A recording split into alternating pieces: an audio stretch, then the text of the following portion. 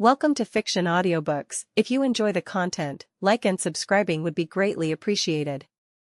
If you have any recommendations for novels, comment below.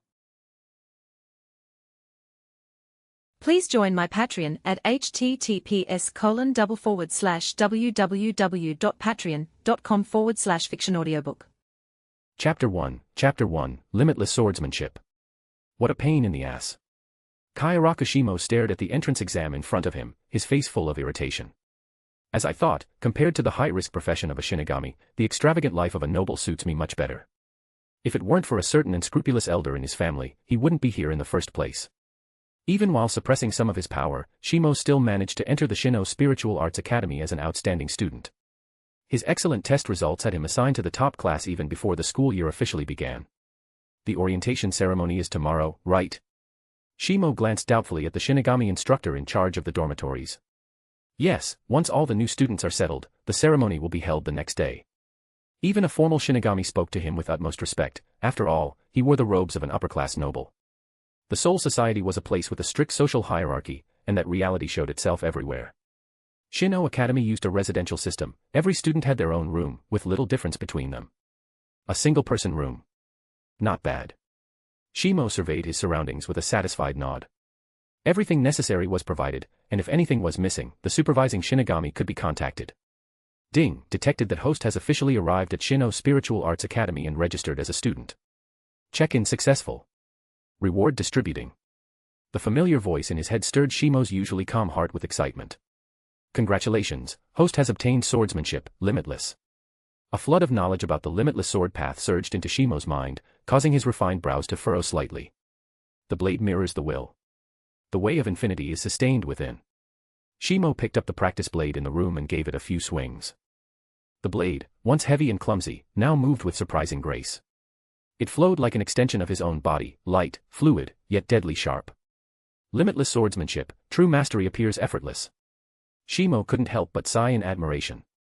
From just those few swings, he realized he had made clear progress in the way of the sword. Since arriving in the Bleach world, his swordsmanship talent had always been mediocre. But for a Shinigami, mastery of Zanjutsu, Hakuda, Ho-Ho, and Kaidō was essential. That reality had troubled Shimo for a long time, until his cheat finally activated. Even though he'd been strong-armed by that morally bankrupt elder into entering the academy. He had to admit, deep down, he was looking forward to this place.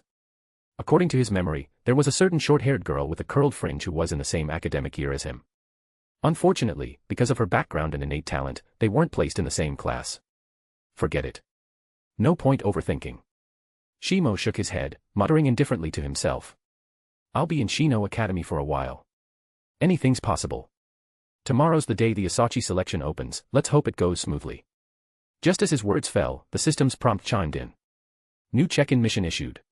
Please check in during the Asachi selection and successfully acquire an Asachi. Mission reward, unique type Zanpakutō. Shimo sighed, shaking his head with mock regret. Farewell, my peaceful noble lifestyle. The next day, the entrance ceremony officially began. Just as he expected, it was an endless speech. Shimo had heard the same kind of talk countless times back at the Kyoraku estate.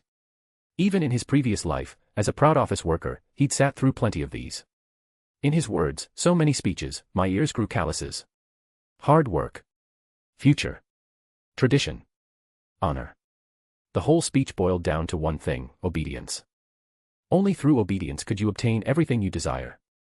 Once the academy head and faculty finished speaking, the class placements were announced. As expected, Shimo was already predetermined for Class 1.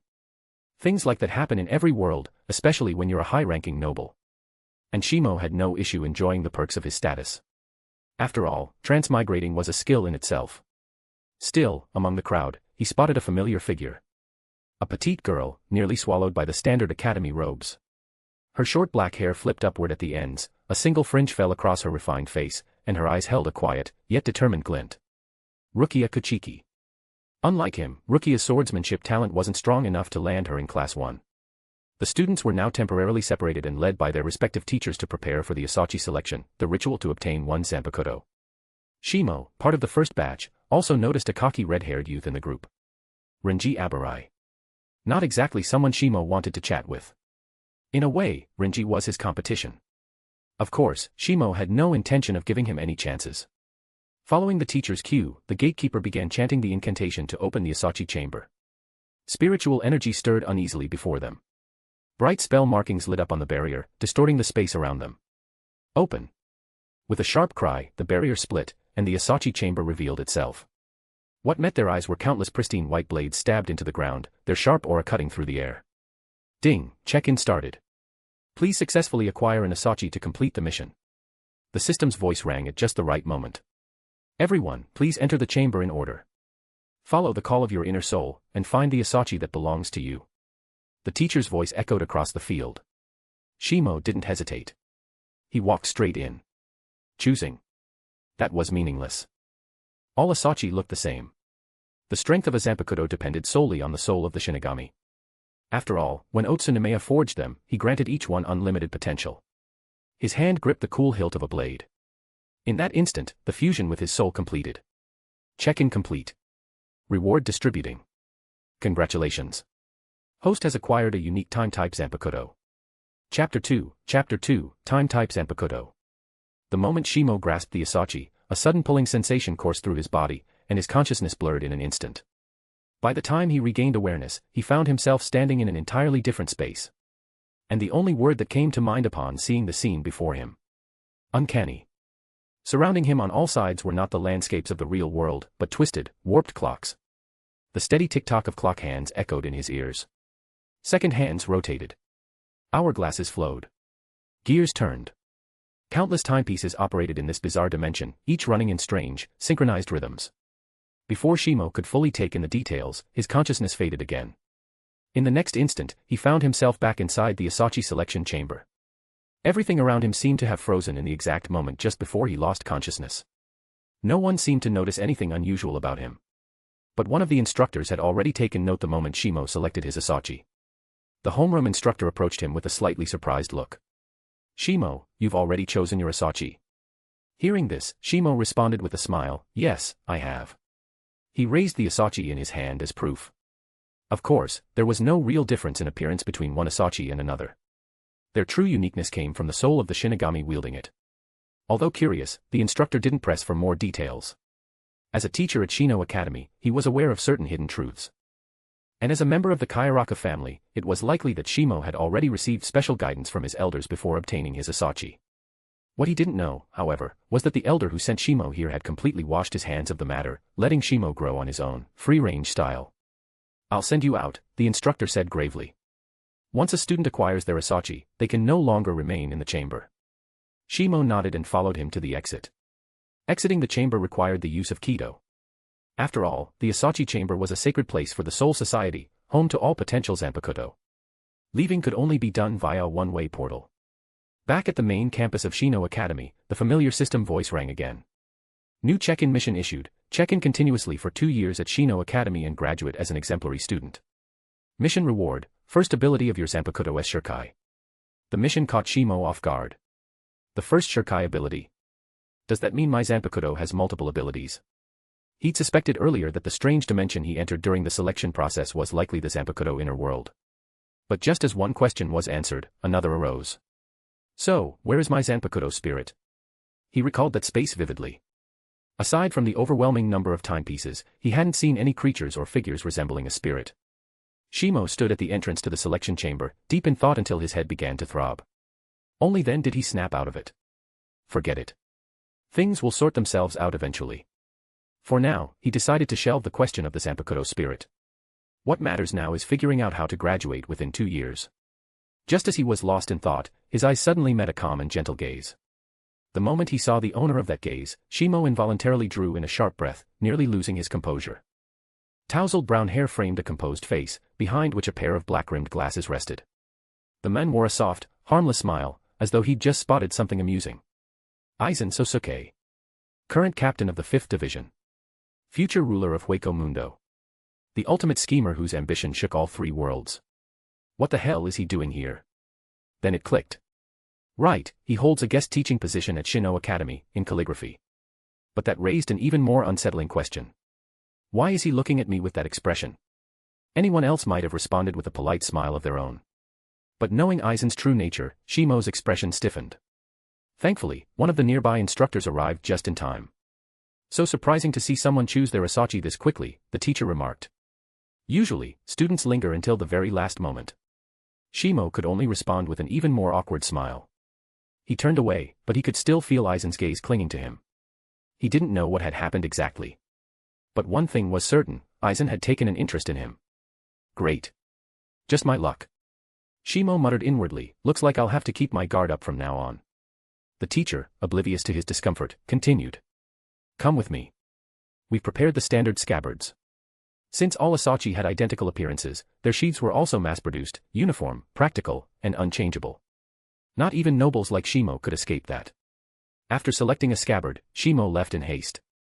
Up on the high platform, Aizen stood with several instructors, his gaze still lingering on Shimo's back as he walked away, his eyes contemplative. What a peculiar presence. A child of the Kyoraku family, Seems I'll need to keep an eye on him. Chapter 3, a new check-in mission. Being watched by Aizen was an extremely unpleasant feeling. Shimo approached this schemer with nothing but absolute caution. He wasn't some high IQ, all-knowing mastermind. If it came down to playing mind games with someone like Aizen, Shimo was sure he'd be devoured without even bones left behind.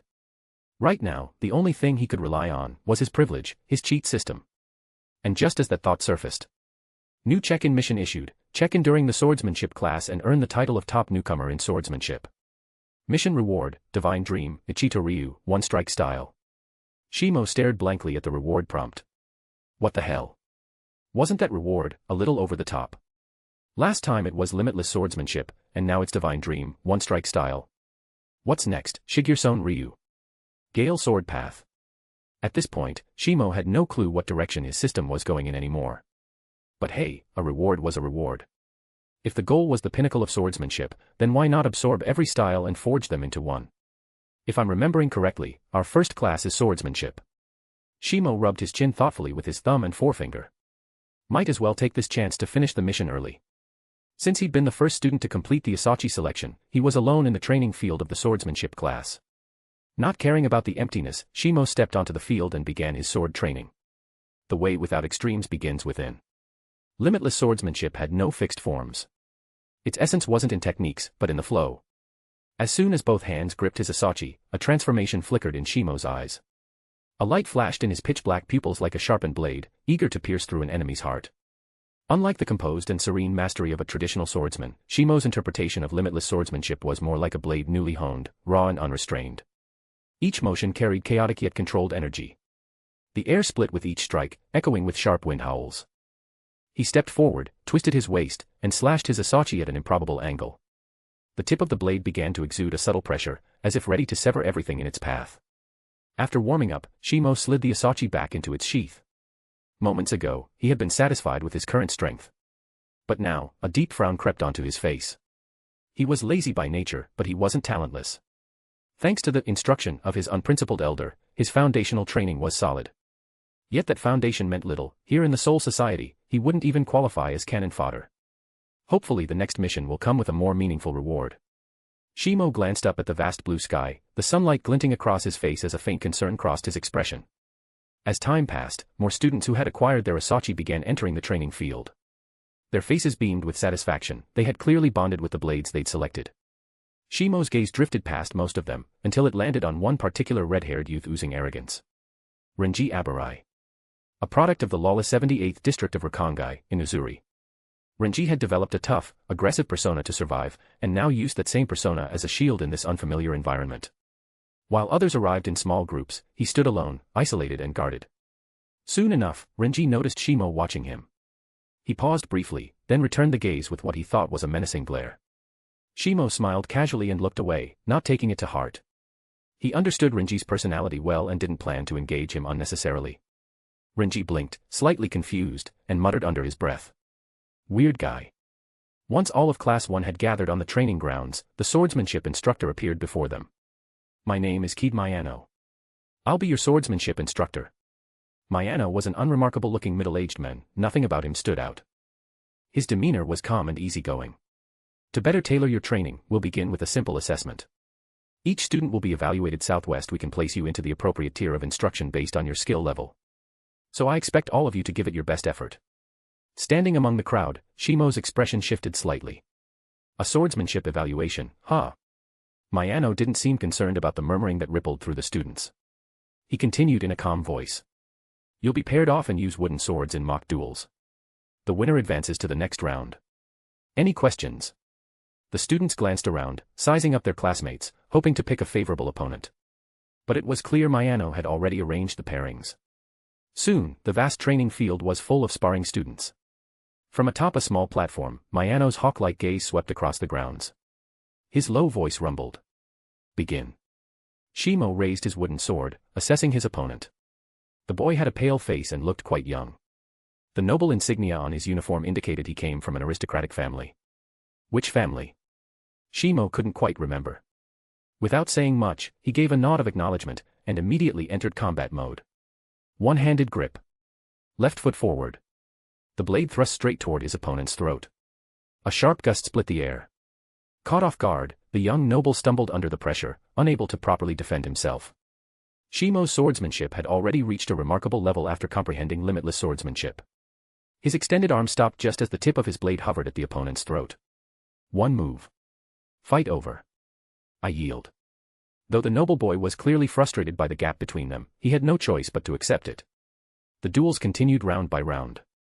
None of Shimo's opponents proved challenging, his most difficult match so far ended in just 3 moves. This streak continued until the final round. As Shimo sized up his new opponent, a dangerous glint crept into his smile. Kyoraku Shimo. Renji Abarai. Chapter 4, The Newcomer Swordsmanship Champion. Mayano Keed circled slowly between the two combatants. He had watched every match so far. Without a doubt, Kyoraku Shimo and Renji Abarai were the most outstanding swordsmen among this year's incoming students. But who deserved the title of top newcomer in swordsmanship? That was still up for debate. After all, the opponents they had faced until now had been far too weak to bring out their full potential. Now, it was time for a clash of the strongest. Only this would reveal who was truly number one. Unaware of Mayano's thoughts, Shimo kept his attention on his opponent. Unlike those who had come before, Renji's eyes gleamed with an almost beast-like hunger for combat. His grip on the wooden sword was so tight that his veins bulged, joints creaking with pressure. It was clear, he sensed danger from Shimo. Shimo mirrored Renji's stance. His blade tilted slightly upward, tip angled diagonally, calm and ready. In contrast to Renji's aggressive glare, Shimo's gaze was still and composed. There was no spiritual pressure allowed in these matches. This was a battle of pure technique and willpower. Even so, the space around them grew increasingly tense. This duel would test more than sword skills, it would test patience and mental fortitude. And those weren't exactly Renji's strengths. This match is mine. Renji roared, raising his wooden sword and slashing down with full force. That's not guaranteed. Shimo countered, lifting his sword to meet the strike. Boom. The impact was heavy, brutal, even. Renji didn't feel like a student from Rakongai. In that moment, Shimo sensed something far more primal, like a feral beast on the attack. The explosive power Renji unleashed was far beyond the average new recruit. Unfortunately, he lacked formal swordsmanship training. Shimo's eyes sharpened. In a fluid motion, he twisted his wrist and slashed at an impossible angle. Caught off guard by the sudden counterattack, Renji staggered backward, scrambling to recover. His reflexes were fast, barely enough to stabilize his stance, but by the time he found his footing again, the entire atmosphere of the training field had changed. No way. Is this the talent of a noble? He's already adept at sword, and he just enrolled. That's terrifying. Among the onlookers were no shortage of well-informed students. Class 1 had a higher proportion of nobles compared to commoners from the outer districts. They immediately recognized the shift in Shimo's aura, as if the atmosphere suddenly became suffocating. Gritting his teeth, Renji's eyes burned with defiance. He wasn't going to give up that easily. So what if you have some skills? I won't lose. He charged forward again, shouting, reckless but determined. Shimo, still wearing a gentle smile, shifted his footing, turned his wrist, and lunged forward with a precise thrust. His blade moved with deadly grace, wrapped in invisible pressure. Despite the lack of spiritual energy, a faint sharp feeling radiated from the wooden blade, deadly and focused. Clack. Their swords collided with a crisp crack. Shimo's blade halted for just a moment, then sliced cleanly through Renji's wooden sword. The concentrated energy surged forward, striking directly toward Renji's vital point. Cold sweat slid down Renji's cheek. What hovered just before his throat didn't feel like wood. It felt like a real blade, honed to the edge of death. It seems, the outcome is clear. Mayano Kiid's calm voice cut through the air, bringing the match to an end. Shimo withdrew his wooden sword and nodded slightly. Renji, only now released from the trance of Shimo's sword art, felt his entire uniform soaked in sweat. Thanks. His voice was low, but sincere. He had felt the gulf between them, clearly and painfully. If Shimo hadn't held back, he would have been seriously injured. But Renji didn't wallow in defeat. Instead, the battle had lit a fire in him, an even stronger drive to become better. After a brief moment of frustration, he raised his head and looked at Shimo seriously. I'll defeat you one day. Shimo chuckled lightly and offered him a word of advice. You might want to pick a more realistic goal. Even if I give you time to catch up, those I've defeated tend to fall further and further behind. Renji said nothing, but the determination in his eyes didn't waver. He silently picked up the 2 broken pieces of his sword and returned to the student ranks. Excellent swordsmanship. Mayano Kiid clearly appreciated talented students. You're one of the rare few I've seen to grasp swordsmanship to this extent, so soon after enrolling. Hearing such praise directly from the instructor caused a new wave of murmuring to ripple through the class. Is this the gap that raw talent creates? Could he be from the Kuchiki clan? Idiot. Didn't you hear his name? Kyoraku Shimo. He's a high-ranking noble. I heard the 8th Division captain is from the Kyoraku family too. Could Shimo be his heir or something? Among Shinigami, mastering sword intent was no small feat. Amid the rising chatter and admiration, Shimo quietly returned to the group. And just then, the familiar system voice echoed in his mind. Check-in complete. Reward distributing. Congratulations, you've obtained Divine Dream, Ichito Ryu, One-Strike Style. Chapter 5, An Unexpected Check-in Mission. Unlike limitless swordsmanship, Divine Dream, Ichito Ryu, One-Strike Style, is not just a philosophical approach to swordsmanship, it also contains a wealth of actual techniques and forms. What appeared to be ordinary strikes were, in fact, imbued with the spirit and doctrine of this school. In essence, Divine Dream, Ichito Ryu was derived from Kaidō, also known as the art of the quick draw. It emphasizes instantaneous, decisive sword draws. The moment the blade leaves its sheath, it's life or death. Shimo closed his eyes, silently absorbing the flood of new knowledge. He focused on refining his swordsmanship, letting it integrate into muscle memory and spiritual instinct alike. Meanwhile, Mayano Kiid had already begun that day's formal instruction. Starting with the most fundamental elements of sword technique, he walked the students through each core principle. But just as he reached a critical teaching point, he suddenly paused. He turned to look in Shimo's direction, his eyes wide with something that could only be described as astonishment. A new sword style. Completely different from the sharp, aggressive edge from earlier. This one is restrained, quiet but lethal. Like a blade honed in silence. To comprehend an entirely new sword style in a single battle. What a terrifying young man. Though his mind was spinning, Mayano's explanation never faltered. He continued teaching, but part of his attention remained locked on Shimo. Renji Abarai, too, seemed to have sensed the shift. He stared at Shimo's back with an expression filled with frustration and bitterness. So this is the difference. Only now did Renji truly understand what Shimo had meant earlier. Those I've defeated, even if I give them time to catch up, they'll only fall further behind. Several minutes later, Shimo slowly opened his eyes. A quiet, sharp light flickered behind his pitch-black pupils. The knowledge is a bit entangled. He tapped his forehead, brows furrowed. Both limitless swordsmanship and Ichito Ryu were ancient and highly developed schools. The sheer amount of insight within them was staggering. Still manageable though. He relaxed and looked ahead toward Mayano Kiid, who seemed to notice the gaze and gave a slight nod in return. Clearly, in the teacher's mind, Shimo had already earned a place of high regard. And all of it was built through sheer strength. That first swordsmanship class didn't go into anything too advanced. Mayano kept the content at the foundational level, focusing on basic slashing techniques. Soon after, class ended. The students bowed in unison toward Mayano in gratitude, a tradition emphasized heavily at Shino Academy. As prospective Shinigami, the academy's curriculum moved at a measured pace. After swordsmanship class came Hakuda, hand-to-hand combat. Since talent varied widely among students, the early-stage curriculum required balanced training in all fields. Shimo had secretly hoped another check-in task would trigger during this next class. But reality didn't go as planned. The system was silent. A bit disappointed, he had no choice but to accept it. The Hakuda instructor was a short man, draped in a wide black haori that seemed several sizes too large, giving him a rather comical appearance. Yet despite his look, the students held him in clear respect, even fear. The casual whispers and chatter from swordsmanship class had vanished entirely. The stylized ferns on his clothing made his identity clear. My name is Sekishita Sakashita. I'll be instructing you for the foreseeable future. His brief self-introduction was simple and direct, reflecting the kind of men who preferred action over words. Without further delay, he launched into the lesson. To Shimo's surprise, this class didn't just include students from Class 1. Not far from his seat, he spotted a familiar figure. That distinctive upturned fringe caused his eyes to pause. Deep violet eyes, focused intently on the front of the classroom, carefully listening to every word. Her hand scribbled notes as she leaned over her desk, an exemplary student through and through. The image remained, until her fingers began cramping. Rukia Kuchiki turned away in mild frustration, glancing to her right. Only to see a youthful man with clean features watching her with a look she couldn't quite define. Kyoraku Shimo had been interested in her for quite some time. But this proud, headstrong girl didn't take kindly to that gaze. Their eyes locked for several seconds, longer than either intended.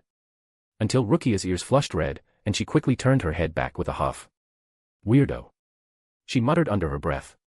Shimo just smiled gently, unbothered. Interesting girl, he thought. At the time, he figured this was the start of a nice encounter. But what came next left him at a total loss.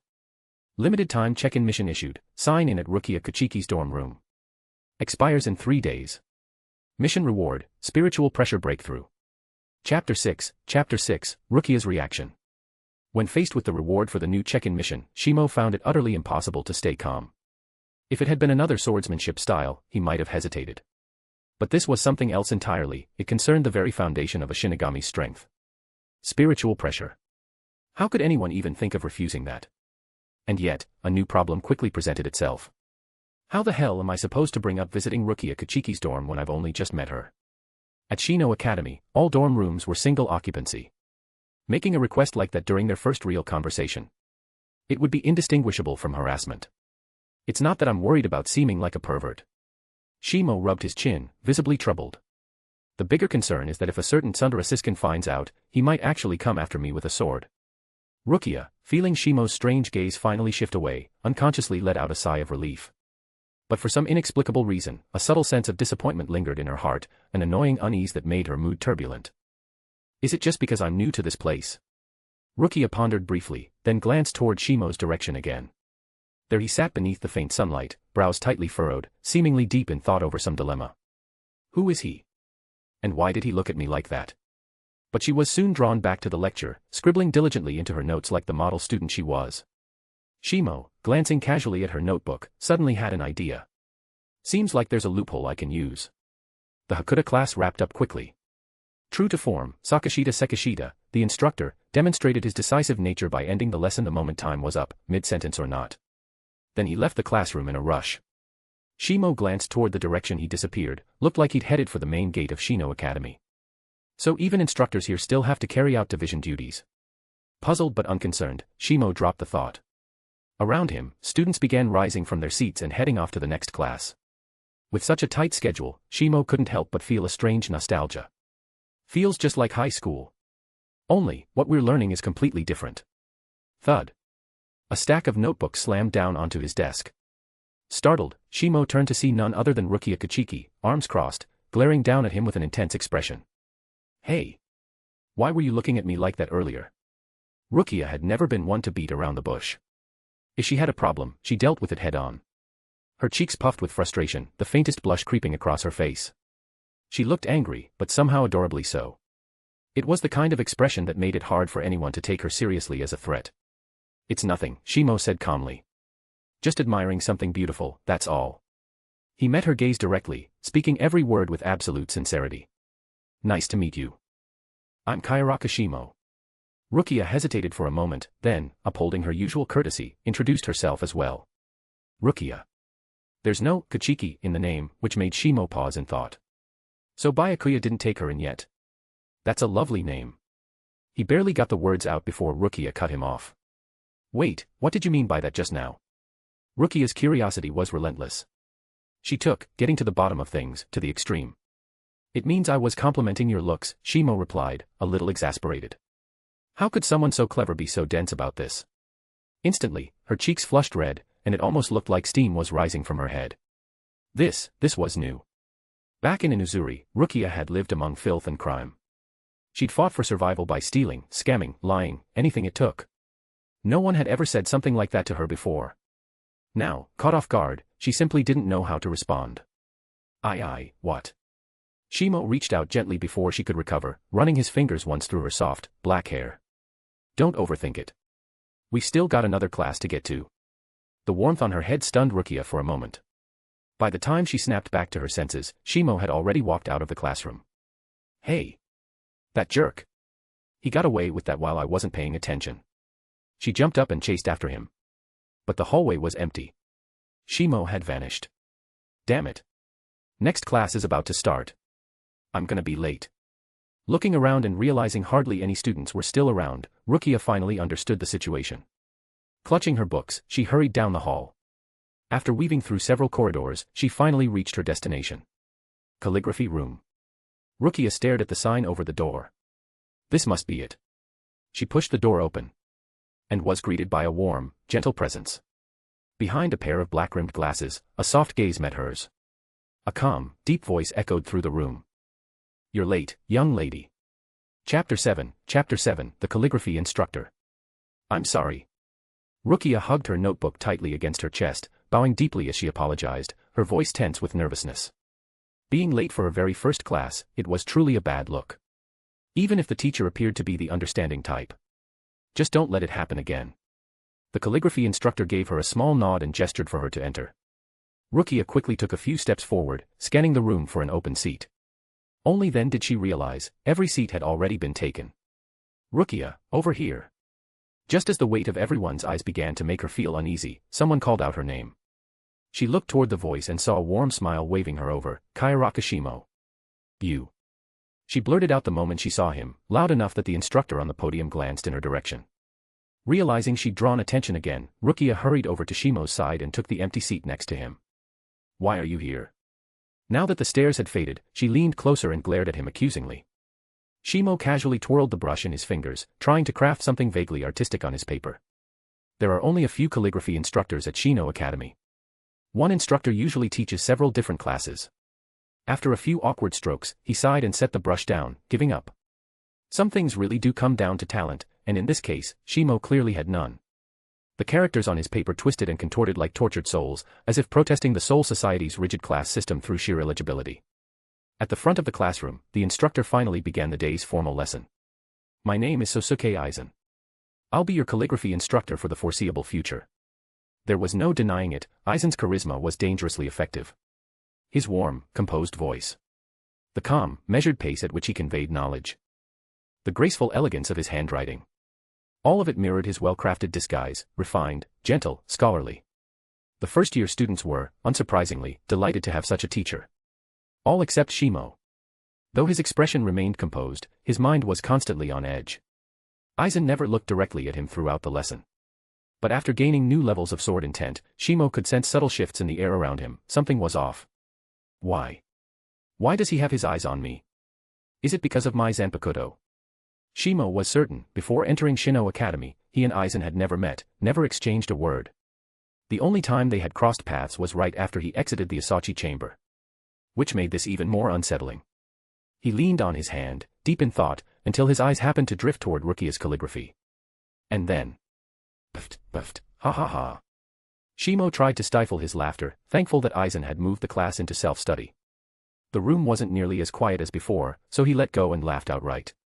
Rukia's grip tightened on her brush, knuckles pale. Idiot. What's so funny? She caught him staring at her work and felt deeply, thoroughly offended. I knew I was bad at this. Shimo didn't even try to hide it. I just didn't think you'd be even worse. Snap. Her brush cracked in half from the force of her grip. Rukia had grown up in the Rakangai, where the only thing that mattered was survival.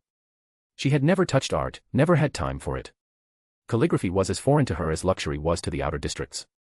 Even just holding the brush had tested her patience. Ugh, you're the worst. And don't act like your handwriting is any better. She pointed at Shimo's work, not holding back one bit. Those turtle crawl characters perfectly capture your disdain for the art. As their bickering escalated, neither noticed that the space between them had grown more familiar. On the podium, Aizen had been watching them the entire time. He had kept an eye on Shimo since the day they met, if it could even be called a meeting. Back at the chamber's exit, something strange had lingered around Shimo's soul. It hadn't felt like spiritual pressure.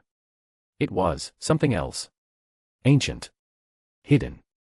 When they crossed paths again, that presence seemed to have vanished. But Aizen didn't believe it had disappeared, only that it had learned to hide. Now, watching Shimo and Rukia squabble, curiosity sparked anew. What exactly are they fighting about this time? As a teacher, Aizen decided he should intervene, an excuse to get closer to the young noble from the Kyoraku family. He rose from his desk and stepped off the podium, slowly walking toward them. Noticing Aizen's approach, both students immediately fell silent. Rukia's heart pounded anxiously. First day in his class, and she'd already been late, caught arguing, and now, disrupting. She was certain she'd made a terrible impression. She shot Shimo a fierce glare, as if blaming him for all of this, though it had all the intimidation of a fluffy cat. Aizen's eyes fell on the two calligraphy pieces on their desks. For once, the always composed man showed a flicker of something unfamiliar. Shock. Why? Because both pieces were terrible. Unforgivably, comically, hideously bad. Chapter 8, The Strange World of Time. Centuries of practicing calligraphy were supposed to cultivate patience and inner calm. Aizen never expected to lose composure like this, here, of all places. These are your works. He quickly regained control over his expression, asking in his usual gentle tone. Rukia lowered her head, clearly a little embarrassed. She was well aware her calligraphy was, at best, terrible. But beside her, Kyoraku Shimo nodded with absolute confidence, his face filled with pride. That's right. After thorough self-evaluation, I've confirmed that no one else can write like me. Therefore, I've named this style, Shimo script. For a brief second, Aizen's brown eyes widened with visible surprise. He had never seen someone so utterly shameless. No one else can write like that. That wasn't a compliment.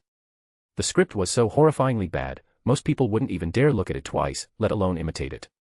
And yet this boy had the gall to name it after himself. Aizen struggled internally for several seconds, unsure how to even respond. Keep up the good work. That was all he could muster. The questions he'd planned to ask were swallowed back into his throat. Aizen quickly stepped away from their desk, because frankly, he couldn't bear to look at their artwork any longer. Once he was out of earshot, Rukia shot a glare so sharp at Shimo it could have cut steel. She finally understood. Everything that had gone wrong today. It all traced back to him. You're the most thick-skinned person I've ever met. Thanks for the compliment, Shimo replied, nodding sincerely. Rukia was speechless. Utterly defeated. Damn it. I can't win against this guy at anything. After class ended, the two parted ways, for now. Rukia had loudly declared she never wanted to see Shimo again. But sadly, fate doesn't take requests. Shimo lost interest in the remaining courses of the day. The lesson on Shuinpa, Flash Step. He had already mastered it back at the Kyoraku estate. While he couldn't compare with the second division Shinigami who specialized in Shuinpa, he was well above the average academy student. When the day's classes ended, Shimo returned to his dorm ahead of the others. His heart was filled with questions, many of which no one could answer. And so, he would have to seek those answers within himself. Shimo sat cross-legged on a cushion, laying his asachi across his lap. With steady breath and focused mind, he entered the meditative state. Fortunately, this was one area where he seemed to have a knack. Just a few minutes later, he smoothly slipped into his Zanpakutō's inner world. The same strange scene unfolded before him. Everywhere, countless clocks ticked in unison, surrounding him in all directions. The rhythmic tick-tock echoed through the space like a chant of time itself. And yet, he saw no sign of any being that might be his Zanpakutō spirit. Its true name remained elusive. The bizarre, dreamlike world, its meaning unclear, combined with Shimo's confused presence, formed a picture that few could ever hope to understand. Clad in the black robes of a Shinigami student, he stepped cautiously along a path made entirely of gears and clock faces, moving forward without end, searching for something he could not yet name. Here, time seemed to lose all meaning. There was no sense of motion. No sense of stillness. Even as he tried to study the nearby clocks, he could find no difference between them and ordinary ones. That discovery only deepened his confusion. How the hell am I supposed to comprehend this? Shimo scratched his head. His brain was starting to throb. He was never one for abstract thinking, and now he had ended up with a Zanpakutō like this. Logically, a Zanpakutō should reflect its wielder's soul. But this world, none of it felt familiar to him. At present, the only thing he could do was follow the seemingly endless path of time beneath his feet. With a deep breath, Shimo clenched his jaw and pressed forward. Step by step. First one. Then two. Then three, then four. At first, he tried to keep count. But as the journey dragged on, the monotony wore down his patience. Eventually, he abandoned counting altogether. He didn't know how long he'd been walking. Ahead, still more clocks. Nothing changed. Within himself, aside from some rising mental fatigue, there was no change at all. Is everything just frozen? He finally came to a halt. Staring at the ticking clocks around him, he muttered. So these things, they're all fake. No sooner had the words left his mouth. The entire clockwork world began to collapse. The shattering space radiated an inexplicable horror, everything unraveling into nothingness. As the clock-filled dimension crumbled, Shimo felt his consciousness begin to blur. He knew this sensation, it meant he was about to be expelled from the Zanpakutō's inner world. Struggling to keep his eyes open, Shimo desperately scanned the collapsing realm, hoping, praying, to catch even a glimpse of his Zanpakutō spirit. And in the far distance, just before everything dissolved, he saw it. A colossal throne, forged entirely from timepieces, stood silently within the void. No one sat upon it. And yet, its presence radiated such overwhelming majesty, it left no doubt. That throne ruled this world. Chapter 9, The Power of Time. Shimo let out a long breath as he slowly returned from meditation. His body felt stiff, as though his joints had rusted over. How long have I been sitting here?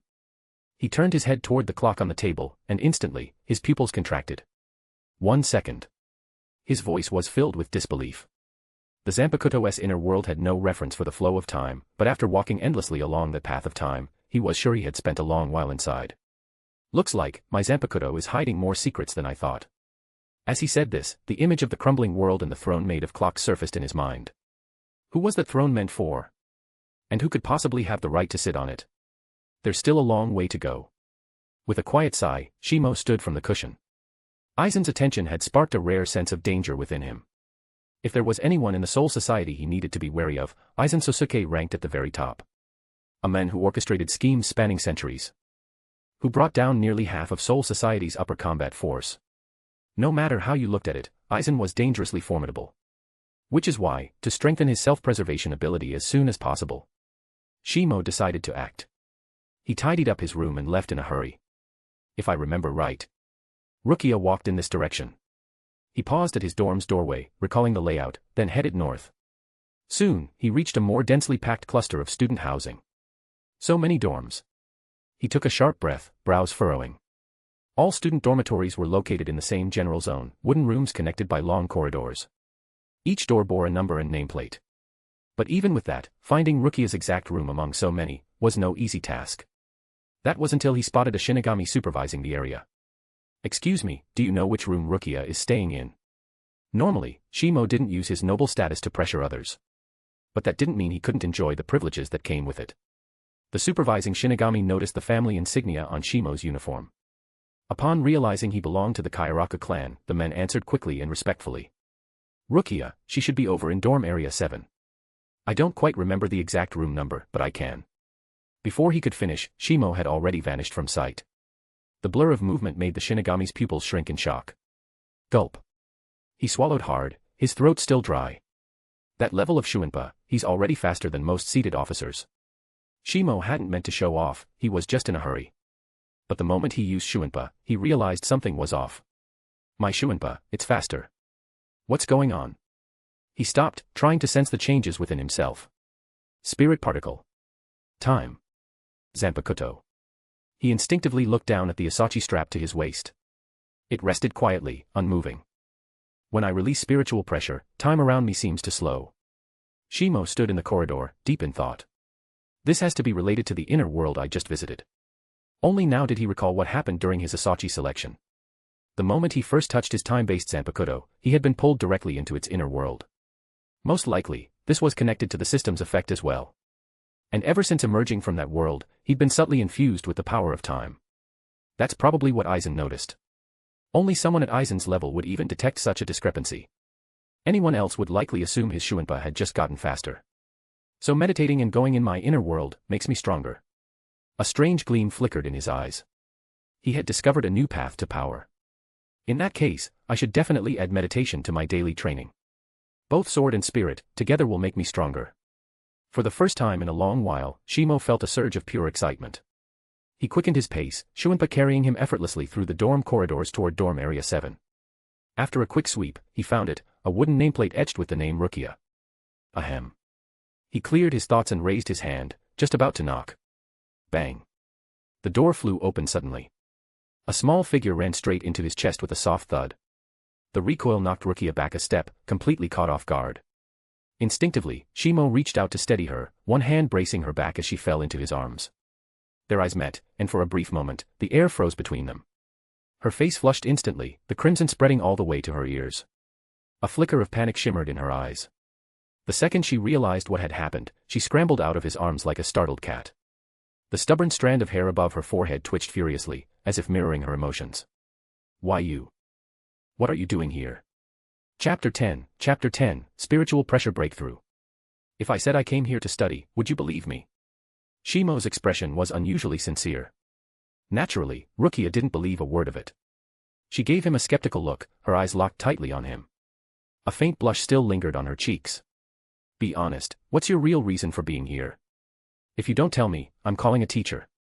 The Shino Academy dorms were divided into zones, each overseen by a Shinigami responsible for student safety. Shimo's face fell. He genuinely didn't understand. Just where had his flawless excuse and impeccable attitude gone wrong? Honestly, it really is related to studying.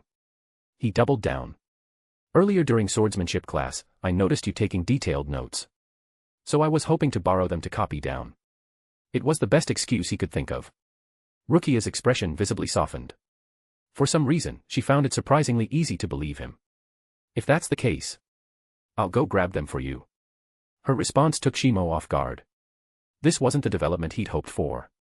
If Rukia brought the notes out herself, how would he complete his check-in task? With the mission still pending, giving up now simply wasn't an option. He quickly deployed Plan B, no need for that.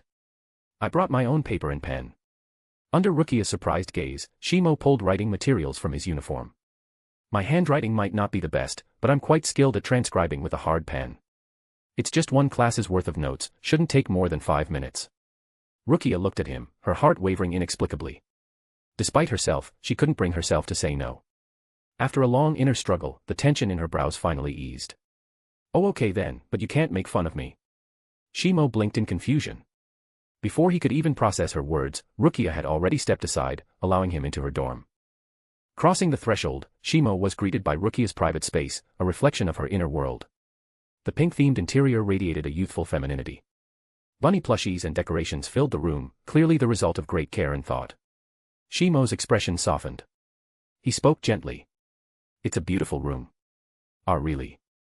A spark of light flickered in Rukia's eyes. She stammered slightly. It was clear that she cared deeply about being acknowledged, especially by someone who didn't trigger her defenses. And coming from him, those words carried even more weight. Of course it's true. Having lived in Siriiti for years, Shimo understood far more than just battle. He could recognize quality when he saw it. These bunny plushies, they're from the latest line at Asashiro's plush boutique, right? They're really popular with girls. Rukia lowered her head, letting her hair fall forward to conceal her face. Why yeah. Shimo didn't pay much attention to her expression. His focus had shifted to a sudden voice in his mind. Ding, check-in initiated. Please remain in the dormitory for 10 minutes to complete the mission. He sighed in relief. Glad I came up with a convincing excuse. After a moment of peaceful silence, Rukia seemed to recall his reason for visiting. Wait here, I'll go get the notes. They're in the study. The Shino Academy's dorms were fairly well equipped, each containing not only bedrooms but also private training rooms, quiet meditation spaces, and study rooms. Shimo followed Rukia to hers. It was simple but tidy, not a speck of disorder in sight. Rukia found the notes and was just about to hand them over, when she seemed to recall something. Wait a second. Her outstretched hand stopped halfway and quickly pulled back. Actually, I'll read them out to you instead. Her smile was stiff, almost as if she were hiding something.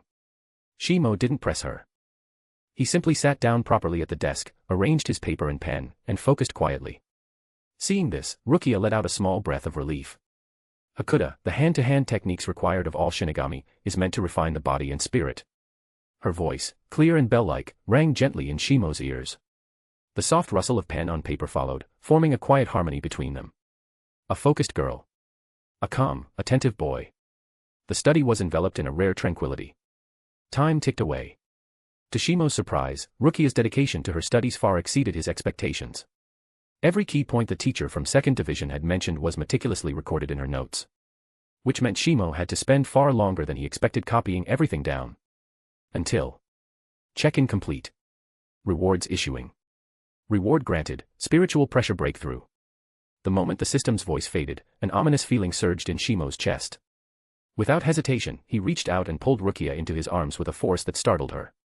She thought, for a second, that he was trying to strangle her. And then, boom. A massive wave of spiritual energy erupted from within him like a roaring tide. His black pupils lit up, shining with a star-like brilliance. Boom. The condensed spiritual energy burst forth into a crushing spiritual pressure, exploding from Shimo like a shockwave. At that moment, every single Shinigami in the Shino Academy, and even throughout parts of Siri, felt it. Countless heads turned in horror toward the source. Chapter 11, Widespread Impact. Although Shimo had mentally prepared for this, the situation still far exceeded his expectations. The reason he had pulled Rukia into his arms was simply to shield her from the outburst of spiritual pressure. Thankfully, Rukia had reacted quickly enough. Her petite figure shrank into his embrace, not daring to move a muscle. This overwhelming pressure far surpassed anything she could have imagined. Rukia glanced up at Shimo's side profile, her thoughts racing. Who, exactly, is he? How can someone have such immense, terrifying spiritual pressure? Curiosity took root in her heart like spring grass, growing wildly beyond control. And that warm embrace. It was a sensation she had never experienced before. For a moment, she found herself lost in it. Meanwhile, Shimo was silently groaning in his mind, struggling to suppress the surging spiritual energy within him. Before entering the Shino Academy, his meditation had been focused entirely on building up his spiritual power. There was once an ambitious figure who nearly upended the balance of the three realms. That person once said, "A battle between Shinigami is a battle of Ryatsu, spiritual pressure." While the claim may have been an exaggeration, it reflected a key truth. In most battles, spiritual pressure was everything. And without a Zanpakutō, Shimo had thrown himself fully into spiritual meditation. As a result, even before joining the academy, his spiritual pressure had already reached the level of a vice-captain. Now, that terrifying pressure blanketed the entire northern wing of the Shino Academy, even showing signs of expanding outward. Fortunately, Shimo had decent control. After a few deep breaths, the oppressive aura gradually stabilized and began to subside. Meanwhile, in the 8th Division barracks of the Godai 13, a middle-aged man lying on the rooftop let out a deep sigh. "Ah, and I was hoping to enjoy a few more days of peace and quiet. Didn't expect that kid to stir up such a ruckus. Looks like the holiday's over. Guess I'll pay old man Yama a visit." As his words faded, the figure vanished from the rooftop, leaving only the faint scent of sake in the air. At the same time, in the 5th Division barracks, Aizen paused mid-brushstroke. His calligraphy brush hung in the air as he turned his gaze toward the Shino Academy. That spiritual pressure feels familiar. A mysterious, unreadable smile curved on his lips, his gentle demeanor remaining flawless. Elsewhere, in the 1st Division headquarters, Yamamoto Genryusai Shigekuni stared silently at Kyoraku Shunsui, his student, the two locked in a quiet exchange. "So, you're saying you'll take full responsibility for this incident?" The head captain's voice was stern, echoing with authority. Shunsui looked helpless, deeply regretting the loss of his leisure time, and sighed. "The owner of that spiritual pressure is a member of the Kyoraku family." Thud. Yamamoto tapped his cane on the floor, the sound deep and final. "Very well. Then I'll entrust the matter to you. I'll issue a formal order to halt all further investigations." Back at Dormitory Area 7 in the Shino Academy. Sensing that the overwhelming spiritual pressure had faded, Rukia, like a frightened rabbit, quickly pushed herself away from Shimo's arms. Her expression was complicated. Hesitant. Curious. Embarrassed. Clearly, what had just happened was beyond anything she could comprehend. But what made her even more uncomfortable was not the spiritual pressure. It was how she had unconsciously enjoyed being held by him. "What's wrong with me?" She was lost in confusion. Having never experienced anything like this before, Rukia now stood at a crossroads in her heart. Shimo, too, was at a loss for words. Well, this really was just a complete accident. A spontaneous breakthrough. I couldn't help it. Hearing that explanation, Rukia was left speechless. Who the heck just randomly breaks through their spiritual pressure like that on a whim? You don't need to explain. Rukia, surprisingly, was very understanding at this moment. Everyone has their secrets. And right now, we're just ordinary classmates. You don't owe me any explanation. Shimo blinked. Her response caught him off guard. But it also deepened his understanding of her. Before enrolling at the Shino Academy, Rukia had clearly gone through her share of hardships. For her to say something like that, it meant she had begun to acknowledge him in her heart. Realizing this, Shimo straightened his expression and smiled. Thank you for understanding. Rukia, sensing the conversation was drifting somewhere awkward, quickly changed the topic. Your notes, have you fin? Before she could finish, she suddenly realized just how much the environment around them had changed. The terrifying spiritual pressure had practically obliterated everything in the room. There wasn't a single object left intact. Finally, the academy instructors arrived, fashionably late. Fortunately, due to Shimo's special background, they didn't press too hard on the details. However, a new problem arose: Rukia's dorm assignment. The supervising Shinigami furrowed his brows, glancing between the two of them. After a moment of hesitation, he asked tentatively. Well, Rukia, how about you move into Shimo's dorm? Chapter 12, Kyoraku Shunsui visits. The moment she heard those words, Rukia's face turned bright red, so red it seemed like it might start dripping blood. Steam practically rose from her signature onion-shaped hairstyle as if her head were about to burst into flames. Clearly, the dorm supervisor was a sentimental man, but he'd severely misjudged the relationship between the two. Although Shimo very much wanted to agree on Rukia's behalf, he still had to be mindful of her feelings. Let's consider that option later. As soon as he said it, Rukia gave him a surprised look. Ahem, what I mean is, we still have to follow the academy's rules, Shimo quickly added. 1 student per dormitory. That's the standard. The supervising teacher still hadn't quite caught up. There are many students in the academy who share rooms. If you're interested, I can help submit an application. Shimo's eyes lit up, he couldn't help but raise his voice in excitement. Really? Bang. Before the dorm supervisor could even respond, Shimo felt a solid punch land squarely on his chest. Idiot. Rukia huffed and stormed off. Watching her retreating figure, Shimo caught a glimpse of her ears, glowing red as blood. The supervisor looked between the two of them with a meaningful, amused expression. All right, stop being nosy, Shimo muttered, gesturing with his mouth. I'll leave the aftermath to you, then. The dorm supervisor tucked away his gossiping curiosity and nodded. Leave it to me. Shimo didn't chase after Rukia. He figured she needed time to cool off. Rushing things never ends well. Patience is key. He returned alone to his own dormitory. Having just broken through to captain class spiritual pressure, he needed some time to adjust and stabilize it. But as he slid open the door, he found someone lying sideways in his spot. A man he didn't expect to see. Long, wavy brown hair tied in a ponytail draped across his back, with ornamental hairpins on either side. A pink floral-patterned haori draped over his shoulders, and his straw hat rested beside him. A tea set sat neatly on the desk before him. Upon seeing the man, Shimo sighed and spoke with exasperation. My foolish, lazy uncle. What are you doing here? The visitor was none other than Kyoraku Shunsui, captain of the 8th Division of the Godai 13. And also Shimo's uncle, his strongest backing within Soul Society. Kyoraku didn't react at all to Shimo's sarcastic greeting. Clearly, he was long used to this kind of banter. He sat up straight, resting his chin on one hand as he studied Shimo seriously. Color me surprised. I never expected you to be hiding such strength. Shimo sighed again, settling into a seated position across from Shunsui, locking eyes with him. You've never really paid attention to my training, have you? Shunsui gave a dry laugh, trying to brush away the awkwardness forming in the room. Ha ha. Well, I am a squad captain, you know. You of all people should understand how busy captains are with paperwork and duties. Shimo immediately dismantled the excuse without mercy. But isn't it Nanaone who handles all the actual work for the 8th Division? Other than drinking, chatting, and napping, you don't seem to do much else. The room fell into an abrupt silence. The air grew thick with tension. Then again, someone who could become a captain clearly had skin thicker than a hollow's mask. Shunsui quickly straightened his expression and said seriously. Shimo, you do realize that your spiritual pressure breakthrough has already reached the captain commander's ears? Shimo gave him a disdainful glance. What a clumsy way to change the subject. But it couldn't be helped.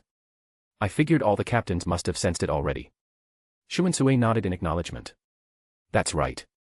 But don't worry, I've already taken responsibility for the matter. However, there's one thing you need to remember. Shimo's expression turned serious. He sat upright, giving his uncle his full attention. I reviewed your entrance records before coming here. Top of the class in swordsmanship among new students, not bad at all. You didn't bring shame to the Kyoraku family. But because of this incident, you've now officially entered the radar of every captain in the Godai 13. Once your time in the academy ends, choosing a division will be your first major trial. Shunsui's concern wasn't just as a superior, it was personal. Since he had no intention of settling down or starting a family, the burden of carrying on the Kyoraku bloodline now fell entirely on Shimo's shoulders. I thought you were going to say something serious. Shimo relaxed again, waving his hand dismissively. I've already decided which division one want to join. Shunsui took a sip of tea, raising an eyebrow curiously. Oh. Which one? Just so you know, the 8th division isn't taking you in. Shimo shot his unreliable uncle a glare and answered firmly. The 4th division. Chapter 13, The Power of Time, 2. Cough cough. Kyoraku Shunsui nearly choked on his tea. Staring in disbelief, he asked again, almost in a daze. Say that one more time. Which division? Shimo calmly repeated. The 4th division. The conviction in his voice was something Shunsui had never seen before. Studying him closely and realizing this wasn't some kind of joke, Kyoraku slowly set his teacup down and tapped his fingers on the table, brows slightly furrowed. After a brief pause, he asked. Can you tell me why? Shimo responded without hesitation. Because I'm deeply interested in Kaidō, healing arts. Besides, combat isn't really my thing.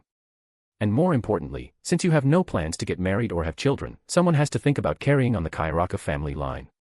Going to the battlefield only increases the risk of death. Clearly, Shimo was very skilled at shifting topics. In just a few words, he'd redirected the conversation back to Shunsui. Hearing those reasons, Shunsui froze for a moment, then burst out laughing. Well, since you've already made up your mind, I won't try to interfere. Study hard at the Shino Academy. Cherish your time there. The Siri is far more complicated than you imagine. With that, Shunsui stood and took his leave. Shimo had always trusted this elder of his. Yet the last words Shunsui spoke still lingered in his mind. This seemingly lazy, carefree captain, known for his indulgent ways, was, in truth, one of the most perceptive people in the entire Gotei 13. Clearly, he'd sensed something. Should I start keeping a lower profile now? Deep in thought, Shimo reviewed all that he'd done recently. But moments later, he gave a wry smile.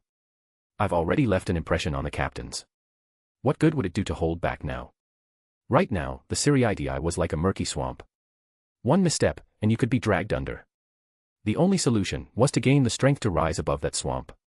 With that clarity, Shimo calmed his thoughts and sat cross-legged, posture straight. He placed his asachi flat across his knees, one hand resting on the pommel, the other gently caressing the blade. Closing his eyes, he focused his mind. His intense concentration allowed him to re-enter the meditative state known as Zanpakutō communion. That familiar realm returned. The world of ticking clocks. The path of frozen time. Once more, they appeared before him. Wasn't this place destroyed? Does it reconstruct itself every time I enter? The questions swirled in his mind, but in this space, where he was utterly alone, there were no answers. Everything could only be unraveled through his own exploration. But this time, he entered the Zanpakutō world with far more confidence. Now that he possessed captain-class spiritual pressure, he was several times stronger than before. I hope this time, I can finally see what's on that throne. With renewed determination, Shimo unleashed his spiritual pressure along the path of time. Centered on him, an overwhelming surge of energy exploded outward, waves of spiritual pressure shattered countless clocks in an instant. The immense spiritual power surged like a rising tide, crashing through this entire realm. Eyes steady, Shimo watched the transformation unfold. Endless darkness reappeared before him. The shattered clocks dissolved into the void without a trace. Ahead, the darkness rippled like the surface of a wind-stirred lake. From within it, a throne rose, emerging from the shadows. Distorted and broken timepieces clustered around it like twisted offerings. But then came the disappointment. The throne was empty. Well, that raises the next question. He looked around, brows furrowing. Where the hell is my Zanpakutō spirit? At this point, Shimo seriously began to suspect that he'd stumbled into a fake Zanpakutō space. A world of false clocks. A brittle road of time. Even a mere flare of his spiritual pressure could obliterate it. And then, just black void. An empty throne. No, the answer must lie on that throne. Shimo took a step forward. Just as his foot moved into the void, the time path reformed beneath him. But unlike before, it was no longer flat. Instead, layers upon layers of stairs made from clock fragments rose in an ascending spiral. As he watched in astonishment, the throne began to rise as well, floating ever higher into the unreachable sky. Is that what this is? Do I have to climb up to it? He stepped onto the first stair. The moment his foot touched it, an unbearable pressure slammed down on him. Gritting his teeth, Shimo summoned his spiritual pressure to resist, relieving some of the burden. It felt like a mountain had fallen on him, Even lifting a single finger was excruciating. Relying solely on sheer willpower, he managed to reach the first step. But the moment he reached for the second, even greater pressure crushed down. In the next instant, his vision blurred. And he was forcibly ejected from the Zanpakutō realm. Huff, huff. Awake again, Shimo gasped for breath, lungs straining. That overwhelming pressure had placed an unimaginable burden on him. His entire body was drenched in sweat, his freshly changed academy uniform soaked through. But he didn't leave empty-handed. With great effort, he raised a trembling finger. A faint, shimmering power danced around it. The power of time. A smile tugged at the corner of his lips. His eyes gleamed with radiant resolve. Chapter 14, another check-in mission and trust. After initially experimenting with his newly acquired time-based power, Shimo discovered that he could slightly accelerate the flow of his own time, as well as influence non-living objects. As for Shinigami or wandering souls, his time manipulation didn't seem to have any effect, for now, at least. It was also possible the effect was so subtle he simply hadn't noticed yet. Even so, he was already quite satisfied. Analyzing this from the perspective of the theory of relativity that had circulated in his previous life, if his own time speeds up, then his enemy's time, relatively speaking, slows down. And in battle, the smallest detail can tip the balance. Among true masters, even a fraction of a second could decide life or death. Moreover, this was only his second time entering his Zanpakutō's inner world. Shimo believed that as he continued ascending the stair of time, he would eventually be able to control even greater power, until he could finally learn his Zanpakutō's true name and achieve Shurkai. After a short rest, Shimo prepared to enter Zanpakutō meditation again for his second training session. However, just as he was slipping into a focused state, a sudden wave of fatigue overwhelmed him, like a heavy weight pressing down on his mind. Strange sounds echoed through his consciousness, and he found himself unable to enter the meditative state. Huff, huff. Gasping for breath, Shimo finally realized he could likely only enter Zanpakutō meditation once per day. It was probably tied to the limitations of his time-based ability. Fine then. If I can't train right now, I'll take a break. I'll continue studying the power of time instead. Shimo shifted his focus back to the power of time. Sitting on his meditation cushion, he began running a series of experiments, testing whether increasing spiritual pressure would enhance his time ability, and gauging how powerful it became when used at full force. Half an hour later, he finally stopped. Rubbing his chin thoughtfully, he muttered to himself as he looked at the cushion in front of him. At max, I can double the speed of time for myself or inanimate objects. But it continuously consumes spiritual pressure while active. If I go all out, I can even stop time, but only in a radius of 1 meter around me, and only for a single millisecond. Beyond that, Shimo had a theory. If an opponent was within his time field, the stronger they were, the less they would be affected. Still a long way to go. He sighed. Despite his progress, there were still glaring weaknesses in his strength. As if sensing his frustration, the system issued a new check-in task at just the right moment. New check-in mission issued, check-in during a Kaidō class and master 10 types of Kaidō spells. Mission reward, Kaidō mastery. Another reward that sounds vague. Shimo stared at the system message for a moment before glancing away. 10 types of Kaidō, huh? He scratched his head, damp with sweat, and his expression returned to a lazy one. From certain angles, Shimo's current appearance looked eerily similar to Kyoraku Shunsui. Maybe it was true what they said, relatives really do resemble each other, both in appearance and temperament. Knock, knock. Just as Shimo finished tidying his dorm, there was a knock at the door. He opened it, puzzled. At this hour? Who could it be? Standing before him was a petite figure, head lowered. Through the curtain of dark hair, he could faintly see a blush spreading across her cheeks. Could you help me carry something? Rukia's voice was barely audible, almost like a whisper carried by the wind. Huh? What do you mean? Seeing her like this, Shimo was thoroughly confused. Rukia tilted her head slightly, glancing to the right side of his dorm. Shimo followed her gaze, and saw what looked like a small mountain of bunny plushies, all piled atop a pushcart. Next to the cart stood 2 dormitory supervisors, smiling awkwardly but politely at him. Rukia said she wouldn't let us help her move these, one of them explained. So, we had no choice but to come ask you. Shimo raised an eyebrow, then smiled. No problem. Classmates should help each other out. The supervisors looked relieved, especially after spotting the Kyoraku family crest on his uniform. In that case, we'll leave these with you. They turned and walked off in a flash. If Shimo hadn't been paying attention, he might have thought they used Shunpa to flee. He approached the plushies, with Rukia following silently behind. She kept her head down the entire time, not saying a word, her thoughts a mystery. As Shimo reached the cart, he suddenly realized something very serious. Wait a second, this is right next door to me. Rukia, was this your request? After finally calming down, Rukia's mood instantly shattered again. It wasn't. The dorm supervisors made the arrangements. She raised her voice in protest. I just went along with what they decided. Shimo nodded repeatedly. Yeah, of course. You're totally right. Now was definitely not the time to argue with her, otherwise he feared this little firecracker might overheat and end up in 4th Division care. Casually, he scooped up a full armful of bunny plushies, only to freeze in place. A soft, clean scent from the girl beside him drifted into his nose, calming and sweet. Only then did Shimo realize why Rukia didn't want anyone else helping her carry the plushies. Maybe, it was a sign of trust. Chapter 15, Kaidō Mastery. Kaidō is an essential incantation-based technique that every Shinigami must learn. Standing at the front of the classroom was today's Kaidō instructor, a far more eye-catching presence than any of the previous teachers. But Shimo wasn't in the mood to admire appearances. In his role as an actor, he was focused entirely on completing his daily check-in task. As a result, he was paying extra attention to the Kaidō lesson. Also, because a certain girl had, without asking, taken the seat next to him, Shimo was more focused than usual. Each Kaidō spell has its own incantation. The first thing you need to do is memorize these incantations.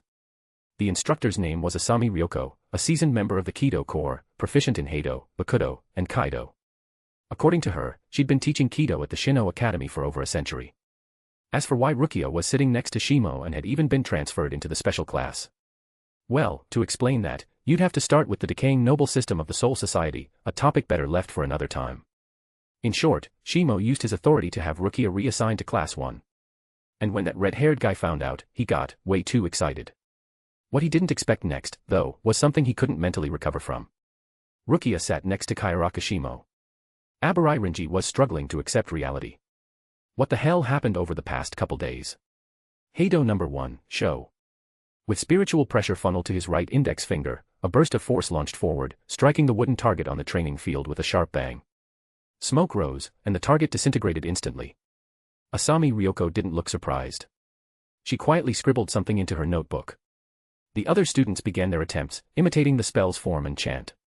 However, only a handful actually succeeded in casting the spell. One blonde-haired student in particular caught Shimo's attention. Izuru Kira, huh? He quietly noted the name. He wasn't particularly interested in talking to the future 3rd Division lieutenant, but he kept him in mind. Shimo, come with me. Ryoko closed her notebook and approached him. Shimo was confused but followed her. The two walked to a quiet corner of the training field. Shimo, your performance exceeded all my expectations. Her tone was firm, direct, not at all delicate or soft like one might expect from her appearance. Captain Kyoraku instructed me not to limit your learning. So, from now on, you're free to develop your talents however you see fit. Shimo's eyes lit up. He smiled. Well, that's perfect. From that point on, Shimo's class schedule began to diverge from the other students. In Zanjutsu, swordsmanship, class, after a sparring match with Miyano Kid, he was quickly identified as a top-tier student and granted special privileges. In Shuinpa training, even Sakashita Seikinami, the instructor, fell short in speed compared to him. What guidance could she possibly offer? As for basic curriculum, he continued to participate as usual. Shimo had no intention of skipping fundamental training. After all, Shuinsui's recommendation carried a lot of weight in the Shino Academy. Thanks to that, and his noble lineage, Shimo received the best support. But even more than that, it was his personal connection with Kyoraku Shunsui that made the difference. Ye who would bring ruin upon thyself, Hound of Rondonini, burn in a single glance, slit thy own throat and be undone. Shimo extended his palm toward the test dummy. Scarlet incantation symbols shimmered on his skin, dense with spiritual pressure. In the next moment, a red glow flared. The binding spell wrapped tightly around the dummy, compressing with immense force until... Crack! A sickening crunch echoed as the dummy was shattered into pieces under the spell's grip. Watching this, Asami Ryoko's mouth twitched slightly. She rubbed her temple and said, Shimo. That's Bakudō, not Heido. Bakudō spells are meant for restraint and immobilization, not destruction. Shimo simply waved his hand and replied nonchalantly. Weak targets don't need to be restrained. Just my spiritual pressure alone is enough to disable them. If someone can resist my pressure, then I guess it's worth using Bakudō. And in that case, the spell won't cause any real harm. Ryoko hesitated. Right. Clearly, Shimo's logic was nonsense, but she let it slide. And just then, the system notification sounded in his mind. Check-in complete. Reward distributing. Congratulations. You have received the reward, Kaidō Mastery. An overwhelming surge of Kaidō knowledge poured into Shimo's mind. Fortunately, his mental endurance had been greatly strengthened, allowing him to absorb and digest the information smoothly. So I fully mastered all Kaidō up to number 88. Shimo sorted through the influx of knowledge, feeling confident. And beyond that, I seem to have gained advanced techniques like anti-Kaidō reversal, incantation abandonment, and more. But instead of being obsessed with his newfound power, Shimo's thoughts turned elsewhere. This gives me an even stronger reason to join the 4th Division. Chapter 16, The Noble District. Over the following days, Shimo Kyoraku continued to display his talent without restraint. Though it was only a fraction of his true ability, it was enough to demonstrate just how quickly he was progressing. At the Shino Academy, there exists a rule allowing for early graduation. Any student who meets the strength requirements may apply. As a high-ranking noble, Shimo was naturally spared many of the administrative hassles. But that didn't mean he held any special privilege that placed him above the academy itself. He still had to follow the proper procedures. What's more, he needed to remain enrolled for at least 2 years. Dormitory number 1. Shimo sat cross-legged on a cushion, eyes closed, brows slightly furrowed, both hands resting on his Zanpakutō. Within the world of his Zanpakutō, Shimo was climbing, step by step, up an endless staircase. His body trembled uncontrollably, but he did not falter. With veins bulging and unwavering resolve in his eyes, he forced himself to lift his foot and ascend to the next step. Instantly, an overwhelming spiritual pressure engulfed him. In his current state, he couldn't withstand it, and was forcibly ejected from the Zanpakutō space. Drip. Drip. Sweat fell to the wooden floor, each drop echoing like a crack in the silence. After a brief rest, Shimo slowly returned to normal. 2 months, and I've only made it up 10 steps. His voice was tinged with frustration. Clearly, this isn't going to be as easy as I thought. And the system hasn't issued any new missions for quite a while. His eyes drifted to the mission panel. New check-in mission issued, check-in continuously for 2 years at Shino Academy and graduate as an exemplary student. Mission reward, first ability of your Zanpakutō S Shirkai. At first, Shimo thought this task would simply grant him the power of Shirkai. But based on past experience, he suspected the reward wasn't so straightforward. There had to be more to it. He had a feeling that once he climbed high enough within his Zanpakutō's inner world, its true name would naturally be revealed to him. Besides, with his current level of spiritual pressure, attaining Shirkai shouldn't be too difficult. So what exactly did the system mean by first ability? His mind drifted into speculation. After a moment, he shook his head. It's still too early to dwell on this. No need to rush, I can't digest everything at once anyway. The limits of his capacity meant he had to grow bit by bit. But now it's time to keep a promise I made. Next door. Shimo knocked on the door. Clack. The wooden door slid open slightly, and a black onion-shaped bun poked out, looking around warily. Idiot Shimo, what do you want? Rukia's tone was cold. She was clearly still sulking. I brought you a gift. Shimo didn't mind her attitude, he knew he was the cause. A few days ago during art class, he had once again mocked her drawing without mercy. Since then, Rukia had been brooding. Though she still sat beside him in class, the stubborn girl had sworn not to speak a single word to him for 3 days. Today was day 4. A gift. Rukia's expression softened with curiosity. What kind of gift? Shimo slid the door open and pulled her out of the room. You'll know when you see it. I'm taking you to meet someone. Her curiosity burned like 1,000 scratching paws in her chest, but no matter how many times she asked, Shimo kept his mouth shut. Eventually, to her surprise, they exited the Shino Academy grounds altogether. Hey! Where are we going? You're not allowed to leave the academy without permission from a teacher. Rukia tried to pull him back. But with her petite frame, she was no match for Shimo's strength. If you keep struggling, I'll just carry you there. The moment he said that, Rukia's body froze. Some dark memory clearly flashed through her mind. And just like that, she became as docile as a kitten, letting Shimo take her hand and lead her deeper into the Siriidii. If word got out that she was carried through the Godii 13th barracks, especially after becoming a Shinigami, she shuddered. The consequences were too dreadful to imagine. You don't have to worry about getting punished, Shimo said calmly. I already cleared it with the instructors before we left. Rukia blinked in confusion, then gave a small nod. She still had no idea what this so-called gift was, or why it required venturing this far into Siriidii. As the surrounding architecture grew ever more ornate, a sense of unease began to creep into Rukia's heart. Her months of study had given her a decent understanding of the Siriidii and Soul Society. Judging by the landmarks, she began to recognize some of the noble households. The Ryudoji family, the Yucatec family, the Fan clan. This is the noble district of Siriidii. Her eyes widened in shock. Shimo, are you taking me to your family's estate? Shimo suddenly halted in his tracks. He rubbed his chin thoughtfully. That's actually not a bad idea. Chapter 17, by Akuya Kuchiki.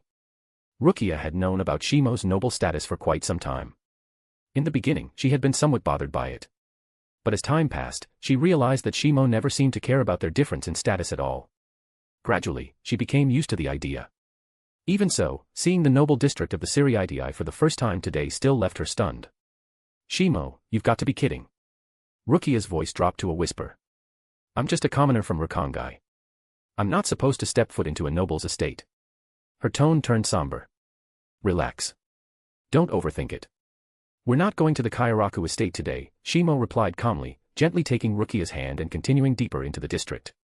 Until they came upon a gate inscribed with 2 words. Kuchiki clan. The mansion before them was stately and elegant. Every brick, every tile exuded the air of nobility. Wow, it's almost blinding how extravagant it is, Shimo muttered in awe as he stepped forward. The gate guards, Shinigami of the Kuchiki household, seemed to recognize him and didn't question his presence. Let's go, Rukia. He took her hand again and led her through the grand entrance. Surrounded by unfamiliar opulence, Rukia grew increasingly uneasy. Her deep violet eyes flicked around anxiously, a trace of fear glinting within them. There was a suffocating pressure that lingered within the Kuchiki estate, a feeling she couldn't quite describe. Shimo, let's go back. She murmured, tugging at his sleeve. Shimo gently ruffled her hair and reassured her, don't worry. I'm here. Under the guidance of a servant, they were led to the main hall. Along the way, some members of the Kuchiki clan cast strange glances at Rukia. No one spoke to her directly, perhaps due to the clan's strict rules, but that only made Rukia more nervous. The clan head should be here soon, the servant said before departing. Now seated in the main hall, Shimo and Rukia waited quietly. The room was enveloped in a heavy silence. Shimo, can you at least tell me? Rukia began to ask, but he cut her off. No spoilers. It won't be a surprise otherwise. But up to now, it's been all surprise and no joy. Seconds stretched into minutes. And then, a white figure appeared at the doorway. Handsome yet cold, his expression unreadable. He wore his hair long, held back with a silver kansekin, a mark of noble lineage. Around his neck was a white scarf woven from Jinpaku Kazuhana no Yusujinu, a family heirloom. His black shihakusho was covered by a pristine white haori. It was an appearance that could only be described as the epitome of noble refinement. The head of the Kuchiki clan. Shimo. It's been a while. Byakuya Kuchiki greeted him with unexpected warmth. She's Hisana's sister, isn't she? Shimo gestured toward Rukia with a jerk of his chin, completely unconcerned with formalities, even when speaking to the head of one of the 4 great noble houses. Do I even need to explain that to you? You're not still obsessed with those outdated noble protocols, are you? Once Byakuya had dismissed the surrounding servants, Shimo became even more relaxed. You understand the responsibility the Kuchiki clan bears as one of the 4 great noble houses, Byakuya said earnestly. Protecting the order of Soul Society is. Yeah, I've heard this 100 times already, Shimo interrupted, waving his hand dismissively. Let's just cut to the point. He placed a hand firmly on Rukia's head and said loudly, the reason I brought her here today should be obvious. You know very well this is for her sake. Rukia, standing beside him, was utterly dumbfounded. She was so shocked she didn't even notice the hand pressing down on her head. Her bewildered gaze flicked back and forth between the 2 men. What is going on here? Wasn't there supposed to be a rigid hierarchy between nobles? Wasn't Shimo a high-ranking noble? Then why was he speaking to Byakuya Kuchiki, the head of the most prestigious noble house, in such a casual, borderline disrespectful tone? Is this even the real Kuchiki estate? And also, who in the world was Hisana? Looking at Shimo's firm and unwavering expression, Byakuya sighed with visible exasperation and finally relented. I'm not reprimanding you. But you could have at least given me a heads up before you came. You suddenly show up saying you've brought Hisana's sister, Anne. Shimo shook his head and sighed. You really ought to learn from my foolish old uncle, always stuck in your antiquated ideals. Byakuya was momentarily at a loss for words. He was beginning to regret ever associating with Shimo. I should have kept my distance from you back then.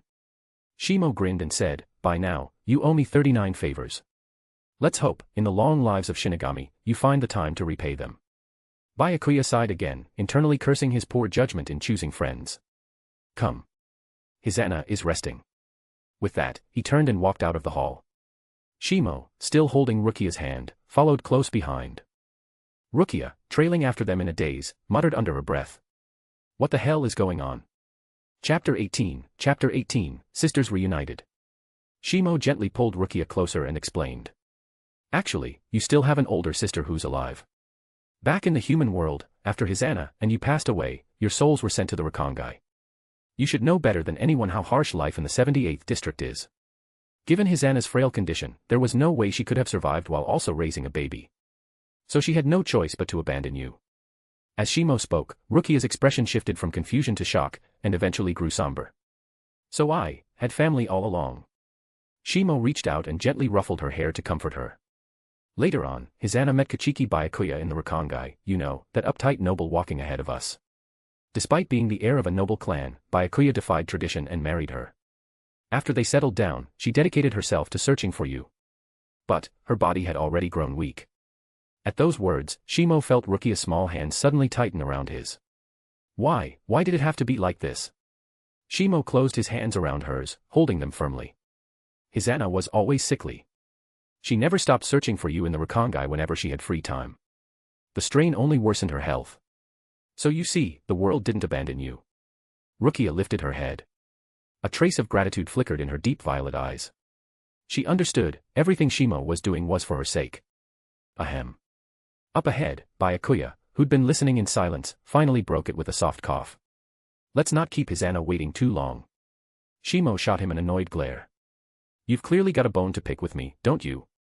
Not at all, Byakuya replied with a faint smirk, his white haori fluttering as he quickened his pace.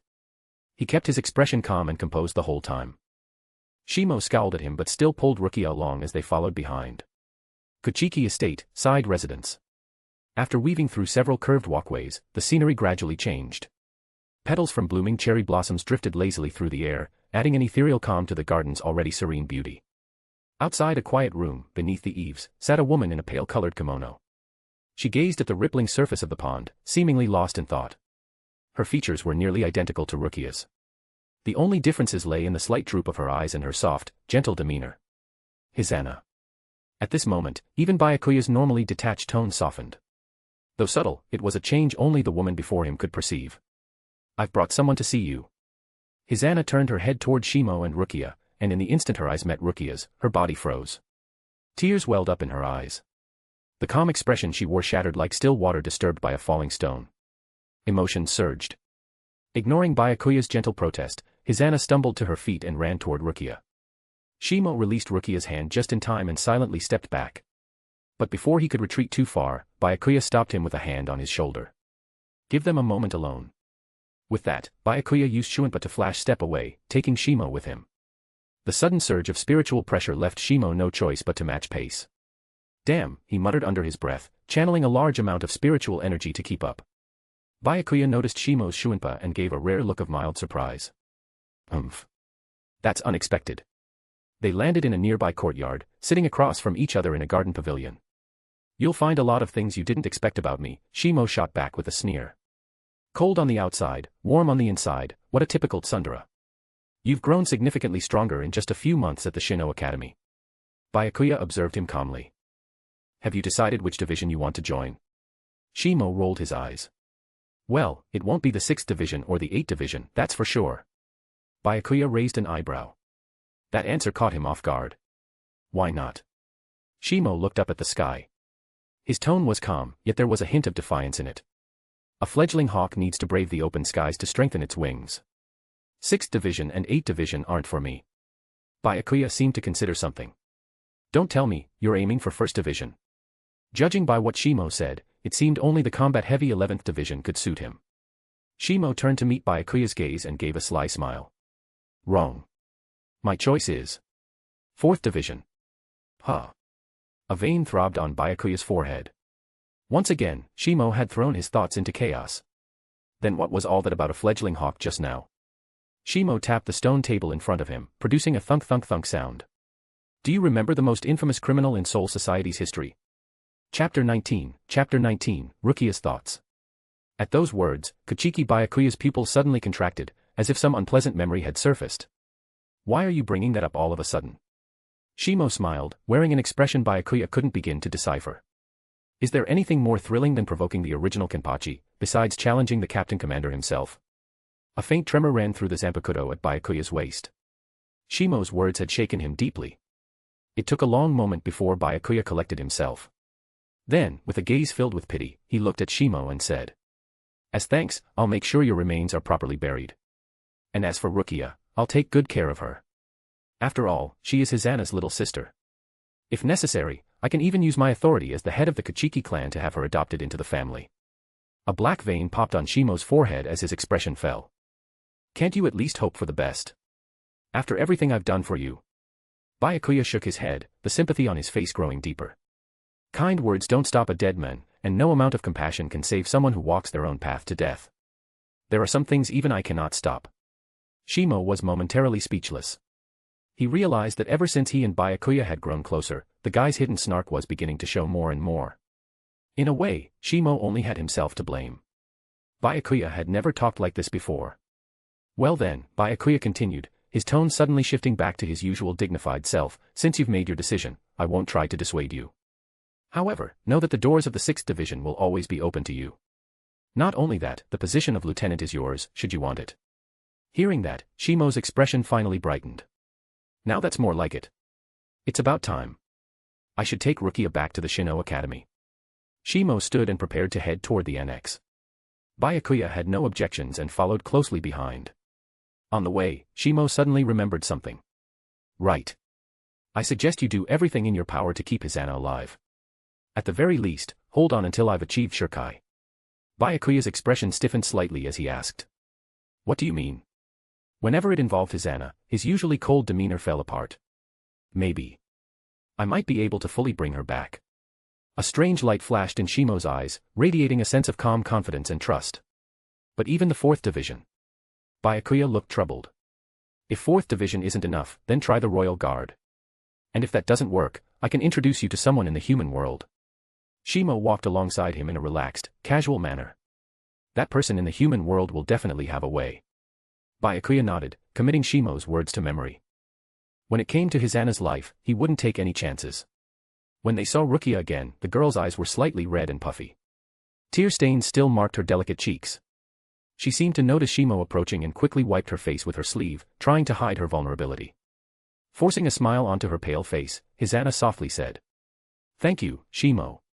If there's ever anything I can do to help, please don't hesitate to ask." Before Shimo could respond, Byakuya vanished with a flash of Shuinpa, reappearing beside Hisana. "Just focus on resting and recovering. Leave everything else to me." The emotional highs and lows she had experienced would only harm her weakened body. Shimo and Rukia didn't disturb them any further and quietly took their leave. On the way back, "Rukia, have you ever considered becoming part of a noble family?" After some thought, Shimo asked the question. "What do you mean?" Rukia looked a bit confused. Her eyes were still slightly red, clearly not fully recovered from earlier. "Because of your connection to Hisana, Byakuya might choose to adopt you into the Kachiki clan. Though that might seem to go against certain traditions, things like this tend to happen, either never or endlessly. If he starts once, it's unlikely he'll stop," Shimo explained seriously. "The Kachiki clan, huh?" Rukia lowered her head, deep in thought. Shimo didn't interrupt her. The two simply walked in silence toward the Shino Academy. Just as they were about to reach the academy's front gate, Rukia suddenly looked up and turned to Shimo. "If I join the Kachiki clan, would that mean we'd be apart?" I mean, the Kachiki are the highest among the 4 great noble houses." Her voice was flustered and uncertain. Shimo leaned down slightly to meet her gaze. "Don't worry. The head of the Kachiki clan still owes me dozens of favors. And besides, the Kyoraku family doesn't have all those uptight rules like the Kachikis do." At that, Rukia's face instantly turned bright red. She quickly pulled her hand out of Shimo's and ran toward the academy gate. What does this have to do with the Kyoraku family?" I just didn't want to lose you as a friend." Watching her petite figure dash away, Shimo couldn't help but smile. Chapter 20, The Advanced Soul Burial Exam. With a major concern off his chest, Shimo poured himself even more fully into his studies. At the Shino Academy, students were required to master the 4 foundational Shinigami arts: Zanjutsu, swordsmanship, Hakuta, hand-to-hand combat, Ho-Ho, movement techniques, and Kaidō, demon arts. Excluding Hakuda, Shimo had already far surpassed even the instructors in the remaining 3 disciplines. This naturally earned him a slew of special privileges. His daily routine became sharply regimented: Zanpakutō meditation, spiritual energy training, Hakuda practice, cultural coursework, and of course, the never-ending mind games with a certain tsundere girl. In such an ideal life, time passed quickly. Had it not been for a certain white-robed noble breaking the academy's rules and barging into his dorm during training, Shimo might never have realized how fast time was flying by. Byakuya, what's got you so worked up that you'd rush to the academy like this? Shimo looked at the usually stoic Byakuya, and a suspicion crept into his mind. The man known for his ice-cold demeanor now wore his anxiety like a carved mask. It was etched into every line of his face. Hizana's life can no longer be sustained, Byakuya said bluntly. I need your help, urgently. Shimo's brow furrowed. Even the royal guard couldn't do anything. Byakuya shot him a strange look and replied in a low voice, why do you talk about the royal guard like they're as easy to summon as vegetables from the market? Shimo laughed it off, clearly avoiding the subject. It's fine. They were only one option among many. Besides, we still have Captain Soifan of 2nd Division, or Mayuri Kuratsuchi, the current head of the Research and Development Bureau. Byakuya's expression darkened, his tone even more severe. Don't joke about that. I would never let someone like Mayuri anywhere near Hizana. Shimo smacked his lips, nodding helplessly. Fair. He's a lunatic. You really can't predict what he might do. Seems like I'll have to go with my last option. Byakuya clenched his fists, desperation flashing in his eyes. You mean, that so-called genius in the human world? Yeah. If nothing else works, then we'll have no choice but to go to the world of the living. Shimo stood up and began tidying his dorm. Byakuya lowered his head, clearly weighing the pros and cons. After a long moment, he suddenly looked up. I'll submit a request to the Captain Commander for permission to travel to the human world. What do you think you're doing? Shimo asked, noticing Byakuya's seriousness. He tightened his sash and affixed the Kyoraku family's crest to his right arm. Obviously, I'm getting ready to head out. Don't forget, I'm a top student of the Shino Academy. With that statement, something clicked in Byakuya's mind, regulations and procedures flashing through his thoughts. You're applying for early graduation. Shimo nodded solemnly. There's nothing more the academy can teach me. Graduating ahead of schedule isn't a bad option. It's the only way I can officially be dispatched to the human world. To graduate from the academy, one had to pass the soul burial assessment, a test designed to ensure every Shinigami had mastered the fundamental responsibility of performing kanso, soul burial, for wandering spirits. Only those who passed this test could be recognized as full-fledged graduates. Byakuya fell silent, lowering his eyes. After a long while, he sighed. Very well. Then I'm counting on you. In truth, even if Hizana weren't involved, Shimo had already been planning to graduate early. 2 years might not seem long, but for a Shinigami, it was barely more than a brief assignment. And during that peaceful span, Shimo had quietly completed nearly 2 full years of academy life. He glanced at the system's task panel. The sole remaining objective was the daily activity completion task, still sitting quietly in place. It's time to finish this. Shimo whispered to himself, resolve firm in his heart. As for applying for the soul burial assessment early, in the face of a decaying, outdated hierarchy, such things barely counted as problems. Byakuya left carrying heavy thoughts. Though he trusted Shimo deeply, that didn't mean he could extend that trust to some unknown figure from the human world. Whether or not salvation for Hizana truly existed outside soul society, remained a mystery. Still, for now, it was their only hope. 1 week later. Without informing Rukia, Shimo left Dorm 1 on his own. By then, Byakuya had already submitted the request for Shimo's early graduation to the academy's leadership. Why hadn't Kyoraku Shunsui handled it himself? Shimo had asked, but the response had been classic Shunsui, it's just a minor matter, take care of it yourself.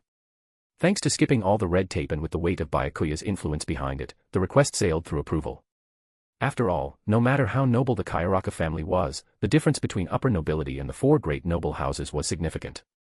Shimo arrived at the Senkaman gate right on time, only to find a surprising figure waiting for him. The woman before him wore a standard shihakusho, her long black hair tied back with a sideswept bang, a pair of refined glasses perched on her high-bridged nose. Her elegant face bore a hint of cheerful amusement. Shimo-kun, surprised that I'm the one supervising your soul burial assessment. / Thanks for the support. Chapter 21, Soul Burial. Nanao-san. A flicker of surprise crossed Shimo's face, he clearly hadn't expected this. The person who had appeared was none other than Ise Nanao, the lieutenant of 8th Division. Strictly speaking, she was also his cousin. Unlike the complicated entanglements of the ISE family, Shimo's parents had died in the line of duty during an official mission. What surprised Shimo the most, though, was that Shunsui hadn't kept the ISE family's secrets from Nanao. Instead, after she came of age, he had told her everything, no details spared. Although she had fallen into a period of silence afterward, Nanao eventually emerged from the shadow of the past and embraced life once more. As for the divine sword Shinken Hakioken, the eight-mirror sword, it remained sealed away by Shunsui. In his words, "Until you're truly ready, I'll keep it safe for you." Since joining the 8th Division, Nanao's personality had become more outgoing than it once was. As for her fashion choices, that was just personal preference. "I'm honestly surprised he allowed you to come to the human world," Shimo said with a soft smile as he regained his composure. Nanao tilted her head slightly and smiled back. "This has nothing to do with Captain Kyoraku. I simply heard you applied early for your soul burial assessment, so I requested to supervise it myself." "Have you already decided which squad you want to join?" It was clear she had full confidence in Shimo. In her eyes, the soul burial test wouldn't pose any challenge to him. "Why is everyone so hung up on what squad I'm joining?" Shimo sighed, brushing aside a strand of hair that had fallen near his face. "Didn't Captain Kyoraku tell you?" "I told him my decision not long after I enrolled." Nanao blinked in confusion. "He never mentioned it to me." "Well, you know what his daily workload is like." Shimo couldn't help but facepalm at that. "Let's just spare him the embarrassment and not talk about this in public. Having a relative like him is exhausting. My choice is the 4th Division." A hint of confusion flashed across Nanao's face, but unlike the others who had asked this question, she simply respected Shimo's decision. The senior students preparing for this soul burial assessment had already gathered before Shimo arrived. After briefing them on the key points to be aware of, Nanao officially announced the start of the exam. Guided by a hell butterfly, Shimo entered the Senkamen alone. At his own request, and with Byakuya's discreet influence, the test location had been changed to a very specific city. Karakura Town. Tap. With a single leap, Shimo stepped through the gate and descended into the world of the living. A full moon hung high overhead, casting silver light across the quiet cityscape. The hell butterfly shimmered under the moonlight before dispersing into spirit particles and vanishing into the air. From his elevated vantage point, Shimo could sense the spiritual presence of multiple trainee Shinigami dispersing across Karakura Town in all directions, seizing the opportunity to complete their tasks. Soul burial can wait. I need to find that man first. Shimo understood what mattered most. The assessment wasn't particularly difficult, he only needed to perform 10 kanso to pass. As for any hollows he might encounter, he wasn't concerned in the slightest. His right hand rested on the sheath of his Zanpakutō as his thoughts churned with anticipation. "Say your name. I hope I get to see your true power this time." Half a month ago, Shimo had climbed the stairway of time through sheer determination and finally reached the 100th step. In doing so, he had earned the right to hear his Zanpakutō's true name. That power, drawn from the depths of his soul, was now waiting to be called forth.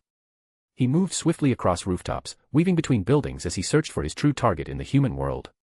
This was his first time in Karakura Town, so he had no choice but to resort to this kind of clumsy search method. Still, during this time, he encountered several plus souls. Never one to waste an opportunity, Shimo helped them pass on. With a gentle tap of his Zanpakutō's hilt, each wandering soul was marked with a glowing kanso seal and sent off to the Soul Society. This was the duty of a Shinigami, and a vital part of maintaining balance in the world. Without soul burials, these lingering spirits would remain trapped in the human world, restless and full of regret.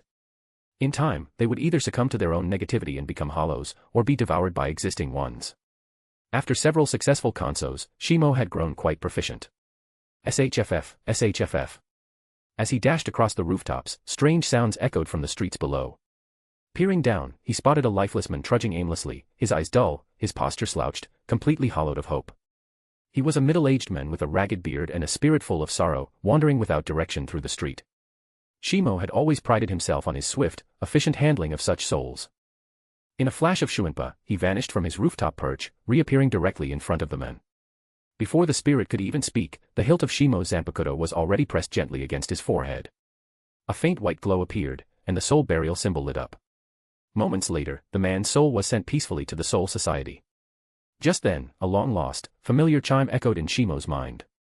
Ding! A new check-in task has been issued. Sign in at Urahara shop and release your Zanpakutō.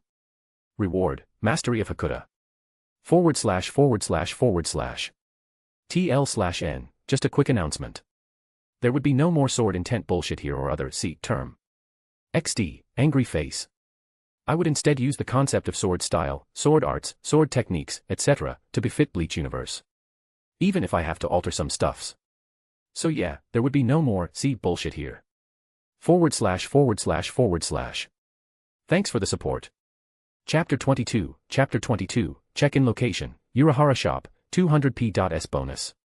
A glimmer of delight appeared on Shimo's face. So the system finally released a new check-in task.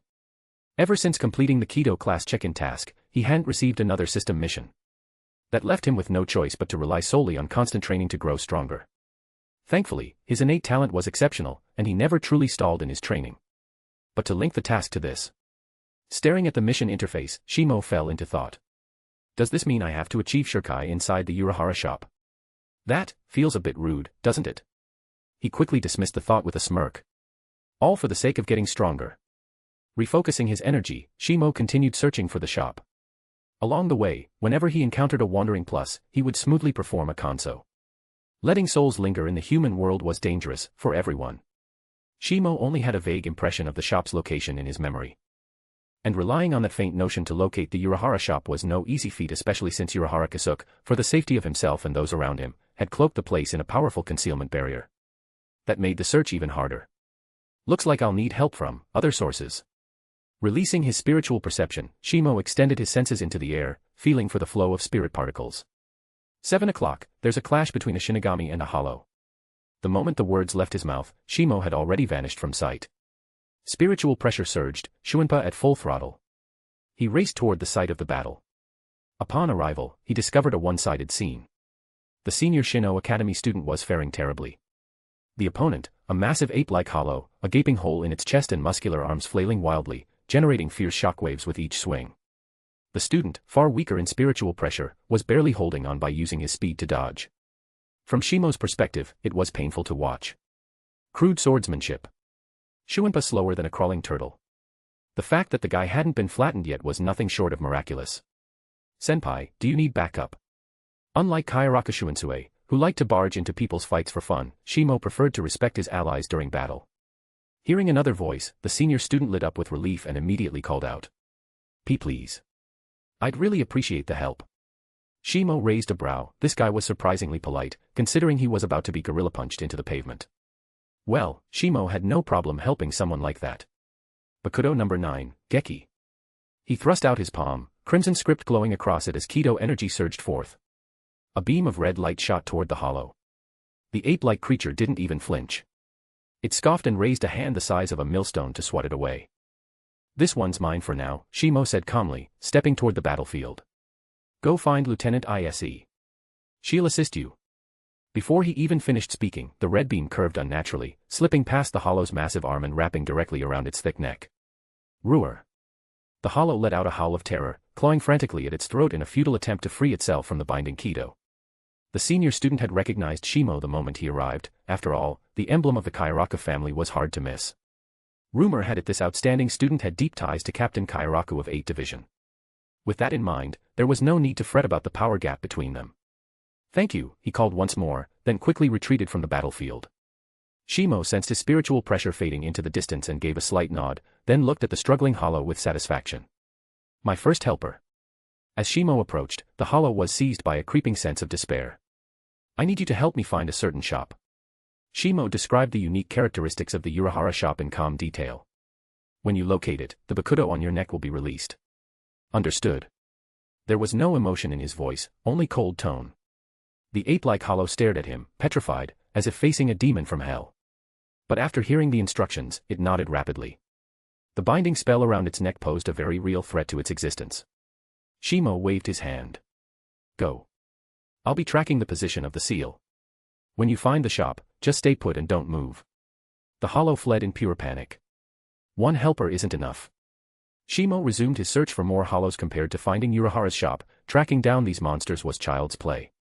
He repeated the process, recruiting more assistants, and in doing so, greatly increased his efficiency. Now sitting cross-legged atop a tall building, Shimo focused on sensing the signals from his bakudo seals. Time flowed by. When he finally felt multiple seals vanish simultaneously from the same location, a faint smile crept across his face. Found you, Kyoraku Shunsui. // Thanks for the support. Chapter 23, Encountering Urahara Kisuke. Following the location where the last Bakudo seal had vanished, Shimo activated Shuinpa and sped in that direction. His expression was focused, remaining alert to any shifts in his surroundings. A few minutes later, Shimo's brow lifted slightly as he noticed something strange nearby. The spirit particle concentration in this area, it's significantly higher than anywhere else in Karakura town. While Karakura was already known for its high spiritual density, this particular area clearly wasn't ordinary. And the seal disappeared just up ahead. Inside the Urahara shop, a man in a green striped Haori and matching bucket hat, a light stubble beneath his chin, stood silently in the courtyard. His brows were furrowed, a glint of realization flickering in his eyes. Just then, a broad-shouldered, bespectacled middle-aged man entered from outside. "Boss, the hollows outside have been dealt with. But why did so many appear all at once today?" Urahara looked up, his gaze sharp and distant. "Someone's using them." Given his intellect, it didn't take much to piece it all together. "Any word from the Gotei 13 today?" Tesai Tsukabashi thought for a moment before replying. "Shino Academy students are conducting soul burial assessments. The location is Karakura town." As Shimo ventured deeper into the district, his suspicions solidified. A high-level Kaidō barrier. He sensed the subtle warp in the surrounding space. Before he could proceed further, he detected a spiritual pressure on the rooftop nearby. Turning his head, he spotted a man standing with a cane in hand. His silhouette matched Shimo's mental image of Urahara Kisuke exactly. The unfathomable depth of his spiritual pressure confirmed it. Well. Didn't expect a student to track me down." Urahara's tone was relaxed, his face calm as he smiled down. "So, what brings you here?" Shimo smiled back. "I'm here because I need your help, Urahara-san." That answer took Urahara slightly off guard. He jumped down from the rooftop and walked up to the young man, giving him a once-over. "That emblem, Kyoraku family." His olive green eyes narrowed slightly. Urahara hadn't expected this in turn from Shino Academy to also be a noble. Shimo gave a humble smile. "Allow me to introduce myself. Kyoraku Shimo, second year at the academy." Urahara's surprise grew more evident. "You're only in your second year, and you're already taking the soul burial test. Well now, that's impressive." Urahara adjusted his bucket hat slightly. His tone remained casual, but his gaze turned just a bit more dangerous. "So, Kyoraku Shimo. You've gone through quite a bit of effort to find me. Trying to earn some favor with the Gotei 13. Shimo paused briefly, then laughed and shook his head. "Urahara-san, you jest. I'm here to seek your assistance, nothing more."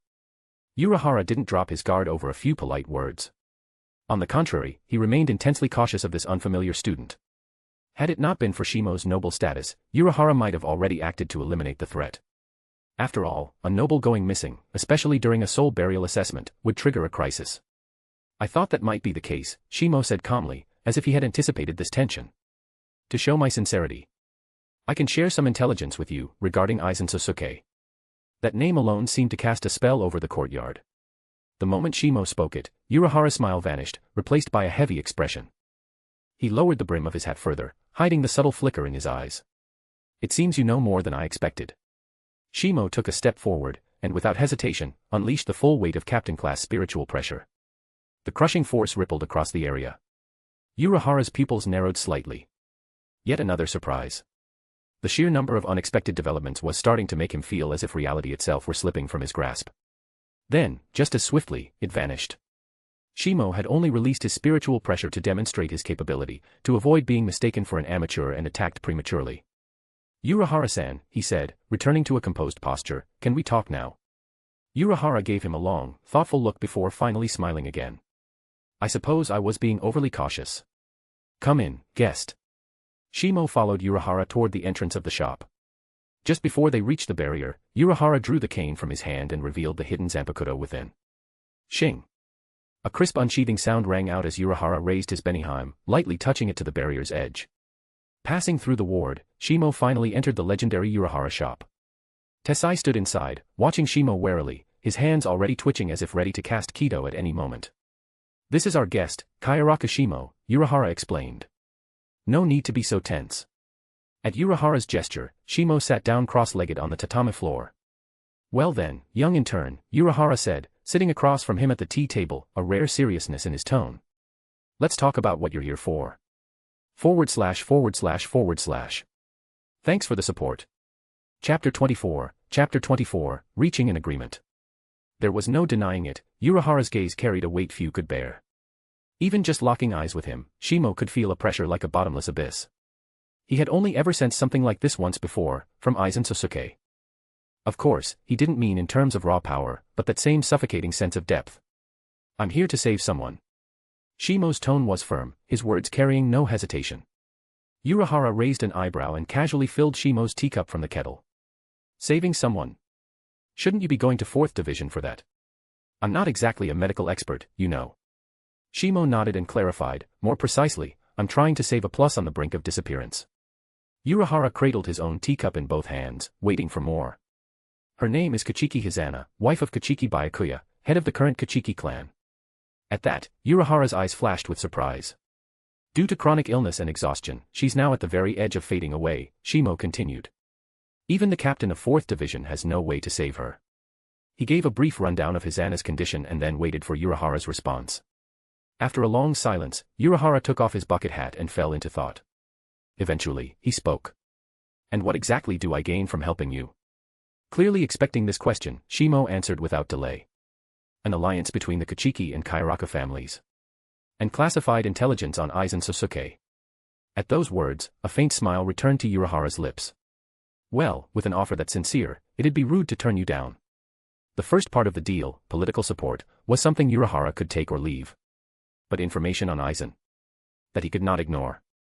From Shimo's tone and demeanor, Uruhara was certain this young man knew things others didn't. And since he sensed no hostility from Shimo, he made a decision. You've made the right choice, Uruhara-san. Shimo lifted his teacup and took a sip, only to immediately grimace. The taste was odd. Like it had been sealed away for years. Then he remembered the eccentricities of Tesai Tsukabashi, former Kaidō chief, and gingerly set the cup back down. Better not drink any more of that. I can give you some of the information on Aizen up front, Shimo said. In return, I hope you'll commit to doing everything you can to save her. He trusted Uruhara's sense of integrity. Uruhara nodded. So, Uruhara-san, how much do you really know about Aizen Zanpakutō?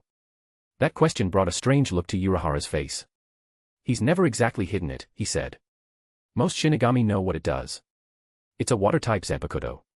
It manipulates light and reflection through mist and flowing water to confuse enemies, even turn them against each other. Shimo nodded. That's only a facade. Kyoka Suigetsu's true ability is complete hypnosis. Uruhara's fingers tightened around his teacup. Anyone who witnesses its shurikai falls under total sensory domination, Shimo said, his voice heavy. What you see, what you hear, everything becomes Aizen's to control. Uruhara remained silent, but his grip betrayed his unrest. Kyoka Suigetsu, Shimo continued, is perhaps the most powerful illusion-type Zanpakutō in existence. Anyone who sees its release falls fully under its sway. That's why Aizen made a public display of his shurikai in front of the Godai 13 all those years ago. Uruhara lowered his head, staring into the swirling tea in his cup, his thoughts as disturbed as the ripples. It took a long time before he spoke again, voice calm but grave. And how exactly do you know all this? Aizen would never share that kind of secret. Shimo was prepared. Everyone has their secrets, Uruhara-san. I have mine, just like you have yours. Uruhara chuckled softly and shook his head. What secrets could I possibly have? I'm just a humble exile. Shimo tapped the table gently and leaned in slightly, whispering. Hogyoku. The room went still. Uruhara said nothing. The silence lingered, thick and weighty. Eventually, Shimo broke it. Uruhara-san, I trust your judgment. I believe you'll come to the right conclusion about whether we should work together. Uruhara looked up and gave a dry smile. Seems like you've had this under control the whole time, haven't you? Shimo waved his hands quickly in protest. Not at all. I've just been leveraging the fact that I know things others don't. As for brains, I wouldn't dare compare myself to you. To Uruhara, that sounded like modesty, but his instincts told him every word from Shimo since arriving had been genuine. And that was why he decided to trust him. In that case, Uruhara said, raising his teacup again. Here's to a successful partnership. // Thanks for the support. Chapter 25, Shimo's Release, 400p.s bonus. With his initial objective accomplished, a new dilemma surfaced. Shimo furrowed his brows and stared at the teacup before him, falling into thought. How do I manage to activate my Zanpakutō release, right here, in Uruhara's shop? He had worked so hard to gain trust. If he mishandled things now and wiped out all the goodwill he'd earned, that would be a disaster. Looks like I'll need a good excuse. Watching Uruhara's retreating figure, Shimo grew solemn. Saving his Anna wasn't going to be as simple as casting a few healing Kaidō. Most plus souls, due to their spiritual makeup, could be treated using standard Shinigami methods. But for his Anna, that simply wouldn't work.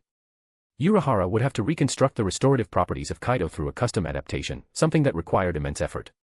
And even that might not be enough without Tessai Tsukabashi's help. The former Kaidō chief's mastery in spiritual arts was, without a doubt, top tier.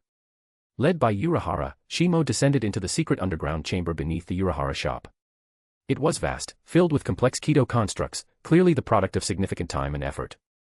Shimo-kun, Uruhara said gravely after multiple calculations, as a healer, I believe I must meet the patient myself. Before seeing his Anna, he couldn't guarantee any confidence in curing her. Shimo paused, then nodded. No problem. When the time comes, we'll use the Kuchiki clan's Senkaman to bring her near the shop. But before that, I need another favor. Uruhara rested both hands on his cane and smiled. Ask away, Shimo-kun. Leaping down from a massive stone outcropping, Shimo landed smoothly and said calmly. I recently unlocked my Zanpakutō's release, but I still don't know the extent of my current strength. So, I'd like to spar with you, to get a clearer sense of my capabilities. Uruhara raised an eyebrow, then relaxed into his usual smirk. Of course. That's hardly a problem. The two stood at a distance, gazes locked as tension built in the air. Shimo slowly drew his Zanpakutō from his waist, the blade pointed down, eyes fixed on Uruhara. Before I release it, how about a warm-up? Uruhara didn't drop his smile. Sure. Let's see what today's top Shino Academy talent is made of. Awaken, Benihime. Uruhara gripped his cane tightly as a sharp burst of spiritual pressure erupted. Blinding white light surged from the weapon as its disguise fell away, revealing the true form of his Zanpakutō. Benihime, a modest-looking double-edged blade disguised as a cane, bound with red cord in place of a guard, its hilt curving slightly near the base, stood revealed once more. Shimo's eyes sharpened. Since Uruhara-san is ready, then I won't hold back. The instant the words left his lips, he vanished using Shuinpa, leaving not even a ripple in the air. Uruhara's heart skipped a beat. He immediately reined in his earlier nonchalance. Just from that single step, he realized Shimo's Shuinpa was already at or above captain level. Only someone like Uruchi could confidently outpace that. Uruhara spun his wrist and raised his blade to meet the incoming strike. Clang. The clash of steel rang out in the underground chamber. Secret sword, light snow. Shimo's blade rained down like a flurry, each cut delicate as falling snow, each one layered and precise, yet deadly. Sword after sword, a blizzard of beautiful, lethal strikes. Divine Dream, Ichito Ryu. In that moment, Shimo pushed his swordsmanship to its peak. He seamlessly wove together the two major kenjutsu styles he'd studied, adapted them to his own use, and refined them to deadly perfection. Uruhara grew serious, his entire focus shifting to defense. Blade glints flashed wildly throughout the chamber, bathing the entire space in sparks and reflected energy. Realizing the depth of Uruhara's strength, Shimo stopped holding back. Without his shurikai, harming a former squad captain, especially one who subdued Aizen in the original, was not going to happen. The clash of their Zanpakutō continued unabated. Though outwardly it looked like a mere spar, the danger was very real. Even stray bursts of spiritual pressure left deep scars across the reinforced underground floor. The arena was a wreck in moments. Seems I still can't force out your release at this pace, Uruhara said with a chuckle, using Shuinpa to retreat. Holding Benihime in one hand, his smile widened. I'll get serious, then. Awaken, Benihime. Red energy flowed along the blade, casting crimson arcs of light. Scream, Benihime. With a single sweeping upward slash, Uruhara sent a crescent-shaped red energy wave slicing through the air. It howled toward Shimo with razor-like precision and explosive speed. Shimo smirked. Now that's more like it. Limitless sword, swallow return. Compressed spiritual pressure coiled around his blade, then burst out like a diving swallow, crying sharply as it collided head-on with the red slash. Boom. A massive wave of spiritual pressure erupted, tearing through the chamber and sending shockwaves in every direction. Geez, you're quite the terrifying opponent, Uruhara muttered, flipping his sword in reverse grip and planting it in front of his chest. He released another burst of spiritual pressure to form a blood mist shield, blocking the oncoming force. Scream, Benihime. But he didn't cancel the shield. Instead, he transitioned into Benihime's third form. The moment the words left his lips, hundreds of red glowing arrows burst forth from the blood mist, surging toward Shimo like a wave that blocked out the light. But Shimo didn't panic. Instead, he smiled. It's time. Time, stop, Akatsuki. Asterisk, TL/N, Akatsuki, means dawn or daybreak. // Thanks for the support. Chapter 26, Zanpakutō, Akatsuki. As Shimo's release command rang out, a terrifying wave of spiritual pressure suddenly swept through the entire underground chamber. Centered around Shimo, a strange, void-like power exploded outward in an instant, distorting space with its eerie silence. The crimson light arrows from Unohana's blood mist shield were less than half an inch from striking Shimo. But they froze midair, suspended like someone had pressed the pause button on reality itself. For the first time, Unohana's calm and composed face showed a flicker of fear. What? How could? Before he could finish his sentence, the flow of time itself within the entire underground chamber had been stopped. At that moment, the Zanpakutō in Shimo's hand had transformed completely. A warped, ethereal force, seemingly born from nothingness, wrapped around a translucent blade. Its length had stretched and a faint blood-red glow pulsed along its surface. The hilt had turned jet black, exuding an aura of mysterious, undefined energy. Where once the metallic blade edge gleamed, there now sat a twisted clock face.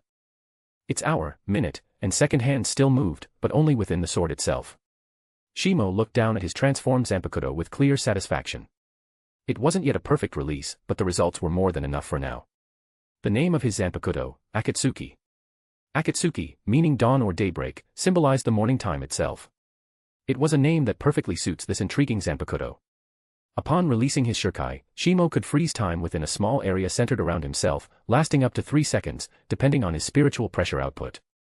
3 seconds may sound brief, but in a battle between captain-level combatants, even a single second could shift the tide. Of course, the more powerful the ability, the harsher the limitations. The stronger the opponent caught in the time stop, the faster they could break free. Just like the men standing before him, Unohana Kasuke. Shimo used Shuinpa to move instantly to his position, and by the time he stopped in front of Unohana, the men had already shaken off the power of time. Looking at Shimo's sudden appearance, Unohana let out a wry smile. So that's your power. No wonder you chose not to activate your shuriken in Seirei. A power like this, if poorly controlled, could throw all of Soul Society into chaos. Time, disappearing. The Seirei, frozen. Countless horrific what-if scenarios raced through Unohana's mind. But at the same time, he understood Shimo's intent. Their goals were similar: hide true strength until the moment it was truly needed. Shimo released the shuriken form, and his Zanpakutō returned to its standard Asachi appearance as he slid it calmly back into the sheath. If I'd done that in Seirei, it would have drawn far too much attention. Shimo shrugged, smiling wryly. I'm not exactly looking to become everyone's target. Unohana was momentarily stunned, then asked. Then what about your squad assignment? 4th Division. Shimo beamed, flashing pristine white teeth. I made that decision long ago. Seeing his confidence, Unohana said nothing more. Because of all the time they had spent discussing and sparring, Shimo had almost failed to complete his soul burial test. Fortunately, Unohana helped him locate several plus souls just in time, allowing Shimo to finish the mission. In addition, with the successful activation of his shuriken, his check-in mission was also completed. As a result, Shimo's Hakuda proficiency had skyrocketed. While he wasn't yet on par with captain-level specialists like Yoruchi, his skill was definitely within average captain-tier range. Led by Ise Nanao, Shimo and the other trainees returned to the Soul Society. With his practical assessment finished, he was now eligible to submit a graduation application. But before that, a far more important matter awaited him. Kuchiki Manor, Noble Senkaman Gate. Byakuya stood before the gate with clear tension on his usually stoic face, giving final instructions. Shimo, we'll entrust everything to you. Beside him, the once aloof noble was now nothing but a worried husband standing before his wife. Leave it to me. Shimo thumped his chest in reassurance, then helped the frail Hizana toward the gate. Several days passed before Shimo returned once again to the Unohana shop. But by now, Hizana's condition had worsened. Unohana-san, how is she? Shimo asked. Unohana's expression was heavy as he analyzed the readings. Not good. Miss Hizana's spiritual body is dangerously weak. We'll need a custom spiritual stabilizer to keep her intact. And during the procedure, I'll need your help. Shimo blinked in surprise. But I'm not exactly trained in Kaidō. Before he could finish, Unohana raised a hand to cut him off. It's not your healing I need. It's your shuriken. I need 1 second of frozen time. Then Unohana explained his surgical approach. This medicine, my latest invention, is a soul stabilization pellet. It can reinforce the spiritual cohesion of a plus soul. but inserting it requires placing it directly into the core of the soul. Hisana's condition is already beyond critical. If we tried to operate through normal means, the force alone could destroy her entirely. Shimo absorbed the explanation, then nodded slowly. So, you want to use my shurikai to freeze her soul in place just long enough for the procedure. / / Thanks for the support. Chapter 27, Graduation. Unohana gave a nod, then once again led Shimo down into the underground chamber. In just a few short days, the space had already been restored to its original condition. Hisana floated gently in midair, protected by a specially constructed spirit particle containment field. From his pocket, Unohana pulled out a small glowing orb, the soul stabilization pellet, and handed it to Shimo. I'll perform the surgical insertion as quickly as possible, he said seriously. The moment her spiritual core opens, all you need to do is throw this in. Shimo nodded without offering any suggestions. This wasn't his area of expertise. He knew better than to interfere, especially in a moment this important. If Hisana were to die because of something he said or did, the consequences would be far more than political, they'd be disastrous. Once Shimo confirmed his readiness, Unohana stepped up to Hisana and began the procedure. Streams of spirit particles twisted through the air like threads, gathering and spinning above her. In a flash, a void-like hole appeared in her abdomen, unnervingly similar to that of a hollow. Shimo-kun. Unohana called out urgently. Time, stop, Akatsuki. Shimo didn't hesitate. The instant the rift opened, he released his shurikai. Within his controlled field, a 10-meter zone of temporal stasis bloomed outward, freezing time for everything except what he chose. Flicking his finger, Shimo launched the soul stabilization pellet into the void. Everything affected by his spiritual pressure, every particle within the frozen zone, remained under his command. After 3 seconds, the time-stop dissolved. At that moment, the soul stabilization pellet activated. Glowing spirit particles surged from the cavity in Hisana's abdomen, gradually knitting together her soul structure and mending the spiritual damage. Seeing this, Unohana finally let out a deep breath. Phew, that was mentally exhausting. Now that the operation was a success, his tone lightened considerably. Until that moment, he had been under enormous pressure. If anything had gone wrong with Hisana in his care, he would have been forced into exile all over again. Worse, he might have endangered the hidden Vizards still living in the human world. Unohana carried the weight of many lives on his shoulders. The risks were not small. But now, with Hisana's spirit stabilized and her vitals steady, the danger had passed. The gentle rise and fall of her breath hinted that she might soon awaken from her coma. Thank you, Unohana-san, Shimo said politely.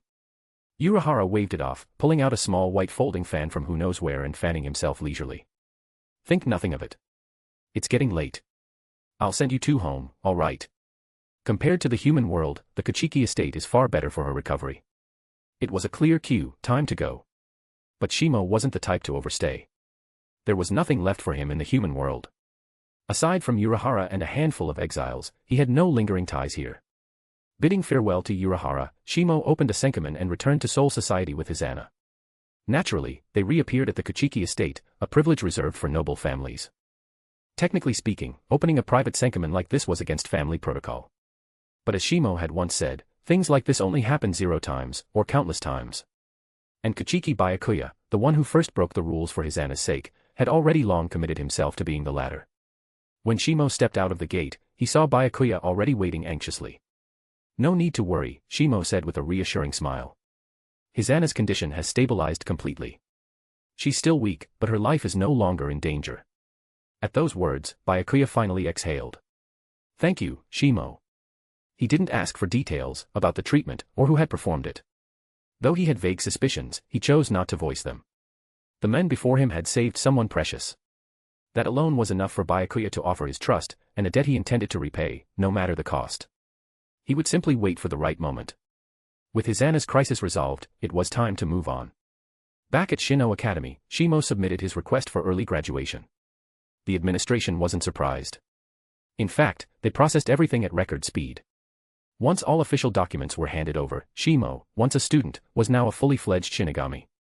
Check-in complete. Task reward being issued. Congratulations, host. You have unlocked the first ability of your shurikai Akatsuki, spatial suspension. A new phase had begun. *TL/N, what do you guys think? Should I change the release command? ////////. Thanks for the support. Chapter 28, Chappie the Rabbit.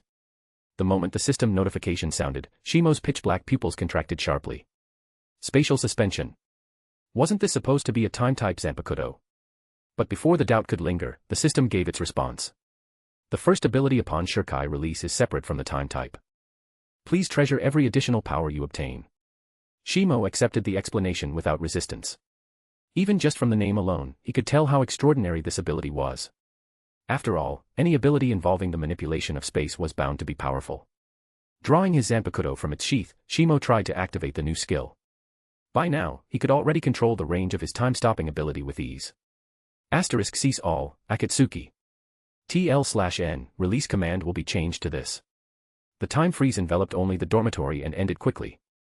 Then, Shimo tested spatial suspension for the first time.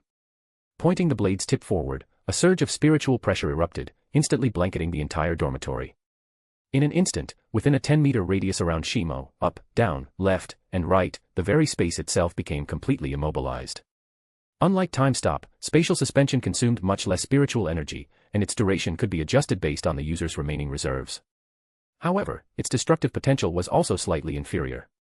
Targets caught in this stasis could break free through sheer bursts of spiritual pressure, if their power surpassed Shimo's.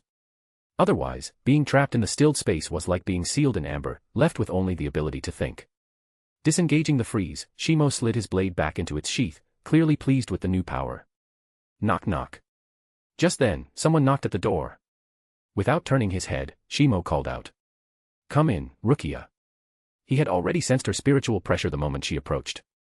The door creaked open, and a little onion-shaped head peeked inside, glancing furtively left and right. Looks like you're alone in the dorm. Moving like a thief, Rukia slipped inside. Shimo looked at her oddly, confused. What are you doing? Planning something shady again. Rukia's eyes widened in indignation, her deep violet irises flashing with embarrassment and irritation. When have I ever done anything shady? And why did you say again, she snapped. From the look on her face, she seemed like she wanted to bite him. Shimo, seated cross-legged by the tea table, calmly poured himself a full cup. Last time, when I wasn't around, you redecorated my dorm with pink wallpaper and Chappie the Rabbit plushies. The time before that, your experimental cooking almost sent me straight to 4th Division.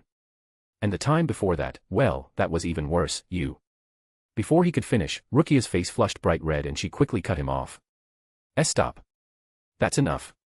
Those were accidents. This time, I'm here to thank you. With her hands hidden behind her back and a mysterious smile on her face, she continued. It's thanks to you that my sister was able to recover. So, to express my gratitude, I've decided. She trailed off mid-sentence, intentionally building suspense. Shimo tilted his head, clearly intrigued. Decided what?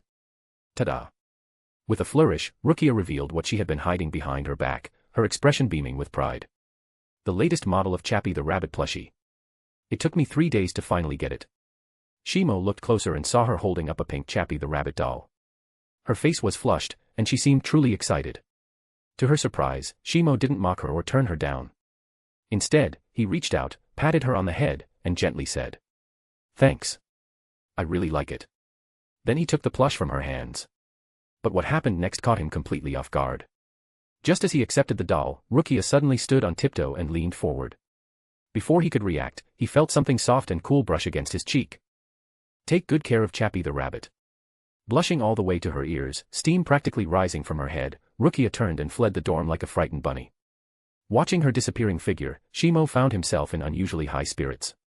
What's with the goofy smile? As Rukia vanished, another person entered the dorm. The distinct pink-flowered Haori and old-fashioned straw had made it clear who the visitor was. Kyoraku Shunsui gave his nephew a suspicious glance. Was I smiling? Shimo feigned innocence, pretending he didn't know what had just happened. Shunsui suddenly threw an arm around Shimo's shoulder, grinning slyly. That girl who just bolted out of here, wasn't she the adopted younger sister of Captain Kachiki? // Thanks for the support. Chapter 29, Yamada Sinusuk. How far have things progressed?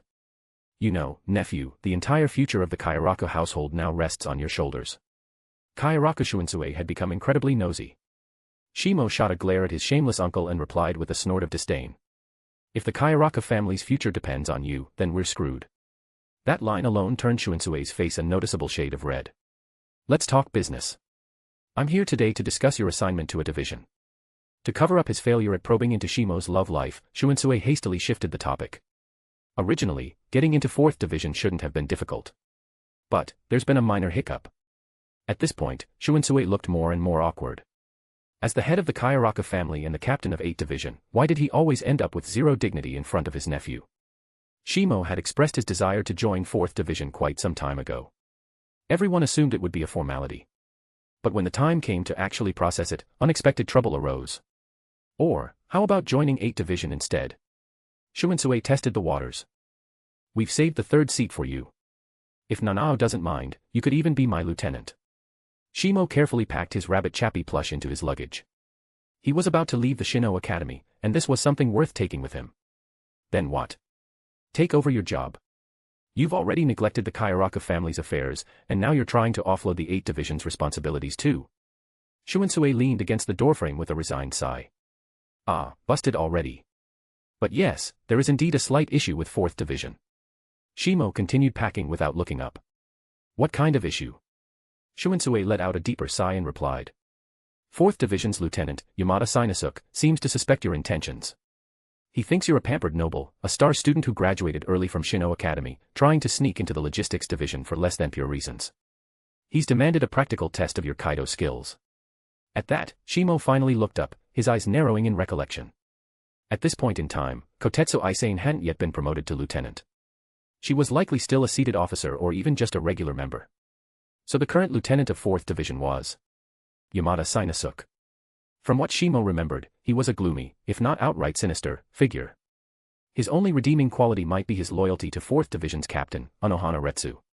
Still, Shimo was certain he'd never crossed paths with this man before. So why was he suddenly being targeted? Maybe he's worried you'll replace him. Shimo turned his head and saw Shunsui watching him with lazy eyes, though a glimmer of insight shone beneath the relaxed expression. A test or a power play, huh? Shimo murmured to himself, then smiled slightly. Looks like someone hasn't realized their mistake. Behind his calm gaze, a sharp glint flickered into existence. Shimo had never been the forgiving type. Otherwise, he wouldn't have been able to learn that alternative sword path within the limitless sword. So you've made up your mind, Shunsui said softly, a rare look of admiration flashing in his eyes as he studied his nephew. Clearly, he was proud of Shimo, both in temperament and in talent. The boy was flawless. I have. Shimo tightened the straps on his heavy pack and set it on the tatami mat beside him. If he's thrown down a challenge, how could I refuse? In the Kyoraku household, the word retreat doesn't exist. Hearing that, Shunsui stretched and stood up with a chuckle. Good. Then I won't keep bothering you. I've got the editorial department from Siriiti Bulletin hounding me again anyway. With that, he left the Shino Academy. The next day, a group of 4th Division Shinigami, led by Lieutenant Yamada Sinasuke, arrived at Shino Academy. This was the first official meeting between Shimo and the lieutenant. Sinasuke's narrow face and slit-like eyes exuded a cold, sinister air. His expression practically had the word hostile carved into it. So you're Kyoraku Shimo, the one who wants to join 4th Division. Sinasuke's gaze scrutinized him like he was inspecting a contaminated object. Given the current surplus in 4th Division's personnel, I've decided to personally evaluate each applicant. Those who don't meet the standard will be eliminated. That last sentence was spoken with a venomous hiss, each word dripping from clenched teeth. The barely veiled hostility only deepened Shimo's dislike for this so-called lieutenant. And what exactly is this test? Sinasuke grinned. That grin revealed a mouthful of white teeth that somehow made him look even more chilling. Simple, Kaidō proficiency. A live demonstration. / Thanks for the support. Chapter 30, Kaidō Proficiency Test. Kaidō Proficiency Test. A puzzled look crossed Shimo's face. He had never heard of such a thing before. This is the entrance test. Yamada Sinasuke gestured for the 4th Division members behind him to step forward. Under the watchful eyes of the crowd, 2 squad members approached, carrying an injured Shinigami on a stretcher. Judging by the insignia on his uniform, the man appeared to be from the 11th Division. But his face was so utterly generic that no one could identify him. It's simple, Sinasuke said with a sinister grin. Just heal him. To lower the difficulty a bit for you, I've even granted you permission to use your Zanpakutō abilities. In other words, just get this 11th Division member back on his feet. There was no mistaking it, this sly bastard wasn't holding back at all. What seemed like a generous offer from Sinasuke was, in truth, a trap. The 11th Division soldier lying before him was clearly on the brink of death. Though Shimo wasn't trained in healing techniques, he could gauge someone's condition from their spiritual pressure. So, you brought me someone half-dead, huh? He kept that thought to himself. Outwardly, his expression remained calm, betraying no sign of frustration. Then I must really thank you for this thoughtful gift, Lieutenant Yamada, Shimo replied, his tone dripping with sarcasm. But I don't think this is necessary at all. Shinasuke sneered with open disdain. Not necessary, he scoffed. Ha! Young people these days are really something else. Shimo couldn't be bothered to engage with him any longer. Thanks to his mastery over Kaidō, unless the injury involved some rare condition or special curse, he was fully capable of treating it with Kaidō. He knelt down in front of the wounded Shinigami, overlapping his hands and pressing them out in front of him. Spiritual energy gathered between his palms, forming a green barrier of light that hovered between them. Guiding the energy gently, he pressed the Kaidō barrier against the man's wounds. And then, a shocking scene unfolded before everyone. The massive, jagged gash began visibly healing at a pace noticeable to the naked eye. The wounded man's weak spiritual pressure also began recovering rapidly. No way. He's just a freshly graduated brat. Shinasuke's eyes widened in disbelief, his face contorted with astonishment. I already thought Shimo's combat strength was incredible, but I didn't expect his Kaidō skills to be this high too. A newly graduated student at this caliber. Wait, but I don't recall ever teaching him Kaidō myself. Among the onlookers, a female Kaidō Corps member named Asami Ryoko furrowed her brows. This result went far beyond her expectations. Maybe someone from the Kyoraku family trained him, she muttered, trying to make sense of what she was seeing. Tissue continuously regenerated at the wound site, forcing the muscles and skin to reform rapidly. In less than a minute, Shimo withdrew his hands and smiled faintly at Yamada Shinasuke. Lieutenant Yamada, I believe I've passed your Kaidō test, haven't I? Shinasuke's mouth twitched as if being forced into motion. With a stiff, fake smile, he said. Why yes, you've passed. Welcome to the 4th Division. He handed over the squad's badge, handbook, and other standard items. As Shimo took them, he caught a whisper, so quiet it was nearly inaudible. Once you're in the 4th Division, you'd better behave. Shimo returned a friendly smile. Of course.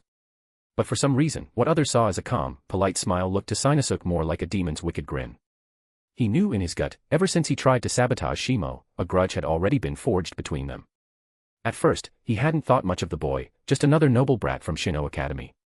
But after witnessing Shimo's terrifying skill in Kaidō, a creeping sense of regret began to claw at his heart. This young man was no gentle soul. A cold shiver ran down Shinasuke's spine. He shook his head, trying to dismiss the unease. Hopefully, this kid wouldn't do anything too outrageous. Unfortunately for him, things were heading in the exact opposite direction. For one, Shimo wasn't known for turning the other cheek, and two, it was Yamada Shinasuke who had started this. And to top it off, the system had just delivered a crushing blow that left Shimo with no room to refuse. New check-in task released, please report to the 4th Division and register daily. Objective, become Lieutenant of the 4th Division. Reward, spiritual pressure amplification. / / Thanks for the support. Chapter 31, Hanataro Yamada. Shimo had officially joined the 4th Division. Backed by letters of recommendation from 2 captains and an outstanding graduate certificate from the Shino Academy, he was directly appointed as the 6th seat. The 4th Division's barracks were located in a quiet part of the City, peaceful and serene compared to those of other divisions. Since this was a place meant for Shinigami to recuperate, the environment resembled that of a hospital in the world of the living. Even walking along the streets within the barracks, one rarely heard any noise. 4th Division members passed by carrying medical kits, green sashes fastened across their chests. Some were cleaning, some transporting medicine, and others carrying stretchers toward the general infirmary. Under the guidance of a 4th Division Shinigami, Shimo made his way toward the captain's office. Forgive me, I didn't catch your name, Shimo said calmly after they'd walked most of the way. He had just realized his oversight in etiquette. But the Shinigami leading the way didn't seem to mind. He turned around with an apologetic expression, his brows and eyes drooping slightly, giving off a timid and gentle air. Shimo blinked in surprise. A name immediately popped into his mind. Hanataro Yamada. You actually know my name? Hanataro said, pleasantly surprised. His voice carried a tinge of excitement. I'm the 7th seat of the 4th Division and also the leader of the 14th Advanced Relief Team, Hanataro Yamada. It's a pleasure to meet you. As he spoke, this mild-mannered 7th seat actually bowed politely to Shimo. Shimo appreciated people who knew how to be respectful. If others respected him, he would naturally respect them in return. Likewise, Shimo said with a warm smile. Hanataro tilted his head slightly, curious. By the way, how did you know my name? Shimo casually came up with an excuse. Before I joined the 4th Division, I met Lieutenant Yamada. You two look quite alike. To be honest, that was quite a stretch. Shinasuke's face was pale and narrow-eyed, exuding an aura of deviousness at first glance.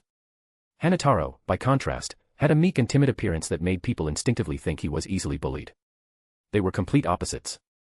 If Shimo hadn't already known they were brothers, he would never have guessed. The stark contrast in appearance was just that drastic. Still, he managed to say it with a straight face, which was, admittedly, a credit to his thick skin. Hanataro could only respond with a somewhat awkward but still polite smile. Though timid by nature, he wasn't stupid. Such a comment might fool someone who didn't know better, but certainly not him. However, Hanataro didn't press for more. His task was simply to guide Shimo to the captain's office. I see, he replied with a smile. Lieutenant Yamada is indeed my older brother.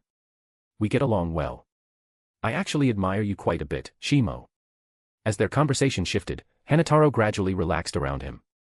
Oh. Why's that? Shimo asked, keeping his pace steady while glancing around the barracks. I envy your talent. Hanataro said with growing emotion. There are very few students who can graduate early from Shino Academy. But you did it in just 2 years. Shimo offered a modest smile in response. Hanataro, you should remember something important, talent isn't everything. There's an old saying. Genius is 1% inspiration and 99% perspiration. Hanataro's eyes lit up at that. He stammered. Ah, really? You think hard work can make up for a lack of talent? Shimo gave a reassuring smile. Let's just say, anything is possible. He came to a halt, raising his gaze to the building before them. It looked quite ordinary, nothing special about its architecture. But this was the office of the 4th Division's captain, Unohana Retsu. Hanataro seemed to realize it as well. The captain is waiting for you inside. I won't keep you, I've got other duties to attend to.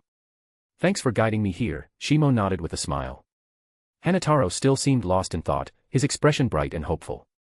Even watching him walk away, one could feel the optimism radiating from his back. Shimo hadn't lied, but he had left something out. That 1% of talent is often more important than the 99% of hard work. Shaking his head, Shimo stepped toward the barracks. Knock, knock. He rapped gently on the door. A moment later, a calm voice responded from within. Come in. /////. Thanks for the support. Chapter 32, Captain of 4th Division, Unohana Retsu. A gentle, soothing voice echoed from within the squad quarters. Without hesitation, Shimo stepped inside. The sight that greeted him was that of a serene woman quietly writing at her desk. Her long, jet-black hair was braided and draped over her shoulder, her expression wholly focused. She wore the white haori of a captain over a muted gray-pink kimono, cinched at the waist with a crimson cord and pale sash. Captain of 4th Division, Unohana Retsu. Shimo stood silently to the side, patiently waiting for her to finish her work.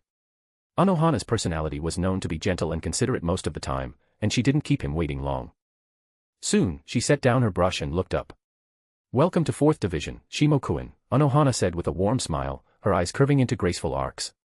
I heard that Yamada Shinasuke gave you a bit of a hard time when you joined. For that, I apologize on his behalf for both my oversight and his rudeness. Her words caught Shimo a little off guard. You're being too kind, Captain, Shimo replied. I didn't suffer any real harm from the matter, so there's no need for you to apologize for someone else's mistake. He spoke firmly, unwilling to let such things slide so easily. Shinasuke's behavior had clearly left a bad impression. Unohana seemed to sense his displeasure, which was likely why she offered her apology, to smooth things over. Is that so? She said softly, her smile tinged with regret. Then all the better. It was clear she wasn't bothered by his refusal to brush the matter aside, nor did she intend to further defend Shinasuke. As far as she was concerned, apologizing was the limit of what she could do as captain. If Shinasuke made a mistake, he would have to face the consequences himself. By the way, Shimo-kun, she continued, neatly stacking her documents to the side, then fixing her gaze on him with a serious expression, can you tell me why you chose 4th Division? In the Gotei 13, the 4th Division was generally regarded as one of the lowest-ranking squads. Their duties mostly revolved around logistics, routine medical care, emergency treatment, even cleaning and sanitation throughout the Serie. To outsiders, Shimo's choice seemed arbitrary, even irrational. Some whispers had even spread at the Shino Academy, claims that he had chosen 4th Division out of cowardice or a desire to avoid danger. After all, if the 4th Division were ever forced to take the front lines in battle, it would likely mean the Siridae was already on the brink of destruction. Shimo hesitated. He knew that sometimes, honesty wasn't the wisest option, but in this moment, he couldn't help letting his self-destructive side show. For you, Captain. Unohana's eyes widened in surprise, her face filled with visible confusion. For me. She repeated the words slowly, one syllable at a time, and something in her demeanor subtly shifted, hinting at something darker beneath the surface. Sensing danger, Shimo quickly clarified. Your Zanjutsu, he said hastily. I've been devoted to the way of the sword for years. Through training, I've come to grasp many forms of sword techniques. But none of it was what I truly sought. I've been searching for the ultimate path in swordsmanship, and then I found references to Unohana Yuichiro. As he spoke, Shimo carefully observed the changes in her expression. Gentle warmth gave way to delight, delight turned to sternness, and finally, a killing intent filled the air, plunging the room into a biting chill. Still, Shimo pressed on, unfazed. The most fearsome criminal in Soul Society's history, a master of every known sword style. She once lost to Captain Commander Yamamoto in a duel and vanished thereafter. Suddenly, the cold vanished. Unohana's expression returned to one of tender serenity.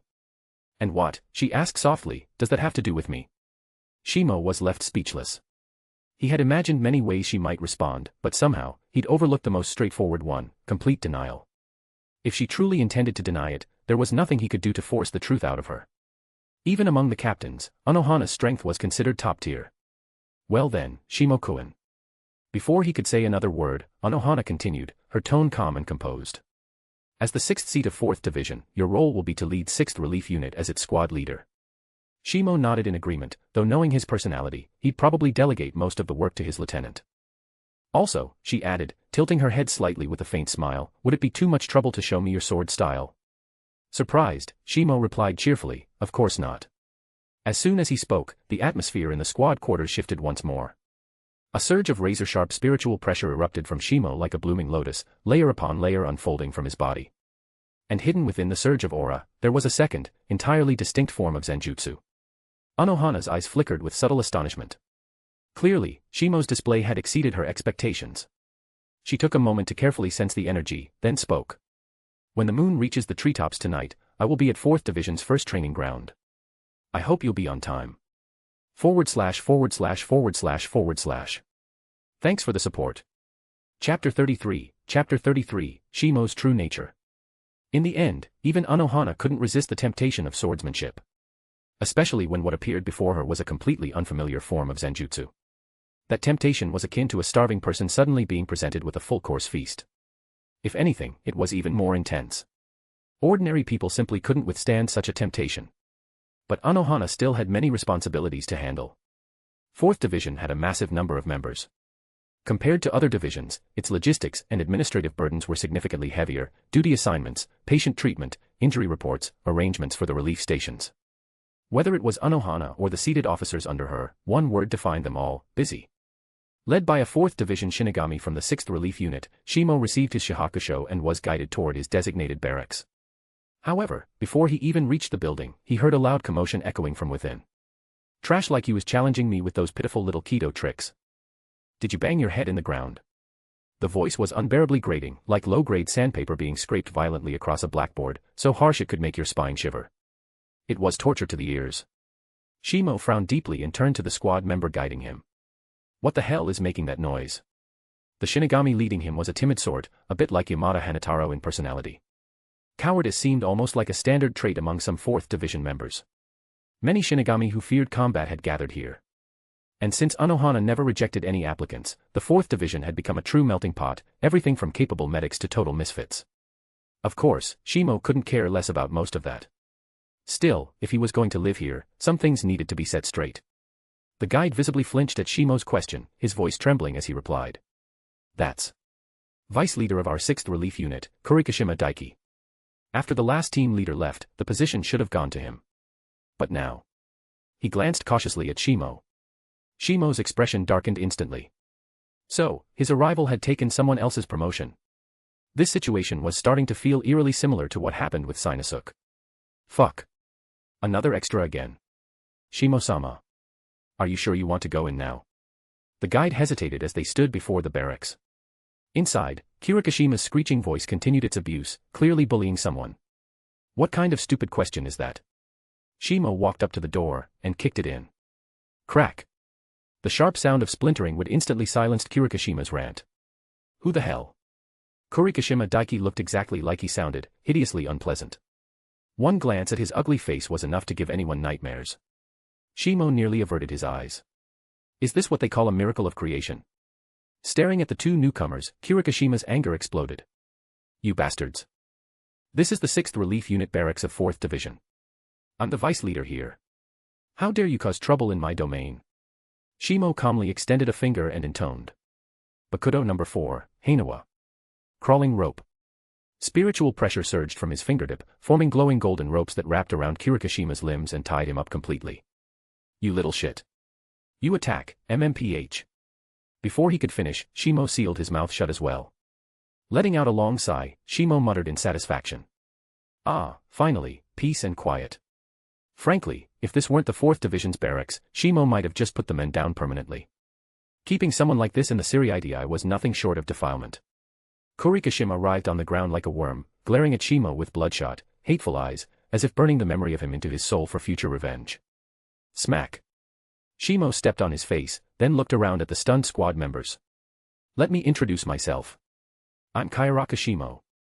Just joined 4th Division. Captain Unohana has appointed me as 6th seat, and the new team leader of the 6th Relief Unit. The others stared in disbelief, unable to process what had just happened. Fortunately, the timid squad member beside Shimo was quick to react, bowing and shouting. Welcome, Shimo-sama.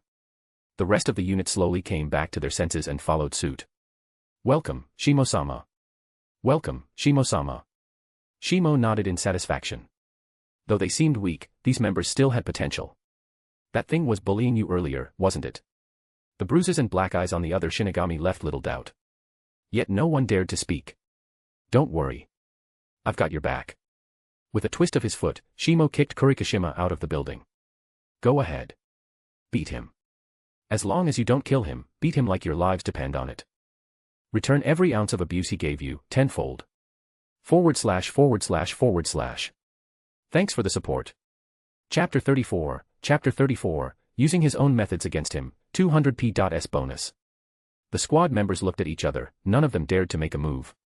Seeing that Kurikashima Daiki was still acting so arrogant, Shimo waved his hand, releasing the bakudo that had been binding the man's mouth. He had hoped the guy would start shouting insults again, provoking the squad members into showing some backbone. But the reality left Shimo a bit disappointed. Once freed, Kurikashima immediately shouted with over-the-top arrogance. Bastard. I'm the heir of the noble Kurikashima clan. If these losers so much as lay a finger on me, I'll have them all thrown into the central underground prison. Shimo raised an eyebrow, surprised by this creature's bluster. Damn. This pathetic extra is a goner. Kurikashima clan. Why does that name sound somewhat familiar? The escorting Shinigami quietly explained, reporting to Lord Shimo, Kurikashima is a lesser noble family, living near the outskirts of the noble district. Shimo gave Kurikashima a pitying glance, his tone chilling. A lesser noble. Kurikashima puffed up proudly, his chin lifted high. What? Chickening out are you? If you know who's the damn big shot, then remove this damned bakudo right now. What greeted him in return was the sole of Shimo's thick wooden sandal. Smack. With a single kick, Shimo sent him flying several meters without the slightest courtesy. Kurikashima was momentarily dazed by the blow. What just happened? I announced my noble status, and he still hit me. A fucking commoner assaulted a noble. You're dead, he roared, still full of bluster despite the pain. Are you deaf or just stupid? Shimo said with undisguised contempt. When I introduced myself earlier, were your ears growing out of your ass? Kurikashima struggled to remember what Shimo had said earlier, racking his walnut-sized brain. Let me introduce myself. I am Kyoraku Shimo. Kyoraku. Kurikashima's pupils shrank, his fear so intense his eyes turned needle-thin. It suddenly hit him, among the high noble families, there was one called the Kyoraku clan. Cold dread surged from the soles of his feet straight up his spine, freezing him in place. He couldn't stop trembling. As a low-ranking noble who had just antagonized someone from the highest nobility, what kind of punishment would await him? Sure, Shimo-sama. Kurikashima's tone became sickeningly servile as he tried to lift his battered face. I was Ro. Whack. Before he could finish groveling, one of the squad members stepped forward, grabbed a broken plank from the shattered door, and smashed it over his head. Like a spark falling into dry grass, chaos erupted. Once someone made the first move, the rest couldn't hold back any longer. Broken boards, shattered chairs, tables, fists, feet, anything that could inflict damage was fair game. Every squad member who'd been bullied and beaten finally unleashed their pent-up fury. Watching the intensity of the beatdown, Shimo actually began to worry that Kyoraku Shimo might get beaten to death right there in the barracks. Thankfully, if there's one thing 4th Division excels at, it's healing. So began Kyoraku Shimo Daiki's real nightmare. 30 minutes of beatings, followed by 30 minutes of healing, then back to the beatings. And repeat. Shimo stroked his chin thoughtfully. These guys have a pretty solid grasp of Kaidō healing arts. If they could cast Kaidō mid-battle, wouldn't they become an unstoppable, savage combat unit? In his mind's eye, he imagined a squad of Shinigami in 4th Division uniforms charging their enemies, willing to trade wounds, even lives. And once everyone was exhausted. Healing spell, cast on self. Alright, round 2. Shimo's eyes lit up as he gasped, this might actually work. 3 hours later, the beating finally ceased. The squad members were all smiling with utter satisfaction. Clearly, this so-called deputy squad leader had been a tyrant, using his so-called noble status to bully the weak and cower before the strong. Shimo looked down with disdain at the barely recognizable wreck of a man that was once Kyoraku Shimo Daiki. You've truly disgraced the noble houses. Then he turned to the others. Someone, drag this brain rot to the main medical ward. Even if he dies, I don't want him dying inside the barracks, it'd taint the place. After this, the squad members completely submitted to Shimo, following his orders without hesitation. Time passed quickly. By the time the 6th Unit barracks had been fully cleaned and reorganized, night had quietly fallen. Shimo asked for directions to 4th Division's primary training ground, then left the barracks. His eyes reflected the pale glow of the rising moon. Captain Unohana. I'm coming. TL/N, sorry for the late post of chapter bonus. I'll post the other one tomorrow. / Thanks for the support. Chapter 35, Zanjutsu Duel. The outskirts of 4th Division's barracks were unusually vast and open. Although most of the 4th Division members weren't known for their combat prowess, they still had designated training grounds of their own. As night fell, lanterns began to glow one by one throughout the 4th Division compound. There were fewer Shinigami moving about, yet the ones present hurried as if time itself were chasing them. Rest didn't seem to be part of their vocabulary. Training Ground 1. When Shimo arrived, he was surprised to find that Training Ground 1 wasn't a conventional dojo building. In front of him stretched a forest. Beneath the night sky, the forest exuded a quiet, almost sacred tranquility. But the occasional beastly howls echoing from within shattered that peace. Shimo stepped onto the mossy forest path and walked deeper into the woods. Towering trees encircled a massive clearing, and there, standing at the center, was Unohana, waiting in silence. Moonlight poured down like water, cloaking her figure in a gentle glow. Her smile was serene, mirroring the light of the moon itself. Welcome to 4th Division's Training Ground 1. Come, let me see the swordsmanship you speak so highly of. Unohana sounded eager. So eager, in fact, that she didn't even give Shimo a chance for pleasantries. As soon as she finished her sentence, her entire demeanor shifted. From gentle healer to hellish demon. Killing intent radiated from her like a crashing wave. Her pale captain's haori flared in an unseen wind, and at some point, her tightly braided black hair had come loose. Her expression remained unchanged, but it exuded a bone-chilling aura. Even though she hadn't released her spiritual pressure, the oppression she emitted at that moment was staggering. Shimo furrowed his brows, then slowly relaxed. Limitless sword, please guide me, Hana-ni. In her battle-ready state, Unohana seemed not to notice the change in how Shimo addressed her. Or perhaps she did, and simply chose to ignore it. At this moment, she had only one purpose. To fight. The moment her voice fell, her figure vanished. A suffocating wave of murderous intent slammed toward him. Shimo's instincts flared, he spun and drew his Zanpakutō in reverse grip, intercepting a seemingly empty patch of air in front of him. Clang. The sound of steel clashing rang through the night air. 2 Zanpakutō crossed in an X-shaped lock, held firm between them. Unohana's stunning face was now mere inches from Shimo's. They were close enough to feel each other's breath. But Shimo couldn't afford to admire her beauty. All of his focus was locked onto her movements. As the original Kenpachi, Unohana's mastery of the sword was something few in history could ever match. Unlike Zaraki Kenpachi's beast-like, brute force style, Unohana's Zanjutsu was like art. An art born purely from the blade itself. Swish. Shimo twisted his sword and brought it down in a slicing arc, forcing Unohana to briefly disengage. Secret sword, light snow. His Zanpakutō shimmered and burst into a flurry of brilliant strikes, each one as delicate and lethal as winter snow, blanketing the entire battlefield in its presence. Unohana's emotionless eyes flashed with a glimmer of joy. A style I've never seen before, does it have a name? Shimo replied with a smile. Ichito Ryu, one-strike style, born from Kaidō. In response, Unohana raised her sword with one hand and slashed a graceful arc through the air. A crescent-shaped blade of silver light lingered in the sky, so precise that now, 2 moons hung in the misty night. Shimo's light snow sems under her blade, their swords canceling one another out. Beneath the cold moonlight, the snowflakes scattered into nothingness. Shimo advanced. Gripping his Zanpakutō with both hands, he charged toward the crescent moon above.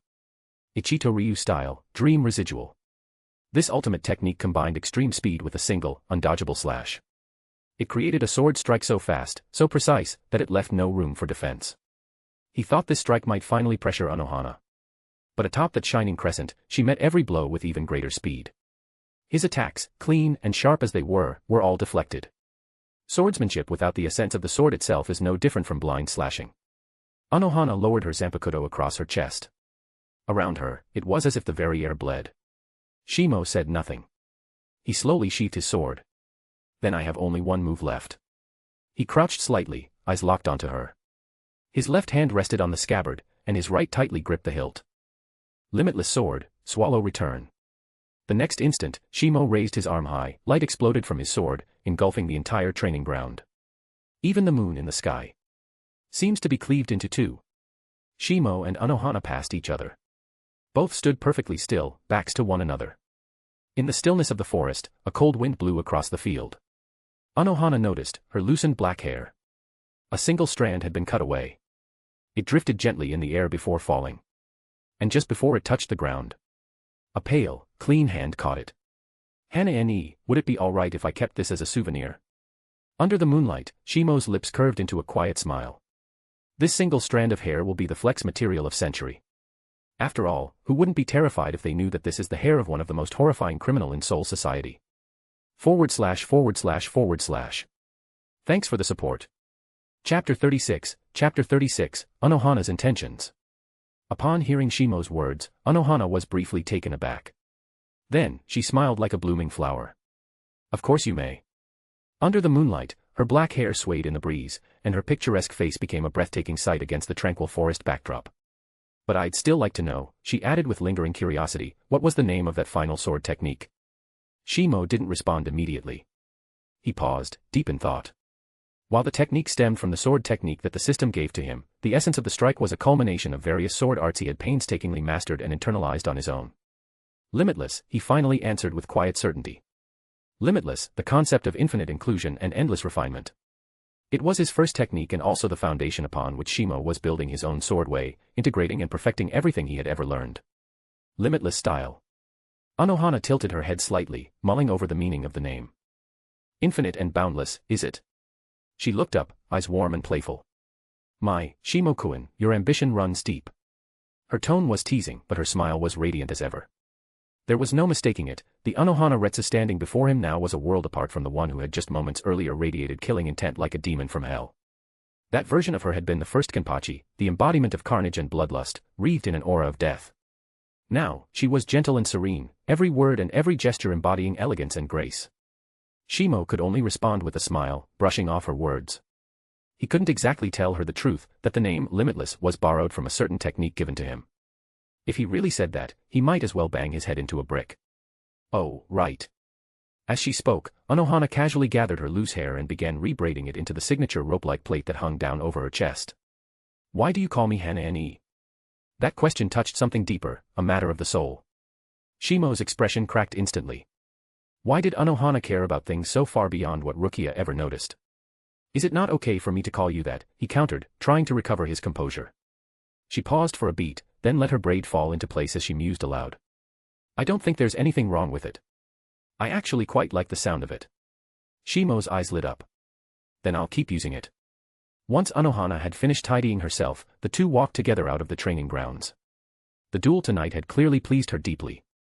It had been a long time since the 4th Division had welcomed such a gifted soul into its ranks.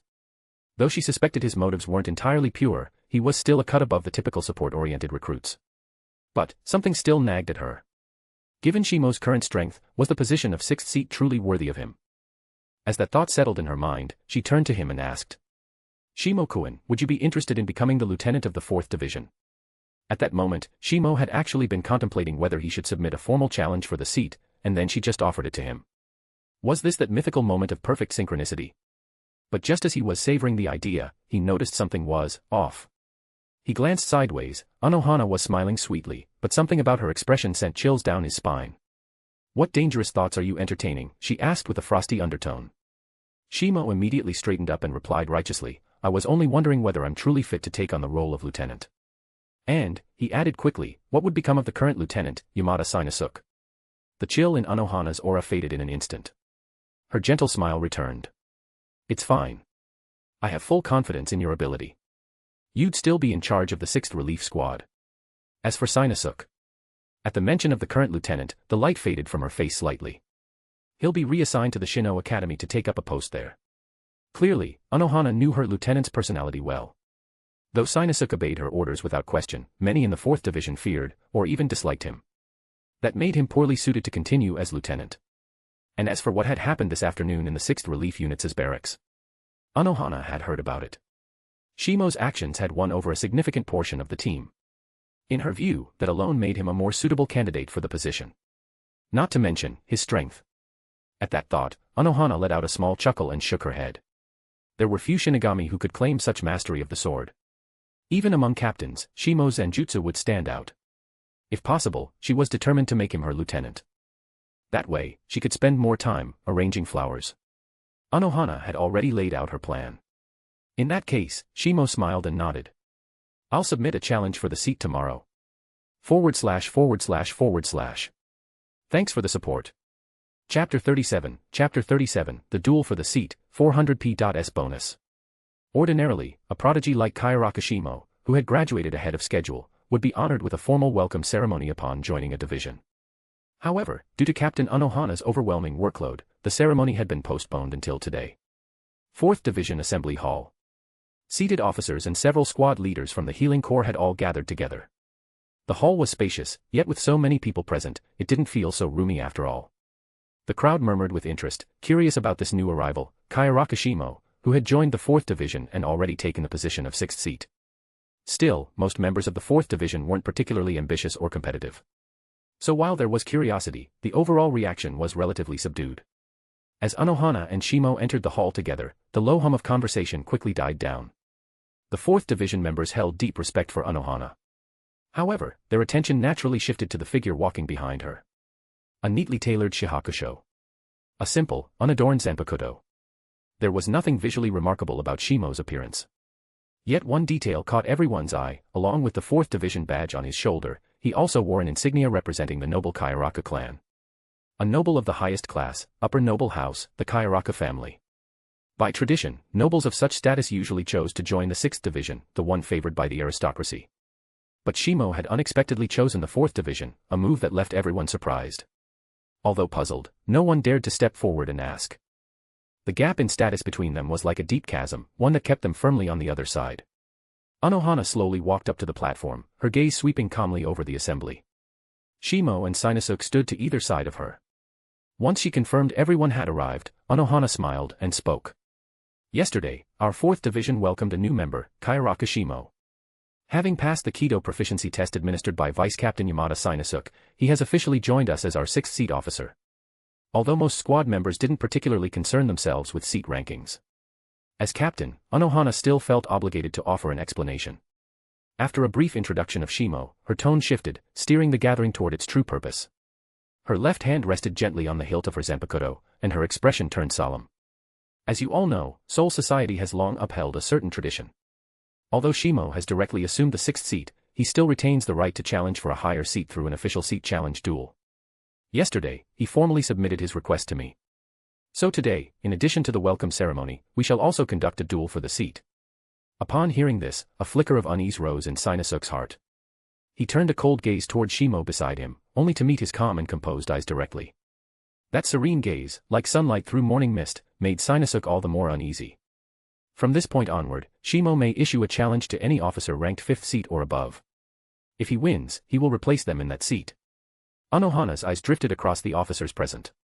Some looked nervous. Others remained indifferent. Unlike other divisions known for their fierce internal rivalries, the 4th Division had always been relatively peaceful. As for the authority and status that came with being a seated officer, even Yamada Hanataro, the current 7th seat, wasn't treated with more respect than an average squad member. Some squad leaders within the Healing Corps, appointed directly by Unohana, held authority comparable to seated officers. The only true position of distinction was the lieutenant. Many of those present had already realized this, which was why their gazes gradually shifted toward Shinasuke. At that moment, Shinasuke's expression was clouded, his eyes darting uncertainly. No one could guess what was going through his mind. Unohana then turned her gaze to Shimo, speaking gently. Shimo, please go ahead and choose your opponent. Don't hold back. Hearing this, Shimo glanced at Shinasuke beside him, then smiled, his lips spreading into a crescent grin, revealing a row of neat white teeth. Lieutenant Yamada, please accept my challenge. Shinasuke's expression darkened further, but he said nothing. Unohana continued smiling serenely, as if entirely unsurprised. She had long anticipated Shinasuke's eventual departure from the 4th Division. It was only natural to prepare for someone to take his place. Shinasuke, you know our division has its own traditions. Unohana looked at him and asked calmly. In a seat challenge duel, the defender may choose the format of the battle. Would you prefer a Kaidō contest or standard combat? Shinasuke flinched at the mention of Kaidō, recalling the impressive healing techniques Shimo had already demonstrated. Even after serving as lieutenant for so many years, he still didn't feel confident he could surpass this freshly graduated newcomer in Kaidō arts. I choose standard combat. After careful consideration, Yamada Shinasuke made his decision. But in the next moment, he saw something strange. A peculiar smile creeping across Shimo's face. And it unsettled him more than anything else. *PS, sorry for the late upload of bonus chap victory hand. / Thanks for the support. Chapter 38, A Despicable Way to Fight. Shimo was genuinely surprised by Yamada Shinasuke's choice. If there was one field in which Shimo was admittedly lacking, it would be Kaidō, the healing arts. Yet his opponent had voluntarily chosen to avoid a Kaidō duel. Did this mean Shinasuke was actually stronger in direct combat? Upon hearing Shinasuke's decision, Unohana shook her head with clear disappointment. As the captain of the 4th Division, no one understood Shinasuke's capabilities better than she did. But as for Shimo's true strength, he remained a mystery, even to her. Good luck, Shinasuke. Unohana's voice carried a faint note of pity. She stepped aside from the platform, giving space to the two combatants. At the same time, she instructed her squad members to erect a Kaidō barrier around the stage. You are permitted to release your Zanpakutō in this duel for the seat. But under no circumstances may you take your opponent's life. Standing before the barrier, Unohana lightly placed her pale hand against its surface, her gaze drifting between the two figures inside. Begin. The moment her voice fell, Shinasuke struck first without hesitation. Bakudo number 21, Sekienten. Red Smoke Escape. A move that completely violated the spirit of a fair duel. Every action Shinasuke took was aimed solely at securing victory.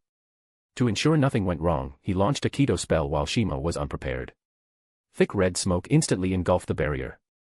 Within seconds, visibility across the platform dropped to 0. Shimo frowned slightly. The effects of Sekienten were obvious, either a cover for escape or the prelude to another attack. But escape was impossible inside the barrier. Clearly, Shinasuke was preparing to launch a full assault from concealment. Outside, the smoke billowed upward. Even Unohana, observing from beyond the barrier, looked displeased. As the original Kenpachi, she had always preferred head-on, honorable battles. And now, Shinasuke's actions had thoroughly exposed his cowardly nature. Shimo attempted to sense his opponent's spiritual pressure, trying to pinpoint his location. Carriage of thunder, bridge of a spinning wheel. With light, divide this into 6. Shinasuke's chant rang out from within the crimson haze. Bakudo number 61, Rikuchikoro. 6 rods prison of light. Brilliant golden rods of light tore through the red mist and instantly bound Shimo, who had remained standing calmly in place. Tisk, annoying brat. Seeing the spell succeed, Shinasuke sneered with smug satisfaction. Now then, time to finish you off. Ye Lord. Mask of flesh and bone, all creation, flutter of wings, ye who bears the name of men. Truth and temperance, upon this sinless wall of dreams unleash but slightly the wrath of your claws. Shimo's brow lifted slightly as he felt the bindings tighten around his waist. But his voice remained calm. So this is your way of fighting. Pretty crude, to say the least. Shinasuke's expression twisted. You're already at my mercy, and still you talk big. Fine, then I'll teach you a lesson your parents never did. As he shouted, the spiritual pressure in his palm flared even stronger. Kaidō number 33, Sokatsui. Pale fire crash. A surge of bright blue flame burst from his palm. The crackle of thunder and explosion echoed through the barrier, rattling the ears of everyone watching. Many of the squad members, upon seeing this, assumed the match was already over. Ah, I thought we might finally get a new lieutenant this time. But in the end, Shimo just graduated from the Shino Academy. His strength has its limits. TCH. Shinasuke really is a despicable Shinigami, choosing ambush tactics even against newcomers. Shame. I really can't stand that sly, conniving face of his. Unohana's expression shifted ever so slightly as she caught the murmurs from her subordinates. She returned her gaze to the barrier. The battle wasn't over yet.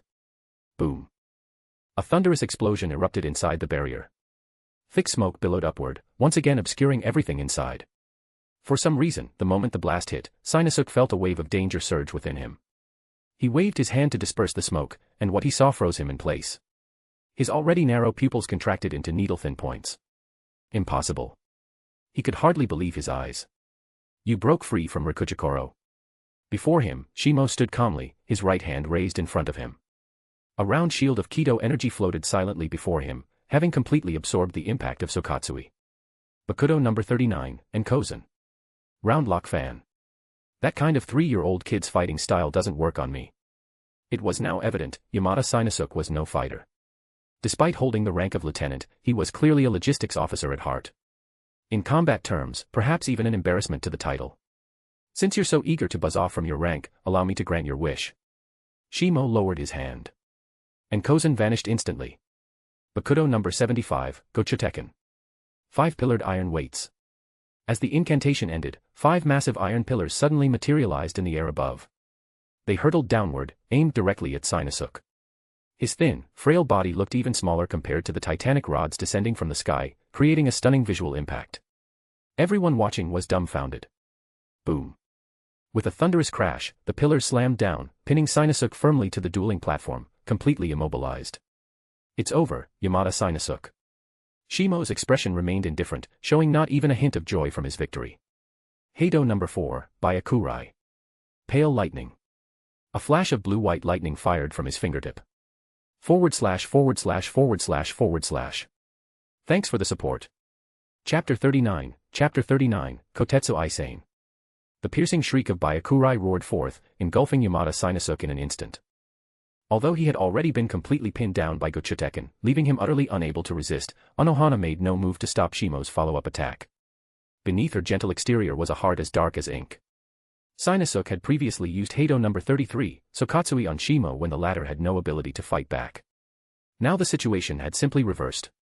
The crackling lightning drowned out Shinasuke's screams of agony. Within the blinding flash, all the watching squad members could see was his twisted, contorted face. Shimo's control over Kaidō was exquisitely precise. And while Kaidō number 4, Byakurai wasn't particularly destructive, it inflicted ample pain without threatening his opponent's life. Moments later, the lightning faded. Shinasuke knelt on the ground, scorched black and hollow-eyed, barely conscious. His mouth hung open slightly, black smoke curling out between his lips. Captain Unohana, it seems Lieutenant Shinasuke can no longer continue. Shimo glanced somewhat helplessly toward Unohana beyond the barrier. Internally, he thought. Bruh. That's all it took to knock you out. I've still got over a dozen Kaidō I haven't even used yet. Looking at Shinasuke with a tinge of regret, he silently waited for Unohana to announce the result. Unohana dispelled the Kaidō barrier on the platform and approached Shinasuke. After a quick inspection and confirming that he was in no mortal danger, only unconscious, she turned to the gathered onlookers and declared. The winner of this seat challenge duel, Kyoraku Shimo. Several squad members quickly climbed onto the platform to carry the unconscious Shinasuke away. If there was one thing the 4th Division never lacked, it was medical resources. With treatment, Shinasuke's injuries would be fully healed within a day. After the duel concluded, Shimo successfully received the lieutenant's badge, officially taking on the role of 4th Division lieutenant. As for Shinasuke, he did not assume the position of 3rd seat. According to Unohana, he had already submitted a request for transfer, choosing to leave the 4th Division entirely. Despite the dramatic duel, the overall structure of the division remained mostly unchanged, only the lieutenant's position had been replaced. Shimo now turned his attention to the one standing before him, the current 3rd seat of the 4th Division. To his surprise, the figure was a tall woman, tall even by male Shinigami standards. Her short, ash-blonde hair was tied into thin braids that fell over her shoulders. She peered at Shimo nervously with timid eyes, hiding slightly behind Unohana. Kotetsu Isane, 4th Division, 3rd seat. If Shimo weren't already quite tall himself, he might have actually felt intimidated standing before her. Even so, the height difference between the two was marginal at best. Hello, Shimo-kun. Her naturally shy personality caused her to shrink behind Unohana as she shyly greeted him. The scene of the duel earlier had clearly left a deep, lingering impression on her young heart. Never had she imagined that someone of lieutenant level could be utterly defeated in mere moments. It's all right, Isane. Unohana offered her a comforting smile. Shimo-kun is a very easy person to get along with. In response, Shimo returned a gentle smile of his own. But seeing that only caused Isane to shrink back even more, practically disappearing behind Unohana. A vein twitched on Shimo's forehead as several black lines metaphorically appeared above his head. Do I really look that scary? I literally smiled at you. Nah, it must be her problem. Definitely. Having comforted himself thoroughly, Shimo looked at Isane again, now calm and accepting. Since you've just joined the 4th Division, Unohana continued with a smile, you're still unfamiliar with most of our internal duties. So for now, Isane will assist you with your lieutenant responsibilities. Shimo nodded. That's perfectly fine. After all, he was never the type to enjoy doing too much work. In fact, laziness seemed to run in the Kyoraku bloodline. However, Unohana added with a devilish smile, you will still be in charge of the 6th Relief Unit. Your handling of that case with Kurikishima Daiki was quite good. I've already judged his crimes and had him sent to the Sekiseki, repentant cell. Shimo's lips twitched slightly. He hadn't expected that. The Sekiseki, located in the heart of Soul Society, on the southern hill behind the Godei 13 barracks, was a prison reserved for high-level criminals. Now he was genuinely curious what Kurashima had actually done to deserve that. To provoke even Unohana Retsu, known for her gentleness, into throwing him into such a place. The Sekiseki, huh? Well, looks like the Kurikishima clan needs a new heir now. Shimo shook his head, sighing with playful regret. I should be thanking you, Shimo-kun, Unohana said with the same serene smile, though now, it carried a chilling undercurrent. Due to my past negligence, corruption, and misconduct have taken root within the 4th Division. Soon, I'll begin a complete internal cleansing. Those within earshot felt a subtle pressure descend upon them. Unohana was smiling. But everyone could sense she wasn't joking. The 4th Division was about to change. / Thanks for the support. Chapter 40, Reactions from All Sides. Daily check-in complete. Distributing task reward. Congratulations, host. You've gained spiritual pressure amplification. Just as Shimo stepped out of the assembly hall, the sound of the system's voice echoed in his ears. As the message ended, a warm sensation surged from deep within his body, rushing upward like a tidal wave. His spiritual pressure surged violently, like crashing waves battering his soul. Only now did Shimo fully understand what this reward truly meant. It wasn't just any boost, it amplified his already captain-class spiritual pressure, making it even more powerful. If his previous spiritual pressure was at 1, then now it had grown to 2, 3. Perhaps even more. Once the amplification ended, Shimo took a moment to assess the change in his own energy levels. I'm probably on par with that foolish uncle of mine now. Although, in terms of raw combat power, there's still a clear gap. He furrowed his brow, pondering how to strengthen himself even further. With certain schemers lurking in the shadows, lacking power made him deeply uneasy. As Kyoraku Shunsui had once said, Soul Society was far from as peaceful as it appeared on the surface. Beneath the calm, chaos stirred. The news of a recent graduate from the Shino Academy becoming a lieutenant on only his 2nd day in a division spread like wildfire. The Siriiti Communications Division, ever diligent, quickly disseminated the news across Soul Society. 8 Division Barracks. Captain Kyoraku Shunsui was sitting unusually upright, seriously reading through an official report, his face unusually focused. Such a sight was rare in the 8th Division. To see their famously lazy captain actually engaged in paperwork. It was enough to bring a tear to Nanao's eye. Maybe, he really does have a sense of responsibility after all. Shimo, that kid, actually became the 4th Division's lieutenant. Kyoraku put the document down, a look of genuine astonishment on his face. This doesn't follow the Kyoraku family tradition at all. Hearing his muttering, Nanao tilted her head in confusion. Captain, don't you have any faith in him? Personally, I think this result is only natural. Shunsui stroked the stubble on his chin, still visibly surprised. You have to understand, when I became a captain, it was because old man Yamamoto forced me into it. He pointed Ryujin Jaka at my neck, barely an inch away. Only then did Nanao fully understand the underlying meaning in his words. She let out a helpless sigh, massaging her temple. Where does that effortless sense of superiority even come from? And is it really okay to dump all your responsibilities onto your lieutenant? Shunsui smiled cheerfully. Oya oya, little Nanao-chan tried to understand how hard it is for your captain to focus on his creative pursuits. Adjusting her glasses coldly, Nanao retorted. You mean that romance serial unfit for minors? 5th Division Barracks. Aizen Sosuke stood by the window, quietly reading through the same report, his gaze focused and contemplative. After a long silence, he gently set the file down and looked out toward a quiet corner of the division compound. A faint, unreadable smile curled on his lips. His gaze was deep, like a bottomless abyss. Kyoraku Shimo, An unexpected variable. Shino Academy, Swordsmanship, Zanjutsu, class. Instructor Miyano Ki gathered his students, who were still diligently practicing sword techniques. Normally calm and composed, his face now showed rare excitement. Everyone, I have an announcement to make. Just yesterday, my former student, your classmate, Shimo-kun won his seat challenge duel and has officially become the 4th Division lieutenant. Even someone like Miyano, whose entire life was devoted to Zanjutsu, couldn't help but feel thrilled. Even if, in truth, he had barely taught Shimo anything at all. He continued his enthusiastic speech from the podium, entirely unaware of the complex emotions playing out in the room below. Rukia sat at her desk, resting her cheeks in her hands, her gaze unfocused in the morning sun. Shimo's already a lieutenant. The gap between us just keeps getting wider. Nearby, Renji Abarai clenched his fists so tightly the veins stood out. His eyes burned with a frustrated mix of admiration and anger. That guy. What he said back then, it really came true, huh? Ever since being defeated by Shimo in Zanjutsu, Renji had regarded him as a rival, a target to surpass no matter what. Yet despite his relentless training, Shimo's back only grew farther and farther out of reach. 4th Division, 6th Relief Unit's quarters. Shimo continued his early morning sword training as usual. After that clash with Unohana, he felt he'd gained a new understanding of the sword. Knock, knock. A soft knock sounded at the door.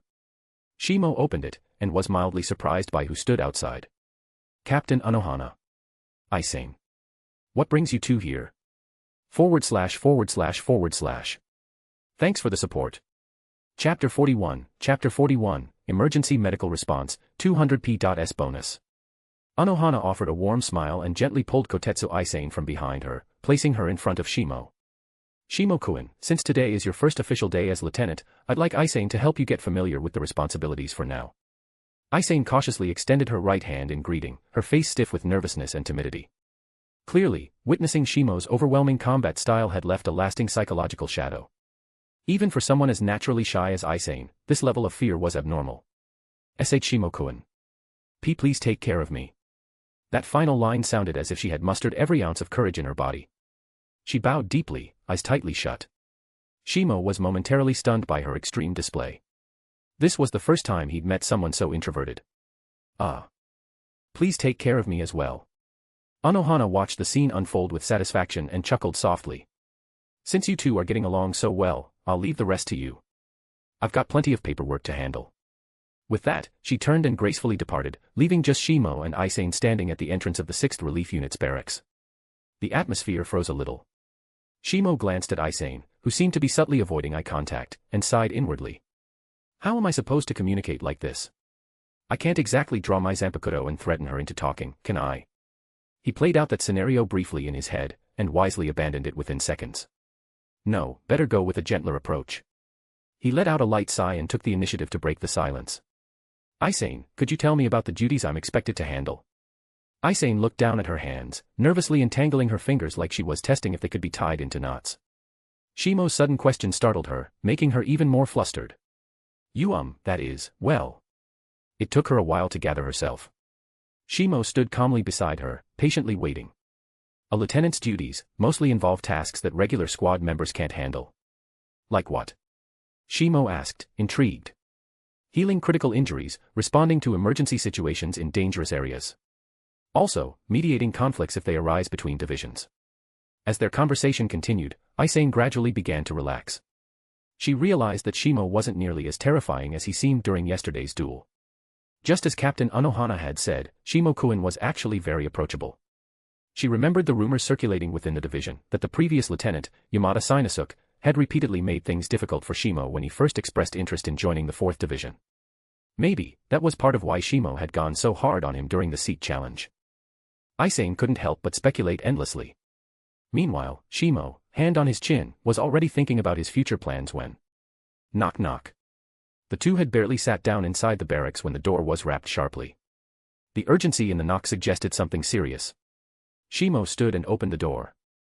Lieutenant Shimo. There's been an emergency at the 11th Division. Several members are critically wounded, we need to provide immediate medical aid. The one delivering the message was Rokushima Yusuke, the same squad member who had shown Shimo around the day before. Despite being a bit timid, he was an extremely responsible member of the unit. Shimo had even entrusted him with some assistant responsibilities yesterday. Before Shimo could respond, Aisane abruptly stood up from her seat, visibly flustered. Prepare the emergency kits immediately. Halfway through speaking, she remembered this wasn't her squad's station anymore. Shimo was in charge now. She froze mid-sentence, a little embarrassed. It's all right, Aisane, Shimo said calmly. You'll handle this mission. I'll follow and observe. Aisane's eyes lit up. She instantly felt that this lieutenant was far superior to the previous one in every way. The 6th Relief Unit mobilized at top speed, quickly gathering all necessary emergency medical supplies. With Aisane leading the way and Shimo following, they made their way toward the 11th Division. Given the 11th's combat-heavy nature, situations like this were almost inevitable. But when they arrived, they found things were far worse than anticipated. Inside the barracks, multiple Shinigami lay unconscious on the beds, their breathing faint and shallow, clinging to life by a thread. Many of them bore injuries too gruesome to describe. Some looked like they had been torn apart. Blood had soaked straight through the white bedsheets, dyeing them deep red. Why did only 2 of you come? A bald man's angry voice boomed across the room.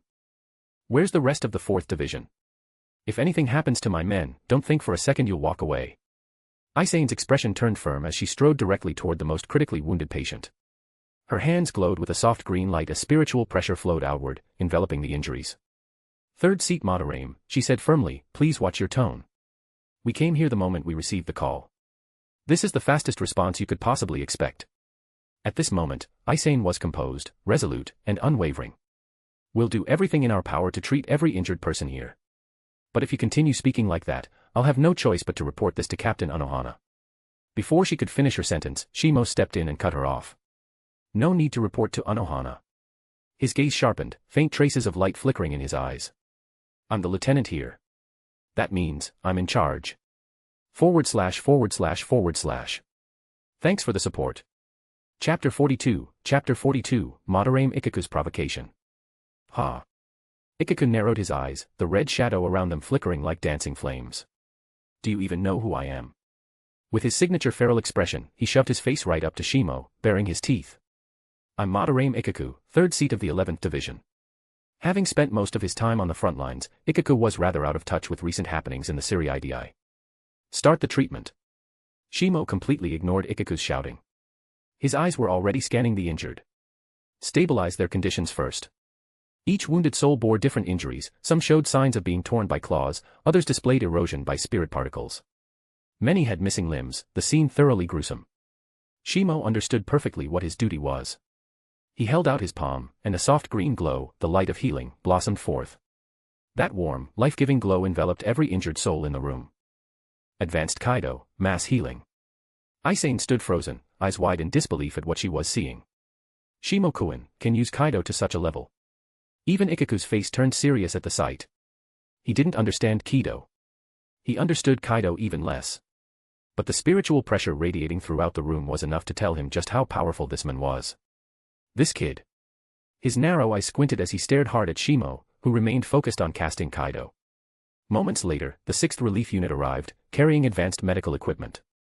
Ikaku's eye twitched involuntarily as he spotted the size and complexity of the instruments. Clearly, he realized he'd just made a mistake. Shimo ended his Kaidō and turned the patients over to Aisane and the medics. Then he calmly walked over to Ikaku. Apologize. His voice was calm, completely emotionless. But that indifferent tone only stoked the flames in Ikaku's chest.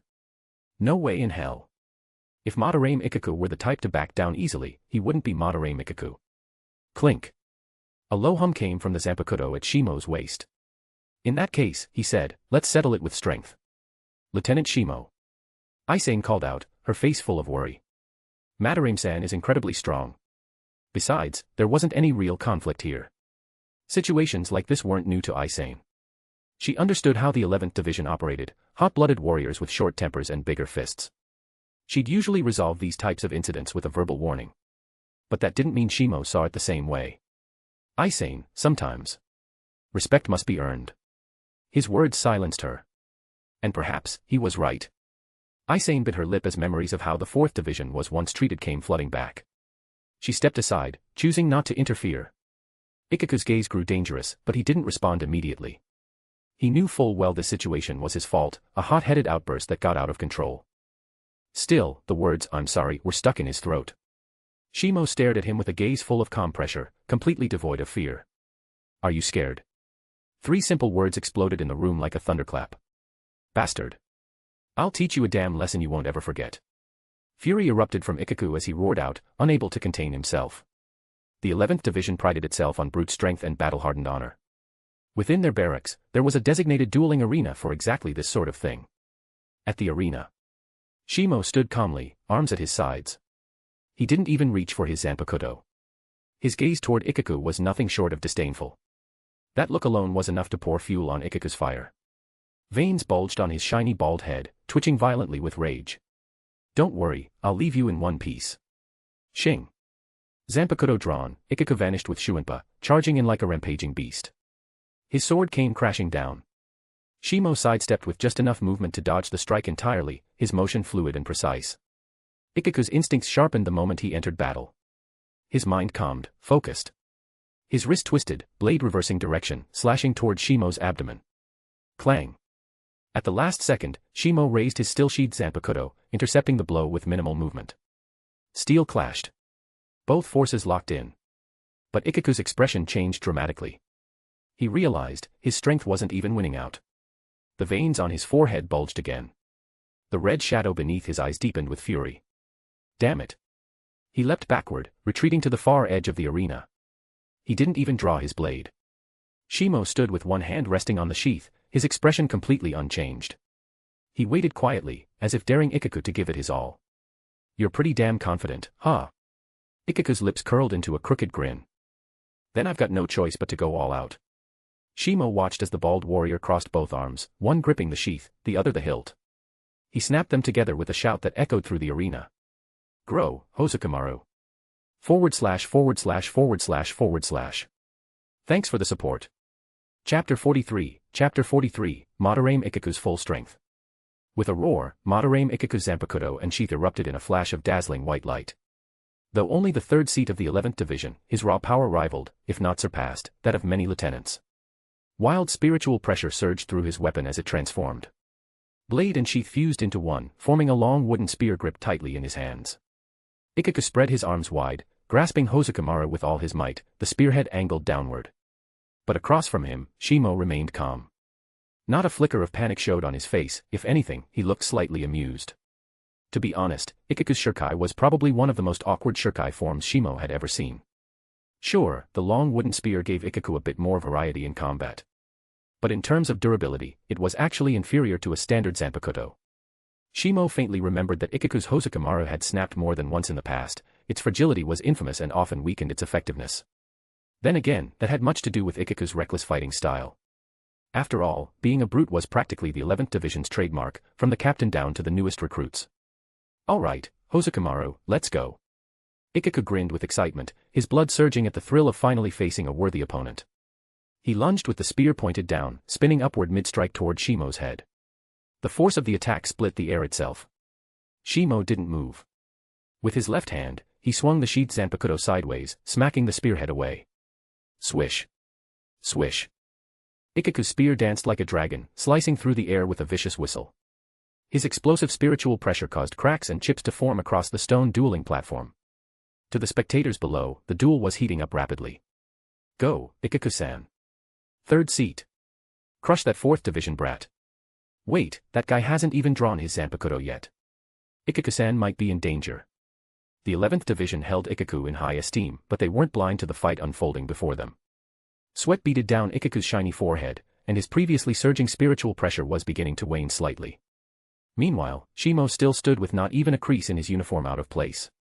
Using only his left hand and a scabbard, he was matching Ikaku blow for blow. Even just defending, Shimo exerted pressure Ikaku hadn't felt in years. Gritting his teeth, Ikaku's expression contorted. It had been a long time since he'd encountered someone like this. The last time had been Zaraki Kenpachi in the Rakangai. But how? How could someone from the 4th Division be this strong? Damn it. Ikaku raised Hosokamaro high. Veins bulged across his arms, muscles surging like coiled serpents. Zanjutsu, Hosokamaro no Mai. Dance of Hosokamaro. In an instant, his spear began to spin in his grip, stirring up a ferocious cyclone across the platform. His spiritual pressure howled, rising higher and higher until it peaked in a single, overwhelming strike. Bending his knees, Ikaku exploded upward into the air. With both hands, he brought the full weight of Hosokamaro crashing down upon Shimo. Boom. The sheer force of the impact released a shockwave across the dueling ground. Smoke and dust surged like a tidal wave, obscuring everything from view. This was Ikaku's strongest attack, the full force of his current strength. He hadn't yet learned Bankai, but this move was his absolute limit. As the smoke cleared, he finally saw what lay before him. And his vicious grin froze on his face. What the hell? The sight stunned him to the core. Shimo had unsheathed his Zanpakutō only slightly. Just one sliver of cold silver peeked out, and that sliver of steel was now pressing against the shaft of Hosokamaro, completely halting the mighty strike. The wooden spear bent deeply, nearly touching the ground from the pressure. A blow containing Ikaku's full strength, utterly useless. He felt his worldview crumble in that instant. You done. Shimo's lips curled slightly into a smirk. Then, with a whisper of steel, he slid his Zanpakutō back into its sheath. Before Ikaku could respond, he heard Shimo's quiet voice again. Then take this. Let's see if you can handle this big boy. Limitless sword, swallow return. A sudden tsunami of spiritual pressure surged from the dueling platform, crashing toward Ikaku with overwhelming force. The oppressive might pressed directly down on him, choking the air from his lungs. For a split second, genuine fear flickered through Ikaku's narrow eyes. A cold glint of steel danced from Shimo's hand, a flash of radiance that lit up the entire arena. The match is over. Shimo passed Ikaku in silence, their backs now facing one another. Now then. It's time for that apology. Cold sweat rolled slowly down Ikaku's gleaming forehead. He didn't move. He couldn't. A thin red line had appeared on his neck. From just one swing, Shimo had nicked his throat, a precise cut that could have been fatal had he chosen to deepen it. Ikaku understood without a word. He had been completely crushed. // Thanks for the support. Chapter 44, Captain Unohana's assignment, 400p.s bonus. I'm sorry. Madarame Ikaku bowed deeply inside the recovery ward, flanked by his subordinates. The one-sided nature of the battle had thoroughly convinced him he had lost. In the 11th Division, where martial virtue was paramount, only strength earned respect. I sincerely apologize for the reckless words I spoke earlier. Though often rough and abrasive, Ikaku held fast to loyalty and honor. When it came to apologizing, he did so with genuine humility and no resentment. That sincerity was enough for Shimo to let the matter go. As for Kotetsu Aisane, this was the first time someone had bowed to her like that. She became visibly flustered, unsure how to respond. Third seat Madarame, there's no need for that. Since she hadn't seen the duel herself, having been focused on treating the wounded, she was unaware of what had occurred. Shimo-kun was right, Ikaku said, clenching his fists. Respect is something you earn. His gaze burned with conviction. He proved with strength that I was the one in the wrong. Aisane turned to Shimo in confusion, not knowing what to say. I only beat him. That's all. Shimo chuckled lightly, brushing it off as if it were nothing. But Aisane's eyes widened in disbelief. Why, you defeated third seat Madarame? It was common knowledge that the 11th Division's overall strength far surpassed most others. Their members were seasoned warriors. To think that Shimo, who had just joined the 4th Division, had bested Ikaku. That was hard to believe. Ikaku frowned, annoyed. Yeah, I lost to him. No need to keep pointing it out, okay. His intimidating glare startled Aisane, who quickly apologized. Sorry. I didn't mean to. Just then, Shimo's calm voice interjected. Third seat Madarame, intimidating the weak isn't something a true warrior does. The words were soft, but they carried weight, and in that moment, Ikaku froze. He felt it clearly, Shimo's murderous intent. It wasn't overwhelming, but it was sharp and real enough to immediately put him on edge. But Shimo didn't pursue the matter further. He turned his attention back to the wounded. How's the treatment going? With the topic shifting to her area of expertise, Aisane's confidence returned. Even after Shimo's arrival, her proficiency in Kaidō remained among the top of the 4th Division. This was her domain. They're out of danger. But full recovery will take time. Without your large-scale Kaidō, Lieutenant, several wouldn't have survived. Shimo blinked, a little surprised. Then he smiled. No need to be so formal. Just call me Shimo. Ikaku looked at him with astonishment. He hadn't expected the survival of his men to be thanks to Shimo's Kido. And now, having just fought him, that realization only deepened his guilt. He found himself replaying the earlier duel, each detail flashing in his mind. Zanjutsu, Shuinpa, precision, but there was something missing. Then it struck him. Kido. Ikaku wasn't skilled in Kido, so it hadn't occurred to him until now. Shimo hadn't used any Kido at all during their fight. Nothing beyond sword and footwork. Which could only mean one thing: Shimo was holding back. The revelation hit him hard. This man's true strength was still unknown. After a brief rest period, the 6th Relief Unit transported all the wounded members of the 11th Division back to the 4th Division barracks. It was obvious that the high-energy, brawl-prone environment of the 4th Division was not conducive to recovery. Even though the patients had only received preliminary treatment, the calmer 4th Division facilities were much more suitable. Some of the injured insisted on returning to the front lines right away. But after Shimo patiently spoke with them, they eventually gave up that reckless notion. Still, the follow-up treatment took a considerable amount of time. By the time they were finished, evening had fallen. 4th Division, Captain's Office. After a full day of work, Shimo and Isane arrived to report everything to Unohana. Isane cautiously explained the day's events, occasionally glancing at Shimo to see if he had any reaction. Only after confirming that he was unbothered by anything did she begin to relax. You did very well, Shimo-kun. Unohana smiled, her presence as warm as a spring breeze. Giving third seat Madarame a proper lesson may help him grow in the long run. And it seems you've adapted to your lieutenant duties quite quickly. At those words, Shimo's heart skipped a beat. He had a bad feeling. In that case, Unohana continued pleasantly, I feel confident and trusting you with your next assignment. // Thanks for the support. Chapter 45, Zanpakutō Meditation State. As you can see, Unohana said calmly, 4th Division is extremely looked down upon by the other squads. I've tried to change this perception for a long time, but it's had very little effect.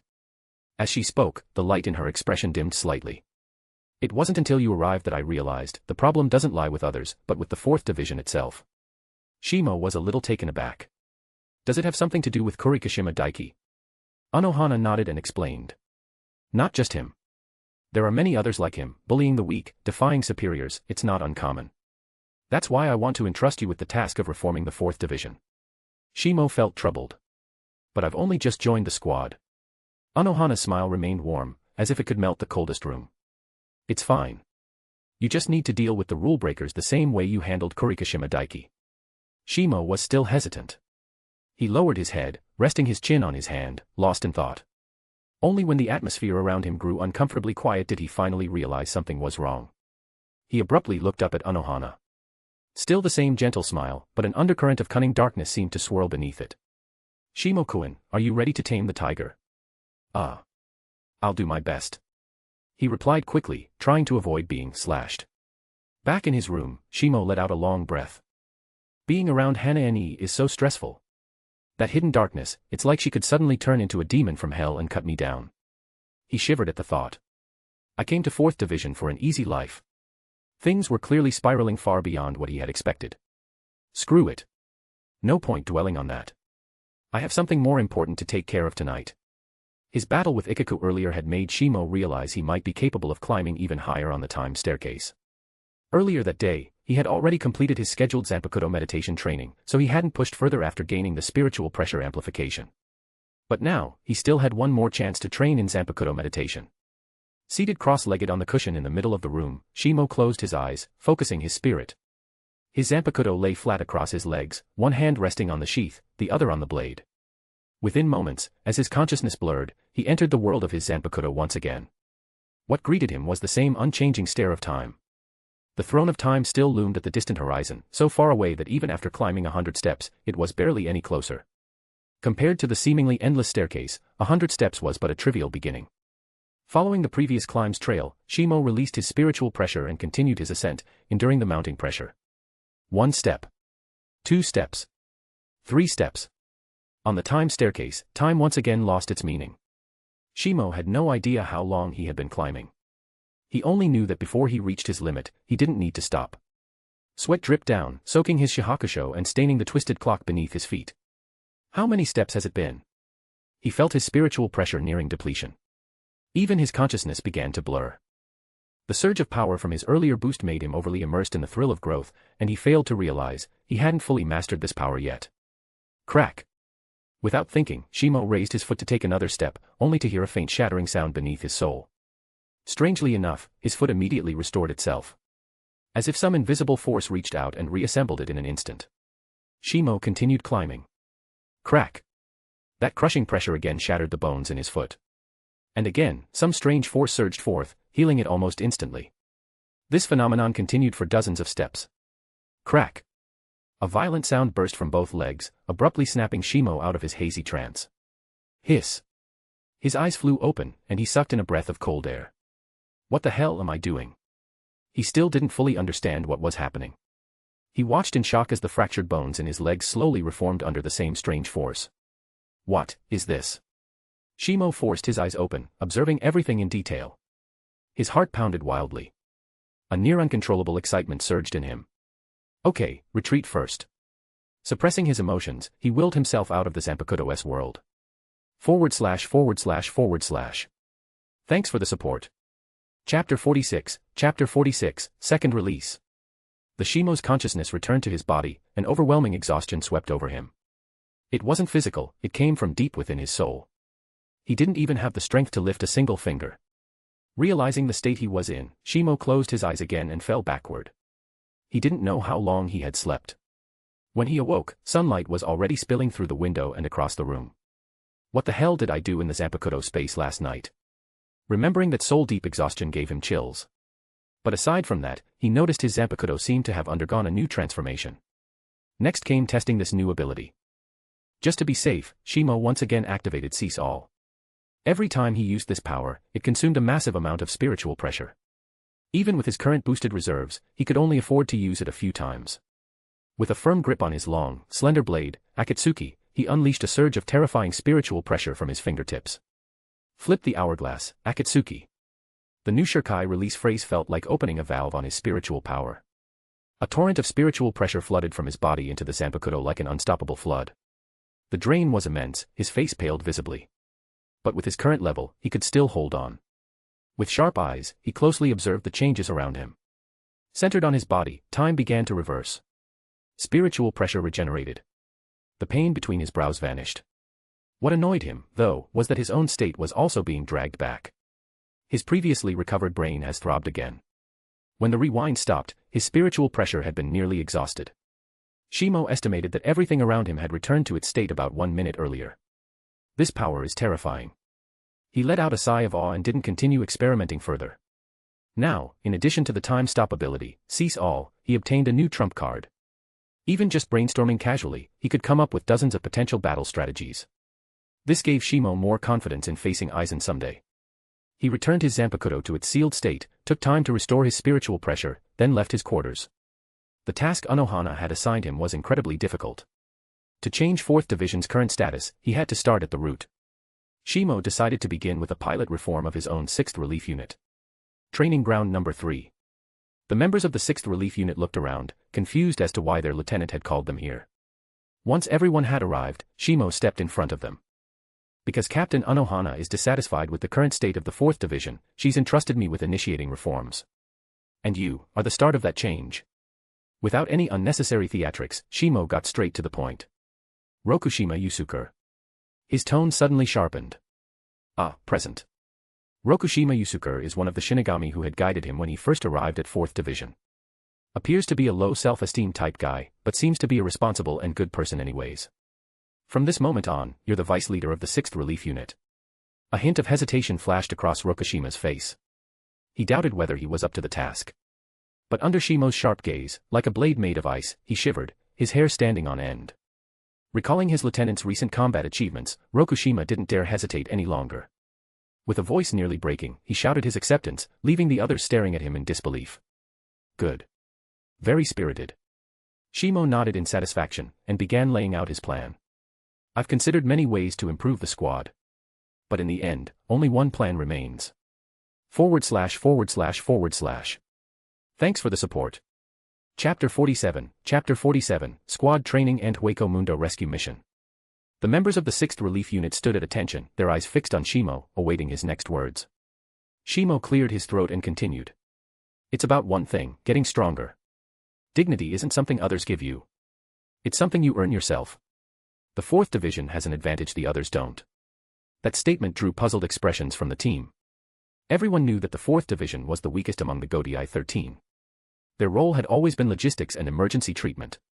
As members of the 4th Division, they had long occupied the bottom of the social ladder within the Godai 13. Some had tried to change this perception in the past. But all were eventually defeated by reality and gave up on their ideals. Shimo scanned the room, his tone growing firm. That advantage is Kaidō. The greatest strength of the 4th Division is Kaidō. Rokushima Yusuke, who was gradually overcoming his introverted nature, raised his hand hesitantly. Shimo nodded, granting him permission to speak. Lieutenant Shimo, but other divisions can use Kaidō too. It's just that we're slightly more proficient than them, that's all. Shimo was clearly prepared for this. You're right. Kaidō is a skill most Shinigami learn. But what they use is just the most basic form. The depth and mastery we in the 4th Division possess far exceeds that of any other division. And that is our advantage. Shimo's plan was simple. Train the 4th Division not just in healing, but in combat. Traditional Shinigami combat relies on 4 pillars, Zanjutsu, Hakuda, Hoho, and Kido. When spiritual pressure isn't overwhelmingly lopsided, the one with better combat technique wins. He didn't expect them to become elites overnight. But what he did want was for them to earn the respect they deserved, through strength. Combat first. Kaidō second. Shimo was fired up. Healing while fighting, like a glorious holy knight. Rokushima Yusuke raised his hand again, confused. Lieutenant, what's a holy knight? Shimo froze for a moment, then improvised with a confident nod. That's the future title for the 6th Relief Unit. When the day comes that you earn respect with your own strength. That's when you'll truly be called holy knights. He painted them a bright and inspiring future, rekindling the fighting spirit that had once gone cold. But what awaited them next was unimaginable hardship. Under Rokushima's coordination, the team trained in pairs, undergoing intense combat drills. Shimo's role was simple: evaluate their progress. The key to getting stronger is not fearing pain. When you can cast Kaidō mid-battle, you can keep going. Day after day, training continued, and Shimo could clearly see their combat skills improving at a rapid pace. With death looming as a real threat, a Shinigami's potential is often pushed to the limit. They started with one-on-one duels, then evolved into the entire 6th Relief Unit sparring against Shimo alone. Even though they were defeated miserably every time, they began to notice themselves growing stronger. Word of the 6th Relief Unit's transformation began to spread throughout the 4th Division. 1 year later. Inside the 4th Division captain's office. Shimo sat across from Unohana Retsu, a cup of hot tea in hand, admiring the ikebana on her desk. Hana-ne, you didn't call me here just to show off a new ikebana design, right? Unohana's lips curled into a faint smile. You saw through me again, Shimo-kun. In truth, there's a new mission that requires your attention. Shimo sighed and put down his tea. I knew it wouldn't be that simple. What kind of mission? Unohana gently placed a gentian blossom into the basket, the aesthetic of the piece blooming into quiet perfection. Although Shimo didn't understand a thing about ikebana, he did know that gentian was the 4th Division's symbolic flower, so the mission must involve them. I've been watching the transformation of the 6th Relief Unit closely. And now, it's time to test them. Unohana's tone became solemn. Recently, a strike team dispatched to Hueco Mundo became trapped and unable to return. The captain commander has issued an order for both the 11th and 4th Divisions to each send a squad to launch a joint rescue operation. The 11th Division's team will be led by Ikaku Madarame. As for the 4th Division, both I and Captain Kyoraku recommended you. Upon hearing this, black lines crept down Shimo's face. I can understand you nominating me, Hana-ne. But what the hell is Captain Kyoraku thinking? Unohana's smile only deepened. Captain Kyoraku said that, as your uncle, he felt it was important to give his nephew some proper field experience. He believes this is a perfect opportunity, and he has high hopes for you. Shimo took a deep breath and said with exasperation. So basically, you want me to lead the 6th Relief Unit, to team up with Ikaku Madarame's unit, and head to Hueco Mundo for a rescue mission. // Thanks for the support. Chapter 48, The Kyoraku Family Affairs. Unohana nodded with a gentle smile. In addition, Captain Aizen also expressed support for recommending you to assist in Hueco Mundo. He even mentioned your performance back at the Shino Academy. Captain Aizen said, Kyoraku Shimo is the most naturally gifted student I've ever seen. He's in no way inferior to Captain Ichimaru. Shimo's heart skipped a beat, and a visible twitch crept across his face. I feel, life in the 4th Division suits me better. New check-in task issued. Host is requested to check in at the Forest of Minos and eliminate 100 Ajuchas class hollows. Reward, Soul Breakthrough. Ahem. For the peace and stability of the Soul Society, I shall do my duty without hesitation. Shimo's tone changed with whiplash speed, to the point that even Unohana's smile faltered for a brief second. It's best that you accepted, Shimo-kun. Otherwise, the 4th Division would have had to send the 6th Relief Unit alone. After accepting the mission, Shimo left Unohana's office, his face clouded with worry. Honestly, he could understand Unohana's nomination, and even that of his stupid old uncle. That much didn't surprise him. If it had only been them, he wouldn't have been so wary about going to Hueco Mundo. But Aizen. Shimo is not stupid. The involvement of that pragmatic bastard has changed things entirely. As the mastermind behind the Hueco Mundo experimentations, Aizen held absolute authority in that realm. And Shimo hadn't forgotten how, back at the Shino Academy, he had repeatedly been singled out for special attention by that very man. Now, with Aizen openly expressing approval of him being dispatched to Hueco Mundo, it was hard not to be suspicious. Aizen, what exactly are you planning? Shimo furrowed his brow, trying to piece together the implications. 5th Division Barracks. Aizen sat calmly at his desk, processing paperwork with practiced serenity. Though the pile beside him towered high, not a trace of impatience showed on his face. Jin, what do you think of this Kyoraku Shimo? He suddenly set down his brush and glanced toward the shadows nearby. A voice drifted lazily from the dim corner. Oh my, I don't really have much of an opinion. From the shadow stepped a young man in a wide-sleeved haori. His pale lavender hair and narrow, perpetually squinting eyes made his expression unreadable. Ichimaru Jin spoke in a slow Kyoto accent. After all, I've only met him a few times. But one thing I can say for certain, Kyoraku Shimo is exceptionally talented. A small smile curled on Aizen's lips as his glasses glinted coldly in the lamplight. Even you say that? Then it seems, my plan is right on track. Let's hope this trip to Hueco Mundo yields useful results. That night. Under the pale moonlight, the streets of Siriidii were still active with patrolling Shinigami. Meanwhile, Shimo made his way from the 4th Division to the 8th Division barracks. Yo, Shimo. You're here. Kyoraku Shunsui set down his slightly risque magazine and greeted his nephew with a grin. Nanao-chan, prepare a pot of calming tea for Shimo. What's the big idea, calling me over this late at night? Only the 3 of them were present in the room. Shimo made no effort to keep up appearances. He plopped down opposite Shunsui with a thud, picked up the cup in front of him, and downed it in one go. I'm heading to Hueco Mundo tomorrow. How do you feel about that? Shunsui gave his nephew a sly, lopsided smile. What the hell are you up to? I'm still carrying the weight of the Kyoraku family succession. Aren't you even a little worried something might happen to me in Hueco Mundo? Shimo snapped irritably. He really couldn't figure this shameless uncle out. Shunsui had never been short on ridiculous ideas. If you want to take the family headship from me one day, you'll need to toughen up a bit first, don't you think?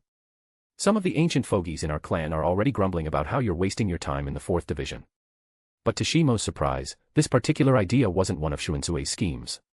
Those wrinkly fossils. Images of decrepit elders flashed through Shimo's mind. Shunsui sighed and nodded. Even though I'm the current family head and control 99% of clan affairs, there's one matter where I don't have the final say, choosing the next successor.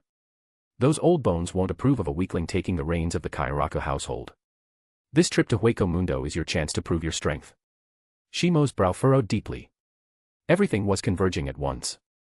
By all logic, those elders, given how degraded their souls had become, should be in a deep slumber by now. So why were they suddenly waking up? What kind of ghostly mess was this? // Thanks for the support. Chapter 49, Zaraki Kenpachi's Challenge. At dawn, when the first rays of sunlight spilled over Siriidii, Shimo had already assembled the entire 6th Relief Unit. Everyone, our special training has gone on for a full year now.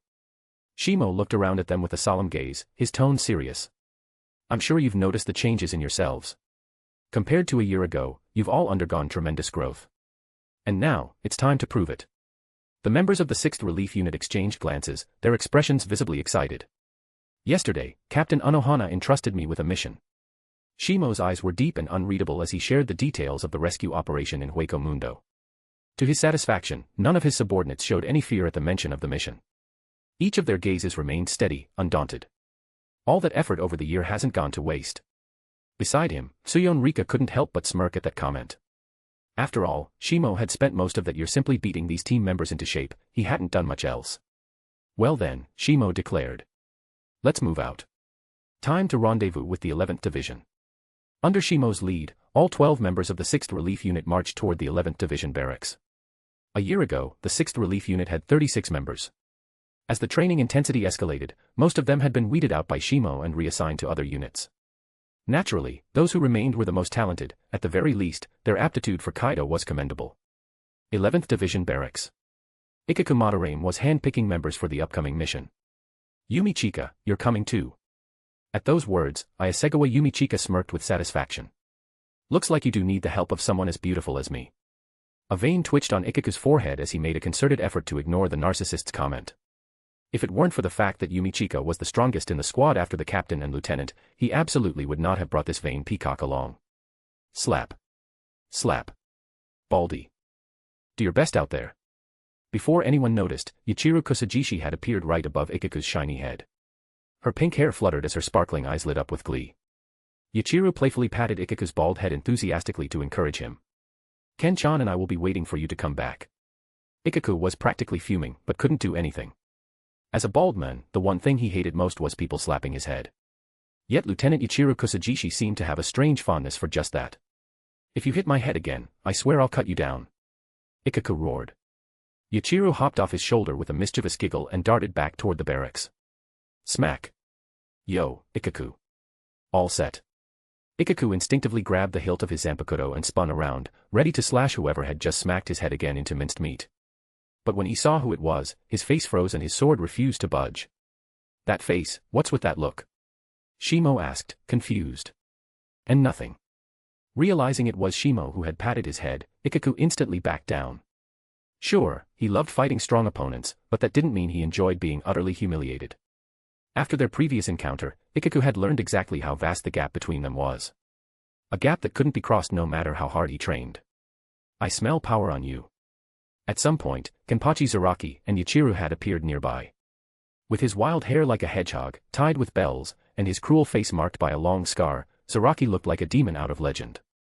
The edges of his white captain's haori were jagged and torn like teeth. Now, he was staring intently at Shimo, a fire of desire burning in his single eye. You're not bad. Let's fight to the death. Zaraki pointed his Zanpakutō straight at Shimo, the excitement on his face practically overflowing. Ken-chan. Ikaku and the others are about to leave, Yuichiro reminded him gently. You can challenge him after they come back. What's your name again? She turned to Shimo with curiosity. Kyoraku Shimo, he replied, feeling slightly helpless. He had done everything he could to keep a low profile, and yet still ended up attracting Zaraki's attention. Should he be impressed by the man's animal-like instinct? Or just admit that his own luck lately had been plain awful? Yuichiro made a tiny fist and tapped her palm, eyes lighting up. Then I'll call you Shimo-chan. Shimo waved weakly. Whatever makes you happy. Finally managing to escape from Zaraki and Yuichiro, Shimo led his squad to the weak point in space. He raised his hands and completed an incantation. With the final word, the thin spot in the air tore open like it was being ripped apart by invisible hands. Darkness loomed beyond the rift. The path to Hueco Mundo was now open. // Thanks for the support. Chapter 50, Kaidō number 54, Heian. Hueco Mundo. What met their eyes was a boundless desert and barren wasteland. Occasionally, sparse quartz trees could be seen, standing alone as they were lashed by the cold wind. The ever-blowing white sand only added to the overwhelming sense of desolation. So this is Hueco Mundo. Looks pretty damn bleak. For Rokushima Yusuke and the other 4th Division members, this was their first time stepping into Hueco Mundo. Even though they were only within the outer perimeter, they still found the experience somewhat novel. Bunch of clueless birds. The 11th Division members, on the other hand, still looked down on the 4th Division team. While they respected combat prowess, that respect only extended to Shimo, the other 4th Division members didn't qualify. Ikaku Madarame, for once, chose to hold his tongue, walking silently at the front, scouting ahead. Hueco Mundo was riddled with dangers that could appear at any moment. If they wanted to rescue the hollow subjugation squad trapped deep inside, caution had to be their top priority. Shimo held a signal tracker developed by the Technological Development Department, carefully attempting to pick up lingering traces of spirit particles. And so, guided by the signal's direction, the group steadily advanced. 3 days later. The signal's gone, Shimo said gravely. Seems like the hollow subjugation squad's trail ends here. The spirit particles in the air still bear traces of battle. When it came to this kind of analysis, the 4th Division far outclassed 11th Division. Spread out and look for any related traces, Shimo ordered. The 2 squads immediately dispersed, searching for signs left behind by Shinigami. Ikaku, I have a bad feeling about this, said Yumichika Iasegawa solemnly as he watched the ongoing search. We might really be. Boom. Before he could finish, a thunderous rumble erupted not far away. Without hesitation, Ikaku activated Shuinpa and dashed toward the source of the sound. But a black blur beat him to it. Shimo, using Shuinpa, arrived in an instant at the epicenter of the disturbance. In the sunlight, large swaths of white sand were collapsing into a pit. From the lingering reishi in the air, it was clear that a Shinigami had fallen into it. Ikaku arrived beside Shimo just in time, his expression grim. There's something beneath the sand, a Minos Grande. Shimo murmured, judging from the pressure, likely in a Juchis-class Minos. Boom. Just as they observed the sand pit, another tremor shook the ground beneath them. It's coming. Ikaku shouted. He leapt into the air, drawing his Zanpakutō in reverse grip, ready for battle. The white sand caved in violently. A grotesque creature, massive and composed entirely of white sand, burst forth and loomed before them.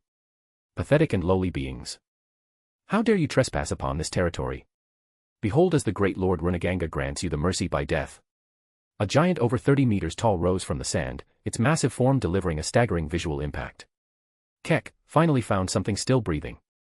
Ikaku could no longer contain the fire of battle burning within him. Watch as I cut this bastard into dust.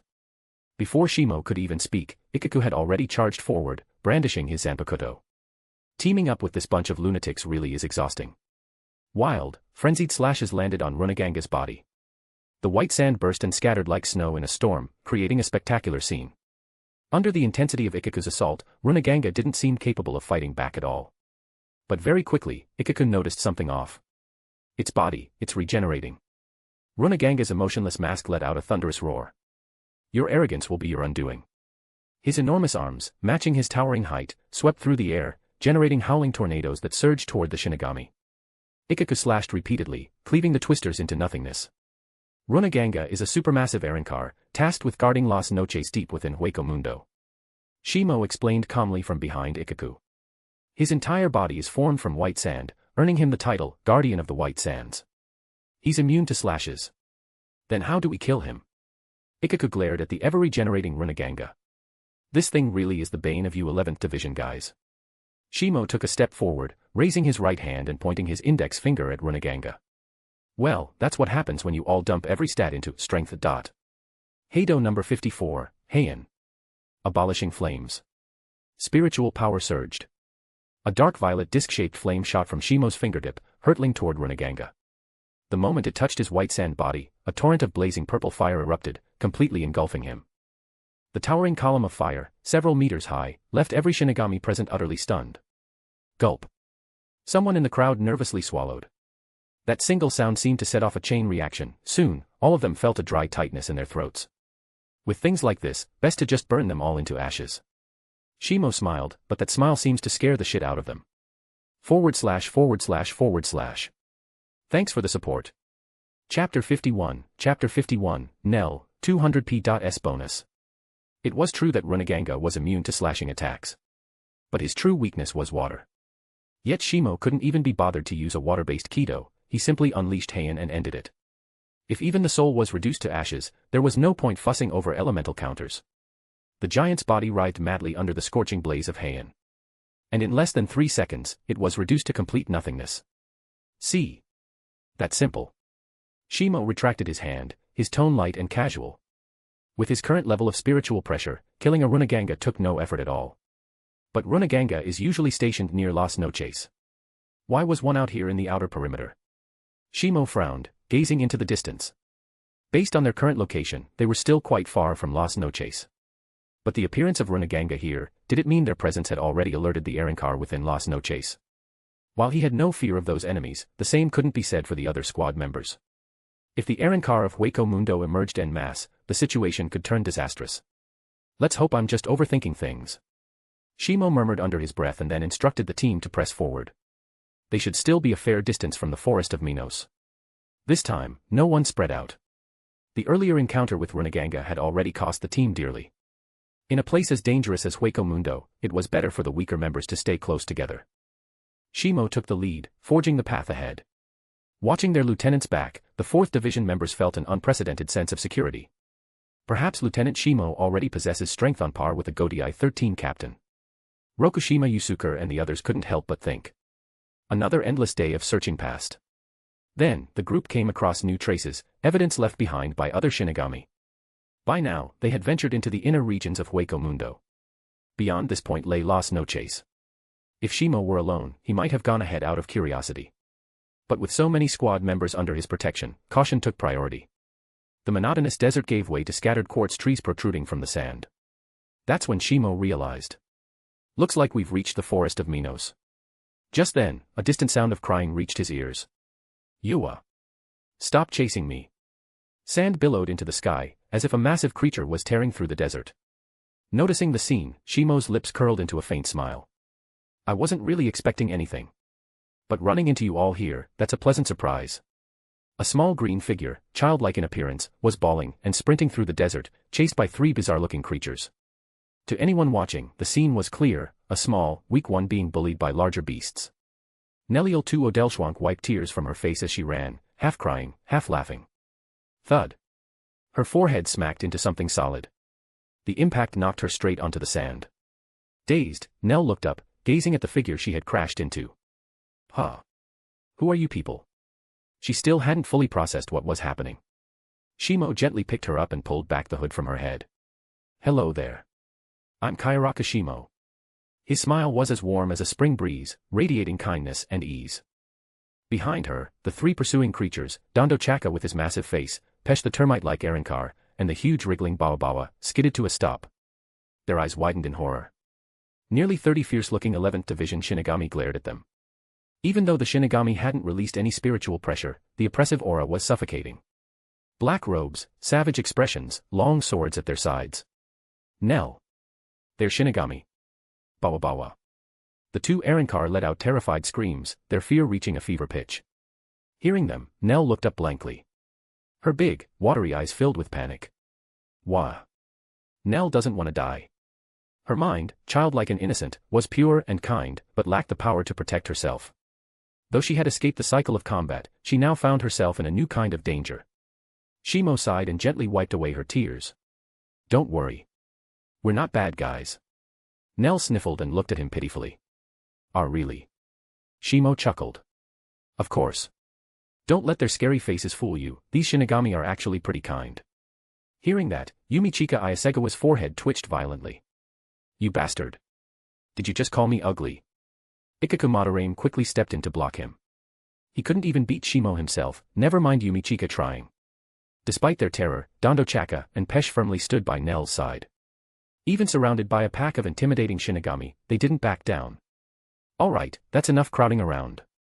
Shimo stepped forward to ease the tension. No need to worry, they're just a few harmless hollows. He carried Nell in his arms and approached Dondo Chaka and Pesh. So, what are you all doing here? // Thanks for the support. Chapter 52, Forest of Minos. Endless chase game. From within Shimo's arms, Nell poked her head out, shouting in excitement. Shimo, you should play with us too. After a brief conversation, Nell's simple childlike mind concluded that the man before her was clearly not a bad person. Dondo Chaka and Pesh, however, watched Shimo with sharp wariness. Unlike Nell, they had memories that made them far less trusting. Though they often acted foolish or strange, their loyalty to Nell was absolute, and they would die to protect her. They could see it clearly, this man was definitely a Shinigami from the Godai 13. The efficient movements, the fierce gaze, the occasional flicker of killing intent in his eyes, there was nothing ordinary about him. I don't have time right now, Shimo said with a calm smile. Tell me, have you seen any Shinigami in the area recently? We're looking for them. Nell pressed a finger to her lips and tilted her head in thought. I don't remember. Dondo Chaka, Pesh, do you know? Shimo and Nell looked toward the 2 Arankar, who were trembling under the stares of dozens of Shinigami. For them, simply staying put without fleeing was already an act of great courage. If you mean a squad of Shinigami, yeah, we did see something like that, Dondo Chaka said, digging into his memory. I remember now. Pesh suddenly smacked the horn on his head and said in his usual bizarre tone. They were banished to the Forest of Death by Lord Runaganga. At that, Shimo and Ikaku Madarame exchanged a glance, their expressions darkening. Ah, that's the Forest of Minos, Pesh clarified in a smaller voice. The nesting grounds of the Minos. Shimo set Nell gently down on the sand. Then, do you know how to get to the Forest of Minos? The moment he asked, Dondo Chaka and Pesh frantically shook their heads and waved their hands. Nope, no idea. Shimo glanced at Ikaku. Catching the signal, Ikaku's eyes lit with understanding. TCH. You really don't know. In one motion, he drew his Zanpakutō, letting his naturally vicious aura pour out unchecked. Shimo pressed a hand to his forehead, speechless. I should have told him to tone it down. Anyone would be terrified seeing that face. Dondo Chaka and Pesh clung to each other, letting out a desperate scream. Underground. The Forest of Minos is underground. Boom. The words had barely left their mouths when the ground beneath their feet began to convulse violently. Centered on the group, a massive whirlpool of sand began to spread outward. 800 Runaganga, they really think highly of us, Shimo murmured, sensing the spiritual pressure of the supermassive Minos and quickly counting their numbers. By now, it was obvious, they had been under surveillance all along. As for who was watching, they'd find out once they reached the Forest of Minos. The sand collapsed in a spiraling vortex, engulfing the group. Don't panic. This is how we're getting to the Forest of Minos. Shimo called out, steadying everyone's nerves. Runaganga can't beat us, so they're banishing us instead. The sand beneath them gave way completely, and the Shinigami plummeted into the depths. Shimo shifted Nell back into his arms, shielding her with his body. An Arrancar without combat ability in a place like this could easily meet a tragic end. Aside from Dondo Chaka, Pesh, and the massive battle worm Bawa, everyone else landed safely on solid ground. So this is the Forest of Minos, huh? Ikaku grinned, scanning the area. I can already feel their spiritual pressure. From the darkness ahead, countless blood-red lights appeared, like a sea of lanterns. And then, towering figures began to emerge from the shadows of the forest. Jillions. There's so many of them. My giant hammer's been thirsty for too long. The 11th Division Shinigami's reaction was nothing like what a normal person should have in this situation, every face lit up with wild excitement. Seeing this, Nell shrank deeper into Shimo's arms. They all feel so dangerous. I'm doomed. I'm gonna die. Dondo Chaka and Pesh clutched their heads in despair. We've fallen into the Forest of Death. Bawa. The air grew tense, strangely tense. Shout that doomsaying crap again and I'll cut you in half. Ikaku roared suddenly, turning his glare on the two Arrancar. They clung to each other and shook like leaves. Compared to the Jillions, the bald Shinigami seemed even scarier. Looks like the Shinigami who got dropped in here before us didn't have much of a chance, Shimo said with a sigh. Shouldn't we be thinking about how to escape? Nell asked timidly, peeking out from his arms. At her question, Shimo's lips curved into a grin, his teeth flashing white. No, it's them who should be escaping. Nell followed his gaze, and saw an endless horde of Minos Grande before them. // Thanks for the support. Chapter 53, Battle. Listen up, boys, it's time to stretch some muscles. Ikaku Madarame charged to the front of the formation without hesitation.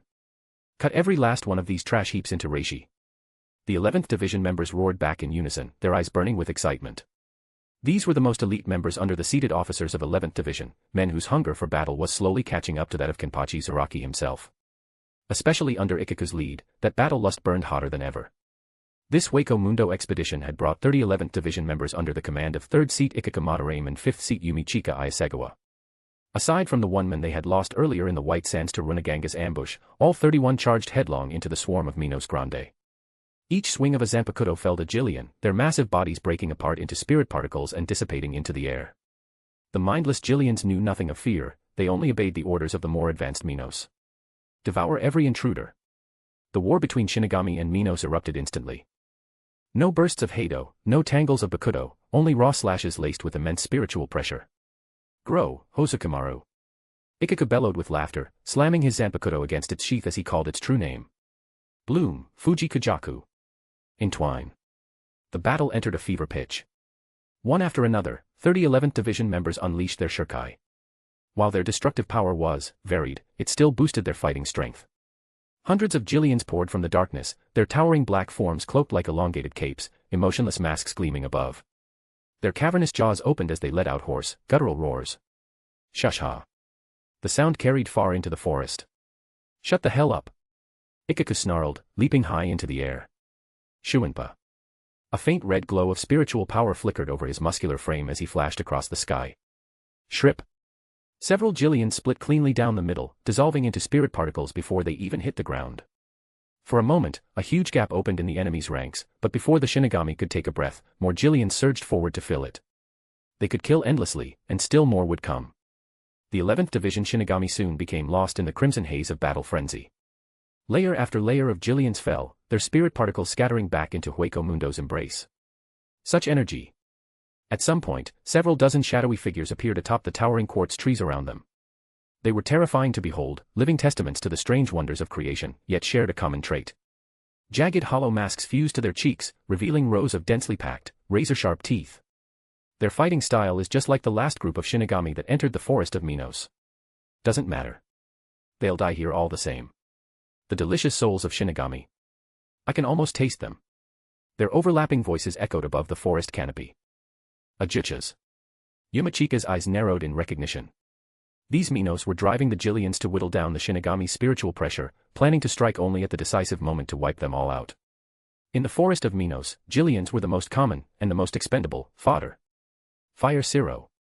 The Jillians fighting in the front lines continued to throw themselves into the slaughter, while those in the rear opened their jaws wide, gathering crimson spiritual power into their throats. A red glow swelled into massive orbs, the Jillians' strongest attack. Zero. The crimson beams flared like pillars of light, lancing through the gaps in the front ranks and streaking straight toward the Shinigami. Kaidō number 31, Shikaho, Red Flame Cannon. The unified cry rang out from behind 11th Lunatics, a surge of spiritual energy swelling at their backs. Before Ikaku and the others could even turn, a wave of searing heat washed over them. Dozens of blazing red fireballs streaked past, colliding head-on with the incoming Zero. Boom.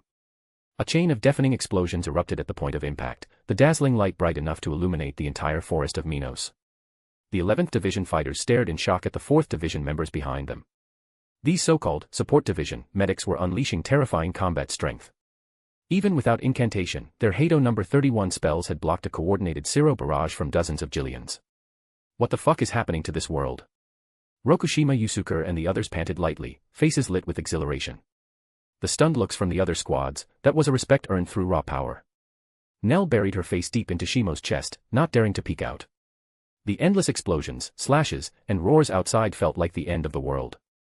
Only the warmth of this embrace could give her any sense of safety. Shimo smiled, patting her head before turning a sharp gaze on Rokushima Yusuke. Prepare for combat. Let the so-called battle division and these Minos see. His smile curved into something dangerous. What real fighting looks like. /////. Thanks for the support. Chapter 54, Noitra appears. A year of special training, Shimo was eager to see just how much of a surprise the 6th Relief Unit could give him. Though he had a good grasp of their abilities from frequent sparring sessions, sparring was still just sparring. Shimo never went all out, and neither did they. Besides, the gap between his strength and theirs was simply too vast for those mock battles to truly reveal the results of their training. Yes, Lieutenant. Rokushima Yusuke and the others roared in unison, their momentum no less intense than that of 11th Division. Clang. Under their vice leader's command, the 6th Relief Unit drew their Zanpakutō in perfect unison and leapt into the fray. The 11th Division members stared, wide-jawed, their swings faltering for a beat. Is this really 4th Division? Weren't they supposed to stay in the rear, patch us up when we got screwed? Why am I seeing fighting like this from them? The 11th Lunatics was known for its ruthless fighting style, but compared to this 4th Division unit, they seemed almost tame. These medics ignored injury, ignored pain. In their eyes there was only one goal, crush the enemy in front of them. With my wound, I take your life. Rokushima Yusuke's voice rang out as he flashed through the Jillian ranks, severing heads in rapid succession. His squad followed with bloodshot eyes, maintaining formation at his back. Shimo, is it really safe for them to fight like this? With fewer enemies pressing him, Ikaku found himself with a moment to breathe. For a man who prided himself on his own ferocity, there was an unsettling twinge of fear watching the 4th Division fight this way. At this rate, they'd all die in the jaws of the Minos horde. Shimo only smiled. It's fine. The real show's just getting started. After dozens of minutes of fighting, 11th Division members bore only superficial wounds, and their spiritual power consumption was still within manageable limits. Before departing, the 12th Division had even supplied them with spiritual pressure recovery agents, potent stimulants that could restore large amounts of Ryoryoku, spiritual power, in a short time. They couldn't be used consecutively without side effects, but they were excellent supplies nonetheless.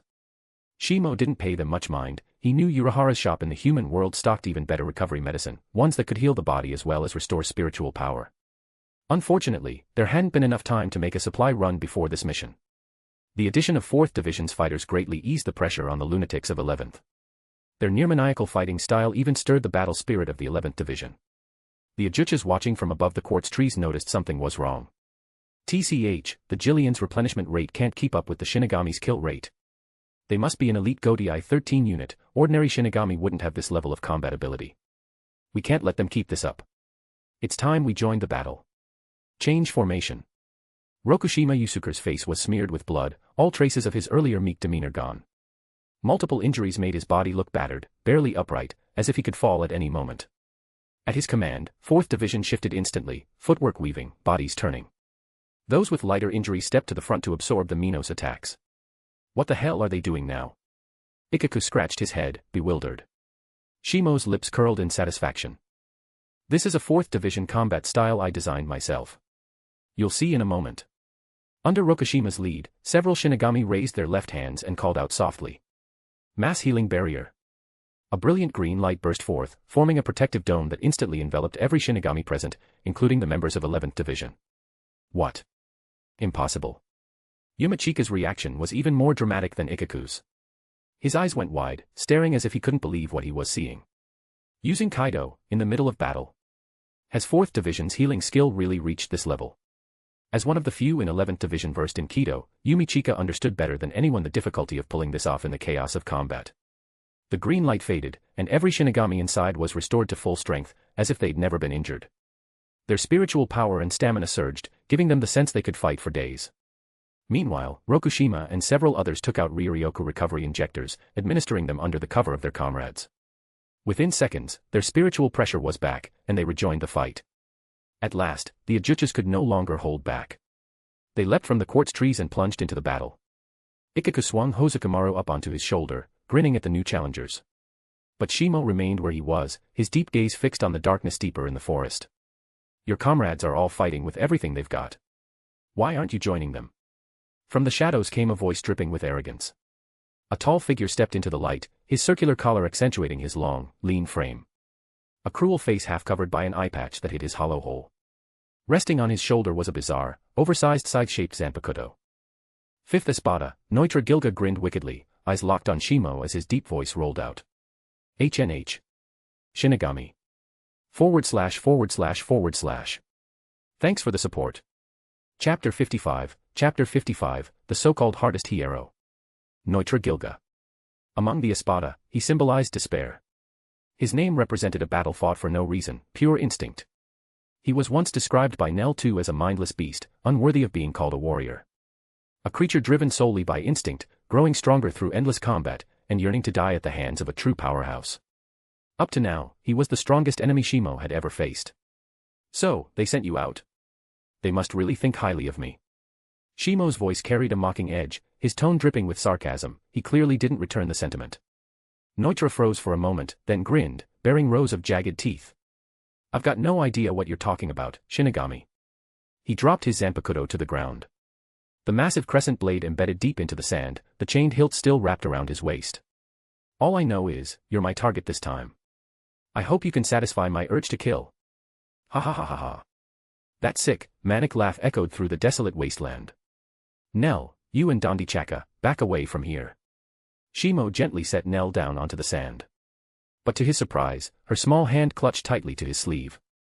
Shimo, please, don't fight. Her innocent eyes shimmered with a mist of tears. It's okay. Shimo patted her head, comforting her softly.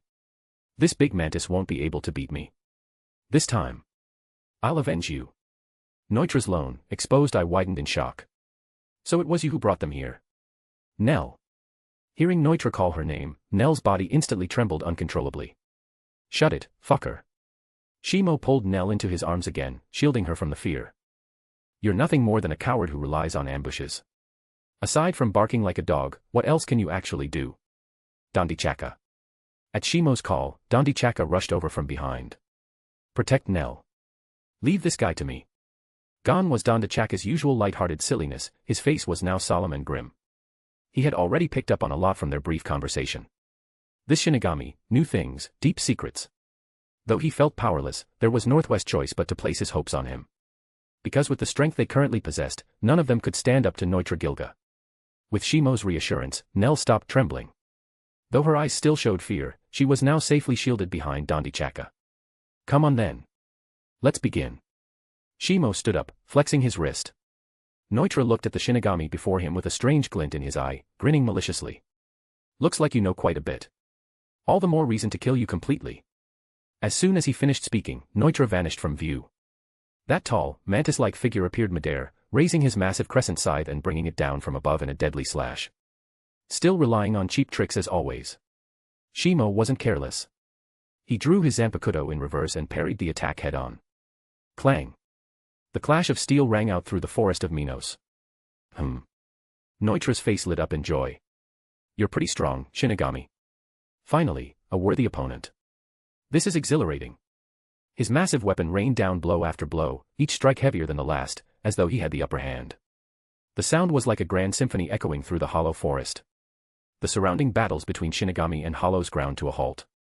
All eyes turned toward Shimo and Neutra, shock painted across every face. Is that Shimo-sama's true strength? Who the hell is that man, to fight him so evenly? What terrifying pressure. It's no less than a captain's Ryatsu. The Shinigami grew more and more grim, their nerves stretched taut. The sudden arrival of this monster, combined with the terrifying battle unfolding before them, had cast a shadow across their hearts. Shimo held his blade in one hand, his expression calm as he weathered the storm of savage strikes. Die, die, die. Neutra howled maniacally, his expression becoming increasingly deranged. What's the matter? Are you hesitating? Is that all the strength you've got?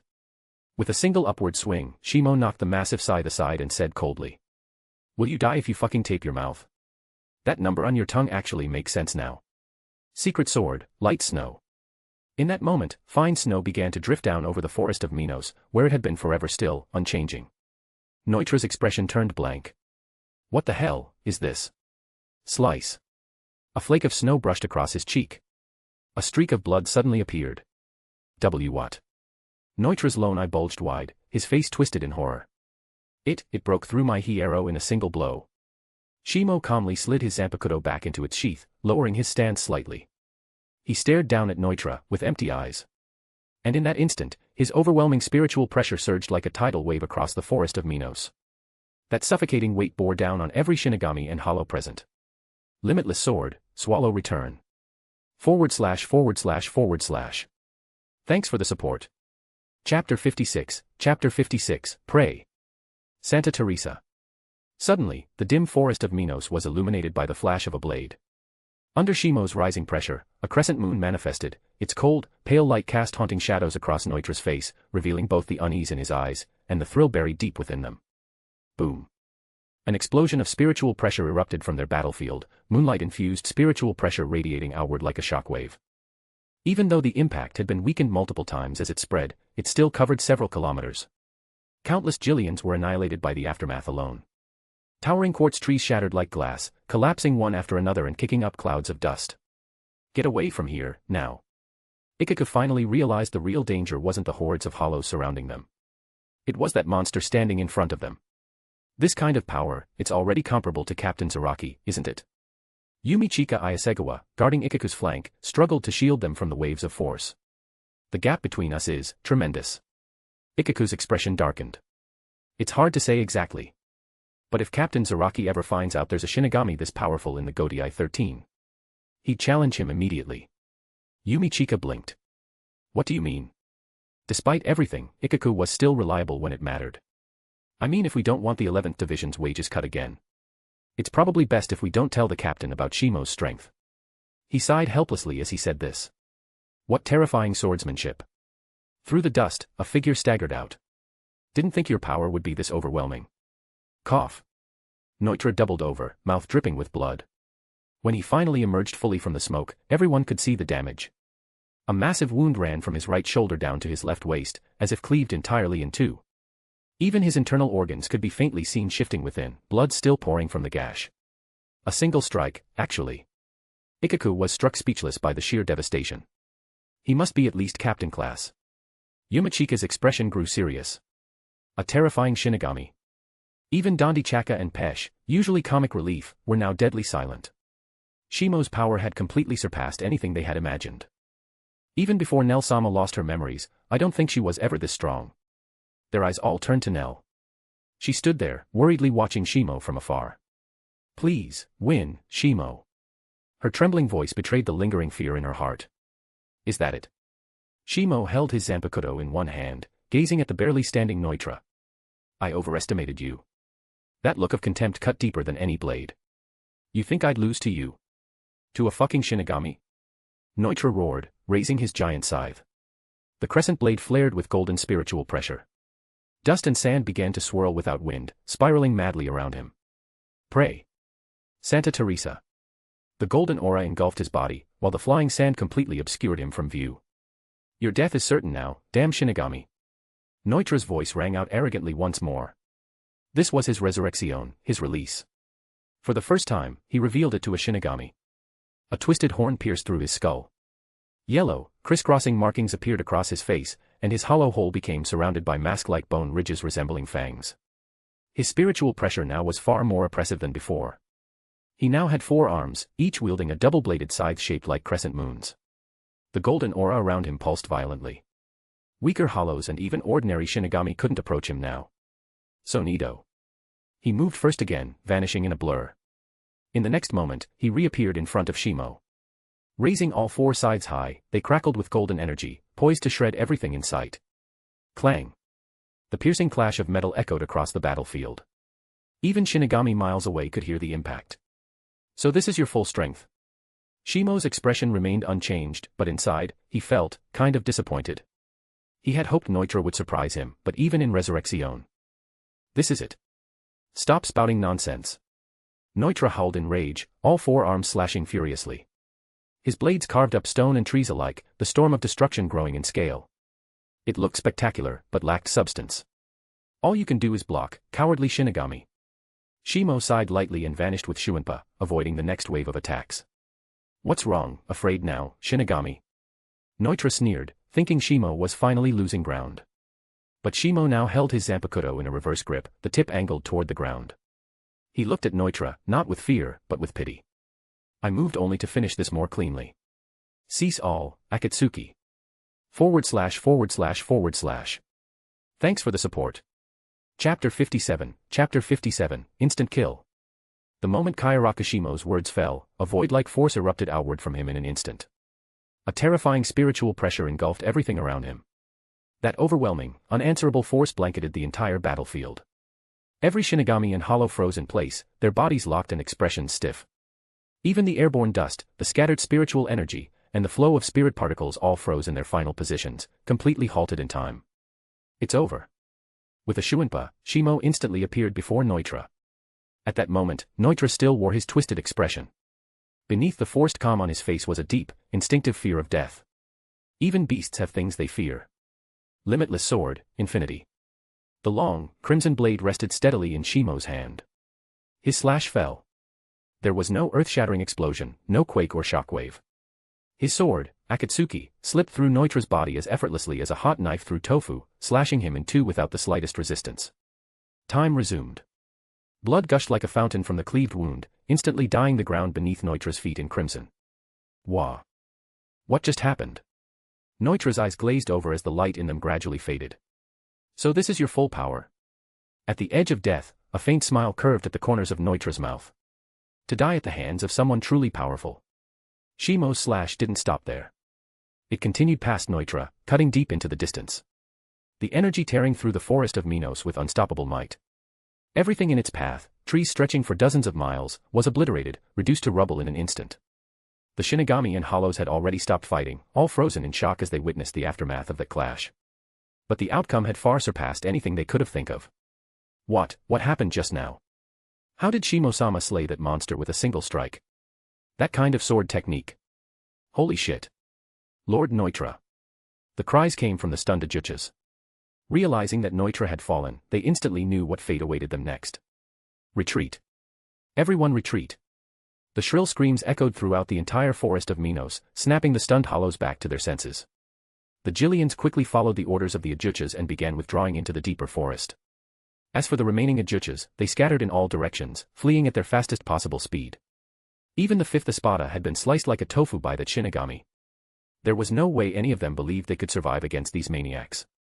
The first group of Shinigami had already fought like they didn't care about their lives, rushing into battle with no regard for their own injuries, seemingly determined to tear off a piece of flesh even if it meant dying. But this second wave, they had taken madness to an entirely different level. At times, the hollows couldn't help but feel like they were the harmless souls, and these Shinigami were the real monsters. Shimo did not seal away his shuriken. He gripped Akatsuki tightly and charged directly into the ranks of the fleeing Ajuchas. Those who realized he was chasing them nearly died from fear alone. That one terrifying slash had carved a new canyon into the forest of Minos, and a permanent scar into their hearts. Shimo's form darted between the escaping hollows. Every time he appeared, an Ajuchas would burst into spirit particles and vanish midair. This one-sided massacre continued until... Task complete. Distributing mission rewards. Congratulations, host. You've achieved a soul breakthrough. BZZZ. The moment the system notification sounded, Shimo felt a deep tremor in his soul. Then came a massive surge, battering at his consciousness. The pain far exceeded that of a mere spiritual pressure amplification. It flared up from his mind and spread to every corner of his body, relentless and burning. Even the spirit particles within him seemed to writhe and fluctuate violently from the change. Crack! Shimo reversed his grip and stabbed Akatsuki into the ground, using it to support his now unstable body. Shimo. Nell came running from the distance in a panic, closely followed by Dondichaka and Pesh. As for the combat worm Bawabawa, it had been reabsorbed into Dondichaka's body at the beginning of the fight. Seeing Shimo clutching his blade, brows tightly furrowed, Nell's eyes were filled with deep worry. Shimo, are you okay? Shimo forced a faint smile and replied. I'm fine. It's just a bit of backlash. The pain came swiftly, and vanished just as quickly. In less than a minute, the agony had completely faded. If it weren't for the sweat beading in his palms, Shimo might have thought he imagined the entire thing. It's over now. He crouched down and gently pulled Nell into his arms to comfort her. You are. The moment she felt his warmth and realized he was back to normal, Nell broke into loud, hiccuping sobs. I thought you. Shimo gave a helpless, wry smile and let her cry into his soaked uniform. This little version of Nell was anything but easy to take care of, /////. Thanks for the support. Chapter 58, The Shinigami in the Forest of Minos. With Neutra's death, the hollows scattered in panic. The Jillians, too, began retreating deeper into the forest of Minos under the command of the Ajuchas.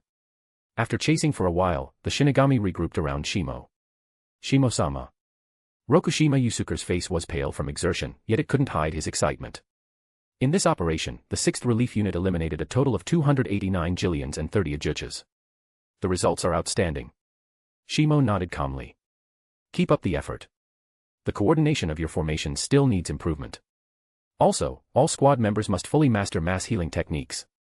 Only then can you truly be considered a qualified unit. Nearby, the 11th Division members stood dumbfounded at their conversation. What the fuck? Wasn't the 4th Division just a support unit? Not only had they taken out nearly as many enemies as the combat units, but they also carried the responsibility of healing the entire team. Why do the words 6th Relief Unit sound so damn irritating to me? Ikaku crossed his arms, tilting his head in confusion. It's not just you. I find it grating too. Yumi Chika said, equally annoyed. Those words sound like they're mocking our 11th Division. They're just a logistics squad, yet they racked up more kills than us frontline fighters. If this gets out, we'll be a laughingstock. Shimo overheard and offered flatly. No need to feel discouraged. Rokushima and the others trained under me for a full year. Their growth has been immense. Ikaku and Yumi Chika exchanged a look and both sighed. A whole year. Everyone selected for this subjugation rescue mission had survived countless battles. Even if they didn't excel in Kaidō, their combat strength was unquestionable. And yet, they were outperformed by a supposedly rear-line unit that had undergone just a year of training. Did these support types have some kind of special talent? Yumi Chika pondered seriously. No. The real reason probably lay with that man. He stared intently at Shimo, who was playfully ruffling Nell's hair. There was a glint of something deeper in his eyes. Just then, Shimo paused, his hand still atop Nell's head. He turned his gaze toward the depths of the forest of Minos. A Shinigami's Ryatsu. Regroup. We're heading deeper into the forest. He issued the command and immediately used Shuinpa in the direction of the spiritual pressure. Ikaku and the others quickly followed. Shimo leapt swiftly between the branches of quartz trees, making sure not to outpace the other Shinigami too much. What surprised him was Bawa, Dandachaka's massive, eyeless battle worm. Even crawling along the ground, it was moving just as fast as any Shinigami. Its squirming body showed no signs of slowing down, even with Dandachaka and Pesh riding on its back. That's a damn good spirit worm, Shimo praised aloud. Nell's gonna suffocate in here. Nell poked her head out from Shimo's arms and called down cheerfully to the ground. The ultimate never-ending hide-and-seek is starting. Catch up to us and beat me and Shimo up real good. And then laugh at us while we cry and beg for mercy. Below, Dandachaka and Pesh both looked horrified, their bone masks drooping visibly. Pesh, are we seriously going to beat up Shimo? Smack. Idiot. Pesh almost pulled out his Zanpakutō from his crotch area, whispering fiercely. That guy took out Neutra Gilga in one slash. That was the 5th Espada. Even Nell-sama. He suddenly stopped himself, glancing around cautiously. Forget it. If Nell-sama wants to play hide-and-seek, we'll play along. That Shinigami doesn't seem hostile to us anyway. So let's go, Bawa. Charge. The two Arankar stood atop Bawabawa's head, pointing ahead dramatically. Meanwhile, Shimo remained focused on the incoming spiritual pressure. To his surprise, the other Shinigami wasn't standing still, they were also headed toward his group. And fast. On alert. Ikaku also noticed and called out. From the shadows ahead, flickers of movement emerged, followed by a sudden burst of crimson cirro high above. A battle's already started. Shimo sensed mixed spiritual pressure, Shinigami and Hollow entangled together. It seemed that lone Shinigami had run into fleeing Hollows. By the time Shimo's group arrived, the battle had ended. Residual spirit particles drifted through the air, clearly the aftermath of fallen Hollows. At the center of the battlefield stood a lone Shinigami, calmly sheathing their blade, looking toward them. Their appearance was strange. They wore a hollow mask shaped like a twisted ram's skull, and over their standard shihakusho was draped a heavy pelt, decorated with several more broken hollow masks. A new hollow subjugation squad, they asked flatly. / Thanks for the support. Chapter 59, Ashido. A hoarse voice came from the mouth of the strange Shinigami before them. His calm, unshaken gaze swept over the Shinigami who had begun to surround him. Who are you? From the crowd, Madarame Ikaku stepped forward, studying the strange Shinigami with curiosity. Shinigami. Ashido. That same deep, muffled voice sounded again from beneath the antelope-like mask. Only then did Shimo leisurely recall the man's identity. The 7th Kenpachi, a friend of Kenpachi Kurashiki, and formerly the lieutenant of the 11th Division, Ashido. That name sounds familiar. Yumichika frowned deeply, struggling to recall the details in his mind. Judging by your squad insignias, you're from the 4th and 11th Divisions, right? Ashido spoke again. Years of not speaking had left him somewhat rusty at even this basic skill. Yeah. I'm Madarame Ikaku, 3rd seat of the 11th Division. This narcissist here is Ayasegawa Yumichika, 5th seat of the 11th Division. And the one holding the hollow over there is Kyoraku Shimo, lieutenant of the 4th Division. Up until then, Ashido had shown little reaction, but when he heard Shimo's name, his eyes shifted sharply toward him. Kyoraku. What's your relation to Captain Kyoraku? Shimo replied with a trace of exasperation. I usually just call him, foolish old man. Alright, there's no need to be on guard, it's one of our own. He waved a hand, signaling the other Shinigami to relax. Seeing this, Ashido also let down his guard and approached them. Kyoraku Shimo. Shimo nodded. A long time ago, my uncle told me about you. You led a squad of Shinigami into Hueco Mundo hundreds of years ago, and then vanished without a trace. At those words, Ashido finally let go of all caution, removing the antelope mask from his face. The features beneath were sharp and striking, with a cool, composed expression, bearing a faint resemblance to that stubborn Kachiki's. Yes, that's me. One by one, my comrades fell to the hollows. Now, after centuries, I am the only one left. Shimo remained silent. He held deep respect for this man who had fought for the Shinigami's creed. Though some of his more extreme actions were harder to understand. Still, considering the 11th Division's lack of skill in Kaidō, it was no surprise they couldn't create a Senkaman or force open a Garganta to return. Over the centuries, Ashido had slain countless hollows. The hollow masks he wore as trophies, each one taken from a foe he had defeated. For him to have survived in such a place for so long spoke volumes about his strength. These fleeing hollows. They're connected to you, aren't they? Ashido suddenly asked. Shimo nodded. Not long ago, we fought that group of hollows. With limited manpower, we couldn't stop them all from escaping. Ikaku and Yumichika both felt a bead of cold sweat slide down their foreheads. Good grief, wasn't their record impressive enough already? From the sound of it, give Shimo 2 more squads and he'd flatten all of Hueco Mundo. Ashido stayed silent. After so many years without conversation, he didn't even know how to respond to Shimo's eccentric way of thinking. After a pause, that hoarse voice spoke again. And you, why have you come to the forest of Minos? Shimo didn't hide anything. Not long ago, an expeditionary team in Hueco Mundo went missing and sent a distress signal to the Siriidi. We followed the trail here, but found no trace of them. Ashido attached his mask to the mantle on his shoulder and said. You can stop looking. When I found them, they had already fallen to the hollows. You should leave quickly, the forest of Minos is northwest safe place. Hearing this, Ikaku asked in puzzlement. You're not coming with us? Ashido's voice was firm. This forest is the hollow's nest, constantly sending more to the world of the living. If I kill just one here, it might mean less burden there. Besides, I carry the will of my fallen comrades. Shimo crushed a stone beneath his foot, looking at Ashido.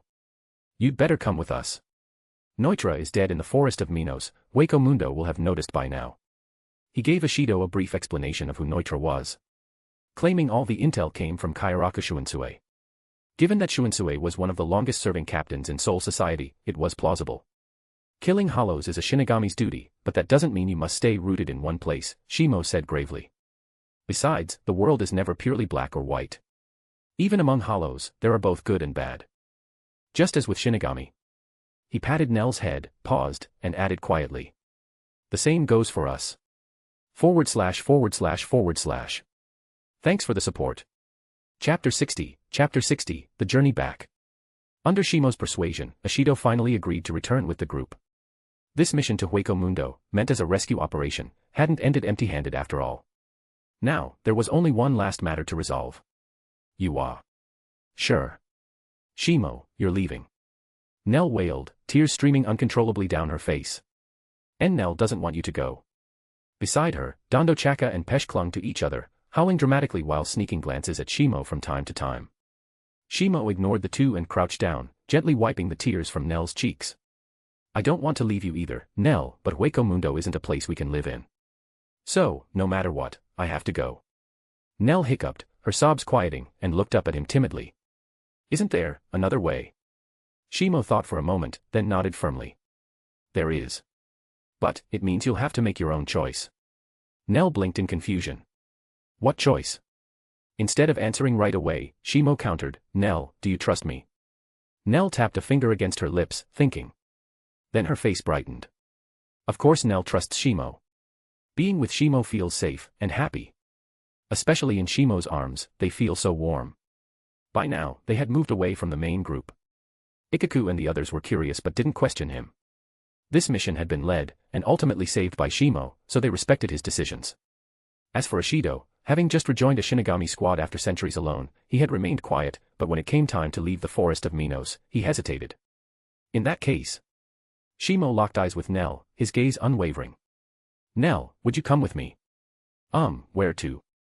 Still confused, Nell pointed at Dondo Chaka and Pesh. Can I bring Dondo Chaka, Pesh, and Bawa too? The moment she said it, Dondo Chaka and Pesh burst out in protest. Nell.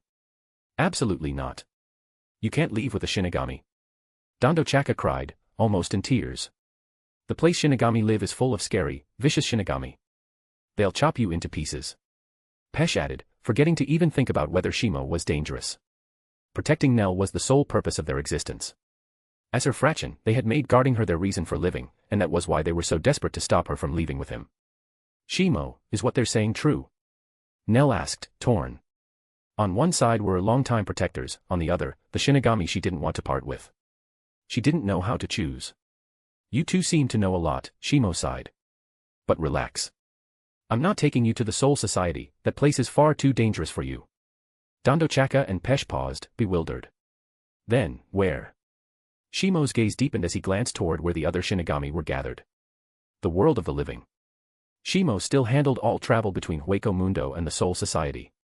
Dondo Chaka and Pesh decided to trust him, partly because Nell trusted him, and partly because if he had wanted to take her by force, nothing could have stopped him. He had killed Neutra, after all. Under the watch of everyone present, Shimo began chanting a Kaidō incantation and produced a transmission device developed by the Research and Development Institute. A wave of overwhelming spiritual pressure burst out instantly, sweeping across the surroundings. Sensing it, nearby hollows scattered in a panic, remembering all too well the nightmare this spiritual pressure had brought them before. In a flash of blinding light, a Senkaman appeared. Yumi Chika, lead the way. Ashido, stay in the center. Ikaku, you're on rear guard, Shimo ordered crisply. Soon, only Ikaku, Shimo, and Nell's group remained. Shimo. Are you taking them back to the Soul Society too?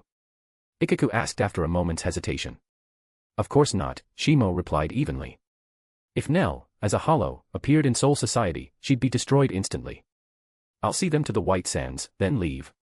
Ikaku's expression was odd, but he didn't press the matter. Then, see you back in the Soul Society. The Senkaman closed, leaving Shimo alone in Hueco Mundo. Dondo Chaka, put Bawa away, Shimo instructed. It's time we left this godforsaken place. Soon, Kaidō light flared again in the darkness. Unlike before, this time Shimo chose a Garganta for travel. A rift split open, revealing an endless void. Shimo once again scooped Nell into his arms, glanced at Dondo Chaka and Pesh, and said. Stay close. Don't get lost. Our destination, Karakura Town. // Thanks for the support. Chapter 61, Noticeable Change. In the world of the living, Karakura Town. The point where the Garganta opened was on the outskirts of Karakura Town. Shimo had no desire to attract unnecessary attention, yet even so, he still spotted a few hollows prowling nearby, ready to hunt. Kaidō number 4, by Akurai. The faint streak of lightning seemed almost unimpressive at first glance, yet it carried a crushing amount of spiritual pressure. The moment it touched the hollows, they were reduced to ash. Follow me. After orienting himself, Shimo said. I've already prepared a suitable place for you to stay. For Nell and her companions, this was their first time in the human world. Their eyes darted about curiously, at the towering buildings, the bustling flow of people. Shimo extended his senses for any traces of spiritual pressure in the vicinity. Any plus souls he found, he performed Kanso immediately. Any hollows, he purified on the spot. Oddly enough, he hadn't encountered any Shinigami patrolling Karakura Town. Perhaps it was just a matter of luck. Urahara shop. Kisuke Urahara and Nell stared at each other, as if trying to read something hidden in the other's eyes. Meanwhile, Dondo Chaka and Pesh knelt respectfully to the side, not daring to make a sound. Inside the small shop, 3 captain-class powerhouses were now gathered. Even an Espada would likely find it difficult to act arrogantly in such a place. Eventually, Urahara looked away first, conceding the silent contest. Shimo-kun, you've really dropped me into a mess this time. Kisuke's expression was tinged with bitterness. He was already beginning to regret helping Shimo in the past. If he hadn't been so impulsive, perhaps this much trouble wouldn't have followed. After all, he himself was already a wanted criminal in Soul Society, living in hiding. Urahara-san, that sounds a little cold. Shimo lifted the teacup on the table, but then remembered Tesai's mischievous habits and set it down again without drinking. We haven't seen each other in years, we're old friends. Old friends. What kind of old friend drags trouble to your doorstep the moment they show up? Urahara complained. You brought 3 Aaronkar into my shop, how am I supposed to do business now? Shimo motioned with his chin. Doesn't the underground space still have room? And besides, you can have them work part-time here. These 2 are strong and hard-working. Urahara sighed. Meeting you might be the biggest mistake of my life. I have a feeling the real trouble is only just beginning.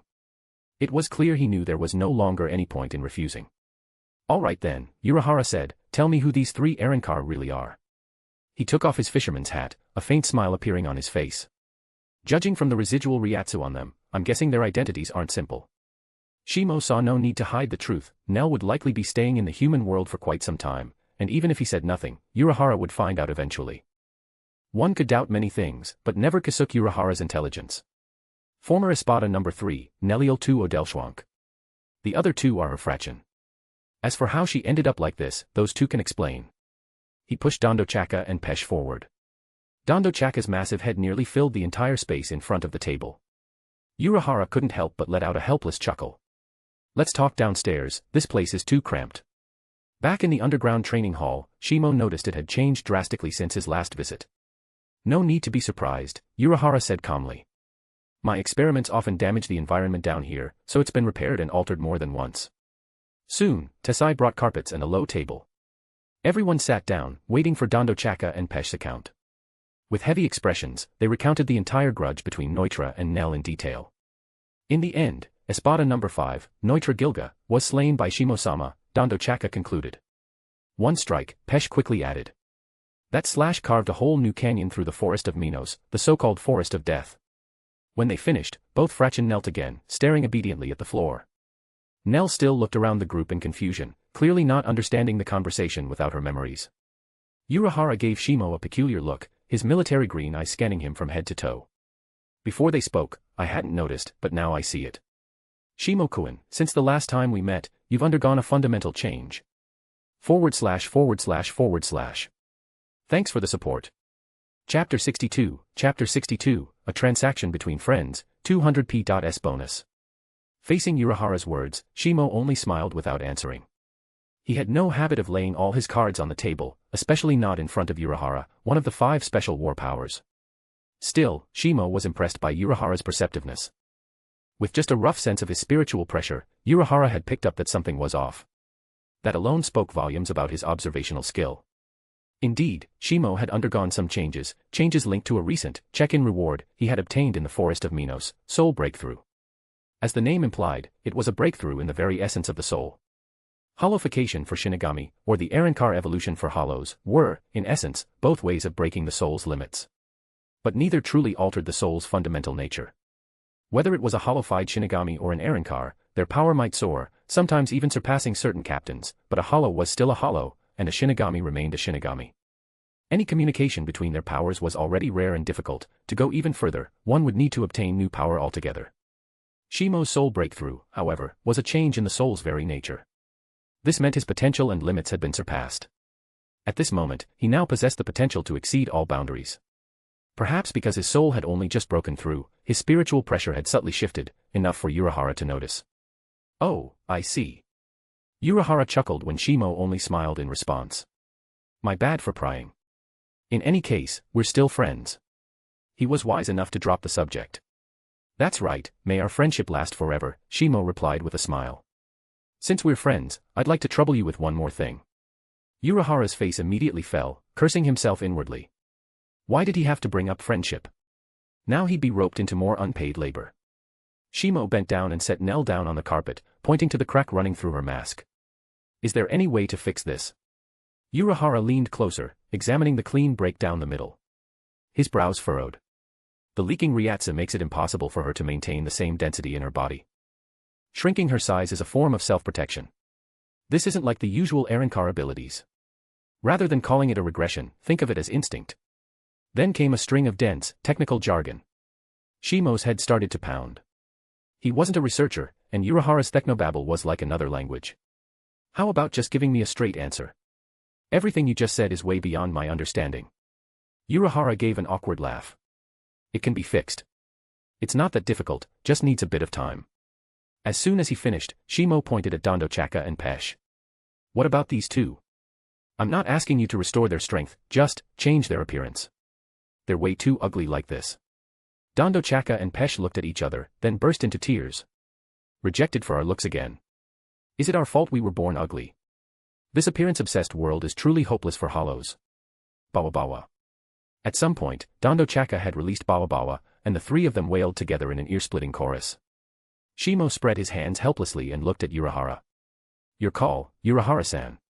Or, if you don't mind, they can stay like this. Unohana raised his cane toward the noisy trio. Bakudo number 73. Tazensho. Spiritual pressure surged from the cane, forming a transparent barrier that sealed all 3 inside. In an instant, the area fell silent. No problem, Unohana said casually. If it's just changing appearances, that's easy. In that case, I'll trouble you with it, Shimo said sincerely. He never forgot when others helped him. But before he could finish, Unohana raised a hand to stop him. No need for thanks, we're friends, after all. Helping each other is only natural. From somewhere, Unohana pulled out a folding fan and began fanning himself.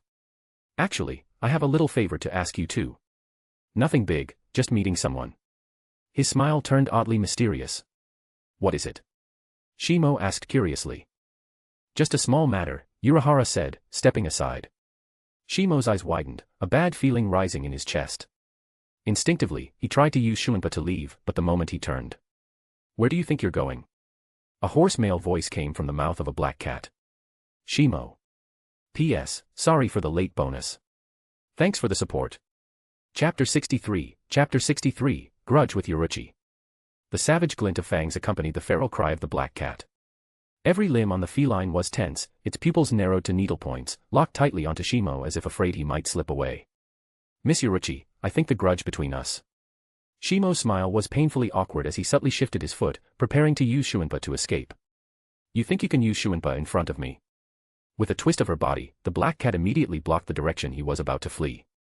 Prepare to die, you wretched little Shimo. A vicious screech escaped her throat. Suddenly, darkness swept across Shimo's vision, a paw blotting out the light as it slashed toward him. Unohana had already dodged far into the distance, hiding his grin behind a folding fan as he spoke with schadenfreude. Oh dear, Shimo-kun. I do hope you survive this. I've fulfilled my promise to Miss Yoruichi, after all. Tessai, let's head back upstairs. Give the two of them some privacy. At some point, Tessai had appeared behind Unohana, carrying two hollows, one large, one small, under his arms. As for Bawa, he had been quickly recalled into Pesh's body. Seated atop Pesh's huge head, Nell tilted her head curiously, watching Shimo from afar as he engaged in what looked like a battle of life and death with a black cat. Is Shimo going to be okay? Without turning his head, Unohana replied calmly. Don't worry.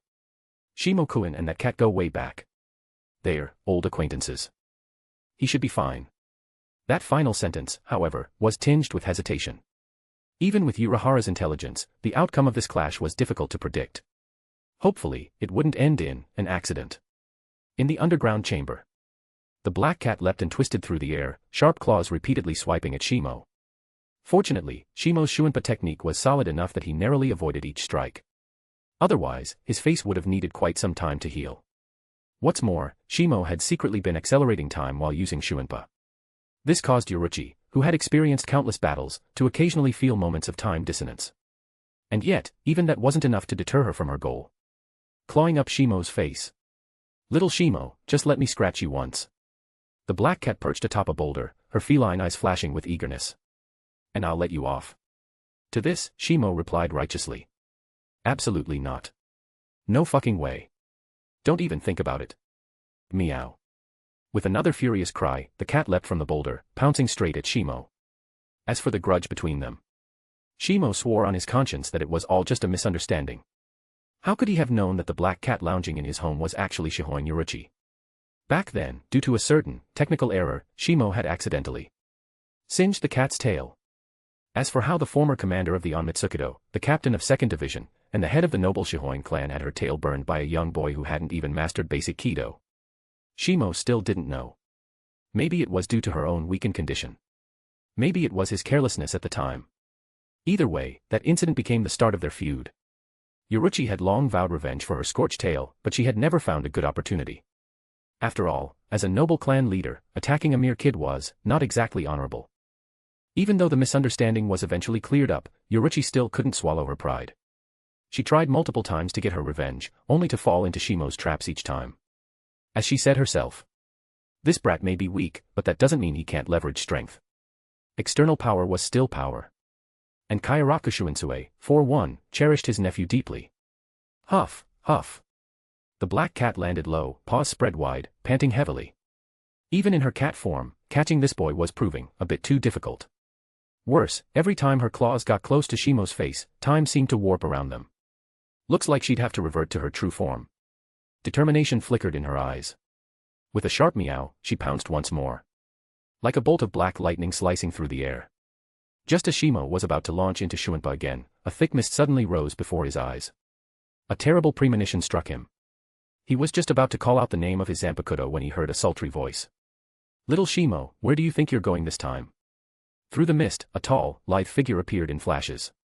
Shimo's pupils constricted, and his body froze for a split second. And in that moment, Yoruichi was already right in front of him. Finally, got you.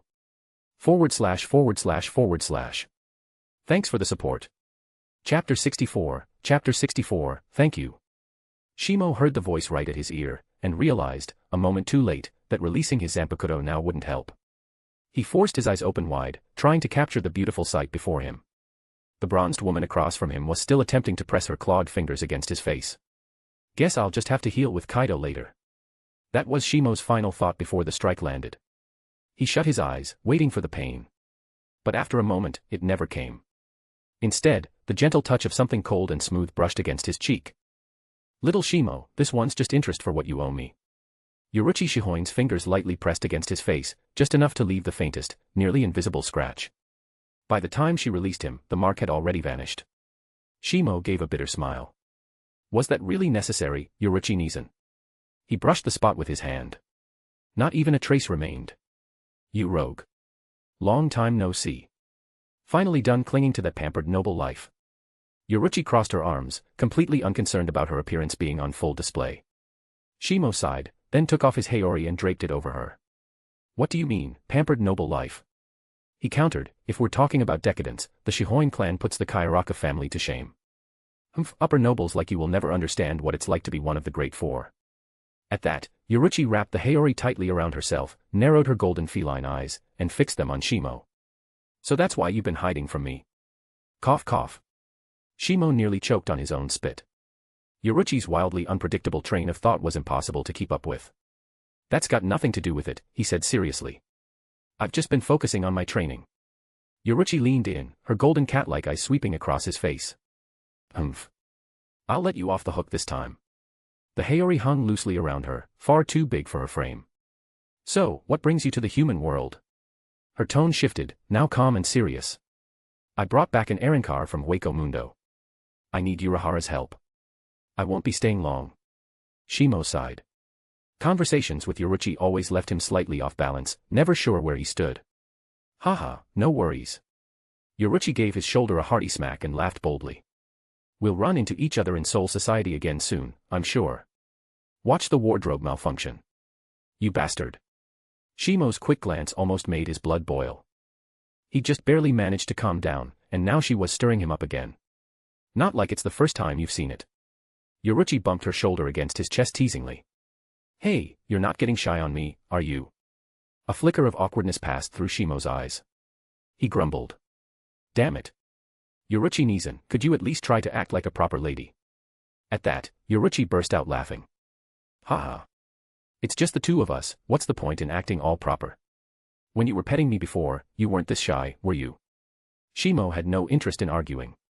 Petting a cat was petting a cat, how could that even be compared? Not to mention, back then, he had no idea that the black cat he'd found on the roadside was actually Yoruichi in disguise. Sure, getting lucky was a standard perk for transmigrators. But randomly picking up a stray cat on the street and it turning out to be Yoruichi. That was beyond absurd. In any case, the grudge between them wasn't something that could be untangled in one conversation.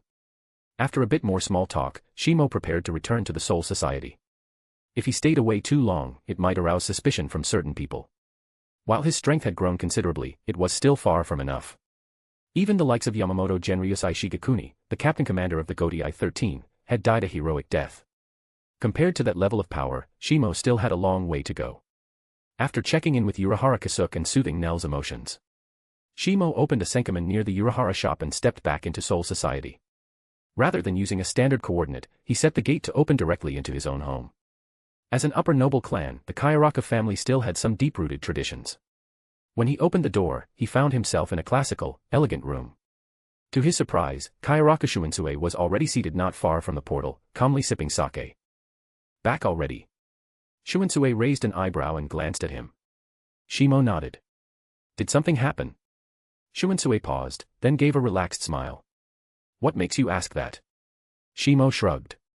Even if you're taking a break, you wouldn't normally be at home. Especially not during working hours. Still smiling, Shunsui raised his cup and said. Naturally, I was waiting for you. I wanted to thank you, on behalf of Nest of Maggots. Thank you, for bringing Ashido back. // Thanks for the support. Chapter 65, Change within the Zanpakutō's inner world.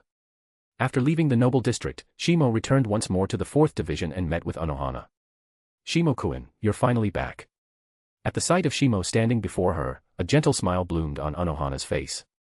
For reasons even she couldn't quite explain, the taut string in her heart loosened at that moment. "I was worried I might lose a friend I could share discussions of swordsmanship with." She offered a composed explanation to conceal her previous concern. Shimo smiled and nodded. "Don't worry, Hana-ni," he said calmly. "I do value my life, after all."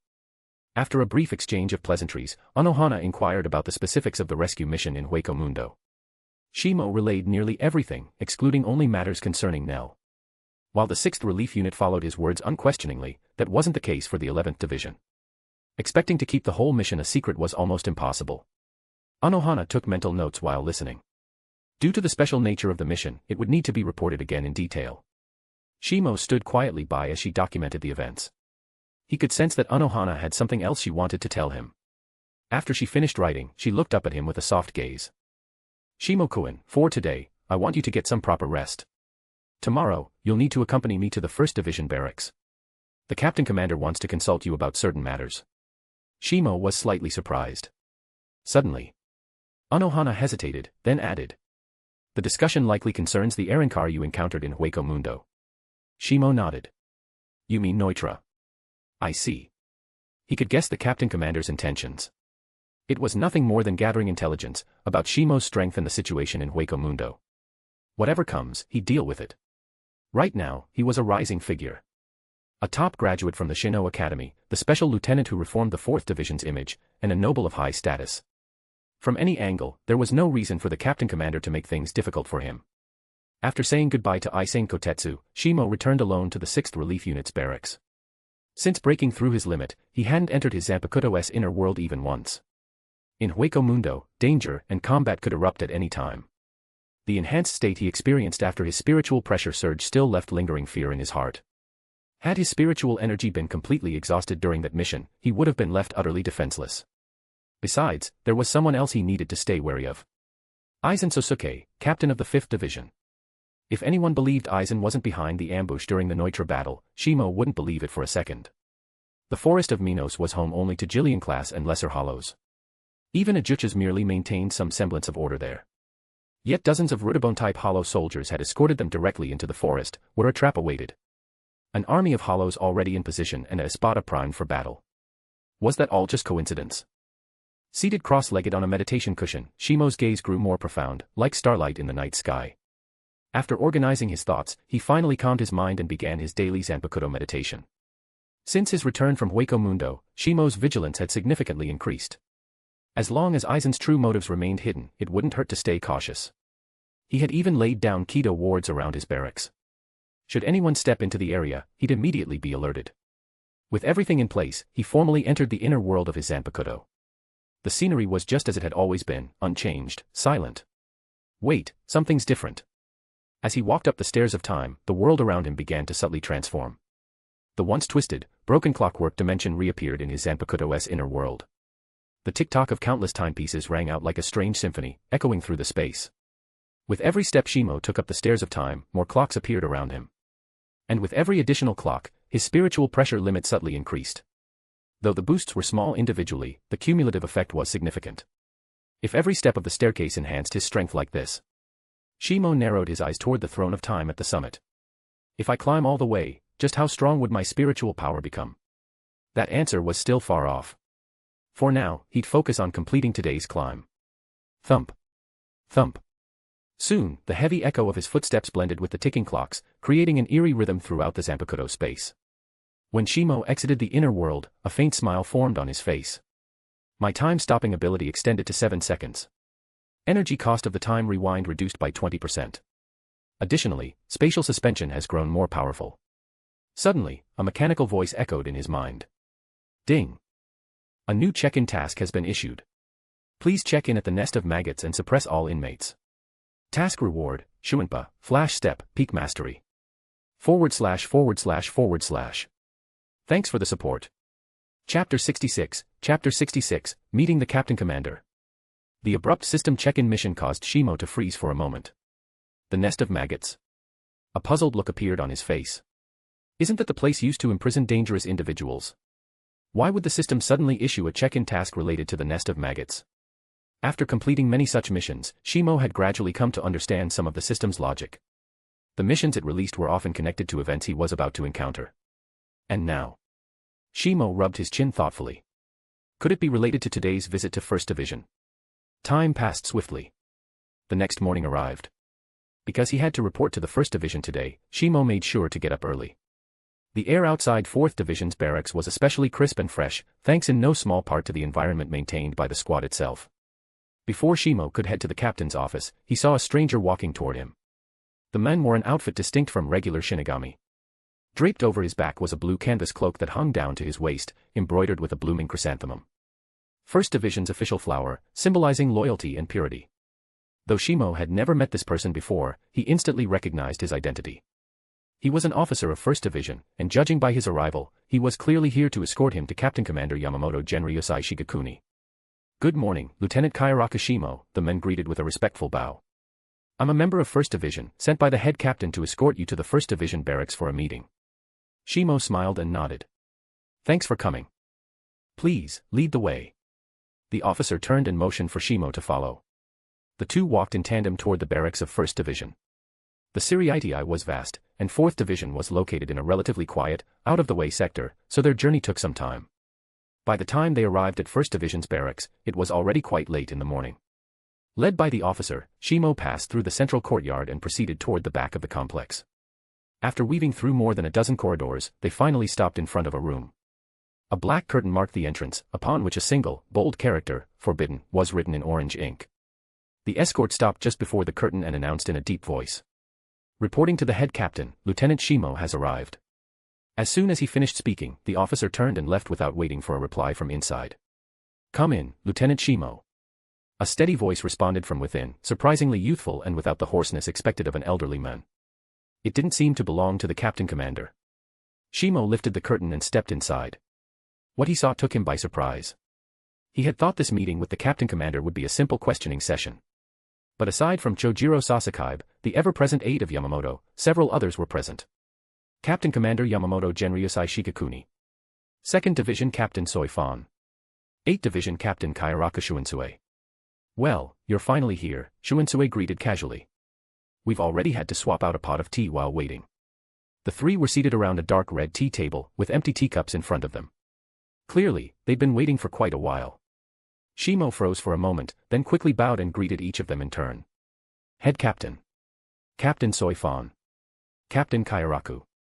Shunsui waved his hand and chuckled. Ah, no need to be so formal. We're not interrogating a criminal here. At his light-hearted reassurance, Shimo gradually relaxed. Come on, have a seat. Kyoraku Shunsui always took good care of his juniors. Meanwhile, Soifan stood with arms crossed, her piercing gaze almost giving off a murderous aura. Shimo wasn't sure who she was targeting, but he didn't sense any direct hostility aimed at himself.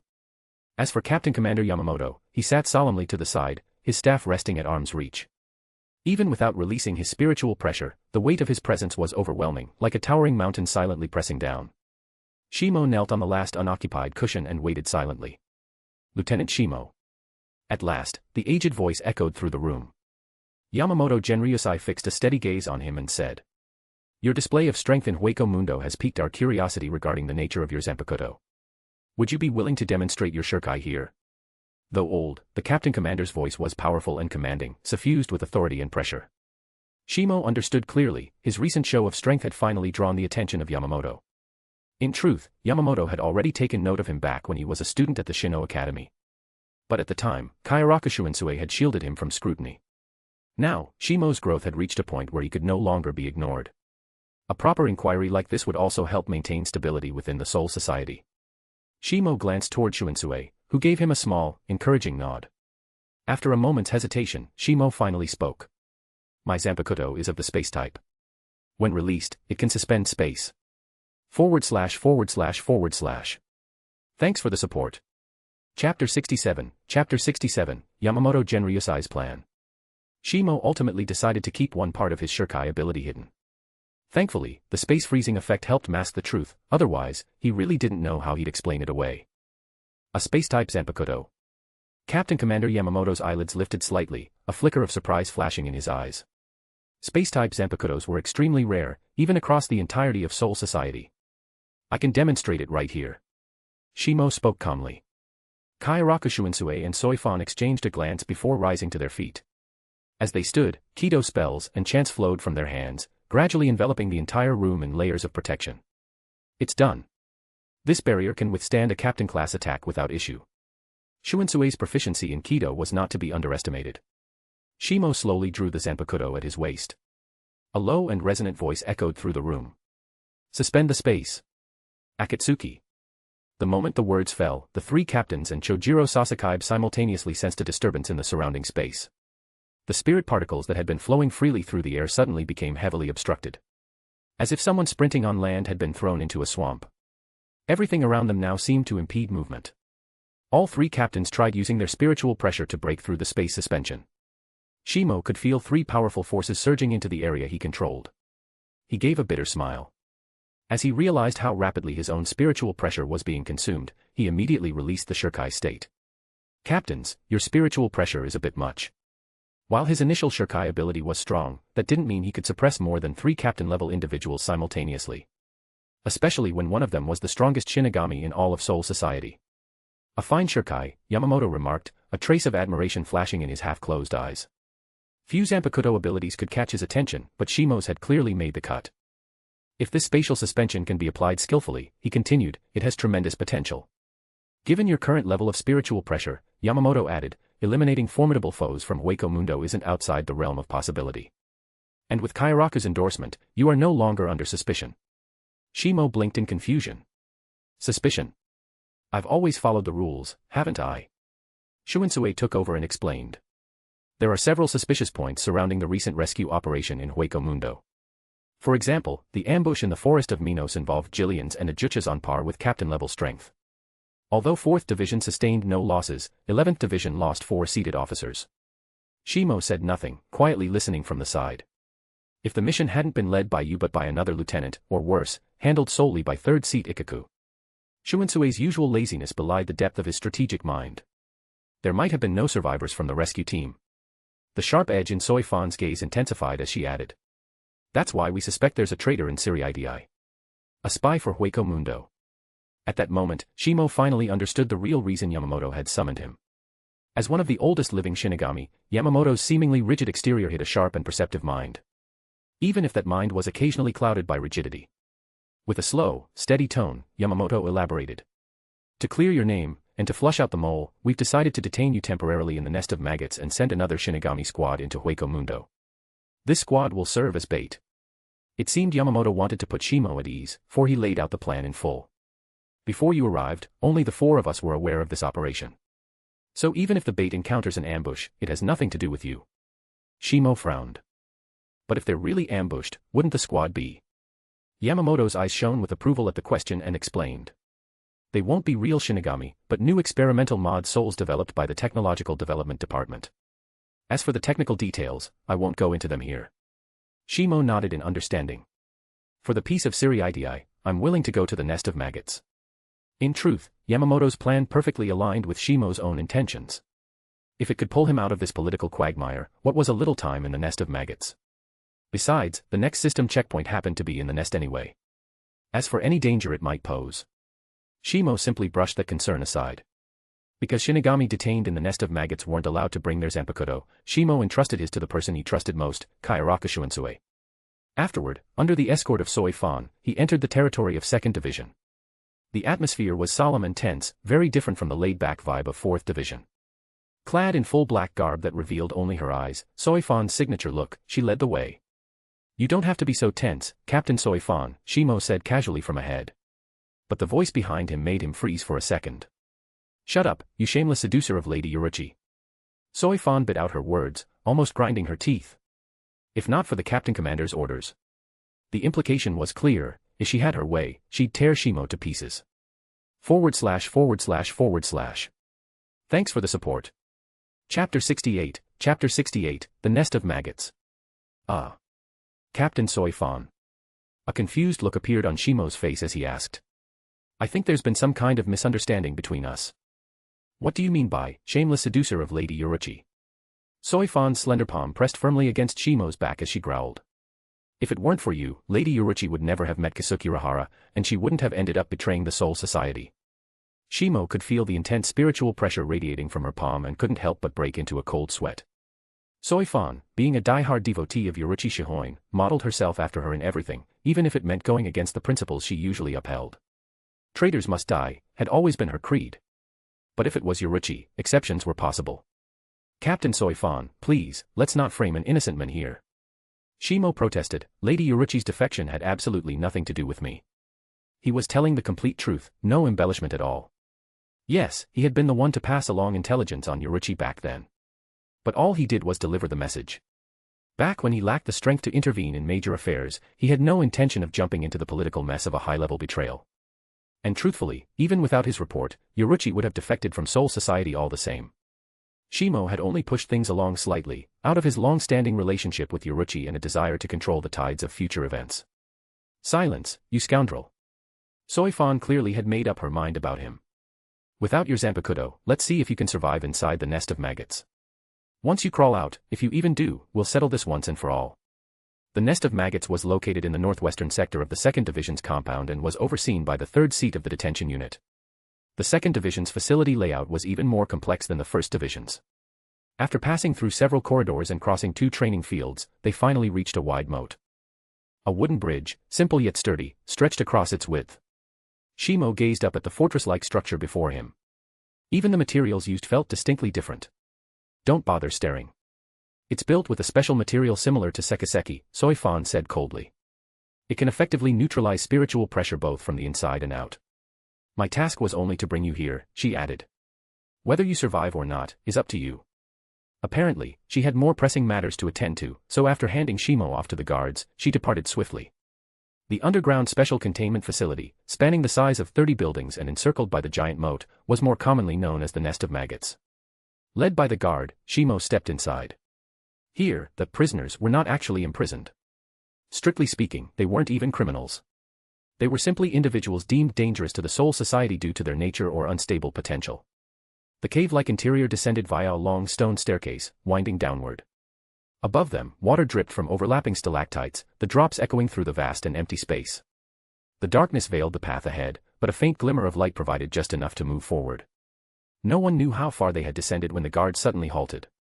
In front of Shimo stood a massive vermilion gate, engraved with countless Kaidō incantations. A faint glow shimmered from the cracks in the door. Without a word, the guard pushed the door open. Bright light flooded out, momentarily dazzling Shimo's eyes. What appeared before him wasn't too different from a standard building interior, though the walls remained carved from the natural stone of the mountain. Above them, the ceiling was reinforced with a special kind of material, possibly for containment or reinforcement. Step inside, came the muffled voice from beneath the guard's mask. Shimo nodded silently and entered without hesitation. As soon as he stepped inside, the current residents of the Nest of Maggots, all considered dangerous by Soul Society, turned their eyes on the newcomer. But most only glanced at him briefly before looking away. A weakling wasn't worth their attention. Only when a newcomer survived the nest could they prove their worth. Follow me. The guard led Shimo to his designated resting area. Which, in truth, was just a barred cell, standard living quarters for those held in the nest. To Shimo's surprise, there were no locks or restraints on the cell doors. Anyone held here could come and go as they pleased. TSK didn't expect to see a new face in the Nest of Maggots. A strange laugh echoed behind Shimo. He turned around, gazing toward the source of the voice. Eyes filled with twisted amusement stared back at him from beneath a black and white dual-colored mask. On his head sat an eccentric headpiece, unmistakable in its twisted design. There stood the current captain of the 12th Division, and second director of the Shinigami Research and Development Institute. Mayuri Kuratsuchi. Thanks for the support. Chapter 69, Mayuri Kuratsuchi's Objective. Captain Mayuri Kuratsuchi. Shimo's voice was filled with confusion. Why are you here? Mayuri's fingers twisted in gruesome, unnatural ways, and a bizarre smile curled across his face. Oh. Are you questioning me, the great captain himself?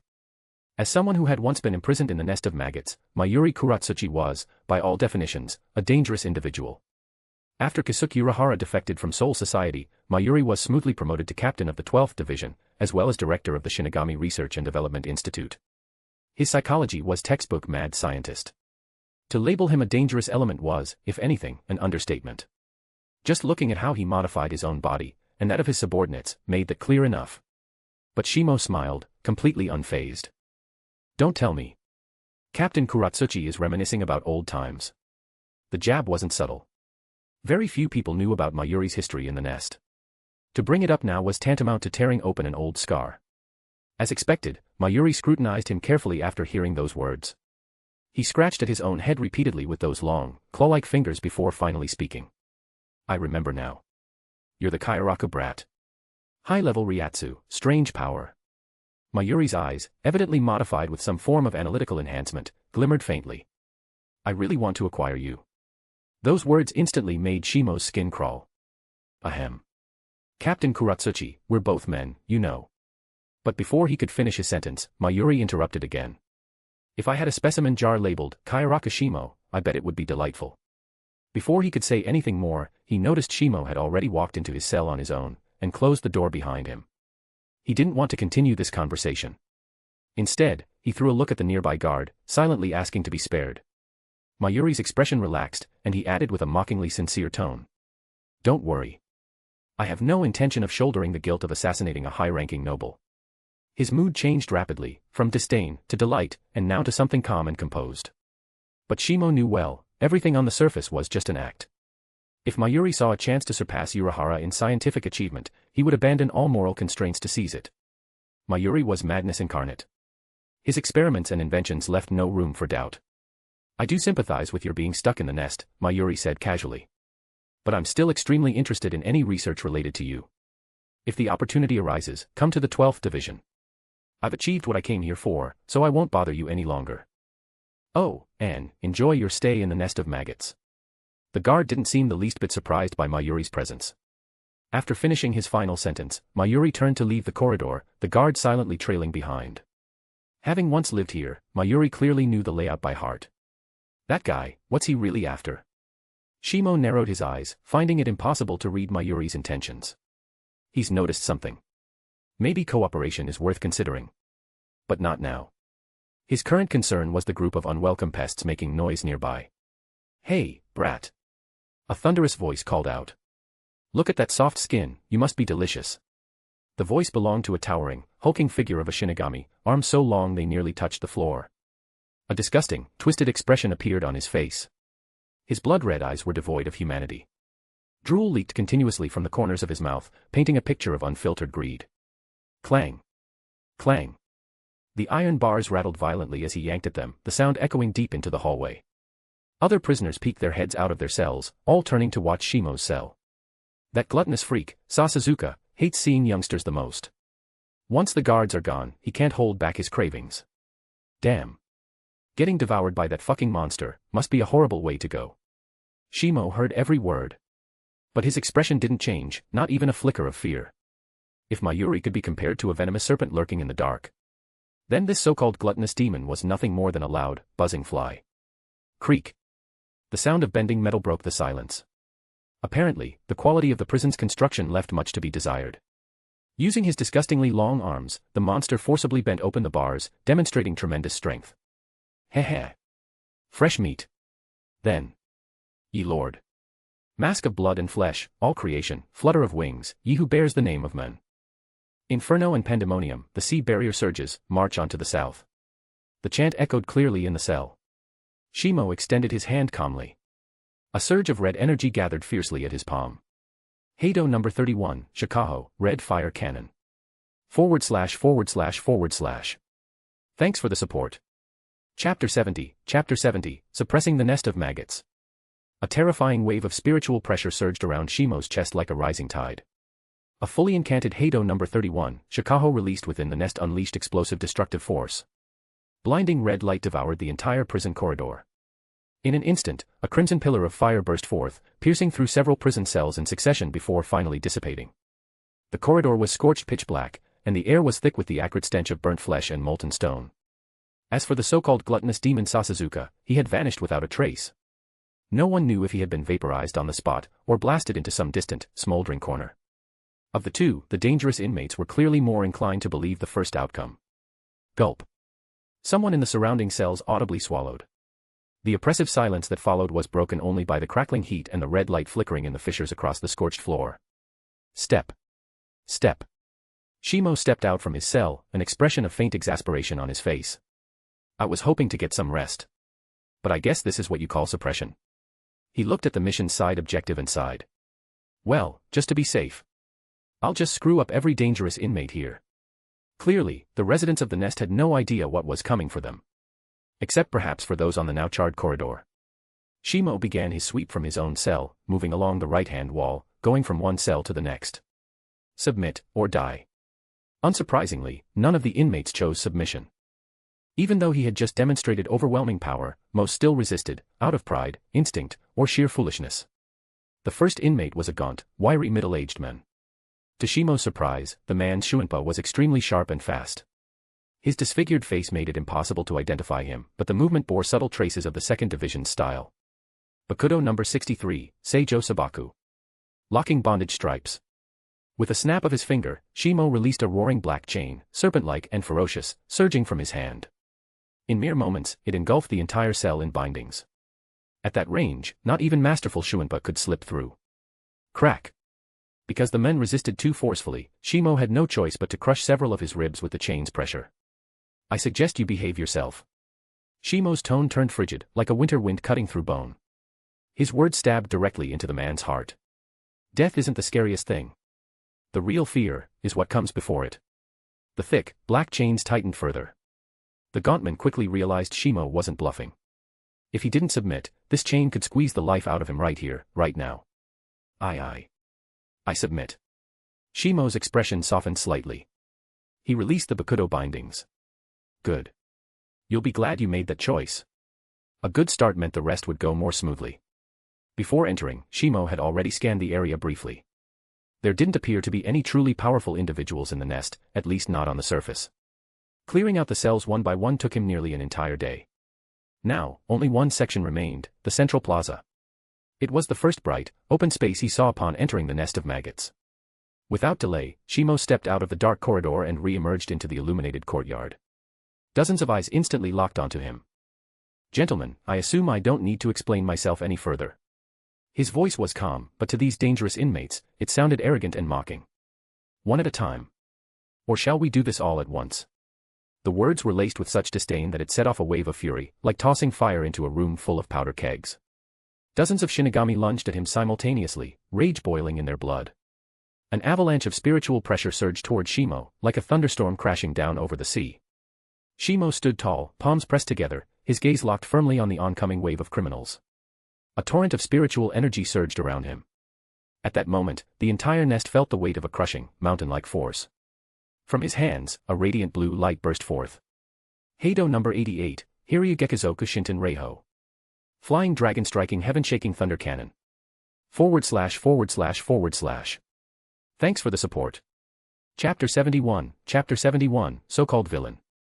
As soon as they realized the spell Shimo was casting, the expressions on the faces of the charging inmates twisted into sheer terror. Even the onlookers who hadn't moved stood frozen, utterly stunned. That brilliant blue light, surging from Shimo's palms, carried with it a horrifying spiritual pressure that instantly swallowed up every attacker. The entire plaza was bathed in radiant blue, with not a single hint of any other color remaining. Impossible. He's just a newbie. A brat like him can cast Kaidō number 88 without incantation. Who the hell is this guy? How could someone this powerful be locked in the nest of maggots? This was Shimo's first time unleashing such a powerful Kaidō. Though he'd omitted the chant, the spell's strength was still formidable. Boom. The roaring blast tore toward the surrounding walls, crashing into them with deafening impact. Chunks of stone rained down, gouging deep holes into the floor below. The sheer force of it all left many inmates dumbfounded. As the light finally faded, what remained were dozens of scorched, charred bodies. They looked like they had been roasted alive, not a single patch of unharmed skin left. Dozens lay sprawled on the ground, alive or dead, no one could say. Advanced Kaidō, mass healing. From Shimo's palm, a soft green glow spread outward, bathing the fallen figures in healing light. Before long, their wounds began to mend at a rate visible to the naked eye. What the hell? Beat us half to death then patch us up. Fuck. Why do I feel like this guy's got some twisted agenda? Just keep watching, you'll understand. As their injuries faded and they were pulled back from the edge of death, the victims of Hiryugekizoku Shinten Reiho slowly regained consciousness. Now, make your choice. Submit, or die. Bewildered, the prisoners looked around at the wreckage, the scorched ground, the blackened walls, and the lingering pain in their bones. Flashes of that terrifying blue beam came rushing back. The memory of it was now burned into their minds. I submit. Shit. I don't want to die. With that wave dealt with, Shimo turned toward the remaining group, the more composed ones who had watched from the sidelines. Unlike the mob he just flattened, these were elite-level Shinigami, dangerous individuals with real skill. In fact, Shimo could even recognize a few of them. Former 9th seat of 8th Division. Former 8th seat of 11th Division. I may not remember all your names, but you'd be wise to make the same choice as they did. Just as he finished speaking, one man standing behind the railing raised his hand in a salute. Shimo-sama, I choose to submit. He clearly recognized Shimo's identity. Once someone stepped up, the rest followed. One after another, the remaining inmates dropped their resistance and swore allegiance. Check-in complete. Task rewards now distributing. Congratulations to the host, reward unlocked, peak level Shuinpa. The moment the system voice finished, a flood of knowledge surged into Shimo's mind. Countless techniques, intricate movements, and advanced theory of high-speed movement overwhelmed his consciousness. Even with his enhanced soul, the flood of information caused him to momentarily stagger. Senka. Utsasimi. Kakagurui. As his mind rapidly absorbed the data, a growing sense of delight formed on Shimo's face. He now possessed a deep understanding of even the most secretive forms of step techniques. Based on what he knew about Yoruichi Shihoin, his Shuinpa had probably caught up to hers in raw proficiency. Master-level Kaidō encompasses everything up to Heidō number 88 and its equivalents. That's about where most captains stand. Shimo murmured, his face glowing with realization. But peak-level Shuinpa, that's beyond mastery. Even Yoruichi Shuinpa was top-tier among captains. And maybe, there's an even higher realm. One I'll discover myself. With the mission now complete, Shimo's interest in the prisoners faded. The nest offered nothing else to hold his attention. And so, he redirected his time toward deepening his swordsmanship. I wonder, can I combine Shuinpa with Zenjutsu? 3 days later, the entrance to the nest of maggots opened once again. Through it walked Soifan, wearing her white captain's haori, her presence as cold and proud as ever. Villain, she said, expression stern and voice clipped. The captain commander has verified your innocence. You are now permitted to leave the nest of maggots, villain. But Shimo didn't budge. His eyes locked onto her small, serious face. You know, the way you keep calling me a villain and a scoundrel, it's really getting on my nerves. His voice was full of suppressed frustration. Humph. Soifan snorted. If it weren't for MMPH. She didn't finish her sentence. Suddenly, her vision darkened. Shimo had appeared directly in front of her without warning. His hands shot out and began vigorously squishing her cheeks. Villain, you say? Fine. Today, I'll be a villain just this once. Thanks for the support. Chapter 72, Troublesome Matters. Ugh, damn it. The fury in Soifan's eyes was practically bursting into flames. Shimo's hands moved as if kneading dough, ruthlessly grinding something with exaggerated flair. Thanks for escorting me out, Captain Soifan, he said with a wide grin. LMAO. No way I'm sticking around at the 2nd Division barracks any longer. He knew well enough when to make a tactical retreat. Not only was this her territory, but with Soifan's identity alone, lingering too long near the nest of maggots might risk attracting the punishment unit. Soifan's face flushed red, her eyes shimmering with uncontainable anger. Just as she was about to explode, Shimo had already vanished into the distance with a burst of speed. That is Shihoin's stealth step. Gritting her teeth, Soifan growled, the audacity to deny any relation to Lady Yoruichi. What a scoundrel. Kyoraku Shimo. I won't forget this. The dangerous inmates of the nest of maggots stared blankly at Soifan, still replaying what they'd just witnessed. Unbelievable.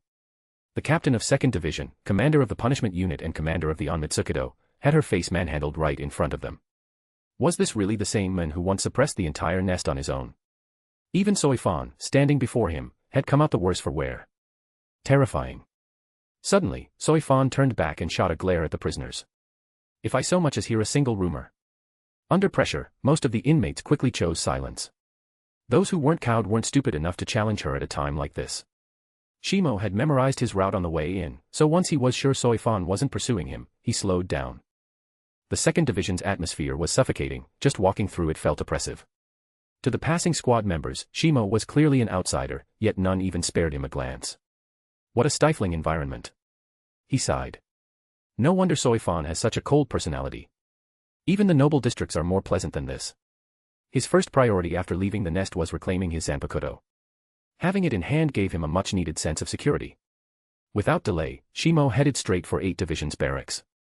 Normally, Kyoraku Shunsui was more likely to be found there than at home. The 8th Division barracks were centrally located within the Siri, with a modest 2-story building at the entrance. Shunsui often lounged on the rooftop, casually observing the female Shinigami who walked the streets below. Shimo had once strongly condemned this behavior. But after Shunsui invited him to join in, he stopped complaining. That sort of discipline was better left to Ise Nanao. The gate guards already recognized him. Welcome back, Shimo-sama. The captain is inside, attending to paperwork. Shimo smiled and nodded, walking in without hesitation. As for the paperwork excuse, only the uninformed would believe that. Who else but Shimo knew what kind of man his foolish uncle really was? If it was something Nanao could handle, Shunsui never got involved. Yo, Shimo. As soon as he stepped inside, Shunsui greeted him lazily. Didn't expect you back so soon. Old man Yamamoto just finished talking to Soifan. Here, your Zanpakutō. Shunsui removed it from his waist and handed it over. It was clear he took his nephew Zanpakutō very seriously. How's your decoy squad plan coming along? Shimo asked, curious. Shunsui let out a sigh. How do you think? Total failure. The modified souls we sent into Hueco Mundo were wiped out after just one day. That batch was the last of our reserves. Shimo had his suspicions, but still couldn't hide his surprise. That fast. Shunsui sat up straight and downed the rest of his sake. Modified souls just aren't strong enough, they can only handle basic hollows. If they team up, maybe they could take on a Jillian or an Ajuchas, but if the enemy is even slightly stronger, well, you can guess how that ends. Shimo nodded in silence, digesting the information. His experiences in Hueco Mundo made him certain, Aizen was behind it all. As for Aizen's motives, Shimo had 2 guesses.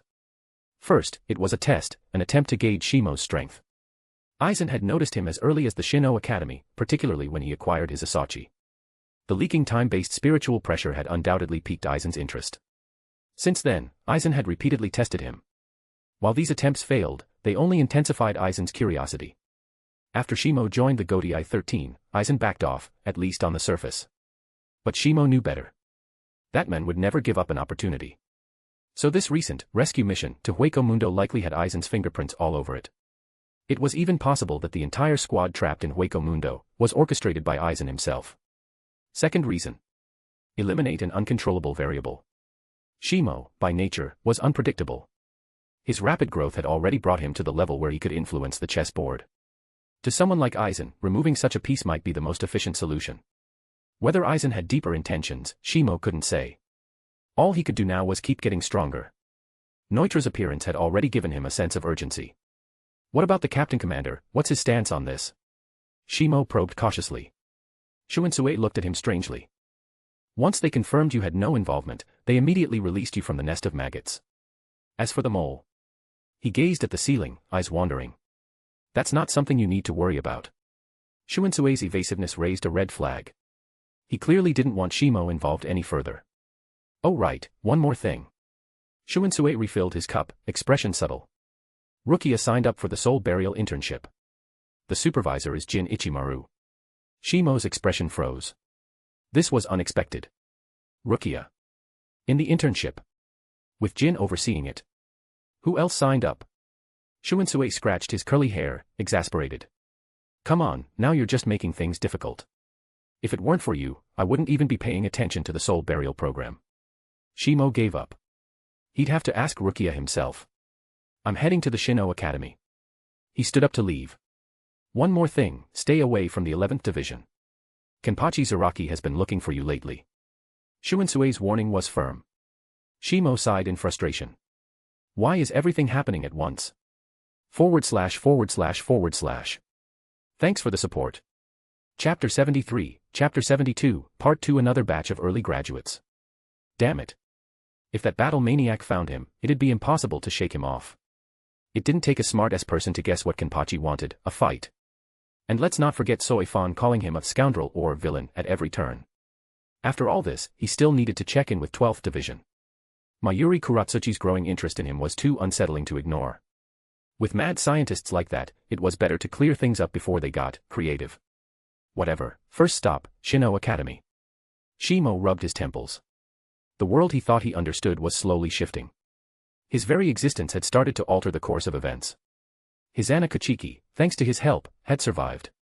And that had led to Rukia joining the Kuchiki clan far earlier than she should have. Even Byakuya Kuchiki had been affected. His softened personality made him take over as 6th Division captain ahead of schedule. Now, Rukia, who by rights should have skipped the internship and gone straight to a squad, was voluntarily participating in the soul burial program. That left Shimo both puzzled and uneasy. After all, the one overseeing this program was Jin Ichimaru. Shino Academy. As a celebrated graduate, Shimo's face was well known throughout the campus. No one dared stop him. He found Kuchiki Rukia back in dormitory number 1. Shimo. Rukia beamed with surprise. What are you doing at the academy? That familiar onion-shaped hairstyle made the usually composed Shimo feel strangely emotional. Of course I came for you. Without hesitation, he planted his large hand on her head, thoroughly ruffling her freshly combed hair. Hey, damn it Shimo. I just fixed that. The joy of seeing him was instantly overshadowed by her messed-up hair. Rukia flailed and shouted, demanding payback. But Shimo effortlessly pulled her under his arm and carried her back into the dorm. Let go of me. Rukia struggled furiously. I swear I'll surpass you one day. Shimo tossed her onto the tatami mat and looked her dead in the eye. At first, Rukia held his gaze. But as the silence stretched, her face turned a deep shade of red. Steam practically rose from her head.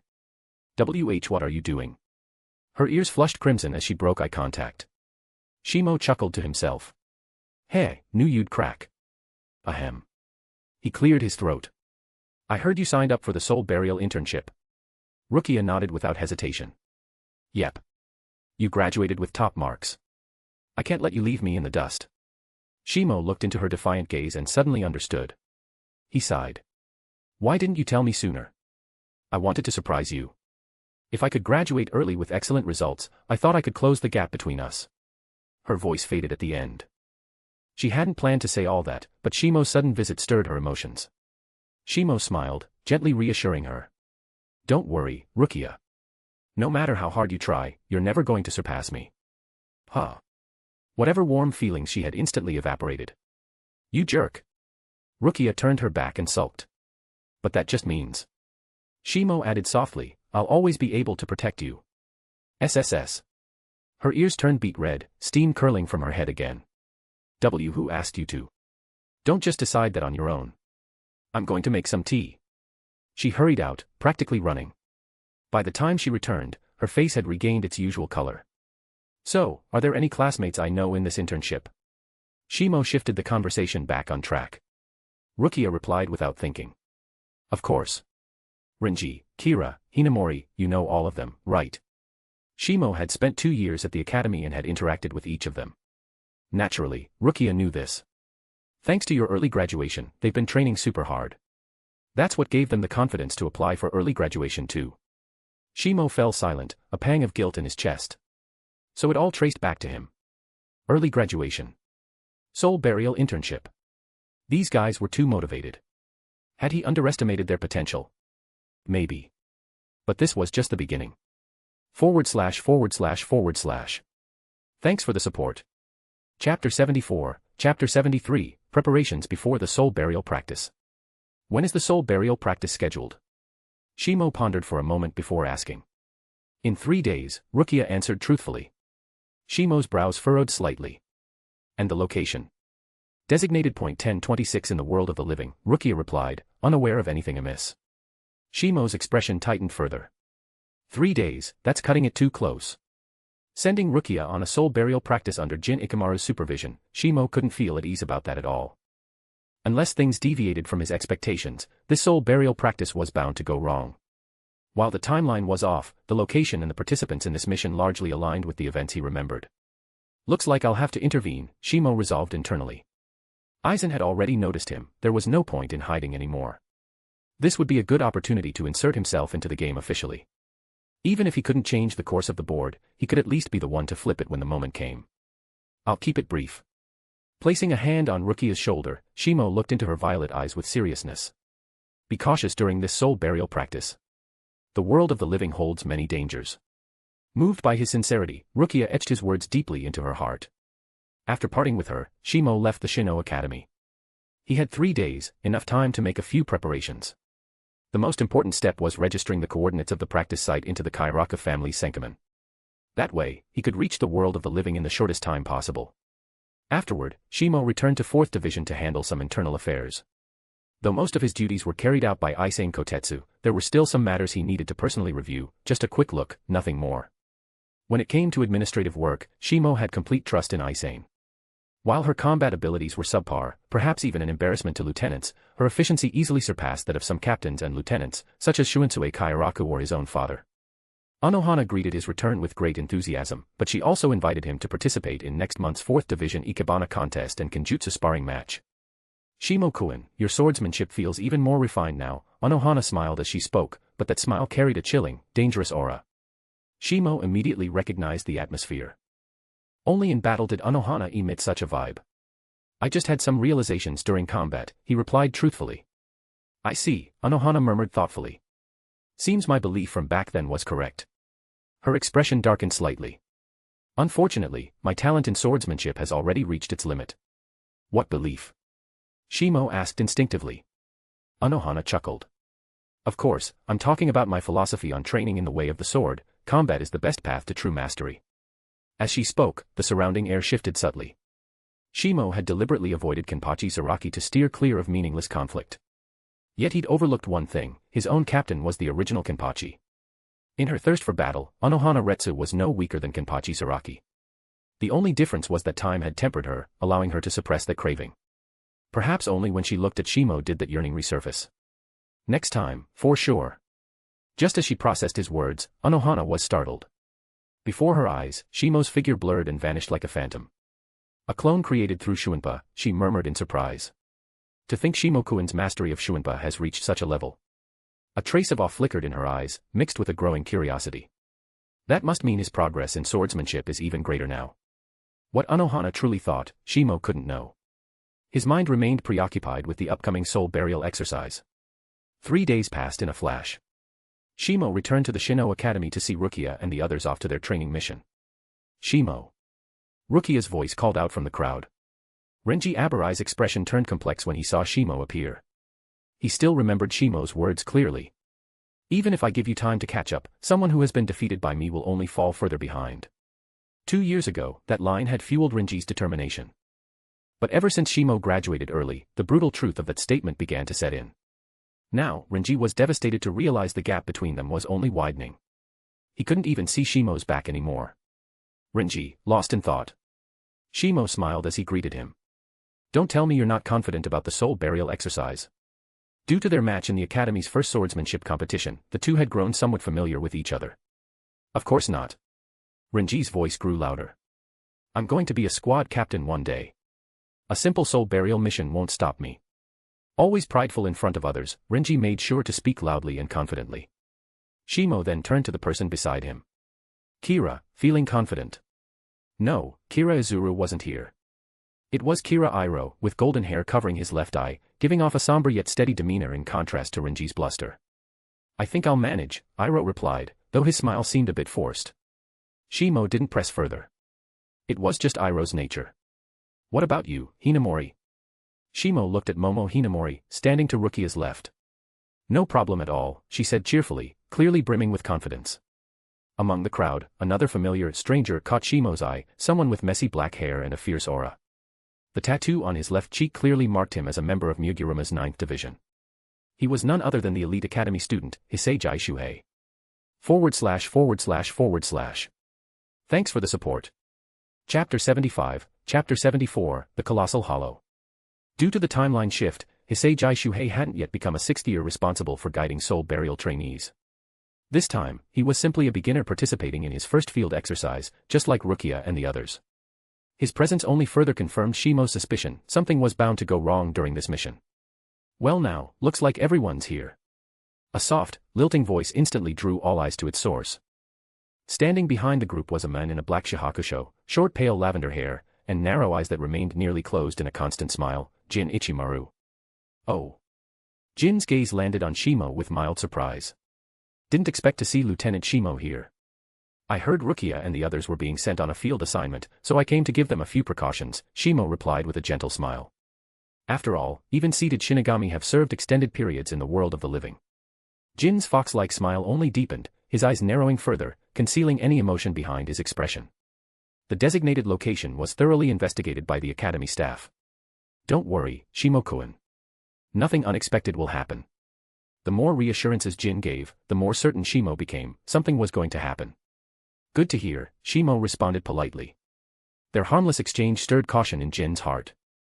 Within 3rd Division, Aizen had repeatedly mentioned Kyoraku Shimo as a potential threat, a chess piece capable of jumping off the board entirely.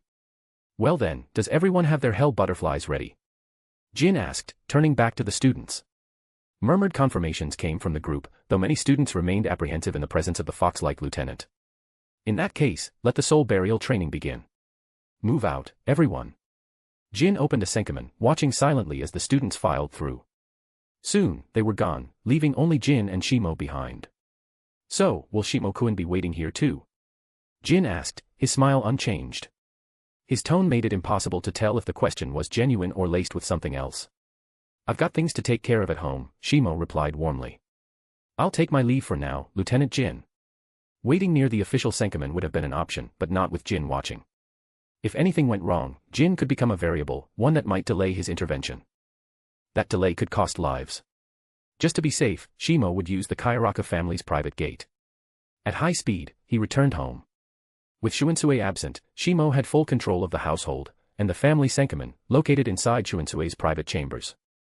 Without hesitation, Shimo drew his Zanpakutō and whispered, "Release." The gate opened, casting a brilliant light of spiritual energy. Destination, point 1026 in the world of the living. The gate shimmered in midair. Dozens of Shino Academy students, guided by hell butterflies, poured out into the world of the living. The modern city below appeared unusually still. At the same time, in the city's northern suburbs, another, simpler gate opened. Shimo, clad in his black Shinigami uniform, stepped out slowly. This place is nothing like Karakura town, he muttered. The reishi density here was shockingly low, not just compared to Seoul society, but even compared to Karakura. The student spiritual pressure is about 30 kilometers south of here. With that, Shimo vanished into the air. His master-level Shuunpa didn't just make short dashes faster, it turned long-distance travel into a trivial task. Even without pushing himself, he crossed the distance in just a few minutes.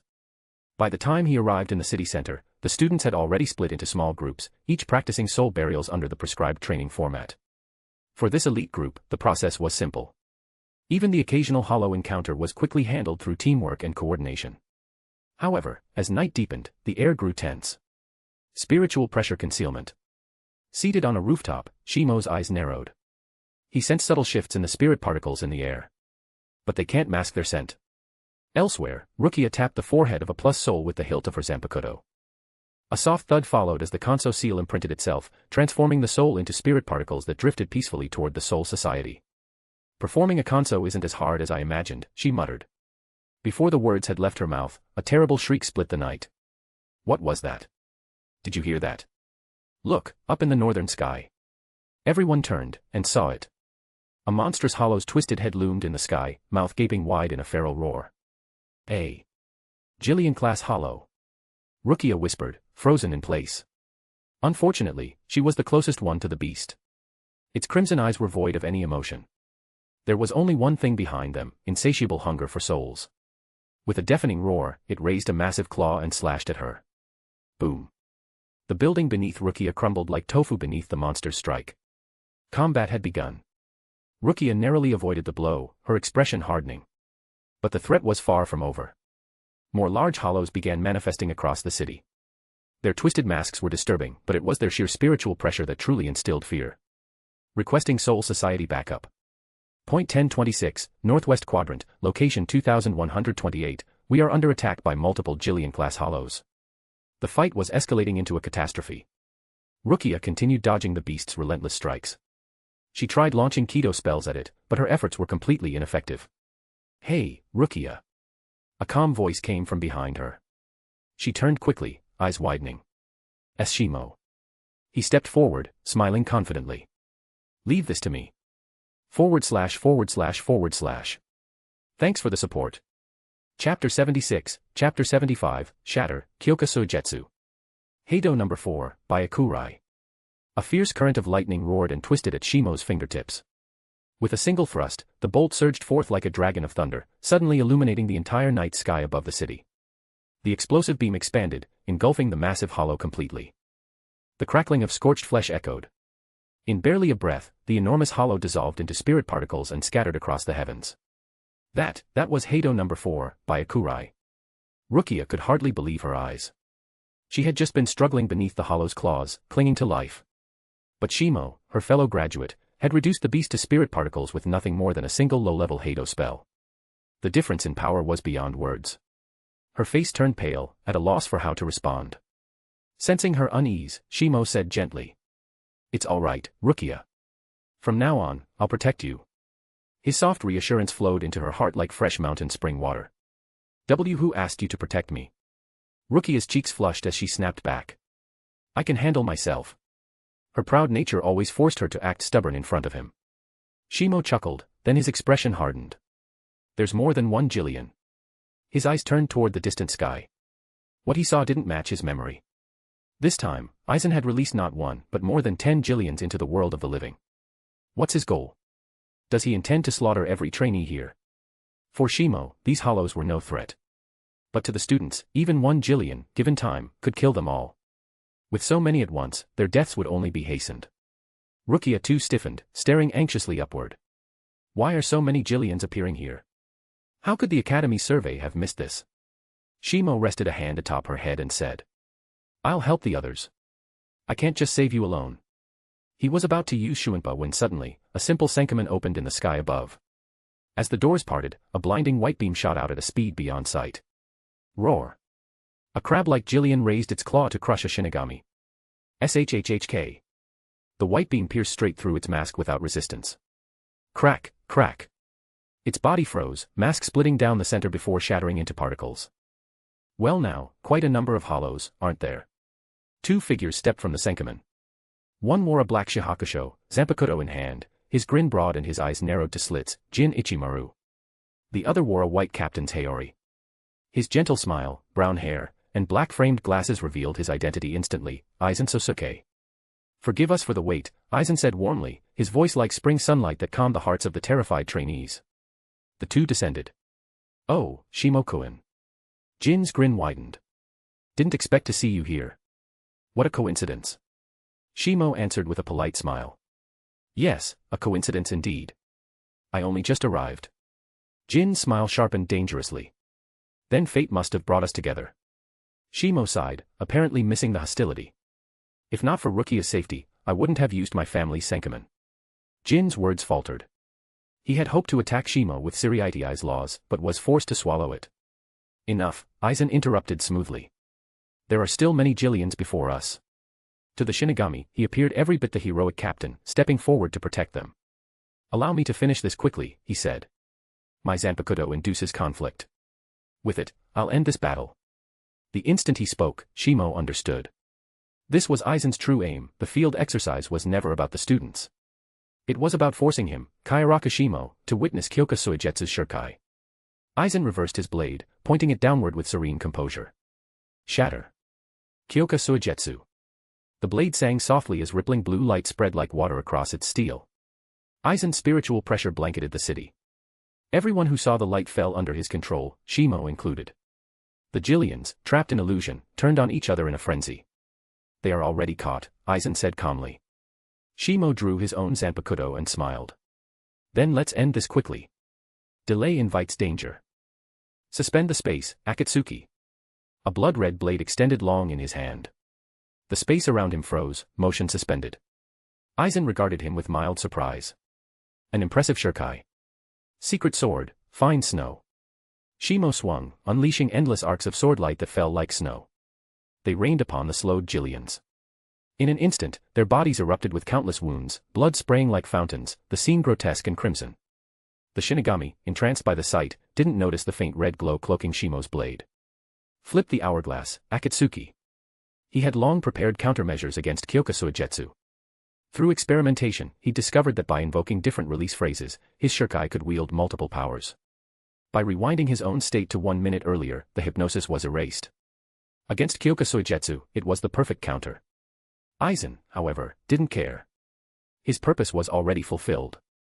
Such mastery of the sword, Aizen praised sincerely, only more pleased with his choice. Now that you've stepped back onto the board, Shimo, what moves will you make? His glasses glinted, concealing schemes beyond comprehension. Meanwhile, the trainees could only gape. Their jealousy dissolved into awe. When gaps are small, envy grows. But when the gulf is immeasurable, only reverence remains. That's Lieutenant Shimo's strength. To cut down Jillians in a single stroke, terrifying. With power like that, he's on par with the captain. Siriiti. In the central court, someone had to take the blame. With so many trainees dead, the academy surveyors were imprisoned in the underground cells, few ever returned from there. As for Shimo's unauthorized use of a senkaman, the matter fell to the head of the Kuchiki clan, Byakuya Kuchiki. He gave only a verbal warning, and the matter ended. Kuchiki Estate. Byakuya, are you sure that's wise? Shimo savored an exquisite sake reserved for the 4 great noble houses, a satisfied look on his face. TCH. Now this is real sake. Byakuya remained cold, though his voice carried a trace of resignation. Then tell me, how should I sentence you? Repentant cell for double execution? Or cast into Mukon for millennia? In truth, Byakuya could not bring himself to interfere.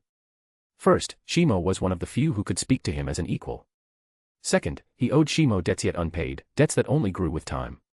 At this rate, he might spend his life repaying them. What of Rukia joining the 13th after graduation? Byakuya asked suddenly. What else is there to say? Shimo replied. It was your decision. The 13th is safer than most divisions and gives her room to grow. But after this field exercise, can you say the world of the living is safe? Byakuya fell silent. Leave the choice to Rukia, Shimo said dismissively. Until holification research reached completion, her safety was not in jeopardy. And besides, now that he was on Aizen's board, why should he move according to Aizen's plan? He intended to change the flow of the game itself. Though the academy tried to suppress news of the disaster, it spread quickly. The report centered on 3 points. 1. The casualties among trainees were the worst in a century. 2. Aizen, Jin, and Shimo had arrived in time to reduce the losses. 3. Shimo himself. Power on par with captains. A rare space-type Zanpakutō. Swordsmanship praised even by Captain Aizen. Once again, the name Kyoraku Shimo was on everyone's lips. From promising graduate to pillar of the Siriiti in just a few years. 2nd Division. In her quarters, Captain Soifan frowned as she read the reports. Kyoraku Shimo. Her brows tightened. That scoundrel again. Isn't there far too much about him lately? 4th Division. After completing his day's training, thrashing the 6th unit thoroughly in sparring, Shimo was in good spirits. Just then, a messenger arrived. Lieutenant, Nimue Kuratsuchi of the 12th Division has come to see you. // Thanks for the support. Chapter 77, Chapter 76, Research on the Dangai. Nimue. Suspicion flashed across Shimo's face. What business would she have with me? He had a fair understanding of the 12th Division's lieutenant. After all, she had been artificially created by Mayuri Kuratsuchi himself. For Nimue, her creator's words were absolute law. Which meant, if Nimue had come all the way to the 4th Division, she was here under Mayuri's orders. What is that lunatic plotting this time? Shimo mused, then lifted his head and smiled. Let her in. Led by a 4th Division member, Nimue walked silently into Shimo's presence, her face completely devoid of expression. Lieutenant Nimue, what brings you? Shimo began, attempting courtesy. But before the words had fully left his mouth, Nimue interrupted in her flat tone. Mayuri-sama requests your presence in the 12th Division to discuss research. Her face betrayed no emotion, like a living doll. Shimo frowned slightly. He was certain that if he refused, Nimue would not hesitate to attack him right here, so absolute was her loyalty. And the last thing he wanted was a battle breaking out inside the 4th Division barracks. I'd have to go eventually anyway, he sighed inwardly. Rising to his feet, he said aloud. Very well. Lead the way, Lieutenant Nimue. Silence was indeed her most defining trait. If a single word sufficed, she never wasted a second one. 12th Division Barracks. By the time Shimo arrived, he immediately noticed how drastically different the atmosphere was here compared to other divisions. Steel frameworks and complex machinery filled the compound, giving the impression of an industrial-age laboratory rather than a barracks. This place wasn't only headquarters for the 12th, it was also the Shinigami Research and Development Institute, where new technologies and spirit tools were devised. Decades ago, it had been founded by Keisuke Unohana. It was he who had plucked Mayuri Kuratsuchi out of the nest of maggots and gave him the third seat, entrusting him with leadership of the institute. Yet Mayuri never felt the slightest gratitude. When Unohana vanished in his infamous exile, Mayuri naturally assumed the captaincy, claiming full control over most research projects. Every member here was deeply immersed in their own experiments. Even as Shimo passed, not a single one spared him a glance. In their world, nothing held more value than the work at their benches. At the deepest part of the facility stood a massive set of crimson-marked doors. Painted across them in thick red ink was the character for Forbidden. Nemeu turned and bowed slightly. Please wait here. I will notify Mayuri-sama. Shimo nodded as she walked ahead.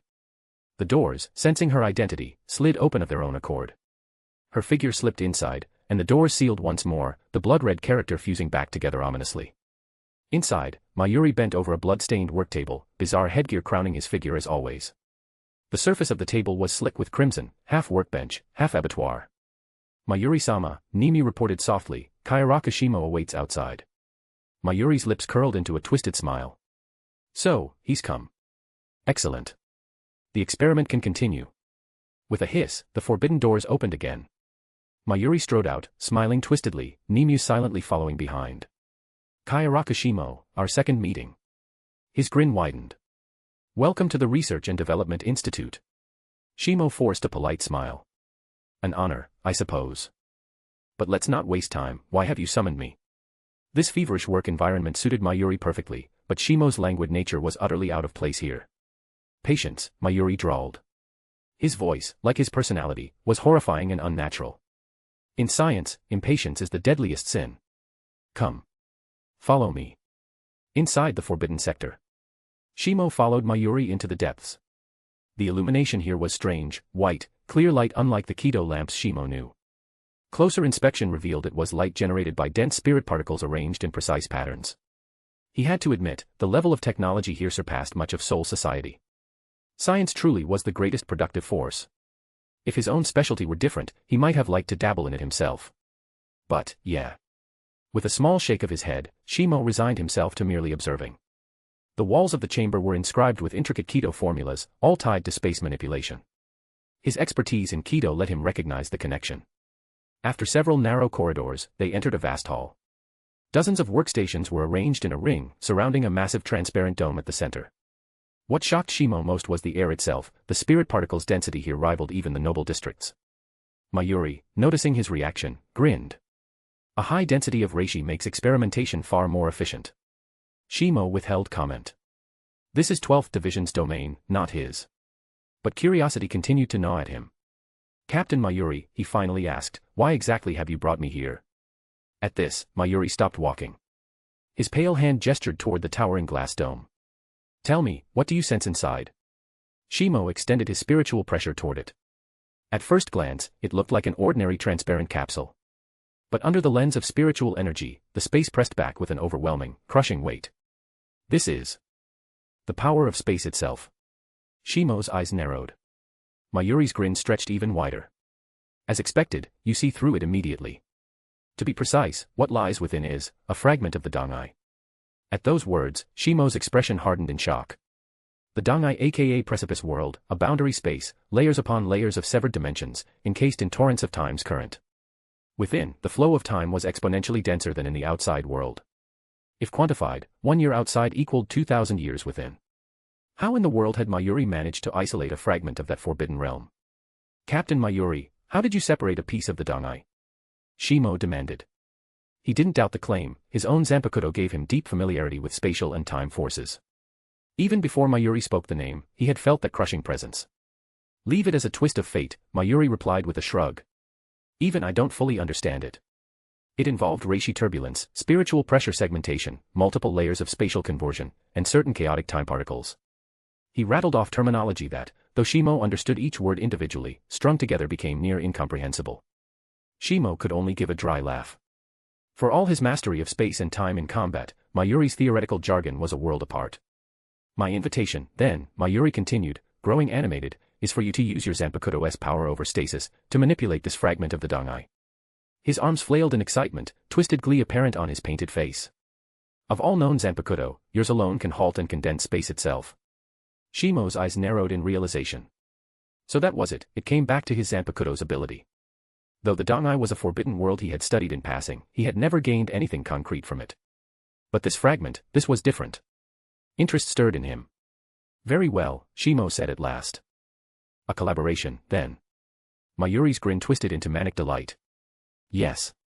Here's for a fruitful partnership. Thus began their joint research into the Dangai fragment. For months, Shimo became a regular visitor to the institute.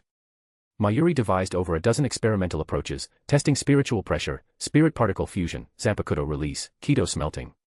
Shimo assisted in each. The results were staggering. At first, the Dangai fragment was impenetrable, like an unbreakable shell. But repeated trials slowly unveiled its secrets. They confirmed not only its crushing spatial density, but also the immense importance of time forces within. Through the research, Shimo gained deeper insight into manipulating both space and time. His Zanpakutō's time ability grew more versatile, he could even impose it upon an opponent's weapon, akin to Kira Izuru's Shurikai, or arrange it around himself like a trap-type Kaidō. Nearly a year passed, insignificant in the long lifespans of Shinigami, yet enough for major developments to stir. Shimo noted new movements in the Goti I-13. Renji Abarai, Izuru Kira, and Momo Hinamori had all officially joined the 5th Division as Aizen's subordinates.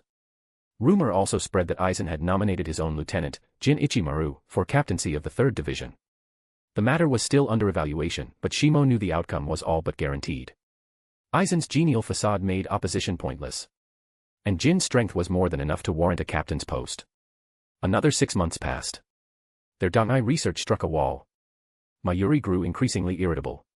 Failure again. Worthless. Even the simplest trials ruined. Perhaps I should turn you into a living bomb, at least then you'd be useful. Such rants became commonplace in the lab. Shimo finally advised, Mayuri, perhaps we should suspend the research for now. Breaking a bottleneck is never easy. Reluctantly, Mayuri agreed. Shimo left the 12th Division. Watching his retreating back, Mayuri's manic smile faded, replaced by something else in his eyes, wariness. Kyoraku Shimo. Another anomaly within the Siriidii. His fingernails scraped across the blood-stained work table, shrieking against the steel. Time, such dangerous power. / / Thanks for the support. Chapter 78, Chapter 77, White. In just over a year, with Mayuri Kuratsuchi's intellect, discovering a few secrets was hardly a challenge. Shimo hadn't deliberately concealed his powers either. He understood all too well, excessive secrecy often invites more trouble than it avoids. By displaying just the right amount of strength, he could deter potential threats before they even formed. As the research progressed, the project had clearly reached a bottleneck. This, for someone like Mayuri, was the most dangerous period. He was the type to do anything to achieve a breakthrough, and unfortunately, Shimo had become the key variable in his research. They'd once discussed topics like the fusion of the soul and the Dangai space. And the best experimental subject. None other than Shimo, who possessed spatial abilities. Regardless of the risks, Shimo had gained much from participating in the research on the Dangai. The most significant breakthrough, his mastery of time acceleration. At present, even without releasing his Zanpakutō, Shimo could triple the flow of time around him. True supersonic speed, the real deal. Smack. On his way back to 4th Division, Shimo was once again ambushed. A classic black throwing weapon, laced with a paralyzing spiritual pressure compound and electrical shock triggers. Shimo didn't even turn his head, letting out an exasperated sigh. Can't you give me a break? I really don't know where Yoruchi-san is.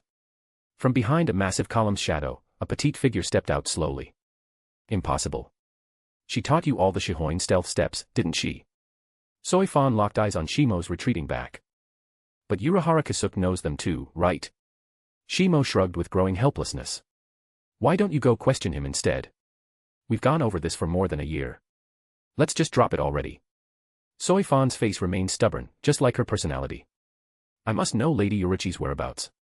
Shimo sighed. Then keep chasing. I'll be on my way. As soon as his voice fell, his body began to dissipate like a mirage. A clone. Soifan's face twisted in disbelief. Even with her extensive experience, even with her own skill in Shuinpa, she couldn't fathom what she'd just witnessed. Shimo's movements were seamless, so much so that by the time she realized what had happened, he had already vanished. Biting her lip, Soifan's eyes blazed with frustration. I will catch you next time. When Shimo reappeared, he had returned to 4th Division's barracks. Seriously, what rotten luck. The 2nd Division and the Onmitsukido have nothing better to do. She's been stalking me daily. Ever since the early days of his research on the Dangai, Soifan had somehow caught wind of it. Then she'd begun staking out the location, day in, day out, just to catch a glimpse of him. The reason? Shimo's use of the Shihoin family's stealth techniques. Naturally, Soifan assumed that meant he knew where Yoruichi was. But that kind of thing wasn't exactly something you blurted out. Shimo had guarded Yoruichi's secret well. What followed was a full year of hide-and-seek with Soifan. Thankfully, that aggravating period is finally over. Lazily lying on a rocking chair, Shimo was ready to enjoy a well-earned vacation. With no daily missions, the only way to grow stronger was through self-training. And over the past year, he'd barely wasted a moment. Now that the Dangai research was complete, it was time for a short break. After all, balance between work and rest is the key to true progress. Lieutenant Shimo, reporting. Rokushima Yusuke's voice called from outside the door. It's unlocked. Come in yourself. Irritated, Shimo lazily tossed the book in his hand over his face. He hadn't even had time to warm up the chair, and already trouble was brewing. Yusuke burst in, drenched in sweat and completely flustered. Shimo-sama. 11th Division's 3rd Seat Madarame and 5th Seat Iasegawa. They're both critically wounded, on the brink of death. Our captain is already on the scene. Smack. Shimo flung the book from his face and sat up, shocked. Injured again from sparring? Yusuke shook his head, still catching his breath. No, it happened during a mission on the northern outskirts of Rakangai. Shimo's expression sharpened. He instantly recognized the gravity of the situation. Gather all necessary medical gear. We're heading to 11th Division's barracks, immediately. The moment he finished speaking, he vanished via Shuenpa. Maximum time acceleration. The space around him shivered. His Shuenpa reached the limits of what was possible. In just a few heartbeats, Shimo crossed the vast distance to 11th Division's compound.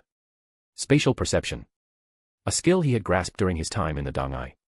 Shimo could sense fluctuations in spirit particles across a fixed range. No matter how subtle the disturbance, it couldn't escape his notice. Unless the attacker was manipulating space itself. Two faint, familiar spiritual pressure signatures came into focus. North Barracks, 11th Division. Click. No need to open the door, it's Shimo. A gentle voice echoed from within the room, putting everyone at ease. For Unohana, Shimo's spiritual pressure was unmistakable. He had barely arrived before she recognized it. The moment he entered, he saw the two lying on the beds, barely clinging to life. Their spiritual pressure was so weak it was nearly undetectable. Their bodies were mangled, their flesh nearly torn to pieces. Ikaku was in worse shape, limbs broken, collapsed on the bed like a rag doll. Fortunately, Unohana's healing had stabilized them. But full recovery? That would be a long road. They're too weak. Unohana frowned. Powerful healing Kaidō would overwhelm them. At best, my efforts can only keep them out of immediate danger. Shimo said nothing, but he understood. Since Shinigami are spirit-based lifeforms, healing Kaidō synchronizes with the patient's own spiritual pressure to stimulate repair. But in this state, one wrong surge, and it could kill them outright. This kind of condition. Shimo's face hardened. We'll have to rely on Mayuri Kuratsuchi. Hopefully he's invented something for cases like this. Unohana asked, should I let Minazuki swallow them? Shimo nodded silently. Unohana's Zanpakutō transformed into a massive, flat creature with a single eye in its head.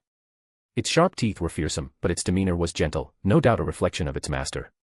Once the two wounded were swallowed, Unohana and Shimo stepped onto Minazuki's back. Destination, 12th Division's barracks. Minazuki moved swiftly, and they soon arrived. Mayuri. From above, Shimo called out sharply, spiritual pressure erupting to cover the area. Ikaku and Yumachika's lives were hanging by a thread, there was no time to waste. Inside his lab, Mayuri's hand slipped from the shock of Shimo's overwhelming spiritual pressure. Crash. A vial shattered. Purple liquid splashed over his hand, melting it instantly. Mayuri's face contorted in rage. That damn bastard again. This is the 38th experiment he's ruined. One of these days, I'm stuffing him in a bottle. Injecting himself with a syringe, his wrist quickly regrew with wriggling flesh. Still fuming, he stormed outside, just in time to see Minazuki descend. What in the world? Mayuri blinked, uncharacteristically lost for words. They're critically injured, Shimo said bluntly. Healing Kaidō doesn't work. You're the only option left.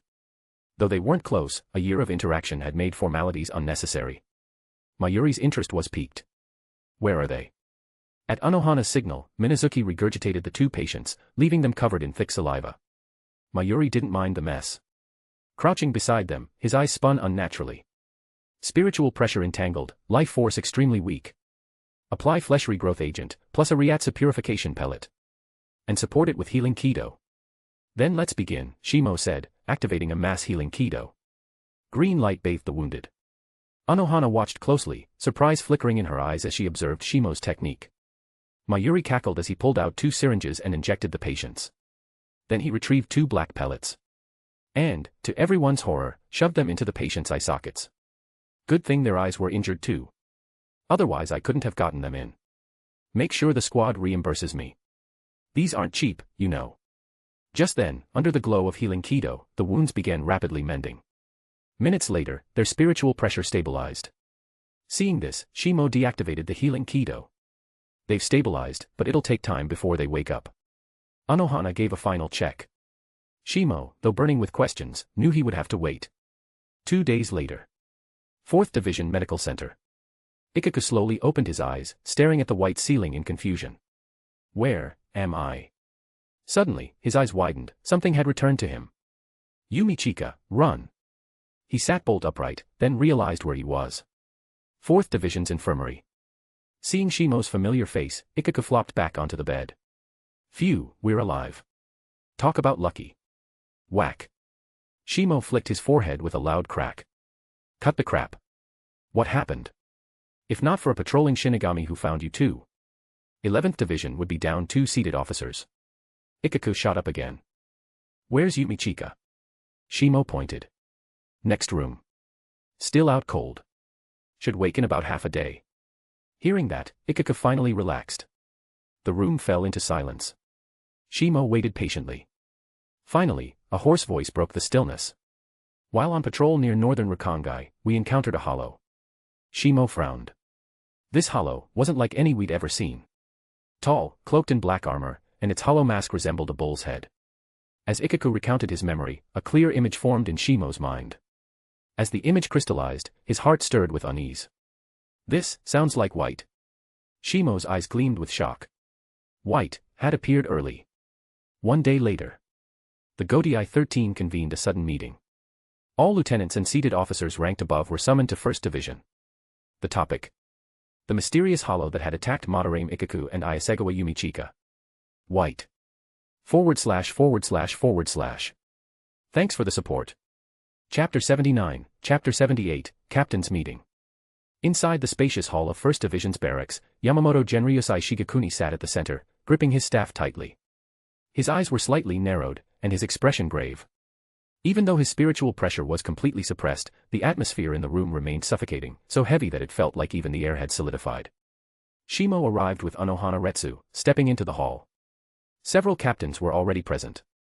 The moment Soifan noticed Shimo's arrival, her gaze locked on him. Though clearly agitated, she restrained herself out of respect for the head captain's presence. Now was not the time to cause a scene. Unohana glanced at Soifan's subtle reaction, raising an eyebrow slightly in surprise. Shimo gave an awkward smile, trying to brush it off. Oh my, everyone's here already. Mayuri Kuratsuchi entered, accompanied by Nimue. His expression was playful and smug. Ah, Shimo-kun, he greeted warmly. Don't forget to have Madarame Ikaku settle his debt with 12th Division. Flesh regen stimulants and Reiatsu purification pills are very expensive. Byakuya Kuchiki entered next, followed by his vice-captain Renji Abarai, though Renji still hadn't set up his infamous glasses shop. Upon seeing Shimo, Byakuya gave a polite nod. Their friendship was no secret in the Siriidii. Byakuya was genuinely grateful for Shimo's continued support in the past. Soon, all captains of the Godai 13 had assembled, even the chronically ill Jushiro Yukitake did not miss this meeting. Shimo scanned the room and realized that the gazes of several captains were directed at him: Soifan from 2nd Division, Shunsui Kyoraku from 8th Division, Kenpachi Zaraki from 11th Division, Mayuri from 12th Division, even Yukitake from 13th Division. He was a little surprised. But as he noticed that most of their expressions were simply curious, he figured they were just interested in the newly appointed 4th Division lieutenant. After all, back when Shimo was young, Shunsui often brought him to visit the Yukitake household. Shimo and Yukitake had always shared a friendly bond. Yukitake had even offered Shimo a place in 13th after graduation. Then there was Kenpachi Zaraki, his eyes burned with unrestrained battle lust the moment they met Shimo's. Were it not for Yamamoto's presence, Kenpachi would have likely challenged him on the spot. Boom. A heavy knock silenced the room, drawing everyone's attention. This meeting concerns the recent hollow assault on 11th Division seated officers, Yamamoto began. His aged voice still carried formidable authority, and his eyes flashed with sharp intent. A simple attack doesn't usually warrant a captain's meeting. But according to the survivor's testimony, the assailant exhibited vasto lord-class traits. I would like to hear your thoughts. The hall fell silent. None of the captains knew much about the incident. Unohana spoke gently, her voice calm but clear. By the time I began treating 3rd seat Madarame and 5th seat Iasegawa, nearly a full day had passed. In other words, they were critically wounded and unconscious in Rakangai for an extended period before being rescued. Judging from their injuries, the attacker possessed overwhelming strength, yet chose not to kill. It felt more like they were toys being tortured for amusement. Her analysis, coming from the top healer in Soul Society, held significant weight. The captains fell into deep thought. Even Yamamoto frowned slightly. Oh. Old man Yama, Shunsui adjusted his straw hat and spoke casually. How about we send a recon team to investigate the northern border of Rakangai? Even though it's been 2 days, there might still be some clues. A vasto lord-level hollow isn't a minor threat. Yamamoto seemed inclined to agree, but his responsibilities were complex. A hollow of that level is too dangerous. He coughed slightly before continuing. From the fact that it incapacitated both seated officers, it's unlikely ordinary Shinigami could deal with it. Yukitake, despite his persistent cough, added. We can't risk sending weak squads against such an enemy. Kenpachi grinned. Heh. That's why 11th Division should handle this. He stepped forward eagerly. What's a mission like this without me? Yamamoto's eyes opened fully, his spiritual pressure swept across the hall, instantly suppressing the mood. Captain Zaraki, he said coldly. This mission is not suited for 11th Division. The target is elusive, suppresses its ryatsu, and exhibits violent tendencies. An open confrontation could result in complete annihilation of the deployed squad. Your temperament is also not suited for reconnaissance. Kenpachi clicked his tongue in frustration but said no more. Tactically, this should have been assigned to 2nd Division. After a moment's thought, Yamamoto turned to Soifan. Captain Soifan, I'm assigning this mission to 2nd Division. You are to investigate the Vasto Lord sighting in Rakangai. If necessary, you have permission to fight. Gasps spread among the captains. Clearly, Yamamoto considered the situation dire. New check-in task unlocked, proceed to the northern border of Rakangai and eliminate the prototype White. Reward, Kaidō, Peak Mastery. The sudden system prompt nearly made Shimo's brain short-circuit. He had hoped to stay out of this, but the mission was clearly targeting him. Now he had no choice but to go. Yes, head captain, Soifan replied flatly. It was her duty after all. Missions like these fell squarely under 2nd Division's jurisdiction. Yamamoto's only concern was the power gap between the target and a standard recon team. I request to join the investigation team. Just as Yamamoto was about to end the meeting, Shimo stepped forward. All eyes turned to him. He spoke calmly and with conviction. Ikaku and Yumichika nearly died. As their friend, I feel obligated to help. Moreover, as 4th Division's lieutenant, I can provide emergency treatment if needed, and I'm not useless in combat either. Yamamoto contemplated silently. Soifan blinked in confusion, glancing at Shimo with slightly furrowed brows. After a pause, Yamamoto nodded. Very well. Captain Soifan and Lieutenant Kyoraku Shimo will be jointly responsible for this mission. He tapped his staff on the floor, thud. His decision made, he looked around. The rest of you must not let your guard down. Remain ready for any emergency. This meeting is adjourned. After the meeting, the first to approach Shimo was, unsurprisingly, Soifan. Kyoraku Shimo, she said coldly, meet me at Black Ridge Gate in 1 hour. We leave for northern Rakangai immediately. All business. No nonsense. Without waiting for his reply, she turned and left. Considering he'd pinched her cheeks over 300 times in the past, Shimo decided to let it slide this time. Soon after, another figure approached. Kenpachi. I'll be seeing you, he growled. When you get back, I'm coming to 4th Division myself. His bloodlust was barely contained. Then Shunsui and Byakuya joined in. Well, that was unexpected, Shunsui said with rare seriousness. Didn't think you would volunteer for something like this. Shimo smiled. If you could predict my every move, would I even still be me? Shunsui considered that. Then he chuckled. Fair point.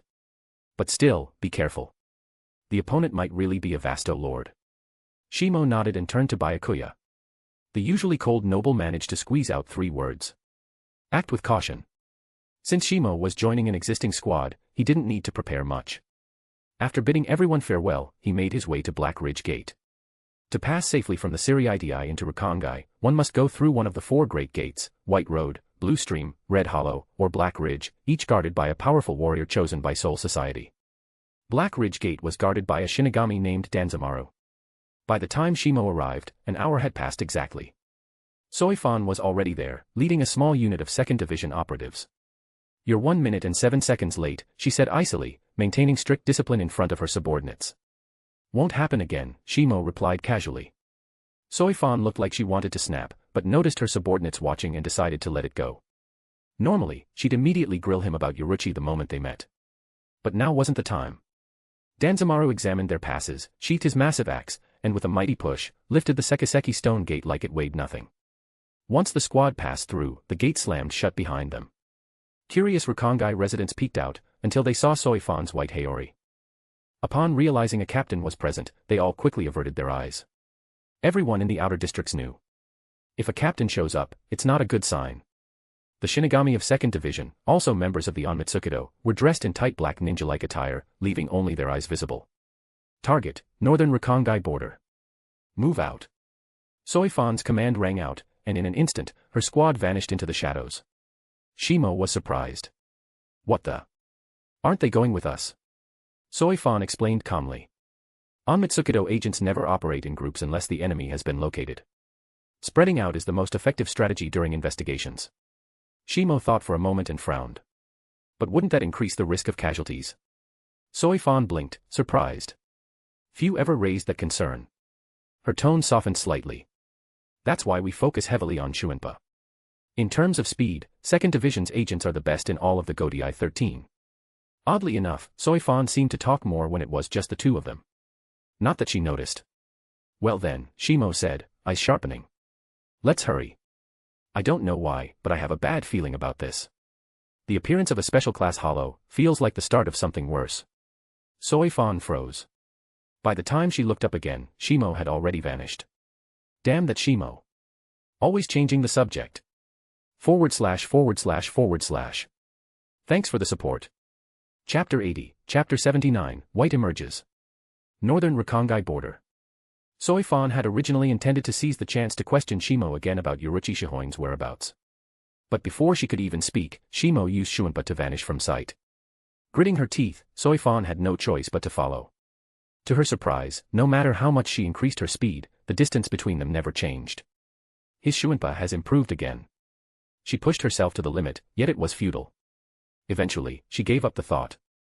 As they moved further from the Siri-Idi, the surroundings grew more desolate. In Shimo's memory, the outer border of North Rakongai was known as the Wastelands, a forsaken region with no soul dwellers, plagued by turbulent spirit particles, storms, and an environment hostile even to trained Shinigami. Even full-fledged Shinigami occasionally lost their lives here while on missions. By the time Shimo and Soifan reached the Wastelands, dusk had already set in. The rest of the Onmitsukado members were still scattered across Rakongai, searching for clues. "So this is the Wasteland." Shimo looked up in awe. In the distance, massive vortexes of Ryuryoku turbulence twisted violently in the air. Any object that came close was devoured instantly, unstoppable. These storms were one of the region's greatest natural hazards. Only strong spiritual pressure could neutralize the pressure of the spiritual turbulence. The stronger the Shinigami's spiritual power, the safer they were in these lands. Alternatively, elite mobility allowed one to sense and avoid these storms. This made the Onmitsukado, with their unmatched Shuinpa skills, the ideal scouts. Even so, many Shinigami had died here. As for lost souls who accidentally wandered in, they were countless. Driven by confidence and curiosity, Shimo approached the storm. Infusing his body with Ryatsu, and to Soifan's shock, he walked straight into the vortex. Moments passed. Shimo emerged, clicking his tongue as if evaluating a flavor. Nothing special. Feels just like the test storms in Mayuri's lab. Soifan stood wide-eyed, lips parted in disbelief. You're not hurt." Shimo turned and blinked at her. "Why would I be? It's just a bit of Ryuryoku turbulence. Also, was that concern I heard?" Soifan instantly looked away. "Who's worried about you? I just don't want you dying before telling me where Lady Yoruichi is." Shimo sighed. "I've told you many times already. She taught me the Shihoin stealth steps before she left Soul Society. I have no idea where she is now." Soifan snorted and began the search, clearly unconvinced. Before the mission, Mayuri had modified a spiritual tracking device based on the residual spiritual pressure left on Ikaku and Yumachika's wounds. No one really knew what Aizen was planning, but a mission had been issued, and Shimo had no choice but to accept. After all, any chance to grow stronger, he wouldn't waste. The device resembled a dragon radar, and could detect remnants of White's spiritual pressure in objects, locations, or even White himself. But it had limitations. If White concealed his spiritual pressure, it was useless. A flawed tool, yet still helpful. Each squad member had one. Staring at his tracker, Shimo frowned. Why is there so much residual Ryatsu in the wastelands? Soifan was just as puzzled. It's like multiple hollows passed through here recently.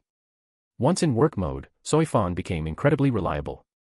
They centered their search on the Rakongai wasteland border and began a 100-kilometer sweep. Thanks to their elite Shuinpa skills, they completed the survey quickly. By the time the remaining Onmitsukido agents arrived, Shimo and Soifan had finished scanning the perimeter. Captain, no abnormalities found in the Rakongai district. A breathless operative knelt in report. Soifan furrowed her brow. Not a single trace. The kneeling agent hesitated slightly, as if second-guessing something. But the next moment. Boom. A massive force struck Soifan's waist. Shimo had yanked her away with great strength. An instant later, a cataclysmic explosion tore through the spot where she'd just stood. A rising mushroom cloud engulfed the area, flames devouring everything in sight. The shockwave activated surrounding spiritual energy storms, which began tearing at the space itself. What? Soifan stood in stunned silence. Someone in her squad had betrayed them. And that was inconceivable. 2nd Division was known for its absolute loyalty. Their training was different from any other squad, most were brainwashed from youth by noble families. Soifan herself had been raised this way. Yet someone had turned traitor. She was so shocked that she didn't even notice the firm hand wrapped around her waist. Until. Their Ryatsu is wrong, Shimo said flatly. It's mixed, tampered with. Likely controlled by Kaidō seals or spiritual tools. Soifan flushed as she realized his hand was still there and quickly pushed it away. Thanks. Her sense of justice wouldn't let her be rude in this moment. She knew without Shimo's reaction, she'd be badly injured, or dead. And in a place like this, getting hurt was a death sentence. Don't sweat it, Shimo said casually. But now we know, our enemy is still hiding within Rakongai. His thoughts ran deeper. He knew his mission. But what about theirs? Aizen. Meanwhile, in North Rakongai's Genmoku district. Within a concealed Kaidō barrier, 3 cloaked figures stood watching the distant explosion. Yonon. Triple-layer Kaidō bomb didn't even scratch him. Jin Ikamaru's fox-like face peered out from beneath his cloak, voice laced with amusement and frustration. Lieutenant Shimo's sensory skills are ridiculous. Aizen-sama, are you sure we're releasing it? That took a lot of effort to create. He turned toward the taller man beside him. Still shrouded in shadow, Aizen smiled faintly. To understand every chess piece, you must study its shape. If this one is lost, we can always build another. But chances to gather intelligence are rare. Jin said nothing more. Tozen, standing nearby, gave no objection. He never did. The decision was made. White would be released. Moments later, an immense spiritual pressure erupted in Genmoku district, then vanished just as quickly. Shimo's senses flared instantly. The tracker's reacting. Soifan shouted. A massive spiritual signature appeared and vanished in Genmoku. Shimo. We have to move. No need, he replied calmly. He's already here. His eyes narrowed, staring into the fog ahead. Soifan felt the shift too, her instincts screamed at her. Drip. Drip. Rain, she murmured, glancing at the sky. Gray clouds loomed overhead. Raindrops, formed of dense Ryoryoku, splattered against her white haori. Tap. Tap. Heavy footsteps echoed nearby. A tall figure slowly emerged. Captain-class spiritual pressure began to fill the area, drowning them in pressure. Only now did Soifan realize, the enemy had been concealing their spiritual pressure all along. If not for the upcoming battle forcing a release, they might never have known he was this close. Clad in black armor, a hollow white substance pulsed in the hole at his chest. A terrifying bull mask covered his face, rows of jagged teeth packed tightly together. It's white, Shimo confirmed silently. But he didn't say it aloud. Some truth Soifan didn't need to know. Target confirmed, she said, her voice steady. Eliminate it, and the mission is complete. Sting all enemies to death, Suzumabachi. Before Shimo could stop her, Soifan had already released her Zanpakutō and rushed in. Boom. A crushing wave of spiritual pressure dropped on the battlefield, slowing her speed considerably. White's arms, blade-like and gleaming, slashed through the air, distorting even space itself. Bakudo number 30, Shidatsu Sansen. Beak-piercing triple beam. Soifan launched the triple-pointed yellow Kaidō to restrain him, amplifying her own spiritual pressure to resist his pressure. But White, Aizen's creation, wasn't so easily bound. With a simple swing, White's arm cleaved through the spell. The yellow fangs disintegrated into spiritual dust. Shimo sighed. You can't beat him. Let me handle it. He had meant to pull her back. But his words only inflamed Soifan's pride. I can defeat him. Gritting her teeth, she pushed forward. Spiritual power surged over her back and shoulders. Her captain's Haori disintegrated in the flare of power. Her speed soared. White tilted his head slightly, perhaps intrigued. In a flash, Soifan was upon him. Reinforced by Kaidō, her speed and strength surged beyond limits. Suzumabachi struck his armored chest, marking him with the first stinger. White didn't dodge.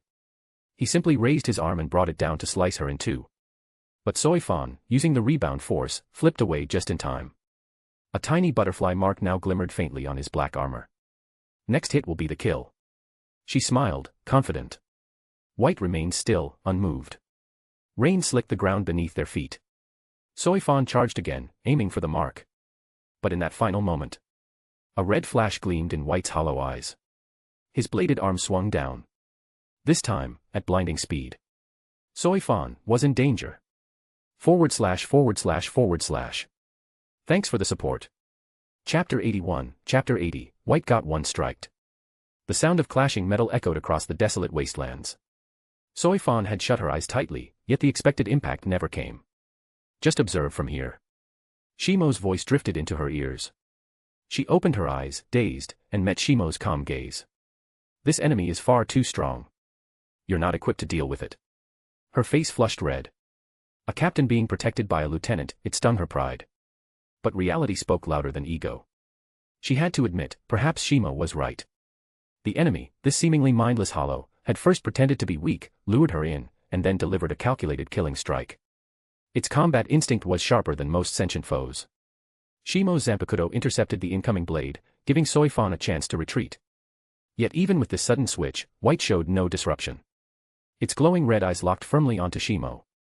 The spiritual pressure in the area, which had previously blanketed everything, now focused solely on him. Looks like I'm the real target, Shimo thought. He had a suspicion, this whole incident was likely Aizen's attempt to probe his limits again. A pawn isn't useful unless you know everything about it. White's mouth, lined with sharp, tight-packed teeth, suddenly opened wide. A red light flickered from within. Spiritual pressure surged at lightning speed into its mouth. Zero. Time acceleration. Shimo didn't have a hollow's he arrow, iron skin. A direct hit at this range could kill him. Shihoin stealth step, silent veil. A black Haori fluttered in place, but Shimo himself had vanished. The Zero obliterated the garment and blasted forward, digging a massive crater into the ground. But White wasn't done. Its jaw still agape, red light surged again, multiple Zero blasts, fired in rapid succession, all aimed at Shimo. Missed at point-blank range. And you still aim at me? With a trace of disdain in his eyes, Shimo vanished again via Shuinpa. Boom. Boom. Boom. Each blast thundered across the battlefield. From afar, Soifan watched, a grim expression darkening her face. Her perspective had changed. From initial dismissal, to concern, and now, fear. This hollow, it really does possess vasto lord-level power. She glanced at the butterfly-shaped mark she'd left on White's black armor, no effect at all. Now she understood. Her spiritual pressure was far inferior. Suzumabachi's Naijiki Kasatsu couldn't activate because the power gap was too wide. Shimo, on the other hand, knew even more. This is the same hollow that nearly overpowered Isshin Shiba in his Shirkai. Back then, Aizen ambushed Isshin from behind, preventing him from using Bankai. Had Misaki not arrived, Isshin might have died in the human world. In the chaos of the detonations, thick smoke filled the battlefield. Spiritual turbulence raged across the wastelands. The density of spiritual energy here rivaled even the Siriidii. Shimo once tried forming platforms to fly upward, but the density made it impossible. Guess I'll have to fight on the ground. Kaidō number 73, Soren Sokatsui. Twin lotus blue fire, crashed down. Twin blue flames flared in Shimo's hands and exploded outward. Boom. A massive shockwave rippled through the impact zone. And yet, a menacing red glow shimmered nearby. A strong spiritual pressure prickled against Shimo's skin. Bakudo number 81, Danku. Splitting void. A translucent wall materialized before him, just as the dust was scattered by a searing red beam. Zero. White had dipped its head low, horns glowing red, and launched a direct zero from its bull mask. The blast shook the air. Shimo could see the turbulence forming around the zero, wasteland spiritual energy reacting wildly. Zero versus Danku. He hadn't had time to chant the incantation. An unchanged antied spell is far weaker. Can it hold? Honestly, Shimo didn't know. Over the past year, he'd spent most of his time either in Mayuri's Dangai research or in personal sword training and Zanpakutō meditation. Every advancement on the staircase of time brought him a boost in power. He had now reached the 9,999th step. But paradoxically, that made it harder to gauge his true strength. Maybe it's time to go all out. As Danku began to crack, the thought surfaced in his mind. From afar, Soifan saw the fractures forming. Her heart tightened. I have to help him. Just as she prepared to act. Boom. A wave of overwhelming spiritual pressure erupted. Like a tsunami crashing down, it blanketed the entire wasteland in an instant. Soifan froze, wide-eyed. What the? That Ryatsu, it's Shimo. This is absurd. Genmoku District. A trio cloaked in black stood in silence. A Kaidō barrier kept them hidden from sight. Yeah, terrifying Ryatsu, murmured Jin Ichimaru. Not many in the Gotei 13 can compare to this. Though his voice was teasing, his expression was unusually serious. At the moment Shimo's power exploded, Jin's eyes even opened wide. Didn't think Kyoraku Shimo was this powerful. Tozen, blind as he was, could not see. But he felt it, crushing, like a wall of force swallowing everything. He trembled at the thought, what if he were standing in White's place? The deeper the veil, the more ambition it hides. Aizen's voice remained calm, betraying no emotion. Kyoraku Shimo's ambitions perhaps exceeded even the Siriitii. Both Jin and Tozen looked surprised. Aizen rarely spoke of others this way. But Shimo was the exception. Let's go. White has served its purpose. Without looking back, Aizen turned and vanished. Jin and Tozen followed. Shimo exhaled softly. Miscalculation. I didn't expect the stairway of time to amplify Ryatsu this much. He had seen Kyoraku Shunsui's power before. This was beyond that. The zero, mostly absorbed by Danku, was completely vaporized once Shimo's spiritual pressure burst forth. White screamed in rage, roaring like a cornered beast. He no longer had intelligence, just instinct. And instinct told him, close combat. But White didn't realize.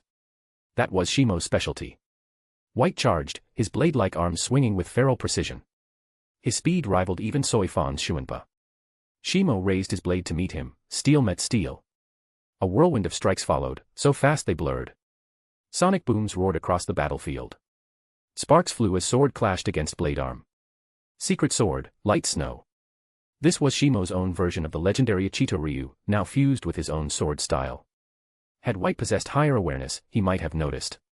His slashes were slowing down. Snowflakes began to swirl. Murderous aura chilled the battlefield. Suspend the space. Akatsuki. His calm voice echoed like a final verdict. Within a 100-meter radius, the air groaned under pressure. A long crimson blade rose. Spiritual pressure condensed. Limitless sword, infinity. Brilliant light burst from the blade. And swallowed White whole. Moments later, a system notification rang in Shimo's mind. Mission complete, distributing reward. Congratulations. You've unlocked Peak Kaidō Mastery. A torrent of knowledge flooded his consciousness. A splitting headache surged, then vanished. He shook it off, absorbing the mastery of Kaidō arts. To his surprise, he now knew every Kaidō spell save for forbidden and reverse types. Soifan had never looked away. She tracked their spiritual pressure the entire time. And then, White's pressure vanished. Only now did she fully comprehend. The gap between her and Shimo. An opponent she couldn't scratch. Shimo had dealt with effortlessly. Aside from his destroyed Haori, he didn't even have a speck of dust on him.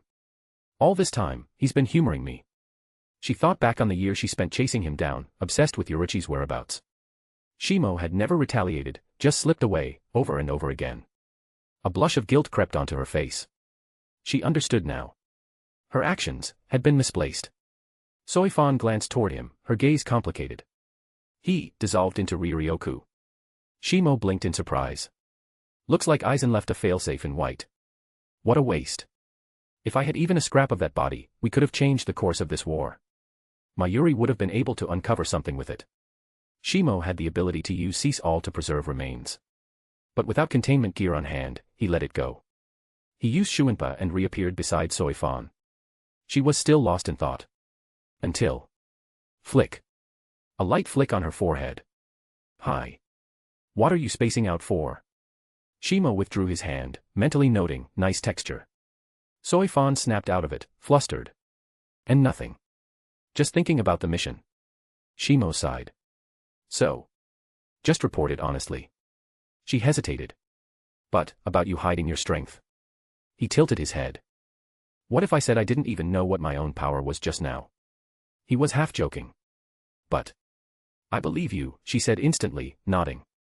You believe that? Even that ridiculous explanation? She nodded again, earnest and stubborn. Shimo circled around her with growing doubt, then placed a palm on her forehead. Did that Zero fry your brain? /////. Thanks for the support. Chapter 82, Chapter 81, 3 captains arrived. Damn it.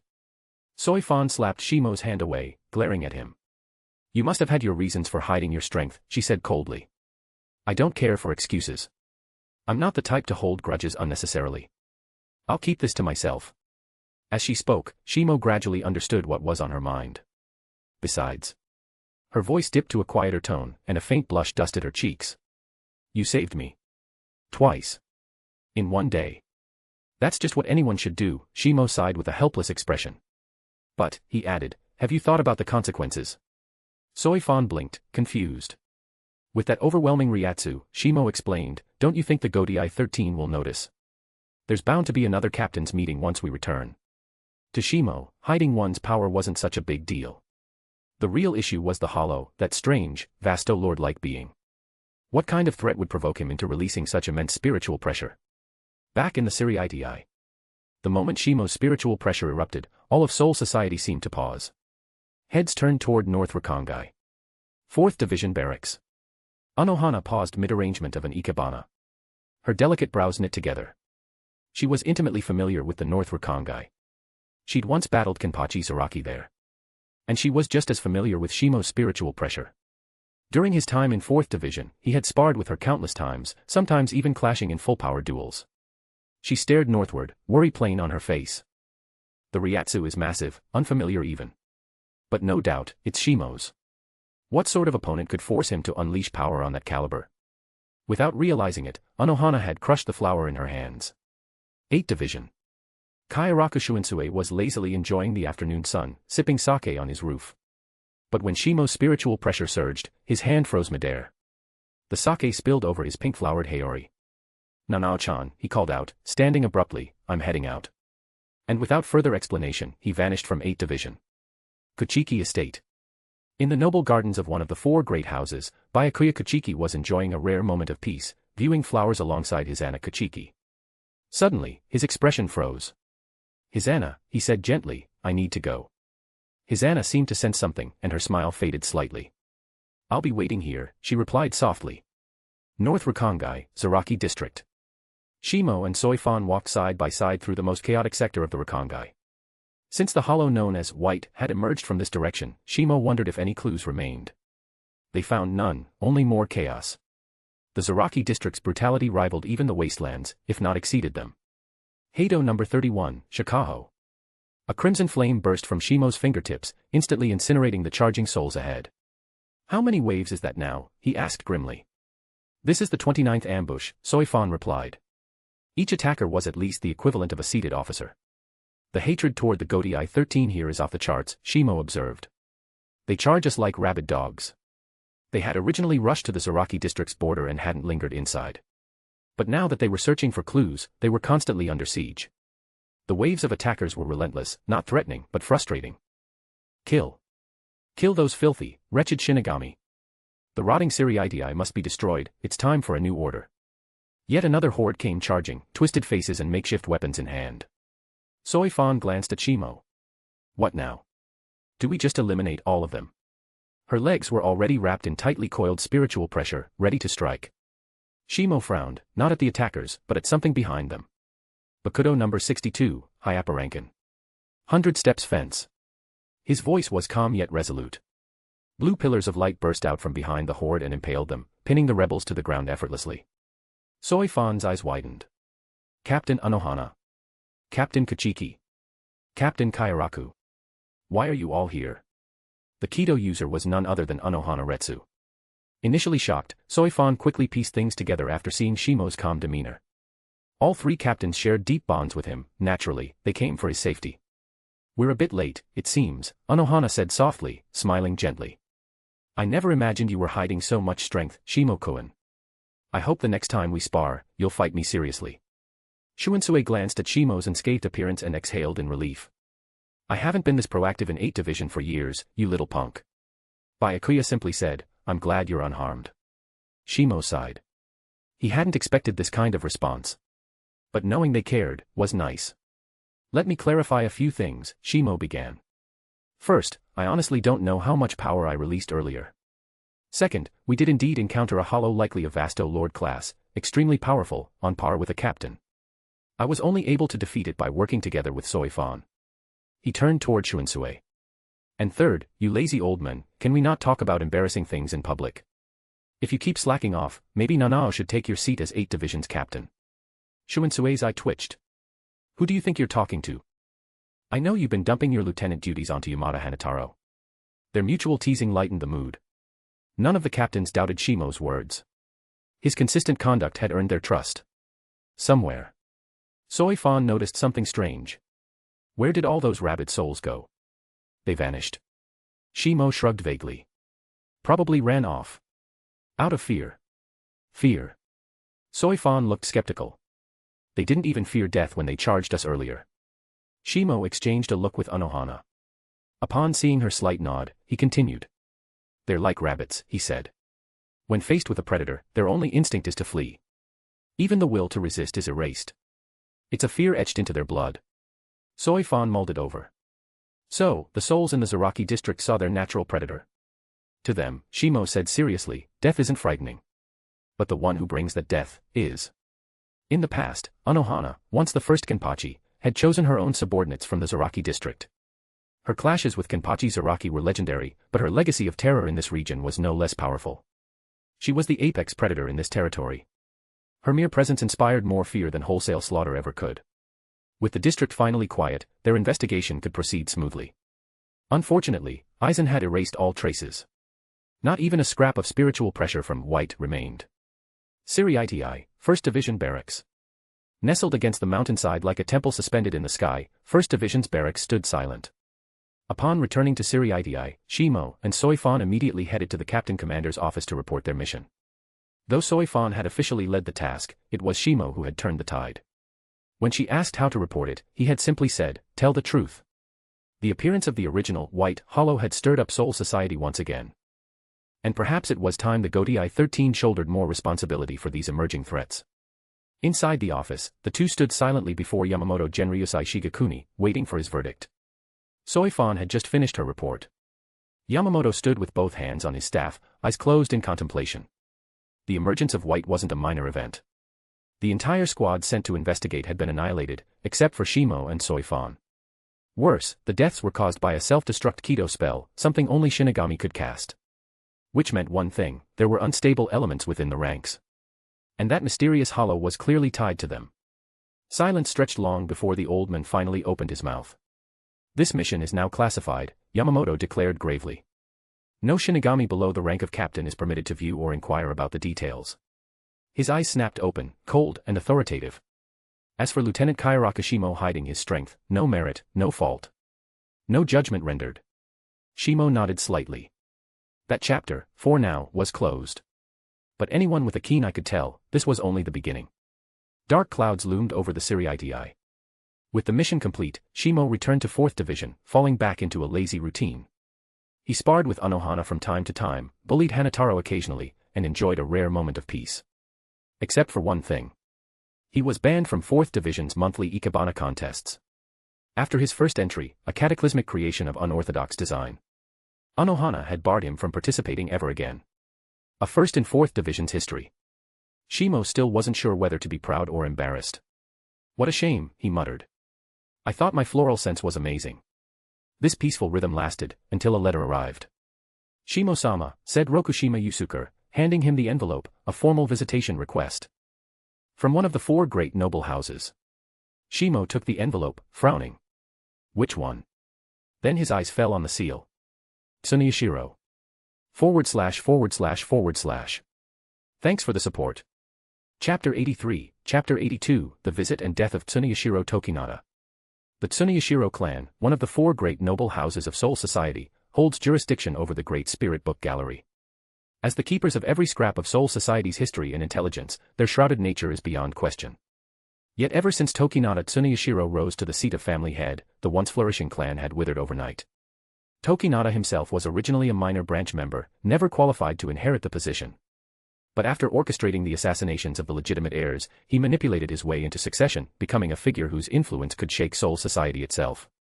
The authority of the 4 great noble houses rivals even the Godai 13. And the Tsuneyashiro, who command the Hall of Records and the Great Spirit Book Gallery, are even more so. But to Shimo, none of that mattered. In the end, across the human world, Soul Society, and Hueco Mundo, true authority belonged only to strength. Shimo respected Aizen. He respected Yamamoto Genryosai. They had the kind of power that demanded reverence, power that could annihilate worlds. But Tokinata? What did he have? At most, a Zanpakutō capable of copying others' abilities, still limited by his own spiritual pressure. Beyond his schemes and stratagems, he was nothing. A petty man who hides in shadows, striking only from behind. With a flick of his fingers, Shimo set fire to the envelope Tokinata had sent, letting the ashes drift into the squad's flower garden below his window. 4th Division's gardens bloomed with gentians, their pale purple blossoms soothing to the spirit. The sight eased the irritation he'd felt from receiving Tokinata's letter. He understood, ever since revealing his strength, eyes across Soul Society had turned to him. Not only the perennially lost Zaraki Kenpachi, forever wandering toward 4th Division, but the Kaidō Corps and multiple squads had extended olive branches. Shimo refused them all, without hesitation. What a joke. No matter how tempting their offers, could they compare to 4th Division? Here, I am at least a lieutenant. And besides, Hanataro is here. I'm not leaving. Not for anything. This time, however, the situation was different. Tokinata had invoked noble privilege to request an audience. The meeting would take place at the Kyoraku estate, under the guise of a friendly exchange. As well, one meeting won't kill me, Shimo mused. I'd like to see what this man really wants. Until the true hand behind Soul Society's shadow play reveals itself, I doubt he dares to step out openly. Tokinata's ambition was no secret. He once plotted with Yoruichi Shihoin to restore the Shiba clan, re-establishing the 5 great houses, and then build an institution to surpass even the central 46 chambers, a power ruling over all 3 worlds. But ambition without matching strength had always doomed him. 3 days later, the Kyoraku estate. Shimo waited calmly for Tokinata's arrival. Traditionally, when a member of one great noble house visited another noble family, even an upper noble, there should have been formal ceremony. But with Shimo, simply granting the men an audience was more courtesy than he deserved. As for ceremony, not a chance. Tokinata discovered this the moment he entered the noble quarter. Nothing had changed, no welcoming procession awaited him. Swallowing his anger, he forced a genial smile and walked up to the estate like an old friend dropping by. Seated across from Shimo, Tokinata revealed his skill at disguise rivaled even Jin Ikamaru's. But where Jin's masks were born of twisted affection, Tokinata's stemmed purely from ambition. They were not the same. Tsuneyashiro-sama, Shimo said, his tone light, devoid of respect, what business brings you here? Tokinata's smile stiffened, irritation flashing before his practiced calm returned. His dark green hair fell to his shoulders as his lips curled. Shimo-kun, I came to propose cooperation between the Tsuneyashiro and Kyoraku houses. Don't you think this world is unbearably dull? His words carried no warmth. To Shimo, the smile looked like a venomous serpent flicking its tongue in the dark. No, Shimo replied flatly. And besides, you should take such proposals to my family head. I have no authority to decide such matters. Unfazed, Tokinata pressed on. What if it concerned your true ability? Shimo's brow lifted. You mean the Hall of Records? Tokinata nodded, his scheming nature plain. I first took note of you when you became 4th Division's lieutenant. Through our surveillance, I observed distortions of space and time around you. In time, I became certain your Zanpakutō must be linked to those very forces. He leaned forward, ambition gleaming in his eyes. Such a power cannot be ignored. I knew I had to draw you into my fold, before it was too late. Shimo chuckled. Should I call you clever, or just a fool? Tokinata froze. His smile faltered, unease creeping in. What do you mean? Exactly what I said. Shimo drained his cup of sake. Your clan already wields unrivaled authority. Yet through your miraculous maneuvers, you've weakened it. And from what you've said here today, I see clearly, your ambition far outstrips your strength.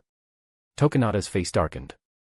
For the first time, he sensed dread. This visit might have been the gravest misstep of his life. Shimo's smile sharpened. You dream of surpassing the Central 46, perhaps ruling all 3 worlds. And you think you've found leverage on me? Pathetic. Do you imagine your visit was untainted by scandal? Shall I air the Tsuneyashiro clan's filth once more? Sweat poured from Tokinata's brow. His composure collapsed, breath ragged. WH. What are you? Shimo rose, ice cold. Me. Kyoraku Shimo. Son of the Kyoraku house. Distinguished graduate of the Shino Academy. Lieutenant of 4th Division. Surely the head of the Tsuneyashiro clan knows that much. His gaze burned with contempt, as though peering down at a worm. Ambition is not wrong. But without strength to match, it becomes catastrophe. And your Enra Kyoten's power will never make you ruler of Soul Society, let alone the 3 realms. Tokinata remembered nothing of how he left. Back home, he stared into a mirror. The men reflected there looked broken, hollow, no more than a walking corpse. His confidence had been shattered beyond repair. So close. Yet so far, he murmured. Then smiled faintly. This is the end. The next day. News thundered through Siriiti, stunning even the Central 46 and the Godii 13. Tokinata Tsuneyashiro, head of one of the 4 great noble houses, was dead. Cause of death, suicide. Shimo was stunned. He killed himself. Suicide, out of guilt. Impossible.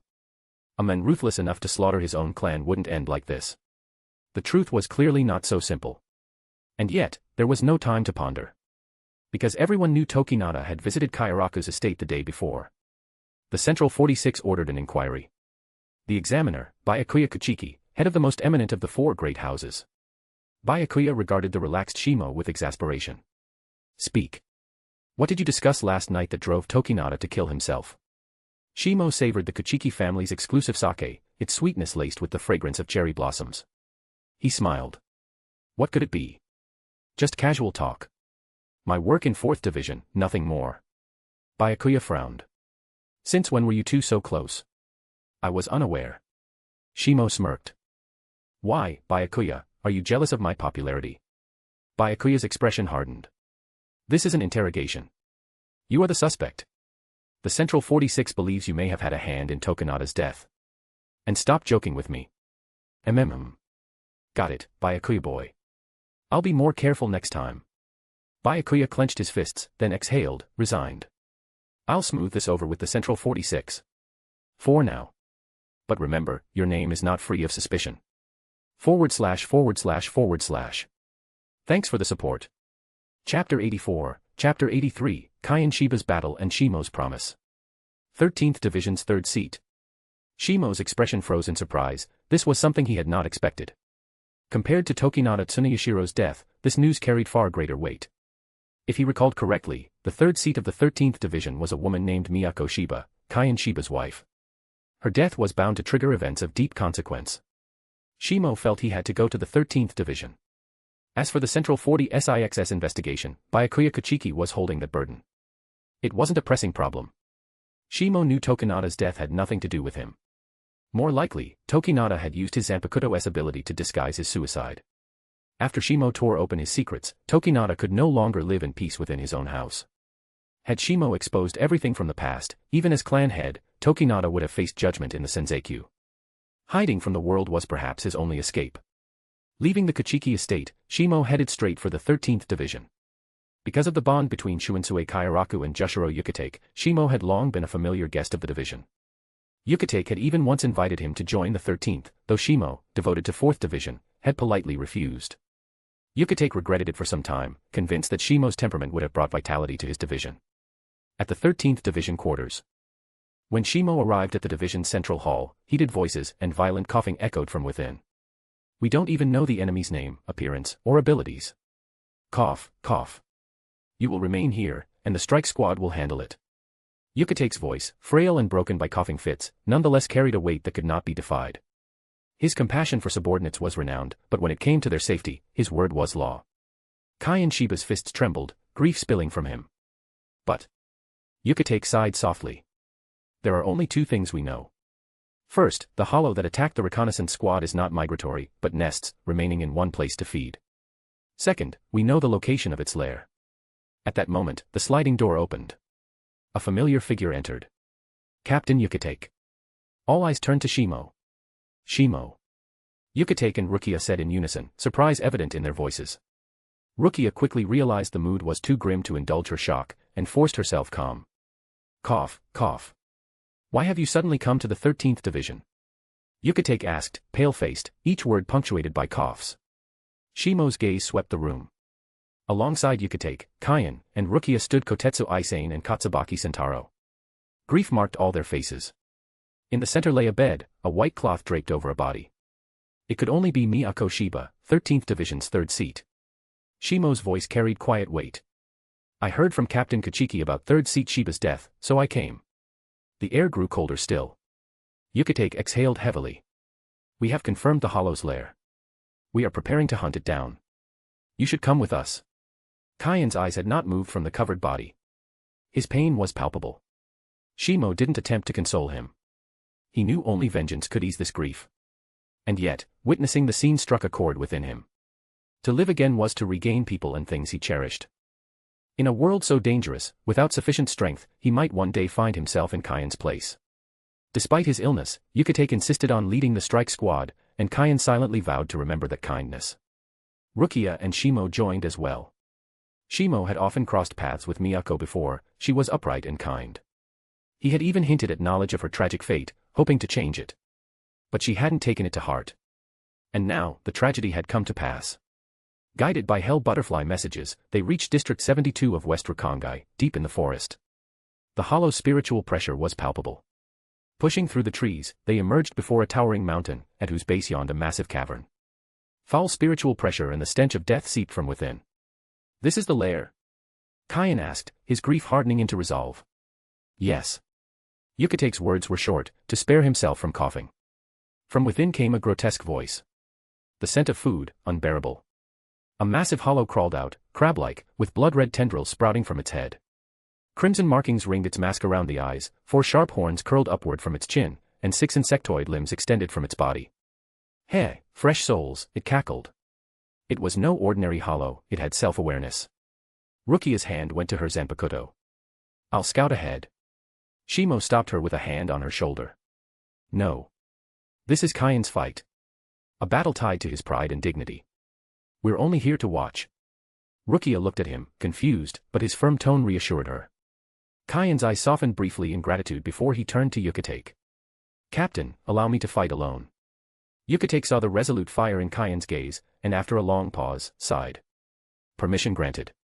As Kaien prepared to leap down, Shimo called out, I've read records of this hollow in the Department of Research and Development. Its name is Metastasia. Its ability erases a Shinigami Zanpakutō, then fuses with and dominates the victim's body and mind. Be careful. Kaien froze, then smiled with newfound confidence. Thank you. I understand. He dropped from the branches, facing his enemy. Decided who's going to die first, brat. Metastasia sneered. Kaien's fury cooled into a deadly calm. Before we begin, answer me, how many Shinigami souls have you devoured? Metastasia tilted its head arrogantly. What a foolish question. I don't bother counting my meals. Kaien's eyes darkened. And you've never regretted it? The hollow laughed madly. Regret? Oh, I regret not eating that woman from the top half down. Kaien's rage broke free. With a roar, he drew his Zanpakutō and slashed, tearing flesh. Metastasia howled, blood spraying from its tendrils. In a blur of Shuinpa, Kaien appeared above its head, seizing a tendril, blade raised. Nichibana, surge. But Metastasia sneered. Your Zanpakutō can't harm me. At once, Kaien's blade dissolved into spirit particles. Kaidō number 63, Raikoho. Thunder Roar Seer. Even without his Zanpakutō, Kaien had prepared. Lightning burst from his palms, engulfing the hollow. The sky split with thunder. Sprinkled on the bones of the beast. Sharp tower, red crystal, steel ring. Move and become the wind, stop and become the calm. The sound of warring spears fills the empty castle. The extended incantation strengthened the spell. Mastery of such techniques required high expertise in Kaidō, and Kaien unleashed it with precision. Electricity seared Metastasia's body, fire consuming it. At last, the hollow disintegrated into spirit particles, its cries silenced. Kaien fell to his knees, tears streaming down his face. Yukitake laid a hand on his shoulder. Do not grieve too deeply. From afar, Shimo watched quietly, his thoughts heavy. This time, Kaien's life was saved. The tragedy has been changed. Shimo. Rukia stood beside him, tilting her face up to meet his eyes. What is it? Shimo asked, puzzled. Her gaze wavered. Do you think something like this could happen to us one day? For a moment Shimo was stunned. Then he smiled, pulling her gently into his arms. I promise you, it never will. And in his heart, he swore silently. In the name of time itself. /////. Thanks for the support. Chapter 85, Chapter 84, Isshin Shiba's Visit. Because of Shimo's words, Kaien Shiba successfully slew Metastasia and avenged his wife. Kaien felt deep gratitude toward Shimo, and at the same time informed his family about what had happened. Thus, at the Kyoraku household, Shimo stood dumbfounded, staring at the mountain of spherical objects piled before him. These, what on earth are these things? Scratching his head with an awkward smile, Kaien replied loudly. Ah, well, my sister heard about what you did. She said that, to thank you for your help, she'd give you some of her treasured creations as a token of appreciation. At first, Shimo didn't think much of it. But the moment Kaien mentioned these were his sister's treasures, his expression instantly changed. Wait, you said these are your sister's collection? Kaien laughed heartily, as though he had returned to his old, cheerful self. Yet, the fleeting sorrow in his eyes could not be hidden. That's right. She's been crafting and keeping these for a long time. Shimo's mouth twitched. He suddenly remembered exactly who Kaien's sister was. Kyoraku Shiba, the most renowned fireworks master in all of Rakangai. Not only that, she also held the only legitimate method of accessing the Soul King's palace. Although the Shiba family had begun to decline, the presence of Kyoraku and Isshin ensured they remained among the 5 great noble clans. However, because of her devotion to fireworks research, Kyoraku continued to live in Rakangai rather than Siriidii. And so, these gifts before him were self-explanatory. Shimo's lips twitched again. This is what you mean by fireworks? Exactly. Kaien nodded firmly. Kyoraku made these herself. They can create beautiful fireworks, and pack enormous destructive power. Enormous destructive power. Shimo rubbed his forehead, at a loss for words. Though he knew Kaien had absolute faith in his sister's work, did he not worry about accidents? From the sheer density of spiritual pressure infused in these fireworks, Shimo could already tell, if they all went off at once, not just the Kyoraku estate but the neighboring noble manors would also need to be rebuilt. And then both Kaien and Kyoraku would face pursuit orders from Central 46 for the crime of endangering nobility. Well, thank you for your kind intentions, Shimo said helplessly. It felt wrong to reject a gift given so earnestly, especially custom-made ones that were, hopefully, safe enough. Hopefully. Kaien suddenly added with a smile. Oh, right, Shimo-kun. Because of this matter, my uncle will be visiting you in the next few days. Shimo raised a brow. Uncle. You mean Captain Isshin Shiba? Kaien nodded with a bright smile. In his normal state, his grin was still as infectious as ever. Isshin Shiba, head of the branch family, was both Kaien and Kyoraku's elder relative and the current captain of 10th Division, responsible for Siriidi's patrols and security. His strength was by no means ordinary, even within the Godii 13, he was considered one of the stronger captains. Shimo scratched his head, confused. Isn't that going too far? You don't need to thank me like this. You're the one who killed the enemy, I just gave you a reminder. Kaien's face grew solemn. This isn't just about personal revenge. It concerns the pride of the Shiba clan. Please don't belittle your contribution. Shimo sighed. Fine. If Captain Isshin wants to come, let him. 3 days later. Isshin Shiba arrived right on time. Captain Isshin. Lieutenant Shimo. When it came to business, Isshin appeared more formal. But the moment Shimo noticed the gift he had brought, he was once again speechless. Clearly, the entire Shiba clan had the same quirk, regardless of branch or main family. To Kyoraku, fireworks were the perfect gift. To Isshin, good sake was far more fitting. Still, this particular offering did suit Shimo's tastes. The Shiba clan, long rooted in Rakangai, had brought a local specialty, fiery Rakangai liquor. I came today mainly for 2 things, Isshin said. The two sat opposite each other, savoring the drink with relaxed expressions. Discovering Shimo shared his appreciation for alcohol, Isshin quickly loosened up. Though he had heard Shimo's name before, their duties had kept them apart until now. Meeting in person, Shimo's character left a very favorable impression. Shimo raised a brow. Two things. I thought you came only because of Kyan's matter. Downing the spicy liquor with a satisfied grin, Isshin laughed. That's just one of them. Your reminder saved Kyan from injury, maybe even death. For that, the Shiba family will always remember your kindness. Shimo swirled his cup. And the second? To him, this liquor was on par with the Kuchiki clan's exclusive sake, different styles, but both exquisite. The Shiba brew was bold and fiery, the Kuchiki's, fragrant and sweet. Isshin leaned in, looking mischievous. The second thing. Well, Shimo, you're still unmarried, aren't you? Cough. Shimo nearly choked on his drink. What kind of ridiculous question was that? So this was Isshin's infamous goofy side. Why the sudden leap from Kyan's matter to his personal life? Captain Isshin, why would you suddenly ask that? Isshin gave him a sly grin, as though making a life-altering decision. Just answer me first. Shimo sighed. No, I'm not married. Though. He hadn't finished before Isshin visibly relaxed in relief. Excellent. That makes this much easier. He promptly pulled a photograph from his robes and handed it to Shimo. Puzzled, Shimo accepted it, only to find himself staring at the image of a tall, slender young woman with a radiant smile, long black hair wrapped in white cloth, and a figure that left little to the imagination. A stunning beauty. This is. He had a guess, but hesitated to say it aloud. Isshin beamed. My niece, little Kyoraku. Though she's from the main family, she still calls me uncle since her parents died young and I've cared for her. She's of age now, but hasn't found a suitable partner. So. Isshin elbowed Shimo knowingly. Let's be honest, her looks are flawless, her personality bright, her spiritual power remarkable even if she isn't a Shinigami. And she comes from one of the 5 great noble houses. If Shimo still couldn't understand what Isshin was hinting at, he truly would be an idiot. I think that's something which requires more discussion, Shimo muttered. Love arriving this suddenly, it felt like being swept into a whirlwind. Was there really such a thing as someone delivering a bride to your doorstep? A gorgeous, talented noblewoman, no less. It was absurd. From outside the room, a playful voice interrupted. Discussion. I don't think so.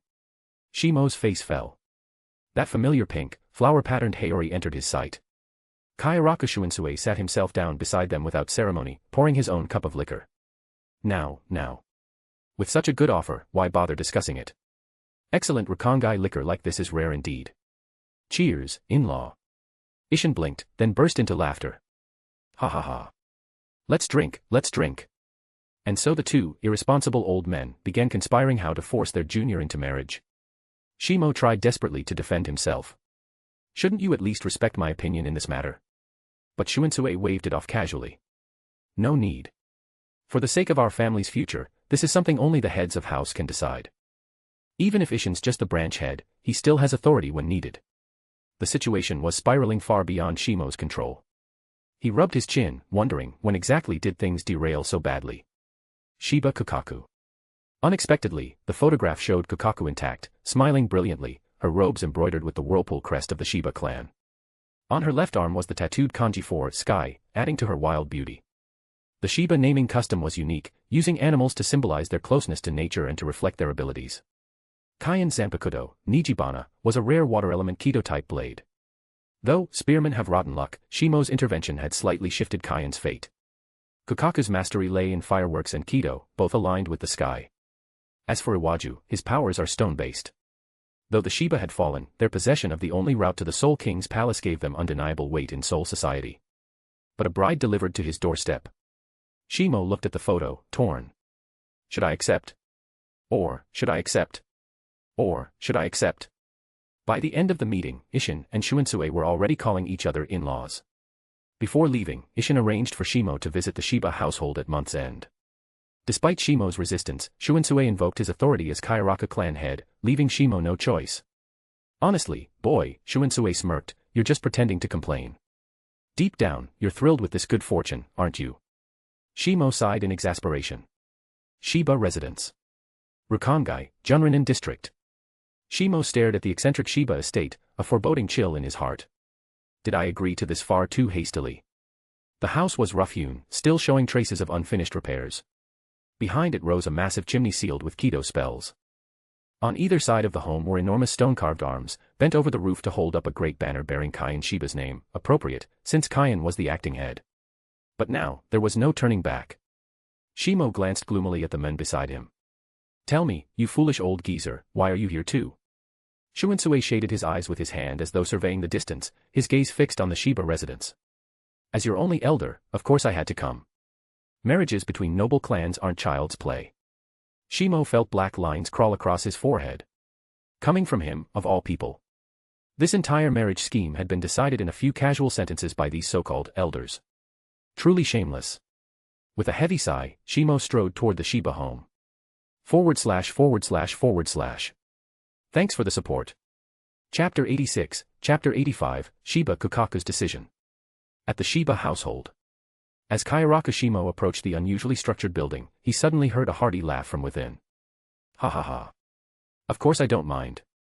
By the way, that kid named Shimo, isn't he supposed to be coming today?" No sooner had the words left her mouth than the large front gate burst open.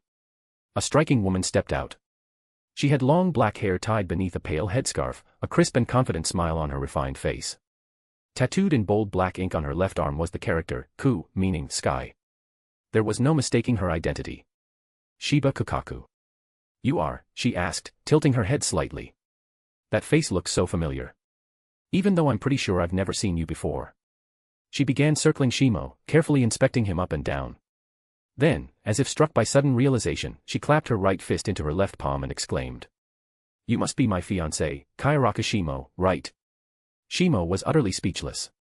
He knew that Kyoraku was bold, fiery, and had a larger-than-life personality, but this level of enthusiasm. Wasn't it a bit much? As for how she recognized him, when Shiba Ishin had left the Kyoraku estate, he'd asked Kyoraku Shunsui for a photo of Shimo. Unfortunately, Shimo disliked taking pictures, so all they had was an old childhood photo. That's why Kyoraku found him familiar but couldn't place him immediately. "Ha! You turned out way better looking than your childhood picture." Kyoraku, completely at ease, grabbed Shimo by the arm and dragged him toward the house. "Captain Kyoraku, you come too." Halfway to the main building, she suddenly remembered there was someone else, Kyoraku Shunsui, trailing behind. This straightforward, unabashed attitude of hers was oddly charming. Maybe this was one of those cases where her worldview is shaped by her personality. Unlike other noble households, the Shiba residence was devoid of lavish ornaments or excessive grandeur. Instead, it reflected a stark, minimalist aesthetic. Apart from the family crest displayed proudly on the walls, there was little to suggest the Shiba clan's noble origins. "Big brother." Even before reaching the main hall, Kyoraku was already calling out. "The Kyoraku heir is here." No sooner had her voice landed than Shiba Kyan rushed out from inside. "Captain Kyoraku, Shimo-kun."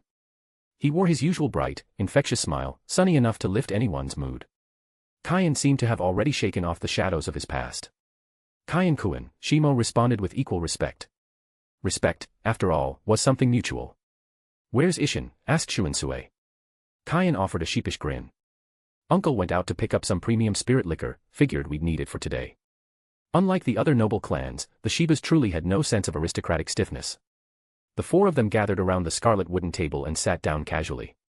Shiba Kyan and Captain Kyoraku soon fell into easy conversation, exchanging light-hearted squad gossip, but also diving into deeper topics, including hidden matters among the noble houses. Shimo, on the other hand, found himself sitting directly across from Shiba Kyoraku, locked in a rather intense staring contest. Every now and then, her gaze would drift downward slightly, but Kyoraku didn't seem the least bit embarrassed by it. Soon, Shiba Ishin returned, carrying bottles of exclusive Soul Society liquor. Though not quite as rare as the Kachiki clan's private sake, it was still a high-end luxury in the Rakongai. "See.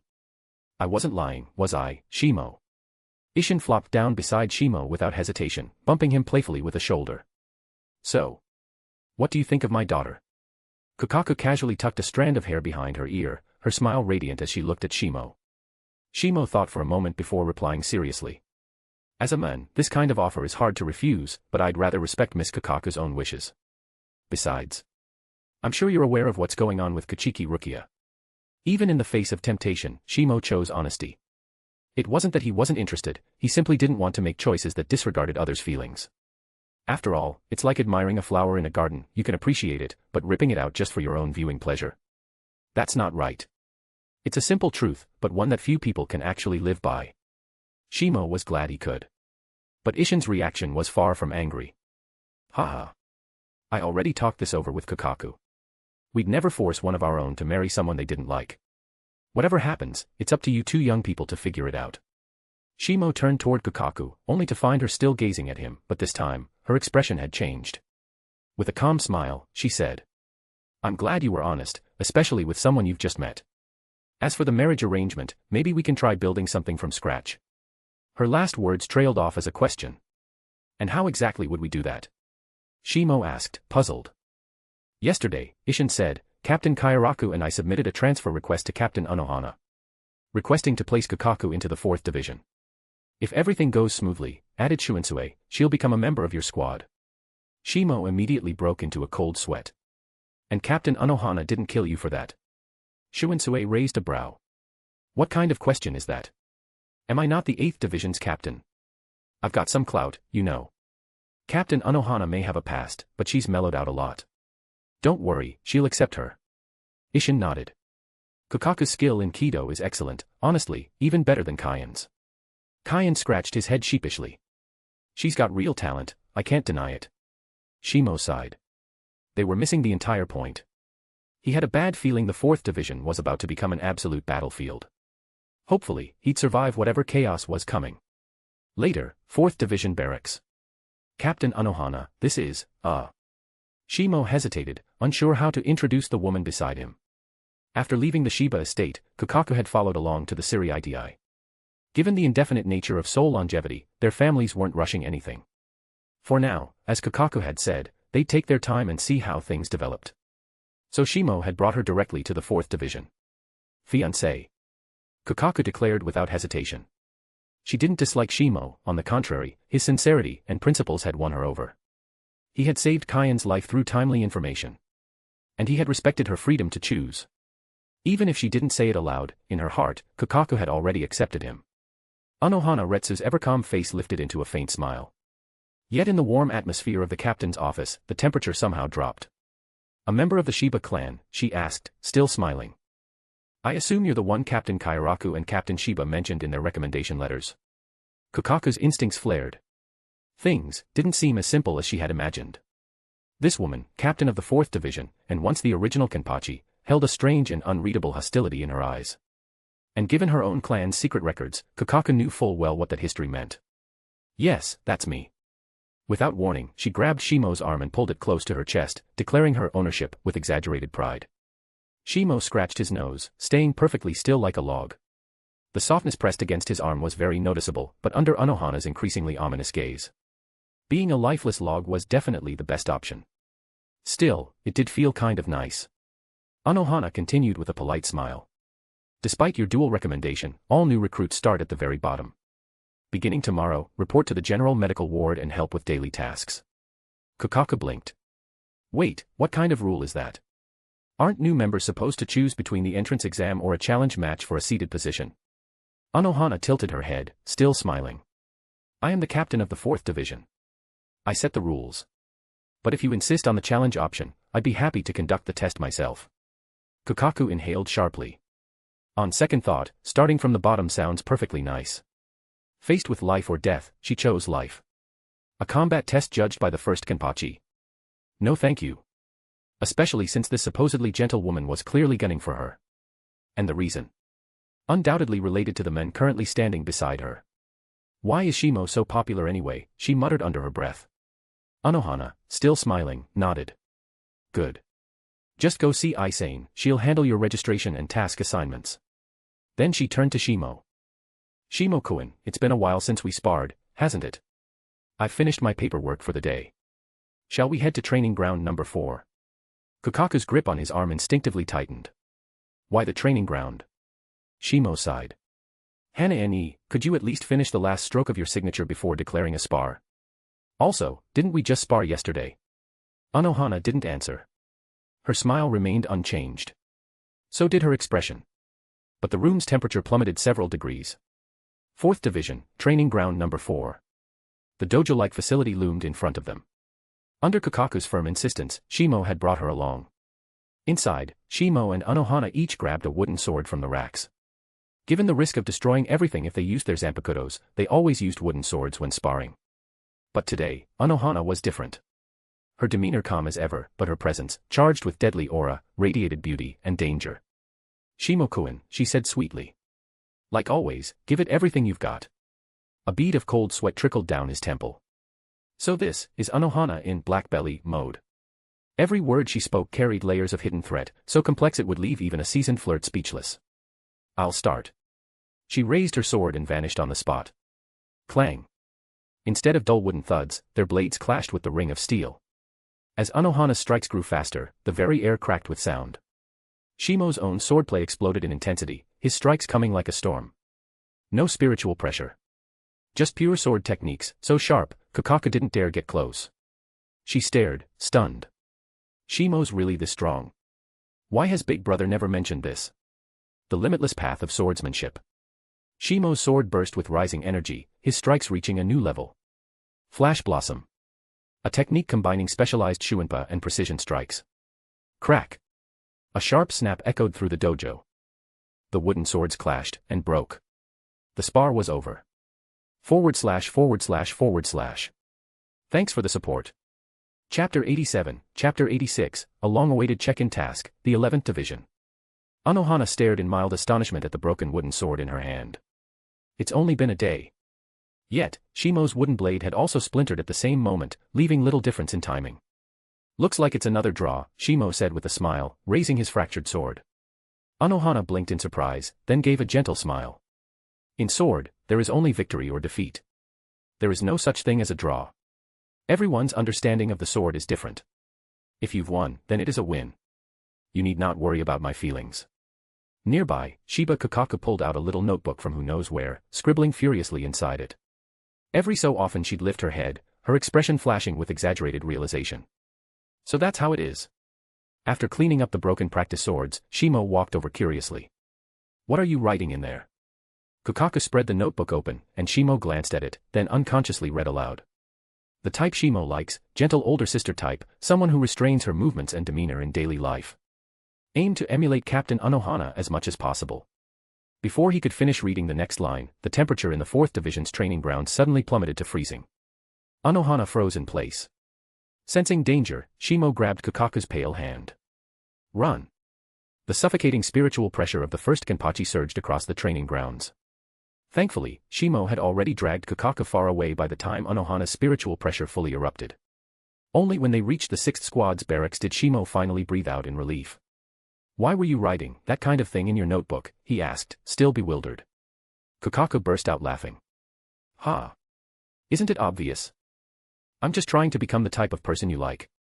At that, Shimo realized how different Kyoraku truly was from others. Bold and unrestrained, she expressed emotions with the same vigor as she faced any challenge. Strong-willed, never bowing to setbacks. And when she noticed the way Unohana treated Shimo differently, a spark of vigilance arose in her heart. She wasn't about to hand over her fiancé so easily. The next morning, Shimo saw her dash off toward the central infirmary, leaving behind a declaration that she'd be back. Truly a woman who loves and hates with abandon. At this moment, the long silent system chimed within Shimo's mind. New check-in task released. Host must report to the 11th Division and battle Zaraki Kenpachi. Reward, the second ability of your Shurkai. Shimo froze. What kind of check-in task is this? Report to the 11th and fight Zaraki. That's suicidal. He mulled over it briefly, but after 3 minutes he gave up thinking altogether. Not like I'm someone who lives off brainpower anyway. The task has to be done no matter what. Still, the promise of unlocking a second Shurkai ability stirred his imagination. But he needed a proper excuse to head to the 11th. As he pondered, a knock came at his door. It was Rokushima Yusuke, vice captain of the 6th Relief Unit. "Shimo-sama, the 11th Division is requesting your presence." Shimo slid the door open, already intrigued. "Oh. What's going on in the 11th?" Apparently a new recruit challenged for a seat, and was badly beaten by Madara Mikaku. His injuries are severe. Yusuke didn't know the details, just the message. Under Shimo's training, the 6th Unit's methods had already drifted far from standard 4th Division healers. They had become more like a combat support unit, healers who could fight on par with 11th Division soldiers. Shimo's true goal was to train them into warriors with regenerative capabilities rivaling Arankar. Since Captain Unohana is away, third seat Kotetsu Aisane must remain at the main infirmary, Yusuke explained. So I came to report. In that case, let's go, Shimo said, tightening his sash, Zanpakutō in hand. With Shuinpa, he vanished. 11th Division grounds. Unlike other barracks, the 11ths were simple, wide training grounds and dueling platforms reinforced by 12th Division devices to contain spiritual pressure. By the time Shimo arrived, bloodstains were everywhere. On the dueling stage stood two figures. One was Madarame Ikaku, shaved head, muscular body covered in bleeding wounds, yet still grinning fiercely. The other made Shimo raise a brow. Abarai Renji. Red hair hanging loose, face marked by dark tattoos, Zanpakutō thrust into the ground as he gasped for breath. Apparently Aizen had already reassigned him from the 5th to the 11th. Too rebellious for Aizen's taste, Renji had been sent here to find discipline. But instead of laying low, his first act was to challenge a seated officer. Confidence born of newfound strength had clearly swelled within him. Unfortunately, challenging the third seat right away was a reckless move. Renji staggered, blood dripping from his jaw. His vision blurred, but a stubborn spark of will kept him upright. I lost again. Ikaku smirked. Kid, your will has my respect. This fight is over. But from now on, I'll give you more chances. If you can beat me, you'll earn the third seat, and the right to challenge Captain Zaraki himself. Renji managed a faint smile. Recognition at last, then collapsed, Zabimaru reverting to its sealed state. Ikaku, though battered, seemed unfazed. Most of his wounds were superficial. Bullying rookies, huh? Shimo's voice came lazily from below the platform. How impressive of you, Ikaku. The third seat twitched, ready to snap back, but upon seeing who it was, he swallowed his words. Oh, it's you again. Shimo arched a brow. That's no way to treat the men who once saved your life. Ikaku's face darkened.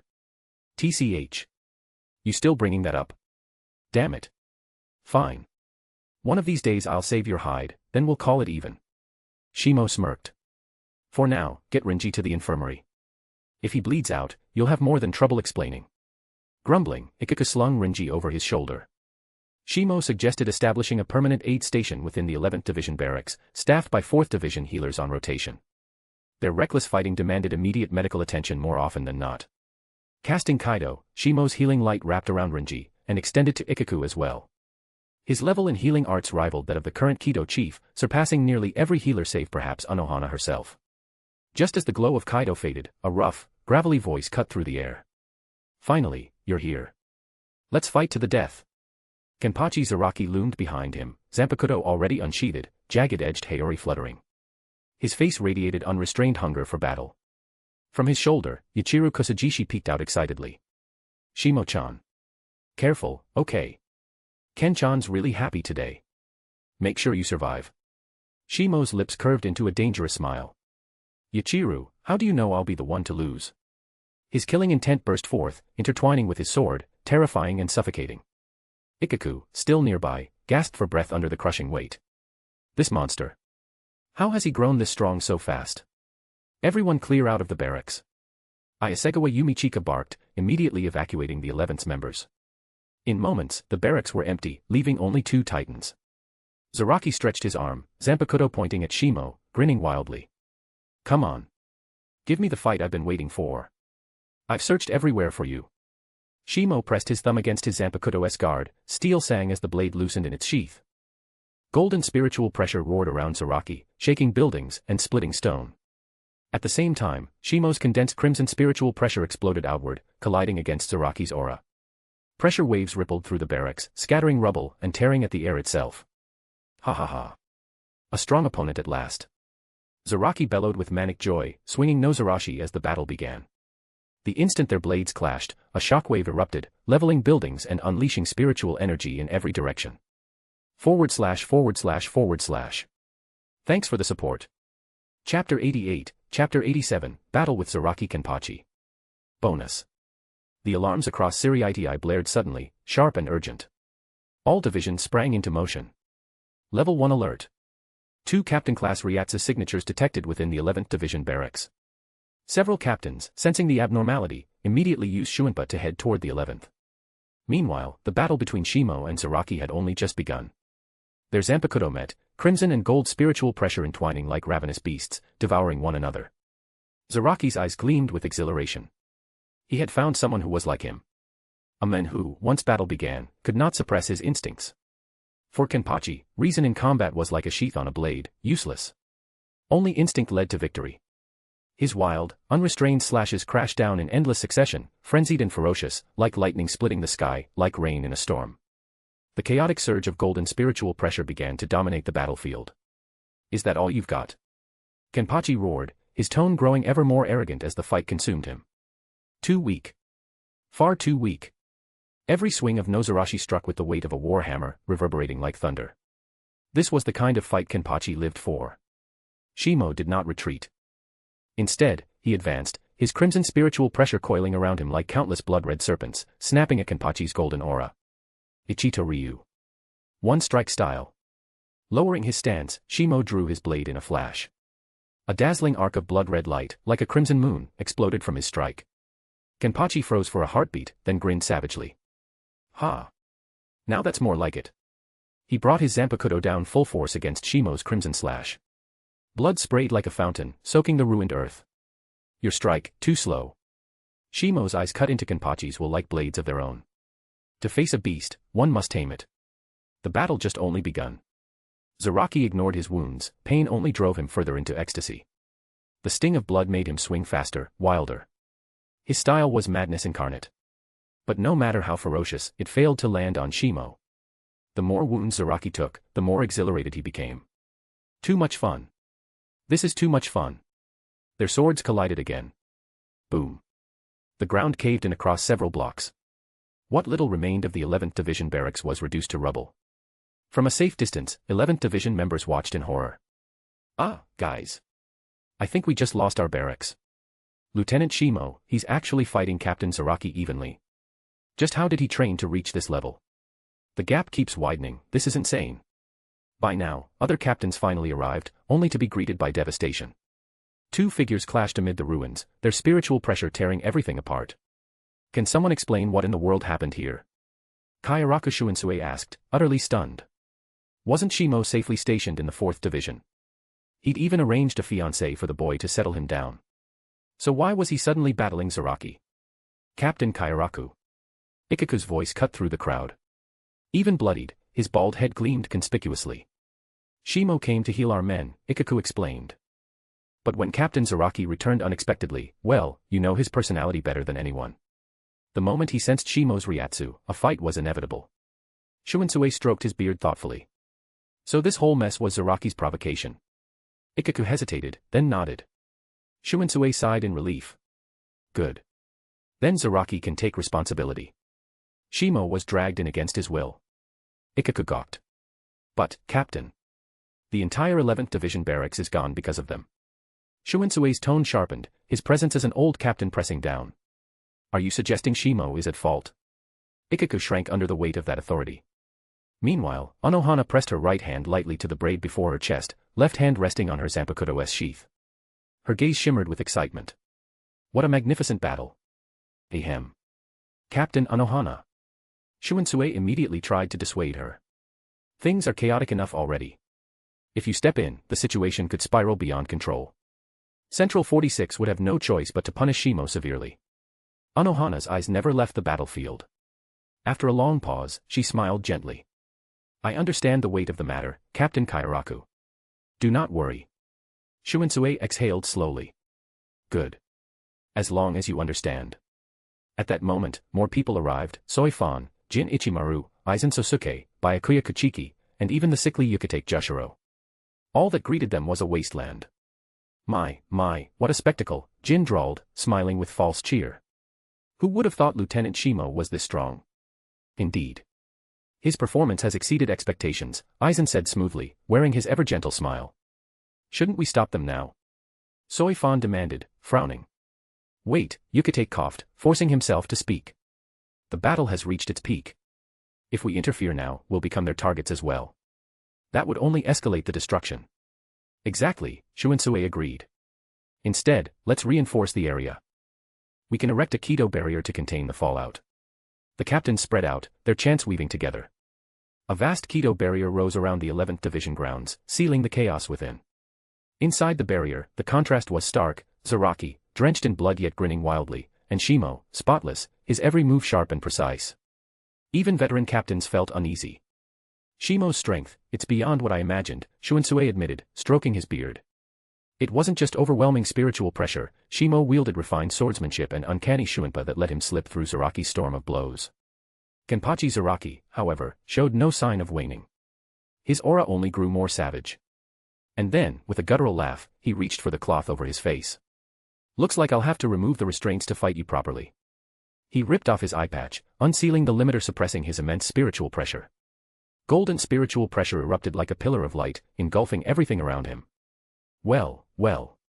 Jin murmured slyly. So Captain Zaraki has taken off his limiter. Looks like Shimo-kun's gonna have some trouble now. Soifan's glare cut at him like a blade. Wipe that false act off your face. Shimo is in no danger. Her words drew sidelong glances from the other captains. Realizing her own slip, Soifan flushed and fell quiet. Shuansui's eyes narrowed meaningfully. Unohana's lashes lowered ever so slightly, concealing her expression. Within the barrier, Shimo's crimson spiritual pressure flared to meet the golden pillar, shielding him from being consumed. Come on. Zaraki bellowed. Let's keep this going. This is fun. Now unshackled, his aura soared to new heights. He felt reborn, surging with endless power. Blood gushed from his body, yet he treated it as nothing. His laughter shook the ruins. The clashing blades rang out in symphony, a relentless rhythm within the Kaidō barrier. Shimo's eyes darkened. His shuriken pulsed restlessly in his hand, urging to be unleashed. I want to use my full power. But he forced the impulse down. Victory could still be won without revealing everything. For future plans, restraint was wiser, for now. Across from him, Zaraki shifted his grip. Nozarashi was now clasped in both hands. Long ago, Yamamoto Genryusai had tried to teach Zaraki Zenjutsu, hoping to prevent him from growing stronger. Zaraki only tolerated one day of lessons, but from that day, he retained a single technique. Zanjutsu, Twin Severance. Golden spiritual pressure poured into Nozarashi as if into a colossal axe, cleaving down with the intent to crush everything in its path. Shimo lowered his stance, blade drawing in crimson spiritual pressure that swirled like an awakening shuriken. Zanjutsu, Infinity. No fixed technique, only the boundless power of the sword itself. Crimson met gold. Kaboom. Their auras detonated in full, shaking the Kaidō barrier violently. Hold it steady. Shunsui barked, pressing his palm to the barrier. The other captains followed, pouring their spiritual pressure in to reinforce it, preventing the explosion from leveling all of Siriidi. Inside, the two titanic forces raged against each other like armies locked in endless war. And beneath that chaos, another, subtler power stirred, altering the flow of battle in ways none could yet perceive. / Thanks for the support. Chapter 89, Chapter 88, Shimo's Sentence, and Isshin Shiba's Disappearance. Unohana's eyes flickered with realization. She knew exactly what this peculiar force was. After all, she'd often sparred with Shimo in the way of the sword. In his words, this was the sword technique known as Infinity. Limitless, never-ending, that was Infinity. Perhaps it held even deeper meaning, but Unohana felt that her current understanding was already enough. She knew her own limits.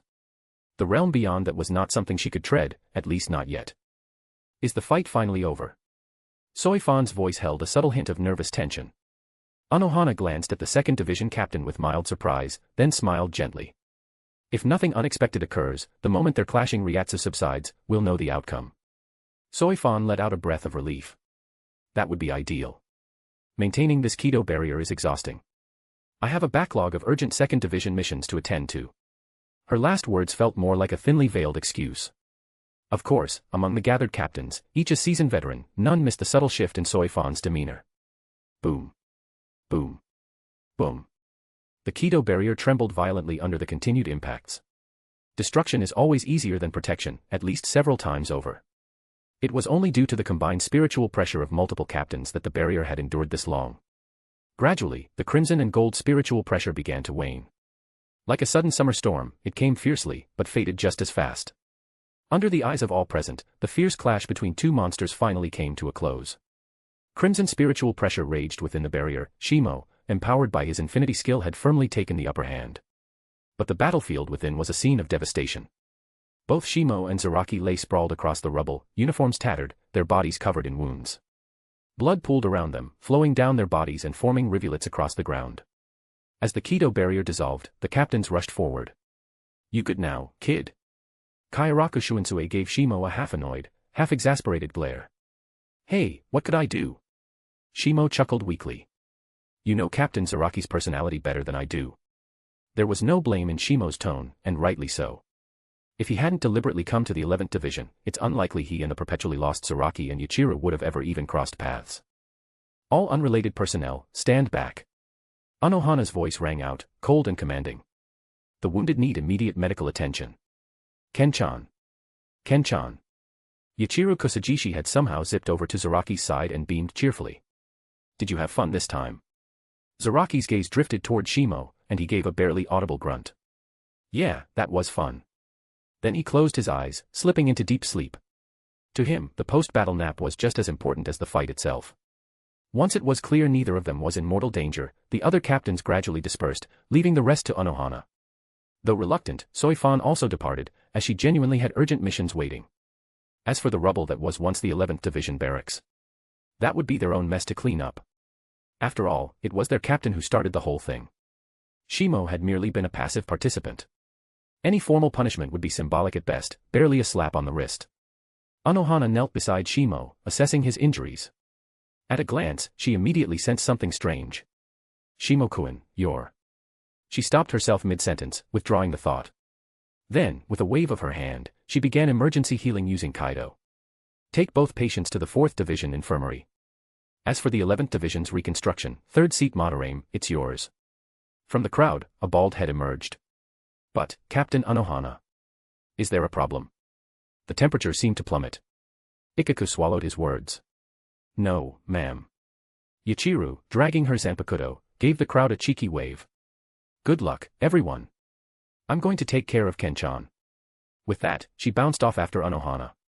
The 11th Division members turned to look at their wrecked barracks, then turned back. Tears welled in their eyes.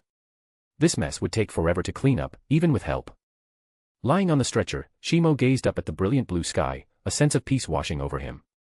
Yes, all these injuries were self-inflicted. Zaraki's spiritual pressure was strong, but still slightly weaker than his own. And in swordsmanship, Shimo had him utterly outclassed. But to hide his full power, Shimo had deliberately injured himself just as the fight ended, simulating the backlash of uncontrolled spiritual pressure. Unohana, however, had noticed the residual energy of infinity, and instantly understood. Thankfully, she was gentle, kind, and above all, discreet. Zaraki too had realized the truth. But he said nothing, not out of cunning, but simply because he didn't care. All he lived for was the fight. And Shimo's existence reignited that fire within him. 4th Division, Central Infirmary. Shimo had visited this place many times. But this was his first time coming in as a patient. The squad members stared in disbelief. Their invincible lieutenant, injured like this. Then they saw the second patient being brought in. Zaraki Kenpachi. Ah. Now it made sense. Wait. Kenpachi Zaraki. Gasps spread through the room. Did Lieutenant Shimo just fight Captain Kenpachi? Looks like the lieutenant's injuries are lighter, actually. They say the 11th Division's full of monsters, but our lieutenant beat theirs. I'm in logistics and this still doesn't compute. Zaraki scowled. The buzzing whispers felt like a swarm of flies in his ears. Defeat, the bitter taste was beginning to settle in. It's okay, Ken-chan. Yuichiro, as always, read him like a book. We'll surpass Shimo-chan together. Her carefree smile had no place for sorrow. Zaraki flinched slightly, then muttered. Annoying. Roommates. Whether out of twisted amusement or genuine shortage, Unohana placed Shimo and Kenpachi Zaraki in the same hospital room. Shiba Kukaku burst into the room the moment she heard the news. Shimo-kun. Despite her brash personality, Shimo suddenly realized. Kukaku had all the gentle qualities one would expect of a woman.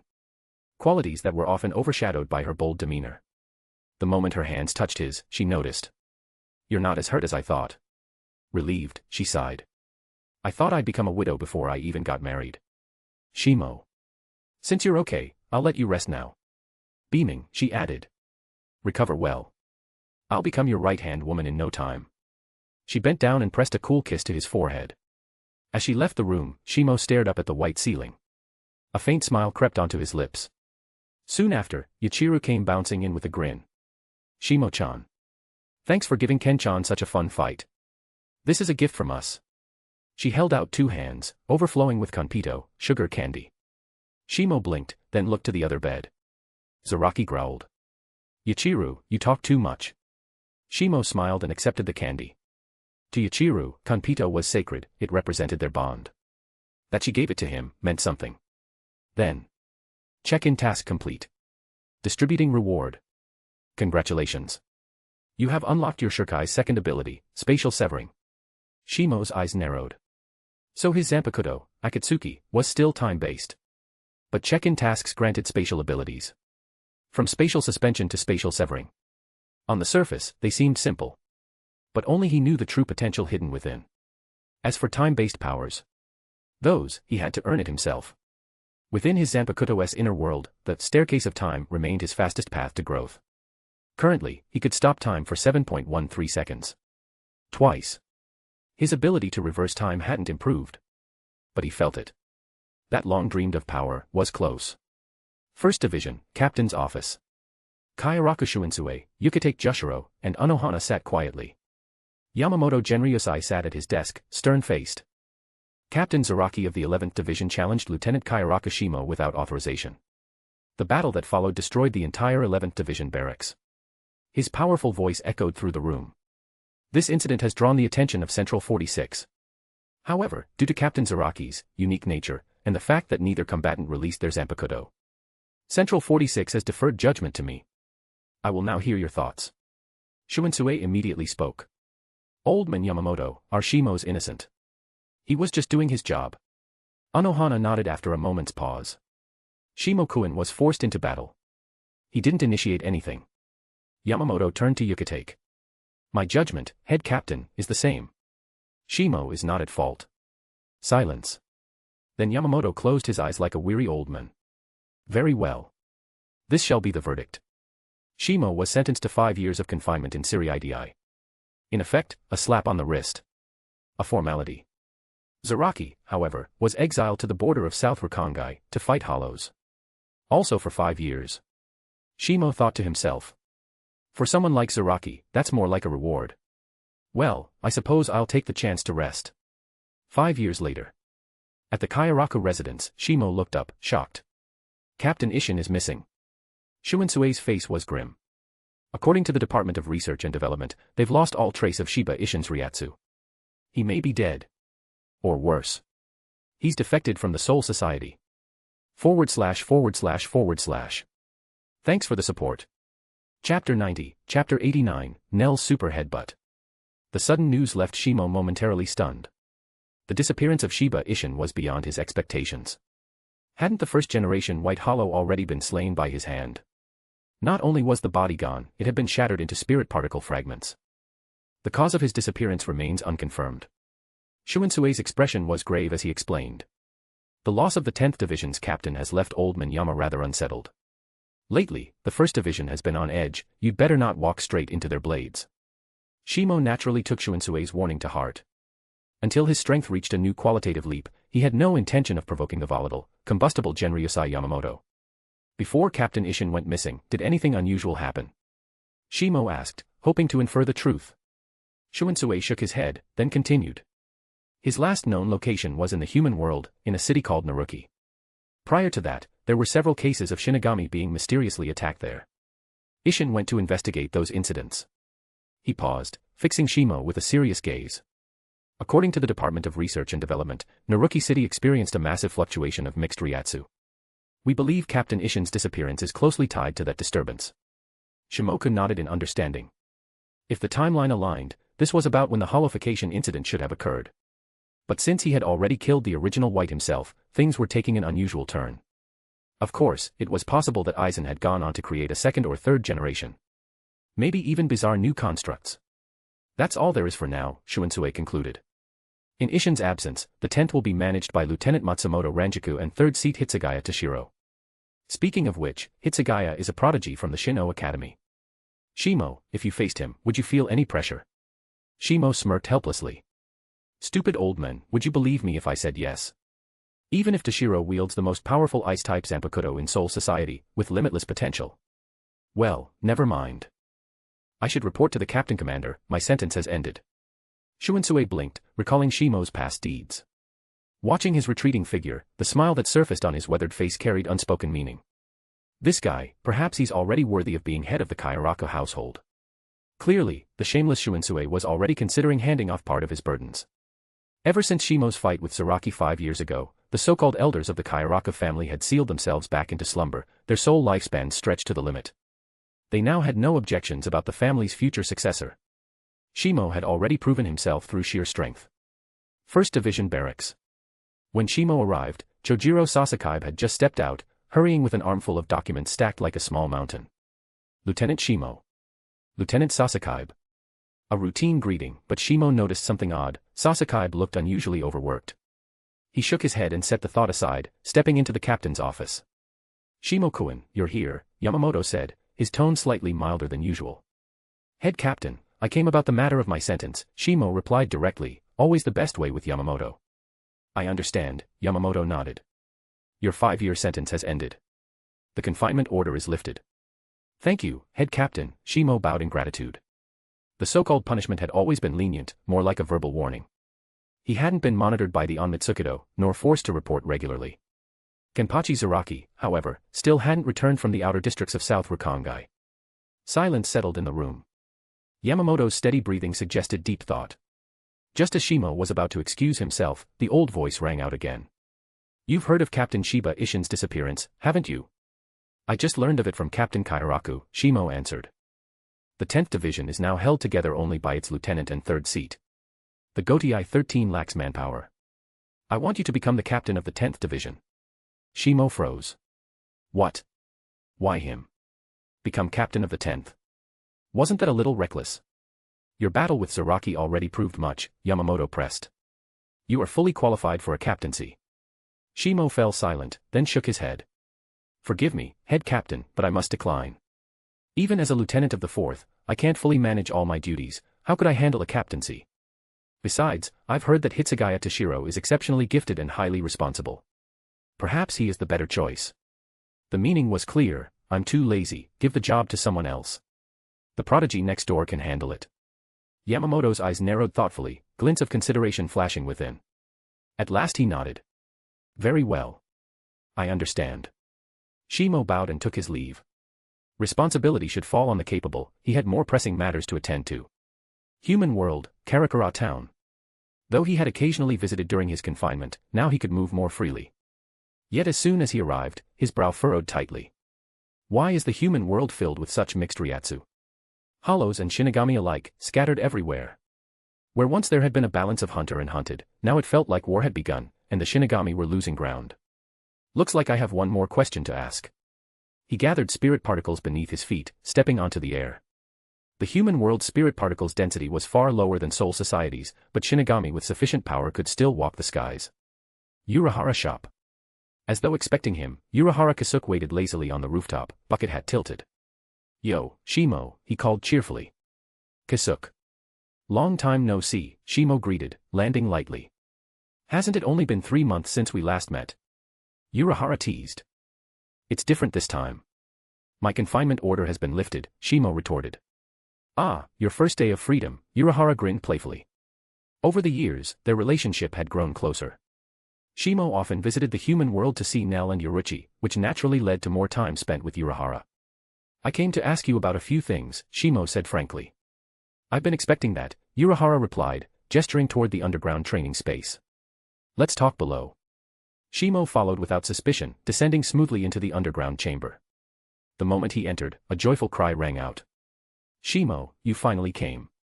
Nell appeared, eyes shining with delight, her body leaving behind a blazing green afterimage as she launched straight into him. Boom. A thunderous crash echoed through the cavern. TCH, Nell, Shimo braced instinctively, spiritual pressure flaring in defense just before her skull slammed into his gut. Super speed, followed by a super headbutt. Nell, now fully restored to her former strength, unleashed a combination that could instantly kill a ship's worth of Shinigami. Only Shimo's immense spiritual pressure and mastery of spatial manipulation allowed him to emerge unscathed. Any other captain would have been crippled. Despite regaining her power, Nell still preferred to remain in her childlike form most of the time. The way I first met Shimo, I want to keep that forever, she once said. To honor her wish, Urahara had crafted a special transformation bracelet, allowing her to switch freely between adult and child form. Shimo respected her choice, even if holding the childlike Nell in his arms always felt strange. Shimo, I thought you abandoned me. Nell's wide eyes shimmered with tears as she clutched his sleeve tightly. It's only been 3 months, he chuckled wryly. Besides, aren't Dondo Chaka and Pesh here to keep you company? But I want to be with you. Nell muffled her words against his chest, then peeked up at him with a longing gaze. When will you take me to your home? Shimo considered for a moment. Give me some time. I need to prepare first. Though confused, Nell nodded obediently. Just then. Well. Shimo finally decided to show up in the human world. Yoruchi's teasing voice drifted from behind him. Why didn't you come to see your Yoruchine first?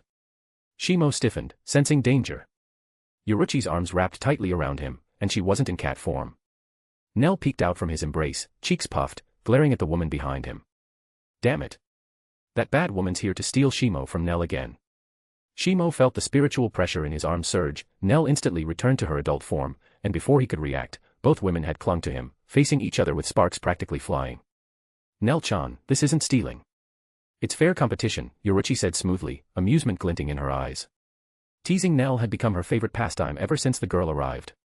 Watching her flustered was endlessly entertaining. Shimo, you like Nell best, right?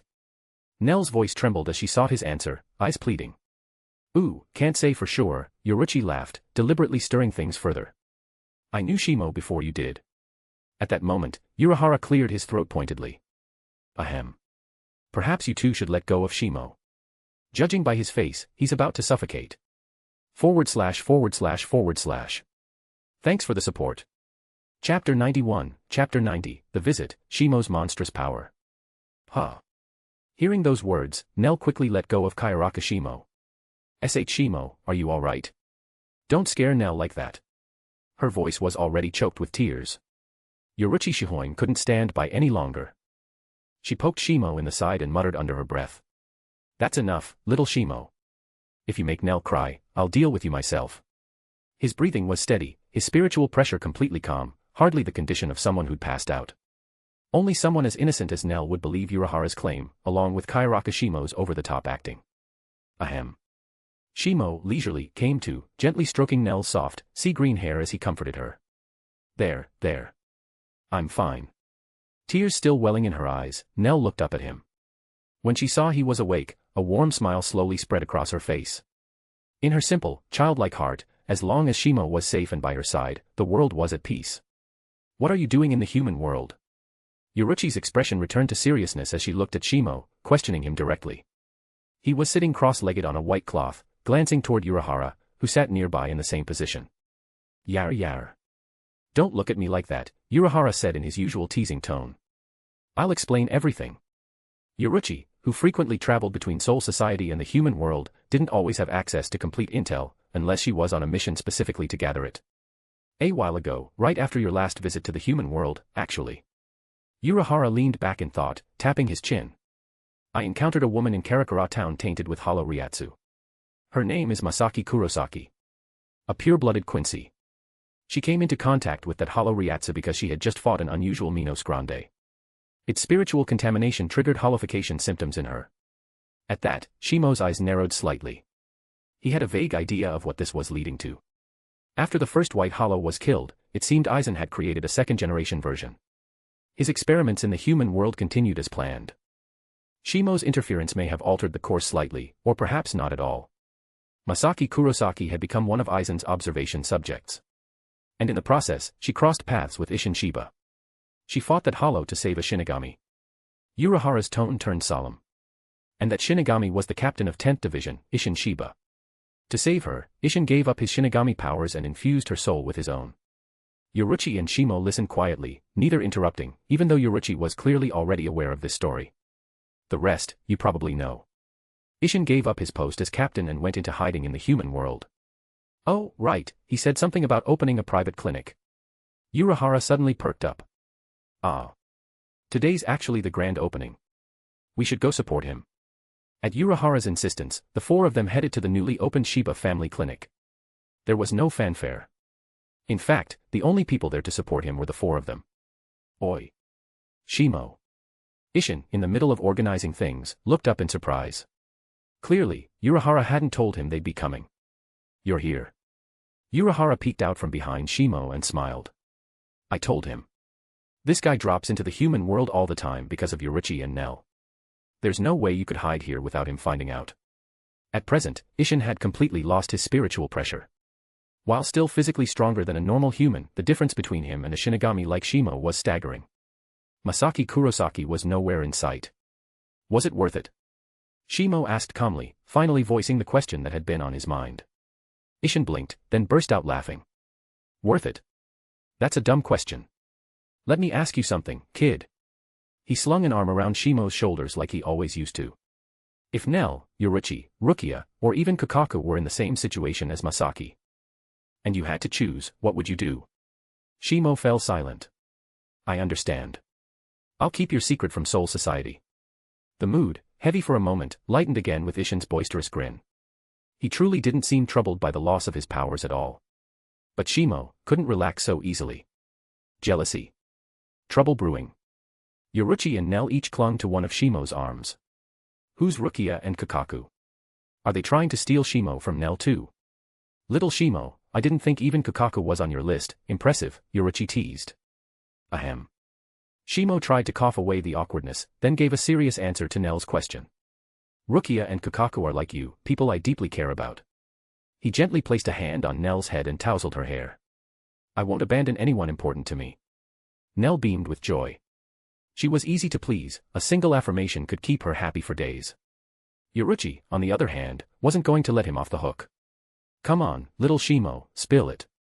How'd you get involved with Kakaku? Shimo shot her a look, then playfully messed up her long purple hair. It was a marriage arrangement set up by my foolish uncle, all right. You better not laugh too hard, or next time you'll be the one playing second wife. Yoruichi grinned even wider. Oh my, already thinking about ranking, are we? Damn it, completely outmatched by this damn woman. After the clinic visit, Isshin followed them to Unohana's underground base. Shimo, that's all there is to my story. Isshin remained as cheerful as ever, no sign of regret or sorrow despite his lost powers. You don't need to worry about me. He gave a bright thumbs up. But I am very interested in you and Kakaku's situation. Cough, cough. Shimo cleared his throat forcefully. Let's skip that part for now. I actually came to talk about something else. Isshin raised an eyebrow. Wait, you didn't come here just to see me. Shimo sighed. That was the reason. Until I noticed something else. He turned serious. Have you noticed? The spiritual pressure here, it's chaotic. Hollows and Shinigami Ryatsu are mingled together, like we're on the brink of war. Unohana and Yoruichi exchanged glances, their faces tinged with frustration. You tell him, Yoruichi said. She didn't seem eager to get into it. Unohana organized his thoughts. My guess. It's Aizen. Recently, a massive number of hollows have been pouring into the human world from the Garganta. We've been helping from the shadows, but due to circumstances, we can't reveal ourselves to the Godii 13. Shimo nodded. If Soul Society discovered Unohana's location, they'd dispatch multiple captains to arrest him. As a result, the station Shinigami in Karakura town and nearby cities have all been wiped out. In the near future, I expect replacements will be sent. Unohana's brow furrowed. I suspect Aizen is trying to lure out Shinji Hirako and the others. The visored, victims of the holification incident over 2 centuries ago.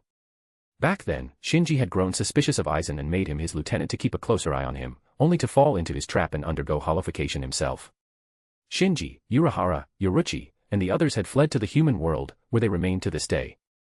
They'd since learned to control their hollow masks. Shimo had encountered them not long ago. But despite Unohana and Yoruichi vouching for him, the visored remained distrustful, not just of him, but of Soul Society as a whole. Looks like things are getting dangerous in the human world, Shimo murmured, glancing down at Nell sleeping peacefully on his lap. Unohana noticed his concern and reassured him. You don't need to worry too much. My place is still pretty secure. With Tesai's Kaidō barrier, we're well hidden. It's not easy to detect us. Shimo relaxed a bit. In that case, I'll lend a hand. Everyone blinked in surprise, watching him walk toward the north end of the underground base. What are you doing? Unohana asked. Strengthening the barrier. Shimo didn't specialize in forbidden or advanced Kaidō, but his mastery of conventional Kaidō rivaled Tesai Tsukabashi's. In fact, in certain aspects, he might be even better. Master-level Kaidō wasn't just a title. Kaidō encompasses Heido, Bakudo, and Kaidō, but also includes deeper applications, silent casting, dual incantation, post-casting effects, anti-spiritual techniques. Barrier construction was among them. From what he had observed, Tesai's barrier had at least 3 weak points. With the right detection spells, it was possible those flaws could leak spirit particles, exposing Unohana's shop to danger. Shimo decided to fix all of them. Tesai soon arrived, and when he saw the Kaidō formula Kyoraku had drawn, his eyes lit up behind his thick-rimmed glasses. A flawless fusion of soul-binding barrier and Bakuto number 81, Danku. Not only does it block spiritual interference, but it also provides high-level defense. He pushed up his glasses.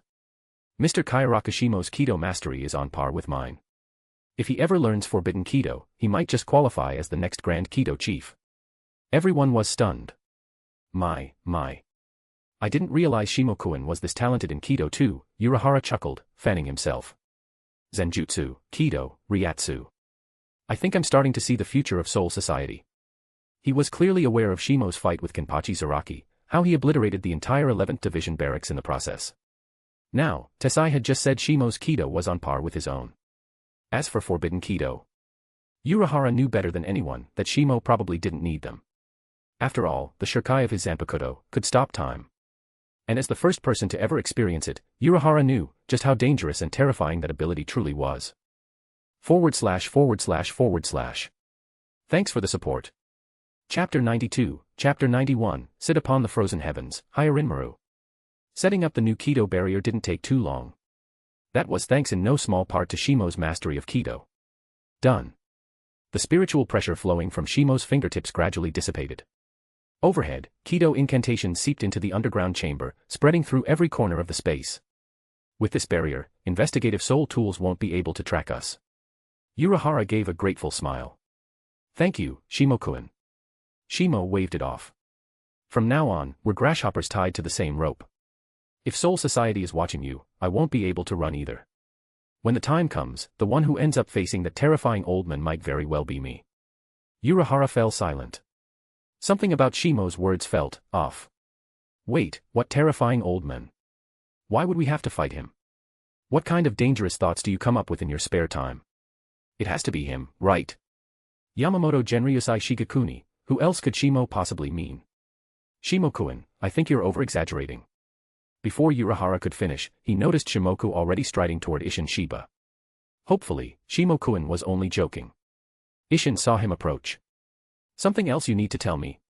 Shimo nodded. What about the 10th Division? You walk away so easily, but you've left them with a complete mess. Captain Commander Yamamoto is already considering appointing me as the new captain of the 10th. Isshin froze, his expression twitching as if he were holding back laughter. Shimo stared at him, face expressionless. Bwahahaha. Well, you've got to admit, the Captain Commander does think big picture. Though they hadn't known each other long, Isshin Shiba was sharp enough to realize something important. He and Shimo were alike. Neither of them had the slightest desire to shoulder unnecessary responsibility. Which meant there was no way Shimo would accept being captain. Seeing Shimo's glare deepen, Isshin coughed and finally stifled his grin. Ahem. Actually, I think Hitsugaya would make a solid candidate. As for Ranjaku, the thought of his lieutenant made Isshin frown. She's hopeless. Just like me. Not captain material. Shimo gave him a sidelong look of disdain. At least he had some self-awareness. Birds of a feather flock together, no wonder Isshin and Shunsui got along. In truth, 8th Division's work was mostly handled by Nanao Ise. 10th Division's tasks often fell to 3rd Seat Toshiro Hitsugaya, long before he was officially a lieutenant. The captains and lieutenants of these divisions had always been masters of passing responsibility back and forth. Lazy, all of them. Shimo sneered, conveniently forgetting that in 4th Division, much of his own lieutenant duties were quietly picked up by 3rd Seat Isen Kotetsu. I understand. I'll pay 10th Division a visit. Shimo nodded, then Isshin suddenly grew serious. One more thing. Please don't tell my family about my situation in the world of the living. Kaien and Kukaku might hold it together, but Ganju. I'm not so sure. He's too reckless and hot-headed. I'm afraid he'd run to the human world on his own. Shimo understood his concern. The Shiba clan was already in decline. With Isshin's disappearance, they'd fall even further. Were it not for Kaien's presence, they might already have been stripped of noble status. After all, the 5 great noble houses weren't just about privilege. Each carried unique responsibilities. The Tsuneyashiro oversaw the Great Spirit Book Gallery and the Reo records. The Shihoin maintained sacred artifacts and tools. The Kachiki upheld Soul Society's laws. The Shiba safeguarded secret Kaidō arts and the massive Kyoraku cannon that reached the royal palace. No wonder Isshin worried about his clan's future. Don't worry, Shimo reassured. I'll keep Kakaku and the others safe. And truth be told, Soul Society is still far safer than the living world right now. Once Isshin's concerns were settled, Shimo soothed the teary-eyed Nell and then opened a Senkaman, returning to Soul Society. He didn't really want to get involved, but since Isshin had entrusted him with it, he supposed he should at least put in the effort. Soul Society, 10th Division Barracks. After leaving the Kyoraku household, Shimo made straight for the 10th Division. As a senior, he felt it only right to test Toshiro Hitsugaya's abilities. Well, mostly because he found the idea entertaining. After Shimo, Hitsugaya was the next child prodigy of Shino Academy, graduating at an unusually young age, and soon after becoming third seat of 10th Division. Unfortunately for him, that meant he was relentlessly overworked by his lazy captain and lieutenant. Poor kid. He didn't even realize he'd walked straight into a den of slackers. Maybe once he became captain, he'd finally understand. 10th Division's barracks, built in a distinctly Western style, were easy to recognize. Shimo hadn't been here many times, but it wasn't hard to find the source of that sharp, freezing spiritual pressure. Ranjaku was nowhere in sight, no doubt at a tavern drinking herself silly. Lieutenant Shimo. The guards at the gate recognized him instantly, excitement flickering across their faces. I've come to see third seat Hitsugaya. Shimo smiled politely. Please wait here. I'll report right away. The guard dashed off, only to return quickly, this time with a small figure following behind. Silver hair. Turquoise eyes. A chilling aura that froze the air around him. Third seat of 10th Division, Toshiro Hitsugaya. One of Soul Society's greatest prodigies. Lieutenant Shimo, Hitsugaya said coolly. Do you have official business with the 10th? His expression was calm, almost cold. Likely a reflection of his Zanpakutō's influence on his personality. Shimo paid it no mind. Compared to him, Hitsugaya was just a junior, later to join the academy, later to enter a division. Third seat Hitsugaya, Shimo greeted. Then he got straight to the point. Because of Captain Shiba's disappearance, Captain Commander Yamamoto asked if I would accept command of the 10th. Hitsugaya's brows furrowed. And what does that have to do with me? Shimo's smile widened. I refused the position. Instead, I recommended you. Hitsugaya blinked, eyes widening in shock. Why? Because your captain thought highly of you, Shimo explained. In quieter moments, he and I discussed who might succeed him. He believed you were calm, responsible, and diligent. An excellent choice. The praise, heavy-handed as it was, only left Hitsugaya more unsettled. His clenched fist betrayed the effort it took to keep his composure. But Shimo's tone shifted, his smile turning sharp. Hitsugaya stiffened. But what? I'll need to test your strength first. To see if you're truly worthy of the title of captain. Hitsugaya's eyes lit with ambition. Despite his calm demeanor, the position was something he desired. Where will the test be? Rukongai, Shimo replied smoothly. I know just the place. West Rukongai, 3rd District, Kafuku Hill. The boy followed without question. This district wasn't far from his birthplace in Junranen, so he knew the area well. Looking at the peaceful scenery, a trace of reluctance flickered across his face. It would be a shame to ruin a place like this. Shimo glanced at him, then chuckled. Don't worry. With your strength, you won't be able to cause much damage to me. The words hit like a slap. Hitsugaya's spiritual pressure flared, ice crystals forming in the air. He had heard the name Kyoraku Shimo since his very first days at the academy. Always comparisons, always the shadow of a man he had never even met. Was he really that much of a genius? Was he truly worth the constant comparisons?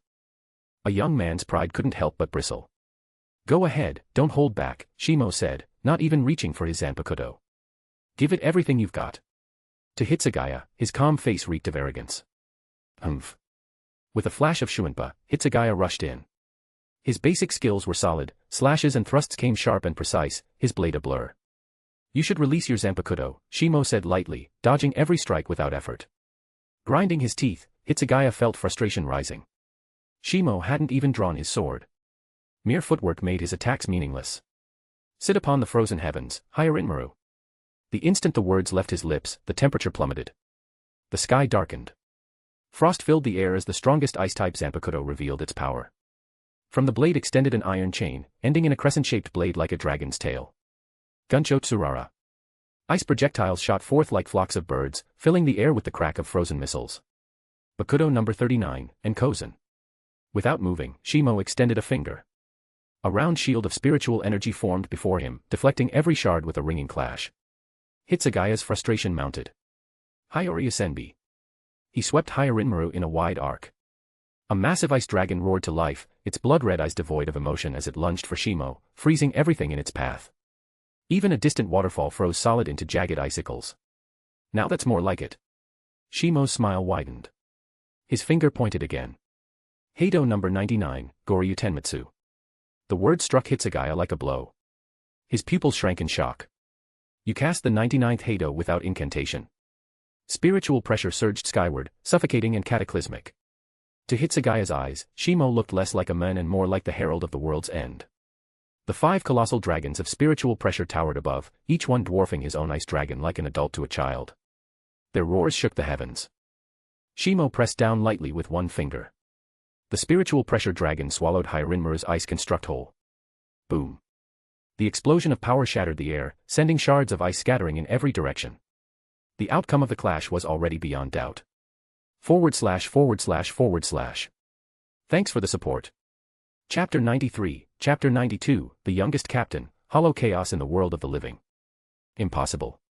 The sight before him struck young Toshiro Hitsugaya's heart with a deep wound.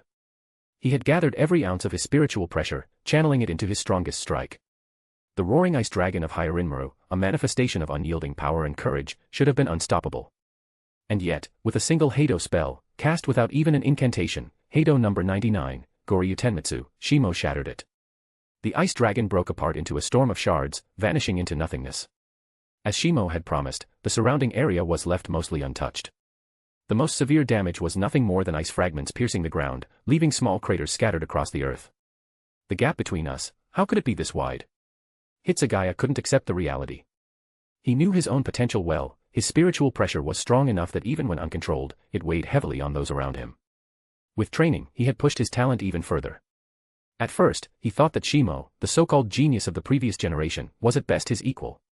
But as Shimo's feats reached his ears, joining 4th Division, winning the seated officer's challenge to become lieutenant, surviving Hueco Mundo and returning with the lost 11th Division officer Ishido while minimizing casualties, Hitsugaya began to fall silent. He still held a faint hope that with hard work, he could catch up. But after Shimo's battle with Kenpachi Zaraki, the rumors of their fight, the overwhelming results. Hitsugaya's doubts grew. Perhaps there truly were realms beyond his reach. Perhaps not all Shinigami could be measured by the same standard. How should I put it? Shimo rubbed the bridge of his nose, a faint trace of guilt crossing his face. He realized he may have gone too far, striking at the boy's confidence. Honestly, you're already very strong. Otherwise, I wouldn't have recommended you to the captain commander. Hitsugaya's expression flickered, torn between pride and frustration. My power, it's not fully unleashed yet. Spiritual pressure swirled around him, cold air thickening with icy particles. The very density of spirit energy in the air seemed to shift. Shimo raised a brow. He knew exactly what the boy was attempting. Snap. 2 fingers tapped firmly against Hitsugaya's forehead. My advice. Don't force it. Hitsugaya froze, stunned. He hadn't even realized Shimo had moved. In his concentration, he had lost track of the man's Shuinpa entirely. Forgive me, foolish little Shiro. A mischievous thought crossed Shimo's mind. His face, however, remained utterly blank, an emotionless still pond. This is the last time. Hitsugaya felt the concentrated spiritual pressure pressing at his forehead. His throat tightened, and he swallowed hard. Lieutenant Shimo, maybe we can call this match settled. He didn't understand what had just happened, but instinct told him enough. For his own safety, admitting defeat was the only option. Shimo withdrew his hand with a casual smile. See? If you just said so earlier. Still, I'm impressed, you've already grasped Shirkai. Not bad at all. Without hesitation, Shimo ruffled the boy's white hair roughly. Hitsugaya's face burned red. I haven't fully mastered it yet. And could you take your hand off my head? Shimo gave his head 2 light pats before stepping back, grinning. Relax. Don't overthink it. I've already passed the captain's seat to you, haven't I? A vein twitched on Hitsugaya's forehead. You mean the seat you refused yourself? Details, Shimo waved him off. What matters is you've passed my test. Now all you have to do is submit your captaincy request to the captain commander. Hitsugaya's features returned to an icy calm. Understood. Shimo departed smoothly, leaving the boy behind in thought. Watching Shimo's retreating back, Hitsugaya's eyes gleamed. He knows something. Perhaps Captain Shiba is still alive, unable to return to Soul Society for some reason. The idea lodged firmly in his heart. Isshin Shiba had mentored him, guided him through training and administrative duties. His disappearance had been a heavy blow. Until now, Hitsugaya had believed him dead in battle. But Shimo's words and demeanor hinted otherwise. No. Captain didn't die, Hitsugaya murmured to himself, conviction hardening in his gaze. Though Shimo's personality was insufferably mischievous, at his core he was trustworthy. For that, Hitsugaya felt a flicker of gratitude. After tidying up Gafuku Hill, he returned to the 10th Division barracks. Yet on the way back, he noticed something odd. The division members kept giving him strange looks. It made his already thin patience snap. He quickened his pace, heading straight for the barracks. Third seat Hitsugaya. The guards saluted quickly as he entered. Then, a moment later, their faces flushed bright red as they stifled laughter. Hitsugaya glared coldly at them. What's with those expressions? Before they could answer. Yo, Shiro. That drunken, familiar voice froze him in place. Matsumoto. Hitsugaya spun around, shouting in embarrassment. Call me third seat Hitsugaya. Nicknamed Shiro for his hair, he hated the childish name. Ranjika Matsumoto, reeking of sake, stared at him in surprise. Buffed, ha ha ha. Shiro, is this your new look? Didn't think you were the type to change your style. She staggered over, playfully running her fingers through his hair. Not bad at all. Whose handiwork is this? Confused, Hitsugaya conjured an ice mirror before him, only to see his normally neat white hair a complete disaster, twisted into a bird's nest as if someone had maliciously tousled it. His image, ruined. Kyoraku Shimo. His furious cry echoed through the barracks, accompanied by Ranjika's unrestrained laughter. Shimo, meanwhile, was already wandering through 4th Division, entirely unconcerned. For him, it had been nothing more than a prank inspired by watching a hairdresser at work, using spirit particles to press down and distort hair. Simple, effective, and very amusing. 3 days later, 1st Division Assembly Hall. Hitsugaya submitted his application to become captain. Given 10th Division's circumstances, Yamamoto convened a captain's meeting. Unohana was absent, occupied with preparing 4th Division's monthly Ikebana tradition, so Shimo attended in her stead. The captains gathered, waiting idly for the meeting to begin. Shimo noticed, to his surprise, that Kenpachi Zaraki had already returned from the outskirts of Rakangai. Though swathed in bandages, his energy was unshaken, his grin fierce as ever. The moment he spotted Shimo, he bared his teeth. Shimo. Let's fight again. No chance, Shimo refused flatly. Not happening. What? Zaraki blinked, thrown off by the blunt rejection. Go pick another fight. Try Byakuya or Shunsui. Both men immediately bristled. Oi, don't drag me into this, Shunsui groaned, scratching his head. I'm already losing hair from writer's block. Byakuya, as always, maintained his cold, aristocratic silence. For the Kuchiki clan, composure was paramount. Unbelievable, Zaraki muttered. To deny me battle, such disgrace. Shimo's eyes widened slightly. Did Kenpachi Zaraki actually just use a word like disgrace? Perhaps the world truly was changing. Just then, Hitsugaya entered. The moment his eyes landed on Shimo, his frosty calm dissolved into simmering fury. You bastard, he muttered under his breath as he passed. Shimo only smiled innocently, as if he knew nothing. That infuriated Hitsugaya all the more, but there was nothing he could do. The memory of Goryu Tenmitsu was still fresh. Even his Shirkai had proven powerless against Shimo. The gap was unbridgeable. The meeting commenced. The atmosphere turned heavy. Shimo frowned, something was off. This wasn't just about appointing a new 10th Division captain. Yamamoto's aged, steady voice filled the chamber. Given Captain Shiba Isshin's disappearance, Soul Society recognizes his death in the line of duty. The 10th Division captaincy is vacant. Yesterday, 3rd seat Toshiro Hitsugaya submitted an application. Do any of you object? Silence.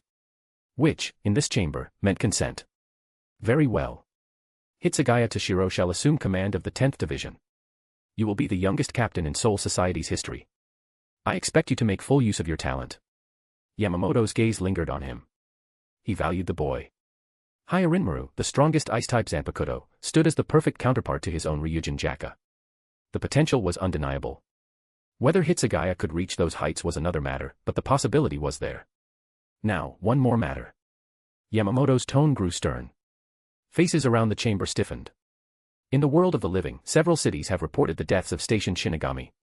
Hollows stir once more in Hueco Mundo. // Thanks for the support. Chapter 94, Chapter 93, Mission Assignment Aizen's Kindness. A hollow uprising. Every captain's expression turned grim. Purifying hollows and performing Kanso in the world of the living was ordinarily the duty of the 13th Division. At most, if something unusual occurred, reinforcements would be drawn from other divisions. But for the matter to be brought before the captain's assembly meant its severity had far surpassed anything they had imagined. Captain Kuratsuchi of the 12th Division will explain the situation, Yamamoto Genryusai said, then fell silent. So none of you are taking this seriously yet, are you? Mayuri let out a twisted laugh, his long fingers writhing in the air like serpents. The scale of this incident goes far beyond your imagination.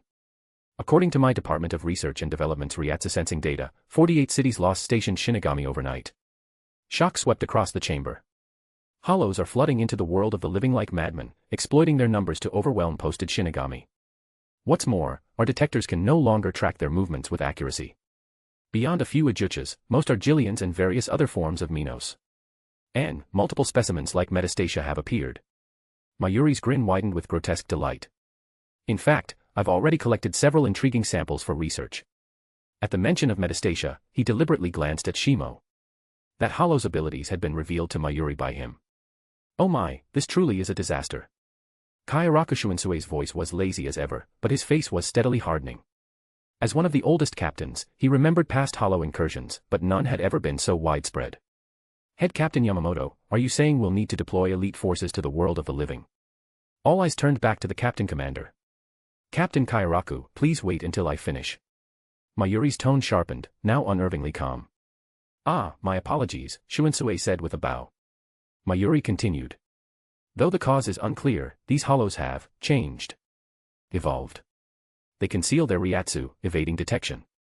Crude technique, yes, like a child's trick, but the sheer number who can use it is unprecedented. His hands drew wide circles in the air as if sketching unseen diagrams. With detection crippled, developing a new sensor will take years. To limit losses in the meantime, we have two options. He raised two pale fingers. First, rely on vice captains and higher-ranked Shinigami to personally sense Ryatsu. Second, deploy 10 times the usual number of stationed Shinigami to each city. That is the situation. Distribution, of course, falls to the Captain Commander. Yamamoto spoke at last. Lieutenant Chojiro and I have analyzed this matter. To minimize losses, both measures will be implemented simultaneously.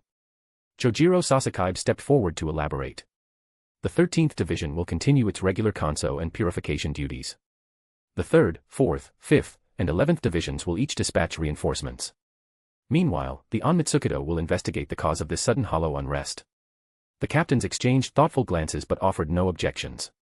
Chojiro pressed on. 5 vice captains will each be assigned to protect 2 cities. If necessary, you may apply for permission to release your Zanpakutō. However, captains are strictly forbidden to leave Siriitii until this hollow chaos is resolved. Shimo's eyes narrowed. The situation has grown this dire. The human world had long been stable, yet now hollows ran rampant. Yamamoto's restriction on captains leaving Siriitii could only mean he suspected something deeper. Still, the truth was plain. As long as Aizen's Kyoka Suigetsu ensnared all of Soul Society, it was Shimo's absence that would truly leave Siriitii vulnerable. And yet, there were parts of Aizen's grand design Shimo didn't wholly oppose, like tearing down Central 46, whose so-called sages were nothing more than parasites clinging to power. For the human world's operations, Yamamoto's voice cut through his thoughts, responsibility will fall to 4th Division Lieutenant Kyoraku Shimo. Shimo froze. His calm expression stiffened. Why me? I didn't even volunteer. Captain Commander, I'm not well suited for this sort of assignment, he protested. Do not worry. You will have an aide. Yamamoto's eyes remained firm. Given your strength, you will be stationed in the most heavily afflicted city. Prepare yourself. And if I say I'm not prepared? Shimo muttered. Yamamoto ignored him, turning instead to Shiba Kyan, who was attending in Jushiro Yukate's stead. 13th Division Lieutenant Shiba Kyan, you will be second in command for this operation. Yes, sir. Kyan's response was crisp, his loyalty unquestionable. He was Yamamoto's preferred model of a Shinigami, talented, dutiful, obedient. Do any object? Yamamoto asked. His words sounded like a question, but his tone carried the weight of a challenge. Raise a hand, and you raise your sword against me. No one dared. Shimo certainly had no interest in fighting the strongest Shinigami alive. He'd rather hunt a few hollows to vent his frustrations. The meeting adjourned. As captains began to depart, Chojiro quietly stopped Shimo. "Lieutenant Shimo, please wait." Shimo sighed. "What now?" "Another demand." "Not at all," Chojiro smiled gently. "The captain commander only wished me to remind you, the hollow crisis is grave. Please exercise utmost caution." Shimo hesitated, then gave a nod. "Thank you. I'll keep that in mind." The warning made him wary. If Yamamoto felt the need to single him out, the situation in the world of the living was likely worse than he imagined. "When did he start paying this much attention to me?" Shimo mused. Was it during the Hueco Mundo mission? Before he could dwell further, Shunsui approached with Byakuya Kuchiki and Soifan. "Be careful, Shimo," Shunsui said with rare seriousness. "The Kyoraku bloodline still needs you to carry it forward." Byakuya gave a curt nod. "Take care. You matter to more than yourself." After they left, Soifan lingered awkwardly. Her usual cool demeanor faltered, a faint blush dusting her cheeks. I'll find the cause of the hollow outbreak quickly." So. "Please be careful out there." Her short, straight bangs framed her face, and the braids of her hair swayed as she spoke. Shimo couldn't help but notice how uncharacteristically flustered she seemed. He placed a hand lightly on her head. "You too." Her face turned crimson instantly. "You understood," she blurted, then vanished with Shuinpa. Shimo chuckled. "Cute. Much cuter than before." A warm voice rose behind him. "Truly enviable bonds, aren't they?" Shimo turned to see calm brown eyes and a gentle smile. "Captain Aizen." "Shimo-kun," Aizen greeted, serene as ever. "Be cautious in the human world. The hollow situation is dire." He looked every bit the benevolent captain, the dependable ally. To anyone else, his words would be simple kindness. But Shimo knew better. The root of this chaos stood right before him, Aizen Sosuke, soon to be the king of Hueco Mundo. "Thank you for your concern, Captain Aizen," Shimo replied evenly, betraying nothing. "I'll be careful." Once Aizen departed, Shimo returned to 4th Division. 4th Division had many units, though for this mission only 2 could be taken. The rest had to maintain Soul Society's medical system. "Rokushima Yusuker," Shimo ordered, "you'll lead 4th Division's contingent in the human world." Their destination was already clear. Karakura Town. // Thanks for the support. Chapter 95, Chapter 94, Rukia's Shattered Worldview. Karakura Town, as a Ryuryoku-rich area, had always attracted hollow Shinigami stationed here were constantly busy with patrols and purifications. But now, with the hollow uprising, Karakura had become the deadliest hotspot of all. Every stationed Shinigami had already perished, so quickly that not even a single report had made it back to Siri-Idi. Urahara Kisuke and his companions had cleansed a number of hollows, but due to their status as exiles, they could not fully intervene. Above Karakura, a simple Senkaman tore open. Dozens of Shinigami emerged, with Shimo stepping out last as the gate sealed behind them. 5-man squads, Shimo ordered, his voice firm. Spread out from this point, purge hollows across a wide range. If you encounter enemies beyond your ability, request backup immediately. Remember, your lives come first. "Yes, Lieutenant Shimo." Their unified response was sharp and full of resolve. It was hard to believe these were members of 4th Division's relief units. The 6th and 7th relief units, under Shimo's brutal training, had transformed. The 6th had even joined the rescue mission in Hueco Mundo and gained real combat experience against hollows. Their numbers were small, many had washed out, unable to endure Shimo's intensity. But those who remained now fought on par with the elites of combat divisions. The units split off in groups of 5, fanning into the city. Shimo stayed behind, frowning. "The Ryuryoku in Karakura, it's even more chaotic than I expected." Has Aizen already made his move? The battlefield below churned with mixed spiritual pressure, hollows and Shinigami clashing like a storm. "I'd better consult Kisuke." With a flicker of Shuinpa, he vanished. Though the world of the living had thinner spirit particles than Soul Society, a strong enough Ryatsu user could walk on air. Speed was one thing, but in truth, it looked stylish. And Shimo's Shuinpa was at the peak of mastery. Even here, his movements lost no speed. Soon, he arrived at Urahara's shop. The barrier he had set up around the shop still held. Relief washed over him. Good. They're safe, for now.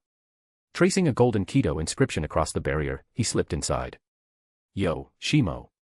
Urahara waved cheerfully from the yard. "Spare me the long time no see," Shimo cut in. "It hasn't even been 2 days." Unohana chuckled, then tilted his head. So, what brings you back to the world of the living? Orders from Siri. He was quick as always. Even without being told, he had already pieced it together. Shimo sighed. Multiple divisions have been deployed. 5 other lieutenants are here as well. Given the severity, we can even apply for permission to release our Zanpakutō. And I have been named the lead. Ah, capable people get the heavy loads, Unohana grinned. But with you in charge, Karakura is safer already. Shimo's gaze sharpened. Before I left, Aizen approached me. At that name, Unohana's smile faded. He approached you. Did something happen? No. On the surface, it was nothing but kindness. He simply told me to be careful. Unohana rubbed his chin. That does sound exactly like Captain Aizen. Nothing unusual, at least on the surface. Still, better to be cautious. Agreed, Shimo said. After a brief exchange of information, he moved deeper into the shop. A familiar black cat dozed on a cushion. In a heartbeat, Shimo scooped her up, burying his face in the soft fur. Warmth spread across his cheek, like autumn sunlight through an open window. This feeling never gets old. Honestly, Shimo. Yoruchi's muffled voice grumbled. I just groomed my fur, and now you've ruined it again. But once she realized it was him, her irritation softened into fond exasperation. Well, as long as you're happy. Before Shimo could reply, his communicator beeped rapidly. A new message flashed across the device, a prototype designed for low Ryoryoku environments like the human world. Shimo muttered. My assigned assistant has arrived in Karakura. He set Yoruchi gently back on her pillow. Stay safe, Yoruchi. With a flicker of Shuinpa, he left. According to the device, the reinforcement was coming from neighboring Shiba City, another hotspot Shimo was tasked to oversee. He frowned. Their Ryatsu feels weak. Surely Yamamoto wouldn't assign me someone so fragile.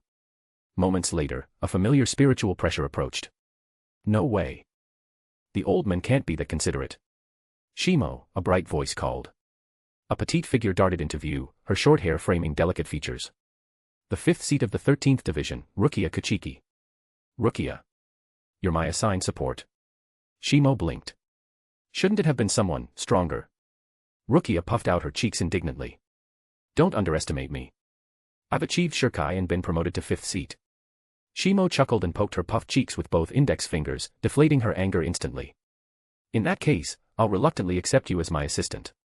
Her annoyance melted into a radiant smile. Oh, right. About Shiba City's purification efforts.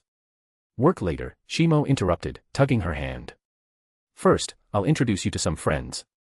At Unohana shop's barrier, Rukia gaped. She never would have noticed it without Shimo's guidance. Incredible. I'd love to meet the master who wove this.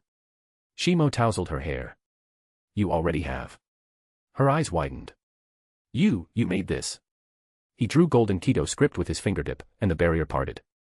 Inside, Unohana was sweeping. Welcome.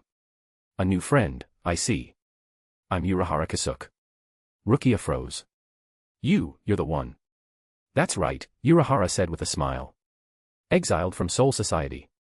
Shimo explained casually. Former captain of the 12th Division, founder of the Department of Research and Development. Or just call him shopkeeper. A very unserious man.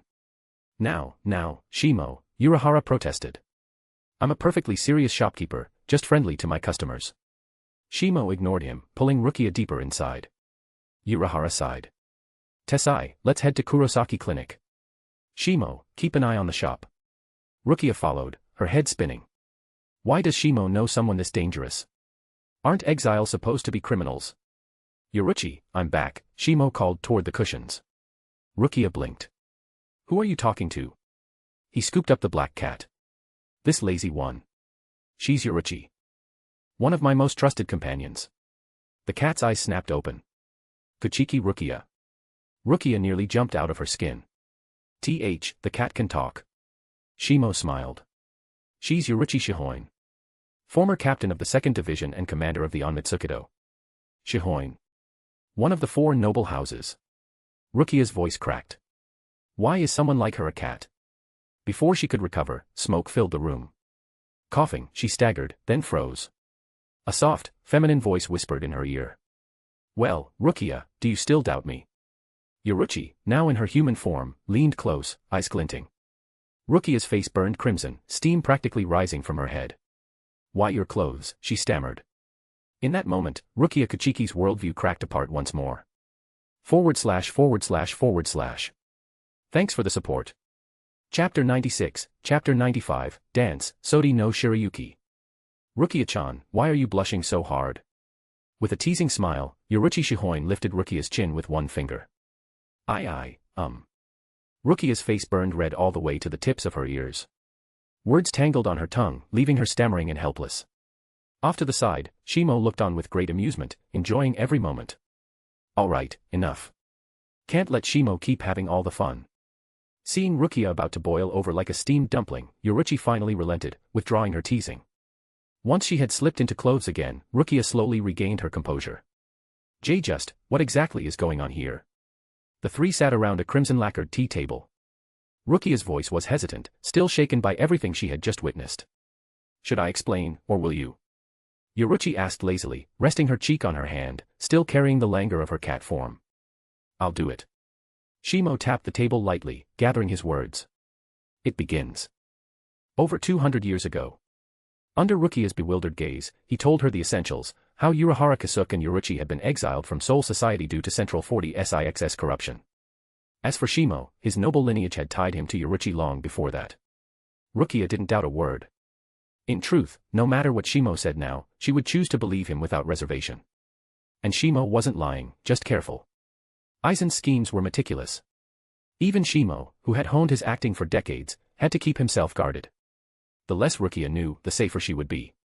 For now, all she needed was one truth: Yoruchi and Urahara were allies. I see. Rukia lowered her head, chin resting on her hand as she tried to process it all. Today's revelations had overturned her worldview, leaving her dazed. Shimo and Yoruchi exchanged a glance, both smiling faintly. In this state, Rukia seemed almost adorably airhead. Beep beep beep. Her communicator suddenly chimed, breaking the silence. Rukia's eyes widened as she read the urgent message. Ryuryoku density in Shiba City has spiked. Multiple Jillians appearing above the city. Shimo stretched lazily and stood. Then we'd better head there. Order must be upheld. A glint shone in Yoruchi's golden eyes. She smiled. Perfect timing. Sitting around here was starting to rust my body, I'll come too. Shimo nodded. The thought of Soul Society's patrol spotting Yoruchi didn't bother him. She was once the captain of the 2nd Division, the Flash Goddess herself. No ordinary Shinigami could ever track her. The three blurred away in Shuinpa. On the way to Shiba City. Shimo glanced at Rukia's steps. Her Shuinpa had improved noticeably, her spiritual pressure more stable. As 5th seat of the 13th, her strength matched her title. Rukia, you've grown stronger, Shimo praised. Her violet eyes lit up like a cat being stroked. She grinned brightly. Of course. I've been training every day, just to catch up to you. Suddenly, a system prompt rang in Shimo's mind. New check-in task issued. Host must check in at Shiba City and confront Baragon Luzenbairn. Reward, Peak Hakuda Mastery. Shimo's expression twisted. Baragon. Here, in the world of the living. Was this his own mission system, or Aizen's hand at play? For once, the check-in task didn't excite him. Instead, it deepened his unease. Shimo, what's wrong? Rukia asked, noticing his look. Nothing, he said smoothly. Just remembering something. But inside, he decided, if Baragon truly appeared, he'd be ready. If necessary, he'd keep the former king of Hueco Mundo here forever. Suddenly, Shimo swept Rukia into his arms. Wah! Rukia gasped, dazed. Time to speed up, he whispered near her ear, then unleashed his full Shuinpa. His figure vanished like a blur, leaving even Yoruchi blinking in surprise. Shimo's Shuinpa has always been this refined. Just how much has he been hiding? In mere minutes, they reached Shiba City. Between skyscrapers loomed towering black figures. Long cloaked bodies drifted in the air, clownish masks twisted with long noses, hollow holes gaping in their chests. Jillian-class Minos Grande. Below them, ordinary Shinigami struggled desperately, blades clashing against impossible odds. The moment Rukia touched down, she began an incantation. Ye Lord, mask of flesh and bone, flutter of wings, ye who bears the name of men. Red flames swirled in her palm before roaring outward. Boom. A Jillian screeched, charred marks scoring its massive form. A fully incanted Kaidō number 31, Shikaho, powerful enough to wound even a giant. The hollows turned toward her, lumbering forward. Shimo folded his arms. They're yours, Rukia. Show me what you've got. Confidence curved her lips. No problem. She tapped her communicator. 13th Division 5th Seat Kachiki Rukia. Requesting permission to release. Permission granted. She drew her Zanpakutō, focusing her Ryatsu. Dance, Sodi no Shirayuki. The blade transformed into a pure white katana, oval guard with 6 hollow notches, a long white ribbon streaming from its hilt. Its beauty was breathtaking, the most elegant Zanpakutō in Soul Society. First dance, Tsukishiro. Her voice was steady, her movements graceful. The blade traced a circle on the ground. A Jillian lumbered forward, and in the instant it stepped inside, a towering pillar of white light erupted skyward, freezing it solid. Crack! The 100-meter ice block shattered, scattering into glittering snow. Even Yoruichi couldn't help but admire it. As expected of the most beautiful Zanpakutō. Even its combat is art. Shimo nodded. Not bad. Powerful, too. Second dance, Hakurin. Rukia drove her blade into the earth. Layers of ice surged forward like an avalanche, engulfing another Jillian. It froze and collapsed, snow scattering across the city. The remaining 2 hollows reared back, red light charging in their mouths. Siro. But Rukia's eyes flashed cold. Third dance, Shirafune. Moisture in the air froze, forming a massive 100-meter ice blade. Her face paled from the exertion, but she thrust it forward. Slash. The colossal blade cleaved through both hollows, extinguishing their Siros. Their hulking forms split and froze, crumbling into snowflakes. Breathing out a frosty sigh, Rukia lowered her blade. It's done. Excitement lit her eyes as she turned toward Shimo, only to notice Yoruichi's expression tighten. This Ryatsu. Yoruichi muttered. Rukia looked up. The clear blue sky above cracked like glass. Crunch. Gigantic pale claws tore through reality itself. A yawning black garganta split open, spilling forth suffocating pressure. The second Espada had arrived. Barragan Luzenbaron descended upon the human world. // Thanks for the support. Chapter 97, Chapter 96, The Arrogant Skeletal Emperor. A throne of bone loomed in the sky, cold and unyielding. Upon it sat an elderly man, his face stern, his hands resting heavily on the armrests. Within the hollow sockets of his skull-like visage flickered a faint, blood-red glow. Upon his head rested a crown-like helm. At his waist, a massive golden compass hung like a relic of conquest. His flowing robe swayed with every movement, his entire presence exuding the imperious aura of Hueco Mundo's former ruler. This was none other than the once reigning monarch of Hueco Mundo, now the Segunda Espada, Barragan Luzenbaron. Behind him stood 3 Arankar, their forms grotesque and arrogant in demeanor. While Barragan still carried the dignity of a king, his chosen Frachin were hideous by comparison. There was Aberama Redder, whose avian features gave him the look of a deranged bird.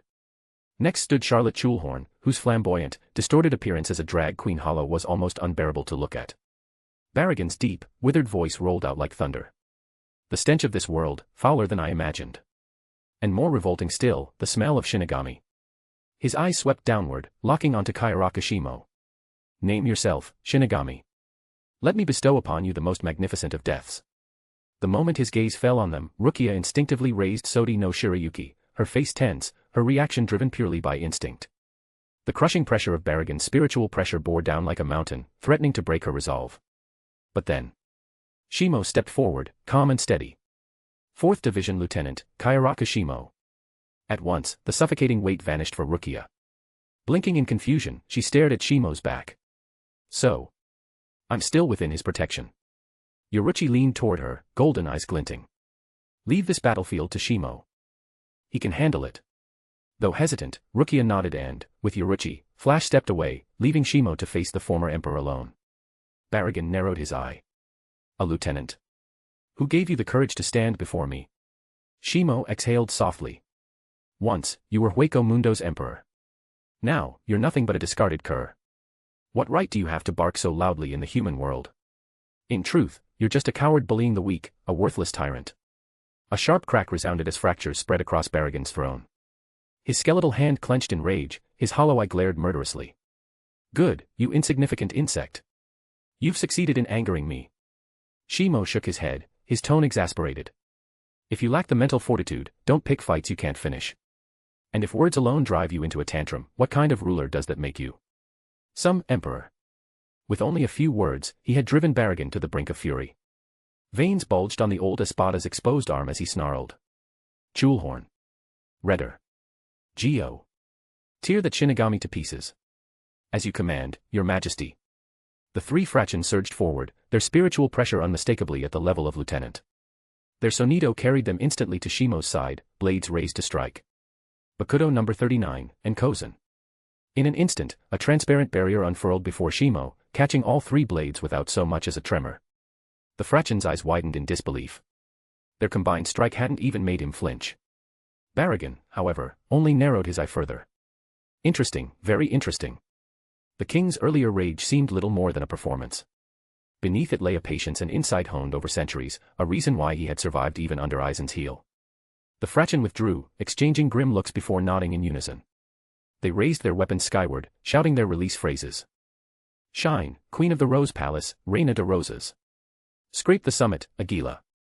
Their cries echoed as they entered Resurrección. One grew a massive crab claw and armored carapace, another became a red-feathered beast with 2 pairs of wings, and Chulhorn, transformed into a garish parody of beauty, clad in pink and crimson, draped in cape and skirt. Shimo sighed, rubbing his temple. Honestly. I shouldn't have let you release. You're all even uglier like this. The words cut deeper than steel. Charlotte shrieked in fury, striking a pose as pink spiritual energy gathered between his hands. Ugly fool. Behold the ultimate, divine, every second, dazzling, ultra-powerful, sensual and enchanting, Charlotte Chulhorn's supreme Zero. The ridiculously long incantation culminated in a heart-shaped pink Zero. His comrades added their own, red and violet blasts converging into a spiraling wave that bore down upon Shimo. The sky trembled. Shimo raised his right hand, calm as ever. Kaidō number 88, Hiryu-Gekizoku Shinten Reiho. A blinding torrent of blue lightning burst from his palm, roaring across the heavens like a thunderstorm unleashed. The 3 Zeros were swallowed instantly, and the raging beam tore forward without pause, engulfing the Frachin themselves. Their screams were silenced. When the storm abated, nothing remained. Not even ash. The sky lay empty, clear as glass. Baragon remained unmoved, propping his chin on his hand as if pondering. So this is the strength of a 4th Division lieutenant. Laughable. Do you understand the price of deceiving a king? Shimo shook the faint smoke from his hand, smiling faintly. Still clinging to your delusions of royalty, Baragon. That pride of yours is exactly why you'll never rise again. Baragon rose from his throne, towering and terrible, the weight of his spiritual pressure crushing the entire city. Shinigami stationed nearby quaked, their knees buckling. Even Rukia could barely keep herself standing. Reaching back, Baragon grasped his throne. With a surge of power, the bone construct twisted and reformed into a massive double-bladed axe, its edges gleaming with lethal cold. He leveled it toward Shimo, his voice dripping arrogance. Pitiful Shinigami. I, Baragon Luzenbaron, shall grant you death. / Thanks for the support. Chapter 98, Chapter 97, A Power Equal to Time.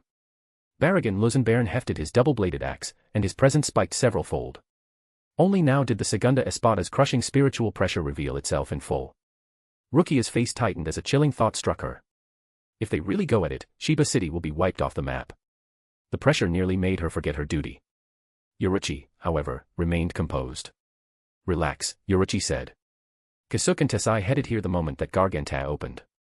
While Shimo tangled with those 3 eyesores, they began evacuating civilians.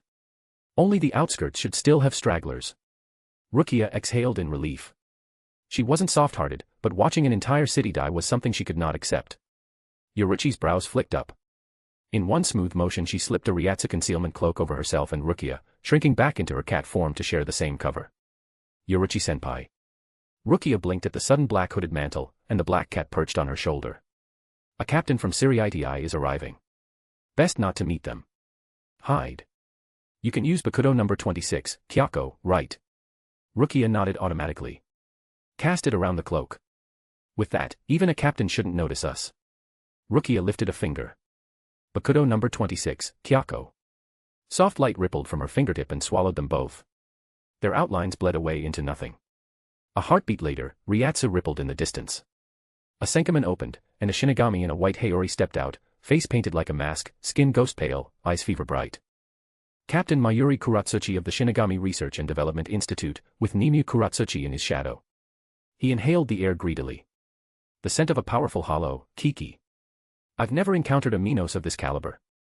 Fixated on the scene, Mayuri crooned toward the fight, "Yo, Shimo-kun. Leave me something to study, won't you? Alive would be ideal. Fight freely, I've already blocked Soul Society's monitors." Shimo's eyes narrowed. So Mayuri wasn't here only for a premium specimen, he also wanted to test certain suspicions. But if Siriiti's eyes were off him, Shimo could stop holding back. 2 more Shinigami? Baragon's white brows drew together, his aura swelling. No matter. 2 extra strokes of the blade. He clearly didn't rate Mayuri or Nimue. Truthfully, Mayuri's raw spiritual pressure was only average captain class. His strength was never combat, it was science. On that, he and Urahara Kasuke were ironically aligned, old grudges aside. Shimo slowly drew his Zanpakutō. "Let's not waste time. End your long, tedious existence." Baragon snorted. "Is that confidence because you killed 3 fraction? If you think I'm in their league, you're gravely mistaken." His axe came down, so fast it fell outside ordinary sight. To Rukia, it was a single afterimage slashing the sky, in the next instant the blade was at Shimo's face. Her heart lurched. Without noticing when it had happened, Shimo had become an irreplaceable constant in her life. Instinct coiled to throw her into the fray. A paw pressed her shoulder. "Steady, Rukia," rasped the cat. "Have some faith in Shimo. The man who felled Kenpachi Zaraki is long past the limits of a lieutenant. Among captains, he stands near the top." Steel rang, clear and high above the city. The axe's brute force shook the air. Shimo frowned a fraction at the pressure. A Vasto Lord-class king, not something to take lightly. As if hearing him, Baragon sneered. "Your strength is trifling, Shinigami. Boasting won't help you." He swung again. Veins bulged beneath bone-white skin, the grand Kaidō-like axe howled down. Lightning-loud impacts hammered Shimo's blade. Shockwaves rippled visibly across the skyline. Skyscrapers capable of weathering a magnitude 7 quake crumpled like sandcastles, debris plunging in a choking plume of dust. Mayuri's pen scratched briskly. Overwhelming force, beyond typical captain benchmarks. Pure physical output reading, off the charts, 100 at maximum scale. Space twitched. Shimo's focus sharpened, Baragon vanished. Sonido. Wind boomed at Shimo's back. He reversed his blade, a dull crash sounded as the axe met his guard, hurling him hundreds of meters. Baragon's skull grin widened. "You reacted. Amusing." Shimo steadied midair, calm as ever. "That vaunted ability of yours, you're proud of it." Baragon's mirth dimmed. "Your expression suggests you understand it." Shimo angled his sword downward. "Among the Espada, each embodies a form of death. Your aspect determines your power." Surprise flickered in the Hollow King's eye. Then he laughed. "I didn't expect a mere Shinigami to know so much." "Correct. I represent aging." He delighted in explaining his power to prey, to him, it was absolute. "Aging is equal to time," Baragon announced, spreading his hand, pride curling his lip. "The strongest, most absolute force in existence, the death that stands before all life." Shimo's face didn't change, but far off, Mayuri trembled with excitement. "Equal to time. Kakik. Coming here was my most brilliant choice yet." "Wouldn't you say so, Nimue?" "Mayuri-sama is always correct," Nimue replied impassively. 2 congruent forces colliding, exhilarating. Mayuri cackled. "Shimo-kun, don't disappoint me." Baragon peered at Shimo. The reaction he'd expected, shock, fear, despair, was absent. "You aren't afraid of this power?" he asked bluntly. "There's no such thing as an absolute power," Shimo said. "Only users who think they are." Baragon chuckled dryly. "So you lack belief? Then witness what aging means." He flashed forward, hand lunging for Shimo's head, the intent clear, wrought it to dust. A wet sound cracked the air. Shimo's blade punched clean through Baragon's palm. "How big is your ego to try something so stupid?" Shimo said, voice dry. "You didn't notice it in the last exchange." Baragon's pupil pinpricked. "Impossible." He wrenched free with Sonido, blood spraying. "If I can't affect you like this, then this should suffice." He rose on the air, axe angled downward. Rot, arrogant. Black spiritual pressure flooded from the blade like a tidal surge, swallowing him whole. Resurrection, the Arrancar's true release. Where a Shinigami frees the power of a sword, an Arrancar frees the sealed core of their hollow nature. When the flood receded, Baragon's true form stood revealed, his body wholly skeletal, crowned magnificently, chains hanging from the circlet to his arms, a voluminous robe draped over regal bones. A pendant with a crowned eye lay upon his chest, the king incarnate. He pointed a long skeletal finger at Shimo. Now, Shinigami, do you still wear that confidence? Royal pressure smothered all of Shiba City. Face death. He drew from the void a pitch-black version of his axe and vanished again. Boom. Power many times greater than before detonated against Shimo's blade. The clash no longer rang like steel, it exploded. So close, Baragon rasped, jaws opened in a skull's grin. Threads of black mist leaked from his maw, seeping forward. You're already shrouded in death. A sigh, cold as winter, escaped him. Respira, breath of death. / Thanks for the support. Chapter 99, Chapter 98, The End of the Hollow King. Aging is my companion, night is my servant. While the crows feast upon my body, I shall wait for you in the Hall of the Elm. As Baragon's grim words fell, black waves of aging spread outward from beneath his skeletal feet. Shuinpa. A corner of Shimo's sleeve fluttered free without wind, dissolving into the encroaching tide of aging. His body had already vanished from within its reach. Just by standing nearby, one can feel it. Mayuri Kuratsuchi grinned, serrated teeth gleaming. His eyes rolled in irregular, twitching rhythms. Even a captain would be powerless before such a power. At his side, Nimue remained expressionless, which only infuriated him further. What's with that face, Nimue? You can't possibly comprehend the terror of time itself. Look closely. Kaidō No. 4, by Akurai. Eccentric as always, Mayuri fired off the Kaidō, more to prove his point than to win the battle. The white bolt of lightning, thick as a man's arm, crackled and hissed toward the black tide of aging. For a breath, the two forces clashed, then the lightning disintegrated into dust, eroded by time itself. Baragon's hollow sockets swiveled toward Mayuri. Worm. Do you dare to provoke the king as well? The oppressive clatter of teeth reverberated like a death knell. But Mayuri only chuckled. Keh, convenient, then. Would you do me the honor of giving me your name? Baragon faltered, bewildered. You face death, yet you ask for my name. Still, arrogance swelled. His skeletal jaw opened wide. I am Baragon Lozenbaron, the great and eternal king of Hueco Mundo. And I shall. Before he could finish, Mayuri's pen was already scratching furiously across a notebook. Specimen number 999 of the Hollow Outbreak Experiment, Baragon Lozenbaron. Ability, aging, equivalent to the power of time. Baragon's rage flared anew. Insignificant insect. The massive axe of extinction rose high, cloaked in black aura, ready to crush him. But before the blow could fall, a figure reappeared in front of him. Shimo's Zanpakutō leveled calmly at the skeletal king. Our fight isn't over, Baragon. Show your opponent the respect he deserves. For the first time, Baragon's expression grew solemn. I underestimated you. To acknowledge your strength, I shall grant you the most magnificent death. Respira. Aging surged again, erasing everything it touched, matter, energy, even spiritual pressure itself. Mayuri and Nimue retreated instantly. Even he wasn't suicidal enough to test this tide directly. What is he waiting for? Mayuri muttered, watching Shimo face the unstoppable. All around them, buildings crumbled, the earth corroded, clouds withered and fell apart. Karakura's sister city became a nightmare of collapse, drowned in darkness. Still, Shimo stood unmoved. A pity, he murmured, stepping lightly through the tide with flawless Shuinpa. Time is not a power belonging solely to you. Baragon's sockets widened. His intuition screamed danger. And then. A vast spiritual pressure burst forth, immeasurable as the night sky. The limiter seals had already been lifted when Rukia requested clearance. Now, Shimo's spiritual pressure unfolded without restraint, vast as a galaxy. For the first time since his reign began, Baragon felt something alien. His skeletal grin warped with the trace of an unfamiliar emotion, fear. He roared in denial. Shinigami, humans, hollows, Arankar, all of their differences and strife, will, freedom, beasts, plants, the moon and stars and sun, all of it is meaningless. There is but one absolute in this world, and that is my power. The suffocating tide of aging engulfed Shimo completely. Baragon exhaled black vapor in triumph. You are nothing but an insect.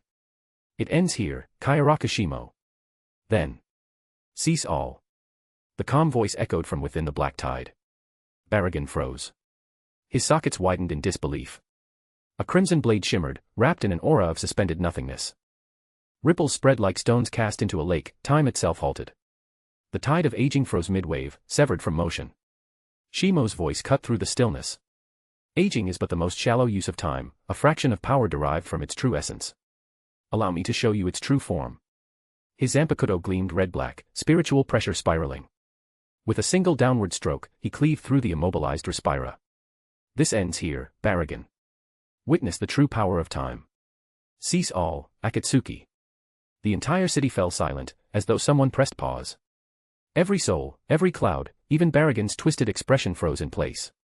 Zenjutsu, Rain of Swords. The crimson blade arced through the sky. Spiritual pressure burst outward, transforming into a storm. Black sky shrouded the city as rain fell, not of water, but of infinite blades. The skeletal king was consumed, his form shattered into dust, dissolved entirely within the endless storm. Time returned from its stillness. The city resumed to motion. Only Shimo remained, suspended in the sky. Baragon had vanished. Impossible. Mayuri shrieked. Where is specimen 999? My test subject. Even Yoruichi and Rukia's memories blurred, they recalled only Shimo cutting apart the tide of aging, then nothing until now. The system's voice rang quietly in Shimo's mind. Task complete. Reward issued. Congratulations, host, peak Hakuda acquired. Now, all 4 fundamental combat skills of the Shinigami, Hakuda, Kaidō, Shuinpa, and Zenjutsu, stood at his peak. Yet his sword art, limitless, reached even further beyond. Now then, Kyoraku Shimo. Mayuri's delighted cackle pierced the silence. He held a sealed container in his hand, Nimue at his side. Inside, a fragment writhed, the remnant of Baragon's hand, still pulsing with the power of aging. Mayuri's grin stretched unnaturally wide. Truly an exquisite specimen. Baragon Lusenbairn. // Thanks for the support. Chapter 100, Chapter 99, Aizen's Evaluation. Siriiti was shaken to its core. All stationed captains were urgently summoned to the 1st Division barracks for an emergency captain meeting. A Vasto Lord-class hollow had appeared in the world of the living. Half of Shiba City was reduced to ruins, its skyline torn apart, the urban order completely obliterated. The 12th Division was immediately dispatched to handle the aftermath, rebuilding order, restoring human memories, and reconstructing collapsed structures. The workload of the Goti 13 multiplied several-fold overnight, with enormous resources redirected to the 12th Division's laboratories. 1st Division. Inside the 1st Division's barracks, Genryusai Shigekuni Yamamoto stood before the assembled captains, his expression as grave as stone. Yesterday, a Vasto Lord-class hollow appeared in the world of the living, specifically in Shiba City. Or more precisely, a king of hollows. The room fell silent. The captains exchanged glances, their faces taut with disbelief. He called himself Baragon Lusenbairn, the so-called Emperor of Hueco Mundo, ruler of all hollows. The 4th Division's lieutenant, Kyoraku Shimo, engaged him in battle within the human world.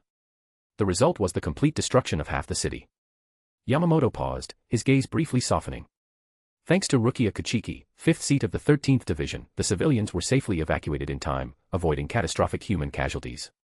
However, regarding the chaos in the human world, I believe Lieutenant Kyoraku bears responsibility for maintaining order there for an extended period. He closed his eyes, awaiting comment. Now, old man Yamamoto, don't be so stern. With his usual lazy grin, Shunsui broke the silence.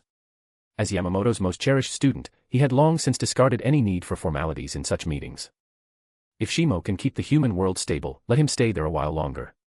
Of course, you should raise his pay while you're at it. Yamamoto gave a curt nod. Naturally. From the 4th Division seats, Unohana smiled gently. Don't worry, I'll have Aizen help manage his workload in the meantime. In truth, Yamamoto's reprimand was little more than procedure. Even the blind could see, quite literally in Kanami Tozen's case, that both Lieutenant Kyoraku Shimo and Captain Kyoraku Shunsui shared the same family trait, chronic laziness. Shimo himself had once jokingly called it a refined art of leisure. If something could be handled by a 3rd-seat officer, the lieutenant would never lift a finger. Yet, given his unmatched strength and pedigree, no one dared to object. And so, the matter was settled. Little did Shimo know, back in the human world, that he had just been sold out by his senior Shunsui, at quite a handsome price. The captain meeting continued with new task allocations. 12th Division Captain Mayuri Kuratsuchi received an elevated directive to develop instruments capable of detecting concealed hollow spiritual pressure. 2nd Division Captain Soifan was ordered to dedicate all efforts to intelligence gathering regarding Hueco Mundo's activity. The appearance of a Vasto Lord-level hollow was no trivial event. Had Baragon descended upon Rakangai instead of the human world, the damage would have been catastrophic beyond measure. While some captains quietly doubted that a lieutenant could truly defeat such a being, Mayuri's testimony, supporting Shimo, silenced most dissent. Moreover, everyone still remembered Shimo's duel with Kenpachi Zaraki. The result of that fight spoke for itself. In the 5th Division barracks. Within the quiet of the captain's office, Aizen worked methodically beneath the light spilling from the window. Among all captains, he was one of the most diligent, perfectly executing every duty. Without lifting his gaze from the parchment, he spoke softly. Jin, what's your opinion on all this? Outside, the cherry blossom swayed in the breeze. Shinigami passed by, the courtyard peaceful and picturesque. From the shadows, a faint voice replied with a sly drawl. Oh my, asking my opinion. That's rare. Jin Ichimaru, wrapped in a concealing cloak, stepped into the light, his ever-present smile narrowing his eyes to silver slits. Difficult to say. But as far as Kyoraku Shimo's strength goes, there's really nothing left to test, is there? The number 2 Espada, Barragan Lusenbairn, fell by his hand. Jin trailed off, his tone turning faintly amused. The fact spoke for itself. What about you, Tozen? Aizen asked next, turning his gaze behind Jin. From the other end of the office, Tozen emerged. Kyoraku Shimo's power already surpasses that of an ordinary captain. If we were to target him directly, we risk exposing our entire plan. Aizen's glasses glinted faintly. Tozen, your heart wavers. Tozen's hand stiffened at his side. The death of Kakio, your friend, is tied to Shimo, isn't it? That's why you avoid speaking of him. Aizen's insight cut deep, as always. Like a piece on a shogi board, Shimo stands above most others. But he's still a piece, not yet the player.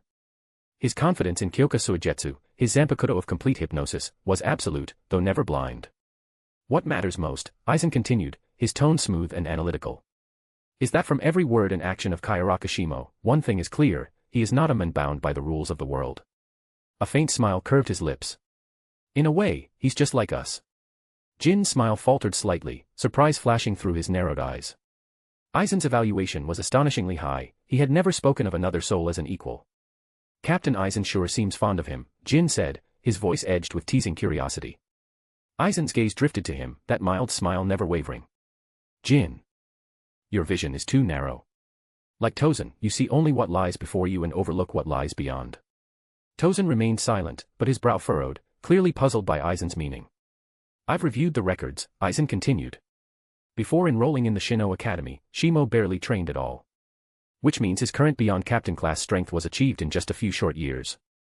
The sunlight glinted off his glasses, obscuring his expression. Jin and Tozen both froze, shock flashing across their faces. Given time, Aizen said, his voice calm but heavy with implication. Kyoraku Shimo may well become the next Gen Ryusai Yamamoto, or perhaps someone who stands just shy of that dimension. Shiba City, the human world. Shimo sighed, arms crossed, watching the scientist before him. Captain Mayuri Kuratsuchi, this is your so-called good news. I'm to stay stationed here until the hollow disturbances end. Mayuri spread his hands, his grin stretched unnaturally wide. Orders from the head captain. Nothing I can do, I'm afraid. Besides, I came here for another reason. Shimo's brow arched. Barragan's skeletal hand, right. Mayuri nodded, his eyes gleaming behind the twisted face paint. The special containment vessel that held it was crafted from a fragment of the Dangai, the space between worlds. Even within that barrier, the hand continues to emit aging energy. According to my data, the container will collapse within a month. Shimo folded his arms, unimpressed. And what does that have to do with me? If you can't preserve it, that's your lack of scientific skill. He spoke without restraint. Ever since he'd learned to handle Mayuri's temperament, he'd stopped bothering with politeness. Kakik. Shimo-kun, you wound me. I know you have a way to preserve it. That's why I'm here. And what are you offering in exchange? Shimo countered immediately. Mayuri blinked. Exchange. You already got what you wanted when I covered up the Shiba City incident. Your containment failure is your problem, not mine. If you want my help again, I expect compensation. Mayuri scratched at his neck until thin scratches appeared. Fine. What do you want? Shimo's smile deepened faintly. All research data related to Barragan's hand. For a brief second, Mayuri froze, then burst into a crooked grin. Deal. He handed over the Dangai container. Shimo could feel it immediately, the warped density of time within, unmistakable after a year spent studying it. Opening the seal, he calmly extended his right hand into the container. Under Mayuri's astonished stare, his fingertip touched the skeletal remains. Done. He resealed the vessel and returned it. You're saying this will work? It will, Shimo replied lightly. That hand, the one that once wielded such power, is saturated with Barragan's inner essence. But aging isn't limitless. Mayuri's grin faltered. What do you mean? Simple. the power will exhaust itself. In 3 months, the residual energy will completely dissipate, and it'll revert to reishi, dispersing into the world. You mean? I'll only have 3 months to study it before it vanishes. Exactly, Shimo said. You know as well as I do, you can't stop reishi diffusion. Mayuri went silent. Slowly, his face twisted into a grimace. He realized he had been played. Badly. Still, as Shimo waved a hand and turned to leave, the scientist's expression morphed again, into that familiar, manic smile. 3 months, That's plenty of time. He lifted the container close to his face, pupils dilating with excitement. Kyoraku Shimo, your power will finally yield its secrets. As the Senkaman gate opened behind him, Mayuri stepped back toward Soul Society, trembling with anticipation. Moments later, Shimo's silhouette flickered back into view, standing where Mayuri had been. Let's hope your research doesn't make you any more deranged than you already are, he murmured with a faint smirk. And more importantly, I hope your results are worth reading. / Thanks for the support. Chapter 101, Chapter 100, Entering the Game, 150p.s bonus. Kyoraku Shimo didn't particularly resist the task of guarding the human world. As for when this hollow disorder would finally end, he had a rough estimate in mind. Most likely, when Aizen's grand plan fully unfolded, the human world would return to normal, perhaps in 10 years or so. Recently, he'd heard that Shiba Ishin had changed his surname and gone into hiding under the name Kurosaki Ishin. The man's stated reason was to conceal his identity better. But Shimo saw through that immediately. That sly old snake was clearly enamored with the bloodline of a certain Quincy woman. Of course, Shimo had no intention of interfering. After all, if a certain, chosen protagonist wasn't born, how was he supposed to complete his own mission check-ins later on? From what he deduced, the check-in tasks seemed subtly tied to the world's progression itself. Still, Shimo had his own plans. Uruhara Shop, Underground Laboratory. In the depths beneath Uruhara's shop, Shimo observed Kasuke, who was fully immersed in research. As the former head of the Shinigami Research and Development Institute, Uruhara reminded him somewhat of Kuratsuchi Mayuri, eccentric, brilliant, and dangerously curious. At the moment, Uruhara was holding 7 test tubes in one hand, his face a mixture of deep thought and frustration.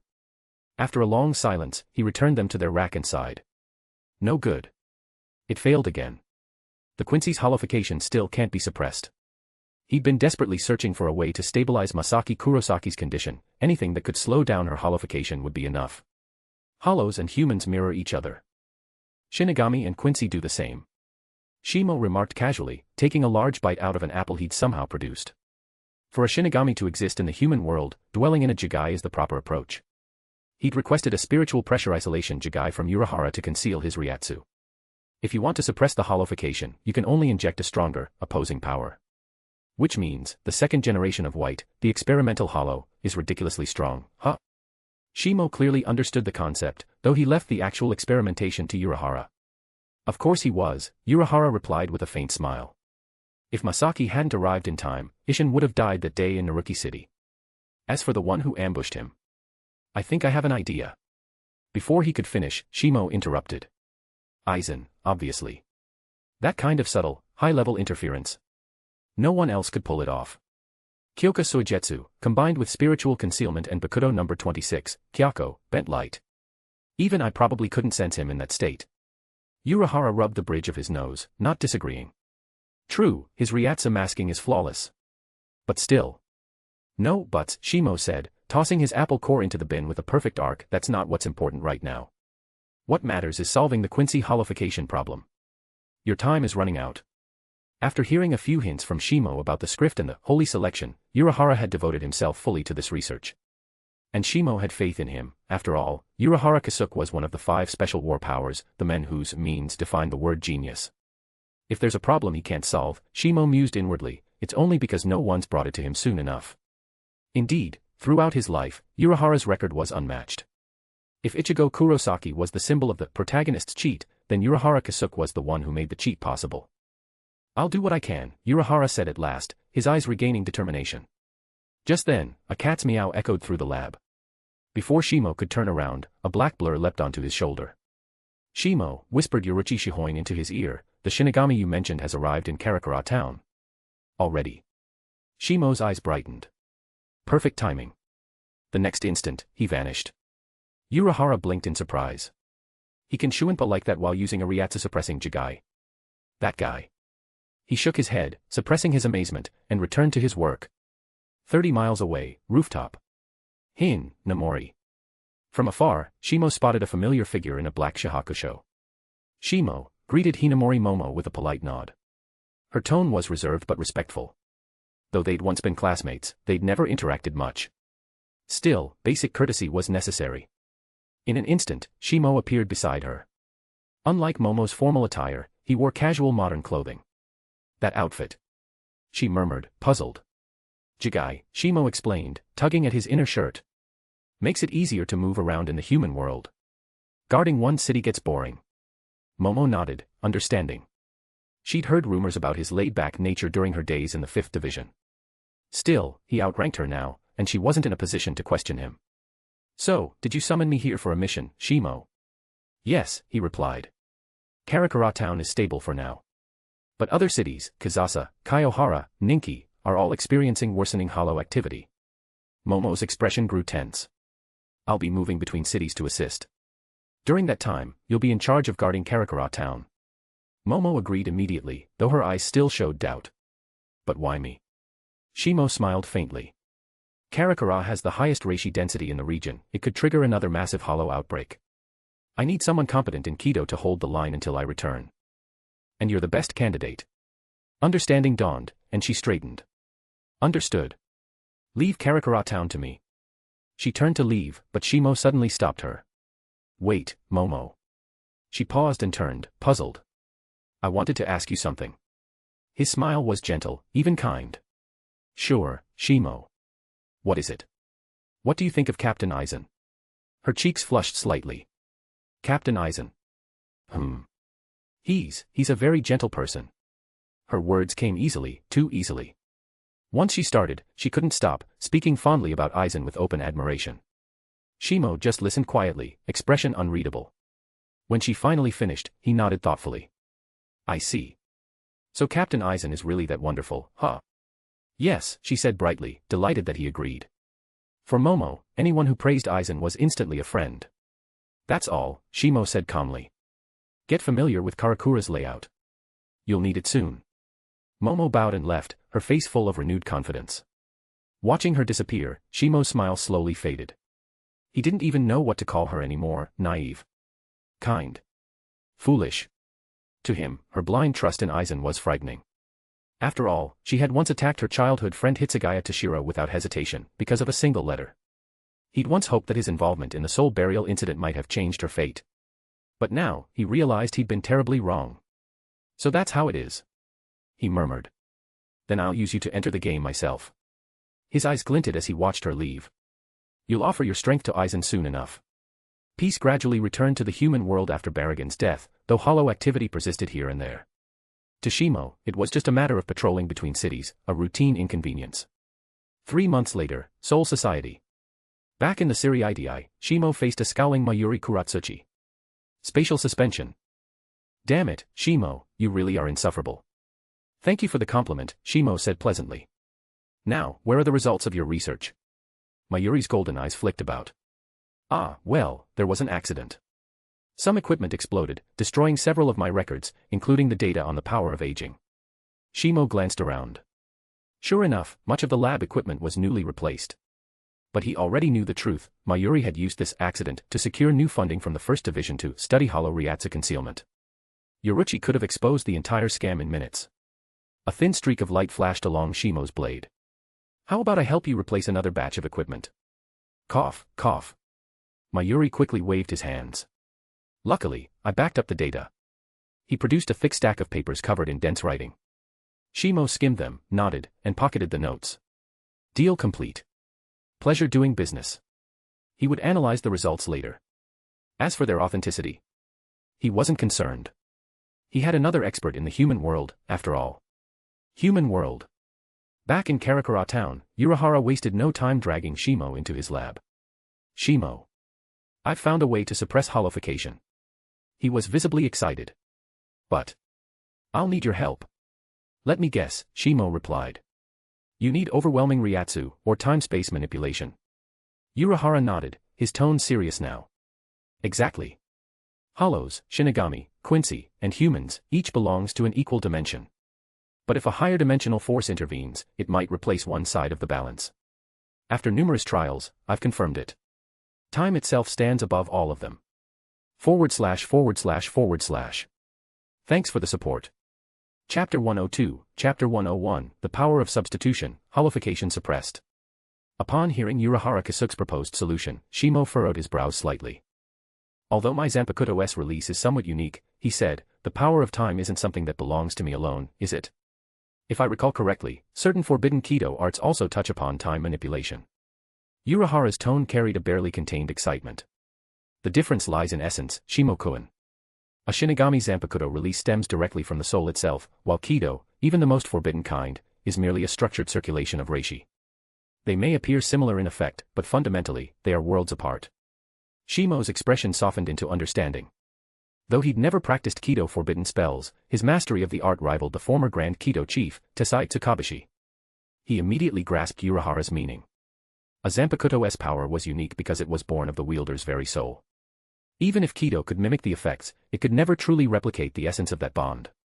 So, Shimo asked, what you're suggesting is? Unohana's excitement dimmed, giving way to composure. That's precisely the next problem. I need a suitable vessel, something strong enough to contain a portion of your temporal energy. But according to my calculations, even with immense resources, I might only manage to seal away an infinitesimal fragment of it. Time, after all, is far too high a concept to bind completely. He exhaled deeply. Compared to most Zanpakutō, Kaidō type, elemental type, or direct defense types, yours feels as though it surpasses all classifications. Shimo's heart tensed for a moment, though his expression remained unreadable. The mention of this possibility brought to mind the throne of time within his inner world, its form still veiled, yet emanating an aura that felt endless. He knew the climb ahead would only grow harder. Strengthening himself was no longer the path of an ordinary Shinigami, it was an ascent beyond their dimension entirely. He had already obtained his pass to the next plane. Unohana, oblivious to the internal storm, continued eagerly. I've experimented with sealing Kaidō energy and creating simplified versions of it. He turned and retrieved several small, pitch-black spheres from his workbench. Please brace yourself, Shimo-kun. Curious, Shimo watched as Unohana flicked his fingers, sending 3 of the black orbs hurtling toward him. He raised his right hand and traced a small gesture in the air, an azure shield materialized before him. Bakudo number 8, Seiki. Repulse. The orbs detonated in a swirl of crimson fire and blue lightning. The combined force battered his shield violently. Shimo frowned slightly and added another layer. Bakudo number 39, and Kozen. Round lock fan. The circular barrier expanded outward. Flames burst across it first, followed by the surging lightning, until the energy was finally spent. Unohana grinned. Instant cast Kaidō, no incantation needed. So, what do you think? Shimo took a moment to consider. In terms of power, it's about 1/3 of normal Kaidō cast without incantation. But the spiritual pressure consumption seems minimal, only a trace is required to trigger it. Overall, the advantages are clear. Unohana's grin widened. But, Shimo continued calmly, the production cost must be enormous, right? The scientist blinked in mild surprise. Didn't expect you to catch that. You're right, each orb consumes over 3 times the Ryoryoku needed to cast the same Kaidō directly. He admitted the flaw without hesitation.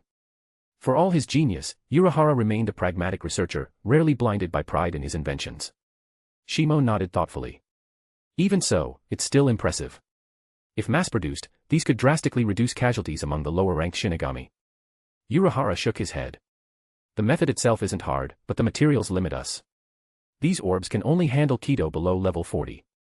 Anything higher increases the cost tenfold, it's not worth it. Shimo sighed softly. That's unfortunate.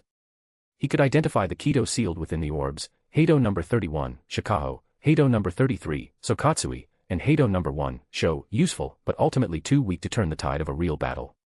A clever invention, yet one destined to remain a curiosity.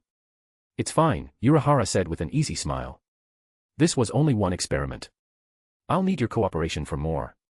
Once I succeed in sealing a forbidden Kaidō, I'll attempt to seal Zanpakutō power next.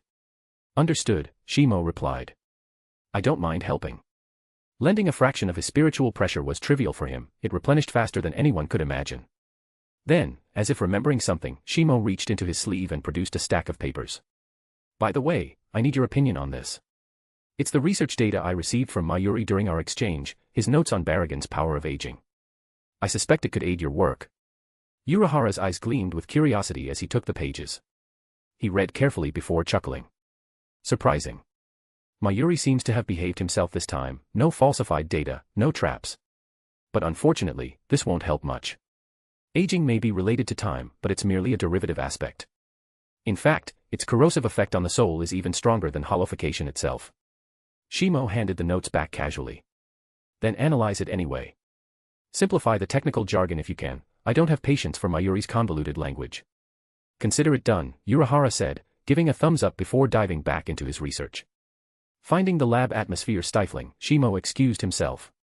He preferred the open air, the world outside always felt more alive. Several years later, the human world had gradually returned to stability. Hinamori Momo remained stationed in Karakura town, now fully familiar with her post. With Uruhara's group watching over the city, even an Arrancar-level hollow would likely meet its end before causing any chaos. Rukia, meanwhile, continued her duties in her station. Years passed quickly. Aside from the birth of a certain orange-haired anomaly, nothing particularly world-shaking occurred. Then, one morning. SAA, Shimo-kun. Uruhara's cheerful voice echoed through the shop, broadcasted through a loudspeaker bearing his own smiling face. Come down to the underground lab. This time, it's definitely going to work. From the living room came a sigh. How many failures is that now? Asked Uruchi, sprawled lazily in her feline form. Let me think, 1, 2, around 396, give or take, Shimo said with a helpless smile. His persistence is admirable. Even Shimo couldn't deny his respect. To fail hundreds of times and still chase progress so earnestly, that was a kind of strength too. All right, Uruchi-san, he added, lifting the cat by the scruff. Out of my arms you go. I'll check on his latest attempt. Got it, meow, she murmured sleepily, curling back up on a pillow. Daytime was, after all, nap time. Underground research lab. Over the years, the lab had transformed completely, now filled with bizarre machines, colorful liquids, and glowing sigils. Uruhara stood clad in a long white coat and optical headgear, buzzing with anticipation. Shimo, this time, it will succeed. Shimo, calm as ever, replied. Steady, dude. You failed hundreds of times already, a few more won't hurt. But Uruhara was too absorbed to hear him. He raised a strange container shaped like a beating heart, etched with countless Kaidō inscriptions. Same procedure as before, he said. Shimo stepped forward and extended a single finger into the vessel. The power of time began to flow.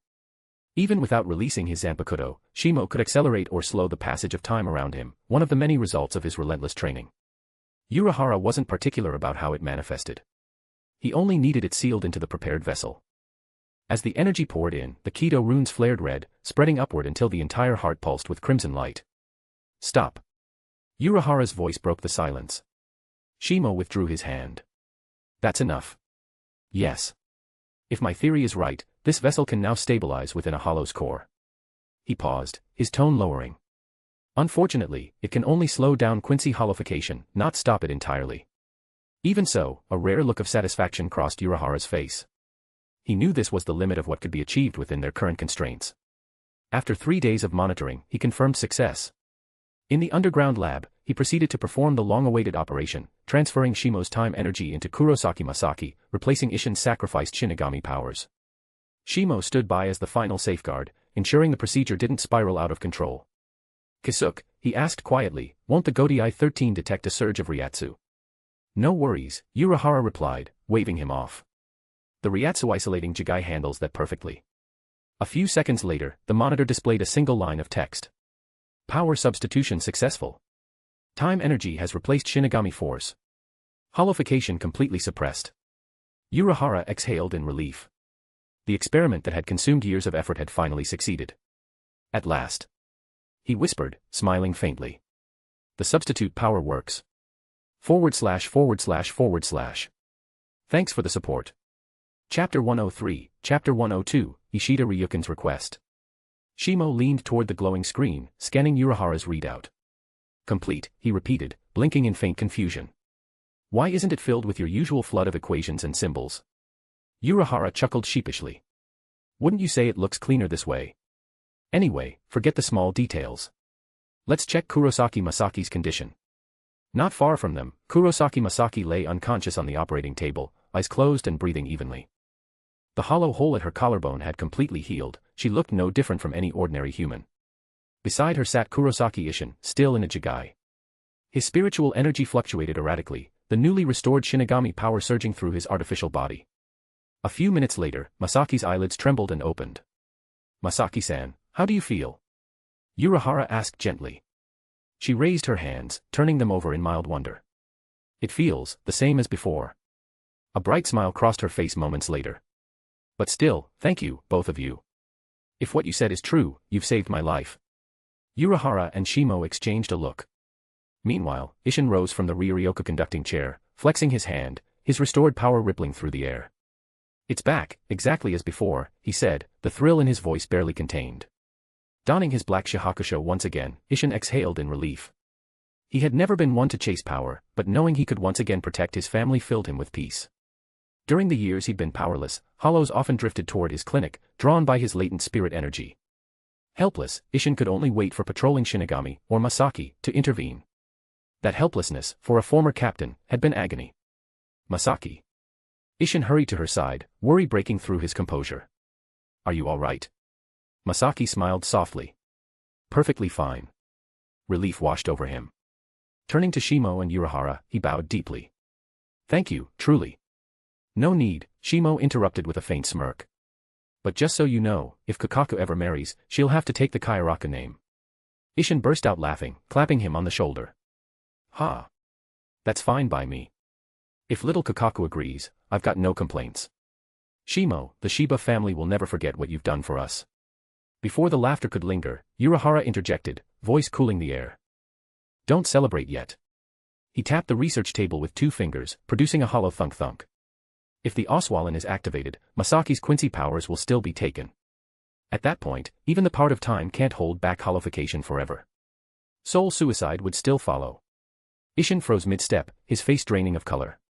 "Then what should we do?" Unohana's eyes flickered thoughtfully. "Perhaps, we can create a second heart vessel. 2 equal portions of time energy, what do you think?" He looked toward Shimo. Shimo thought for a moment before nodding. Acceleration and deceleration, opposing yet unified aspects of time. "It's possible." Unohana's eyes lit up again, his scientific zeal reigniting. "Then I'll begin preparations immediately." "Preparations?" Shimo cut in dryly. "Just make 2 identical vessels. The rest is simple, inject opposite temporal flows into her soul. After almost 400 joint experiments, I think I've got the principle figured out." Unohana grimaced. "And here I thought I'd barely started researching." "It won't take long," Shimo said. He wasn't wrong, Unohana rarely looked this conflicted. After the Kurosaki couple left, their lives finally returning to peace, Shimo stood silently for a while. He hadn't told them everything. When the Oswalin came, Masaki's Quincy power would still vanish. And when it did, she would simply become an ordinary human. Helping her beyond that was no longer his concern. He had already done enough. "The world will move as it must," he murmured, exhaling softly before turning back toward the Unohana shop. 3 years later. As predicted, Masaki eventually lost her Quincy powers. When Unohana's message reached him, Shimo immediately returned to assist. Acceleration and deceleration, Unohana repeated as he worked, watching the vessel glow crimson. 2 halves of the same force. Shimo-kun, perhaps. He stopped himself. "What is it?" Shimo asked. "Nothing. Just a passing thought," Unohana said with a faint smile, resuming the procedure. He worked with painstaking care. Even after countless trials, operations on souls demanded perfection, especially when dealing with one as fragile as Masaki's. Outside the lab, Isshin waited anxiously. Shimo's face remained calm. He had done all he could. After 3 long hours, Unohana emerged, smiling at last. "Isshin, it's done. Hollowification suppressed. Her soul has returned to normal." Isshin bowed deeply, gratitude overflowing. "Thank you." He rushed inside, relief overwhelming him. Unohana turned to Shimo, his expression soft but knowing. "Shimo-kun, when do you plan to begin your move?" Shimo's lips curved into a faint grin. "So you noticed?" "Of course I did." "Then let's wait a little longer," Shimo replied, his tone low and certain. After all, we're the second players on the board. For him, the Kurosaki incident was little more than a quiet ripple in the river of time. A month later. Just when peace seemed certain, an unexpected figure appeared at the Unohana shop, following Isshin inside.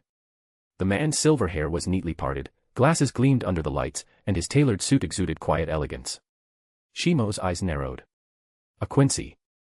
Ishida Ryukin. The man inclined his head politely. Yes. I've come to ask for your help, yours and Urahara's. My wife, Katagiri Kane, is dying. Please, save her. Shimo glanced toward Urahara, who merely nodded. Ryukin's tone grew firm. I'll do anything. Whatever it takes. Then this one's all yours, Shimo said immediately, shifting the burden to Urahara with practiced ease. She's a half-blood Quincy, not like Masaki. Her soul's different, I can't help with that. It was true. Masaki had survived because her hollow infection altered her soul, giving Shimo's time-based power something to stabilize. Katagiri, pure and untainted, lacked that bridge. Urahara stroked his chin thoughtfully. After a long pause, he nodded. I can't promise success, he said. But I'll do everything I can. Ryukin's composure cracked as hope returned. Thank you, Urahara-san. Even Shimo felt a flicker of emotion. Seeing the normally aloof Quincy like this, desperate for the woman he loved, reminded him that even stone hearts could warm over time. And for Urahara, this wasn't bad news either. His scientific fervor reignited once more. 3 days later. Urahara appeared before Shimo looking utterly drained. That expression doesn't suit you, Shimo remarked. It can't be that bad. You didn't fail, did you? Urahara shook his head. No, it's not failure. I found a solution. Then what's the problem? The solution is the same as before, Urahara said bitterly. Shimo sighed. You mean, replacement with another power? Urahara nodded helplessly. Without her Quincy abilities, Katagiri's soul was collapsing. To stabilize her, I needed to introduce another force, something external to hold her essence together. He looked genuinely disappointed, not for her, but for himself, realizing there was no new frontier to discover. Don't sulk, Shimo said. Just fix her. They repeated the Kurosaki procedure, this time substituting spatial energy instead of time power. Time would have crushed her unaltered soul. As expected, it worked. Katagiri's life force stabilized, and Ryukin bowed deeply to them both, gratitude glimmering behind his calm eyes. Urahara's shop soon returned to its usual quiet rhythm, though whispers of hollow activity still rippled across the human world. 5 years later. Soul Society finally announced a breakthrough. The spiritual pressure detector had been perfected by the 12th Division. Hundreds of units were distributed to Shinigami stationed in the human world. The hollow outbreak was at last brought under control. In the shop, Shimo turned the small device over in his hand, unimpressed. This? 10 years of Mayuri's research for this toy. Did a hollow chew on his brain? He tossed it casually to Urahara, who had just returned from his underground lab. At that moment, Shimo sat between two companions, a purring black cat on his left shoulder and a grumbling green-haired Erinkar sprawled across the floor. Urahara examined the detector briefly and laughed. With his ability, it shouldn't have taken more than a week. He's just milking the budget again, that sly bastard. Shimo smirked knowingly. Definitely sounds like him. Urahara handed the device back. So, Shimo-kun, when do you plan to make your move? The black cat twitched its ears, but before it could speak, Shimo pressed her head down lightly and thought aloud. 3 days from now. The full moon night. Urahara's smile curved wider. Understood. I'll start preparations. When he left, Shimo released his hold. From the corner of the room, Yoruichi's voice purred with exasperation. 2 scheming devils conspiring again, honestly. /////. Thanks for the support. Chapter 104, Chapter 103, Unchanging Storyline. Karakura Town, late at night. The moon hung high in the sky. Hinamori Momo stared at the indicator on her communicator, her expression tense as she murmured to herself. Why is there such a strong surge of Ryatsu at this hour? Shimo-kun went to Shiba City this afternoon to suppress that new hollow outbreak. It seems I'll have to handle this one alone. Standing atop a telephone pole, she looked at the hollow's location displayed on her spiritual pressure detector and moved forward in a blur of Shuinpa. As she closed in, the detector's readings became increasingly intense. This level of Ryatsu, it's already close to a Minos-class hollow. The maze of buildings made her steps unconsciously quicker. If a hollow was hiding nearby, the damage would be catastrophic. During her time stationed in Karakura Town, there had never been such a case in her jurisdiction. Not before, and certainly not now. I can't let the 5th Division be disgraced, nor can I shame Captain Aizen. Biting her lip, she accelerated further. But just as she arrived before a small private clinic, the hollow's Ryatsu suddenly vanished. What? Her eyes widened. How could Ryatsu I just sensed disappear so suddenly? She raised her detector again, it showed nothing. What's going on? For some reason, as Hinamori looked at the clinic ahead, unease stirred in her heart. She had a feeling the hollow concealing its Ryatsu was hiding nearby. Did it slip inside a human building? Lightly, she stepped onto the edge of an open window.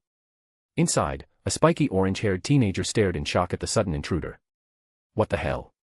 A burglar. Hinamori paid no attention to the human boy. In her Shinigami state, normal humans shouldn't be able to see her at all. But this time, she had misjudged. A sudden gust of air rushed from behind. Her body reacted before her mind. Bakudo number 1, Sai. The orange-haired boy was suddenly bound by an unseen force, his hands twisting behind him as he fell flat onto the floor. Damn it. Who the hell are you? Why'd you climb through my window? A thief. A trace of irritation flickered across Hinamori's face. I'm more surprised that you can see me, but you're quite rude for a human. My name is Hinamori Momo. I'm a Shinigami. Outside, atop a nearby rooftop, Shimo and Unohana stood together beneath the moonlight, observing the scene below. Oya oya, Shimo-kun, Unohana said in his usual teasing tone. It seems everything is going exactly as you planned. I wouldn't say that, Shimo replied calmly. Driving that hollow here took quite a bit of effort. Besides, it's still too early to make assumptions before the plan is fully set in motion. Unohana chuckled but didn't answer. He had only learned about Shimo's grand plan a few years ago, yet from what he was seeing now, a Shinigami girl appearing in Kurosaki Ichigo's room, Shimo must have started arranging things more than 10 years earlier. A thunderous crash echoed below. From within the wall, a monstrous arm burst out, slamming directly into Hinamori's body. The terrifying speed and strength left her mind blank for an instant. How is this possible? Such power. She crashed hard into the wall, carving out a crater. The spider-like hollow emerged completely, its shriek tearing through the night. Its Ryatsu erupted in full, pressing down on everything nearby. This Ryatsu. Hinamori's right arm hung limp as blood seeped through her sleeve. Her eyes trembled in shock. It's not a Minos, but its Ryatsu is already close to a seated officer's level. I can't. I won't let Captain Aizen be disgraced. The hollow crisis is almost over, there must be no accidents in my sector. Gritting her teeth, she lifted her left hand. Kaidō number 31, Shikaho. Crimson fire gathered in her palm and roared forth, slamming into the hollow. The blast burned its mask and drew a pained roar. Its twisted face grew even more savage. Realizing it might not win against the wounded Shinigami, it turned its gaze toward the stunned orange-haired human boy nearby.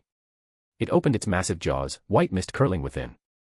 Instinct told it that devouring this soul would make it stronger. Get out of the way. Hinamori shouted.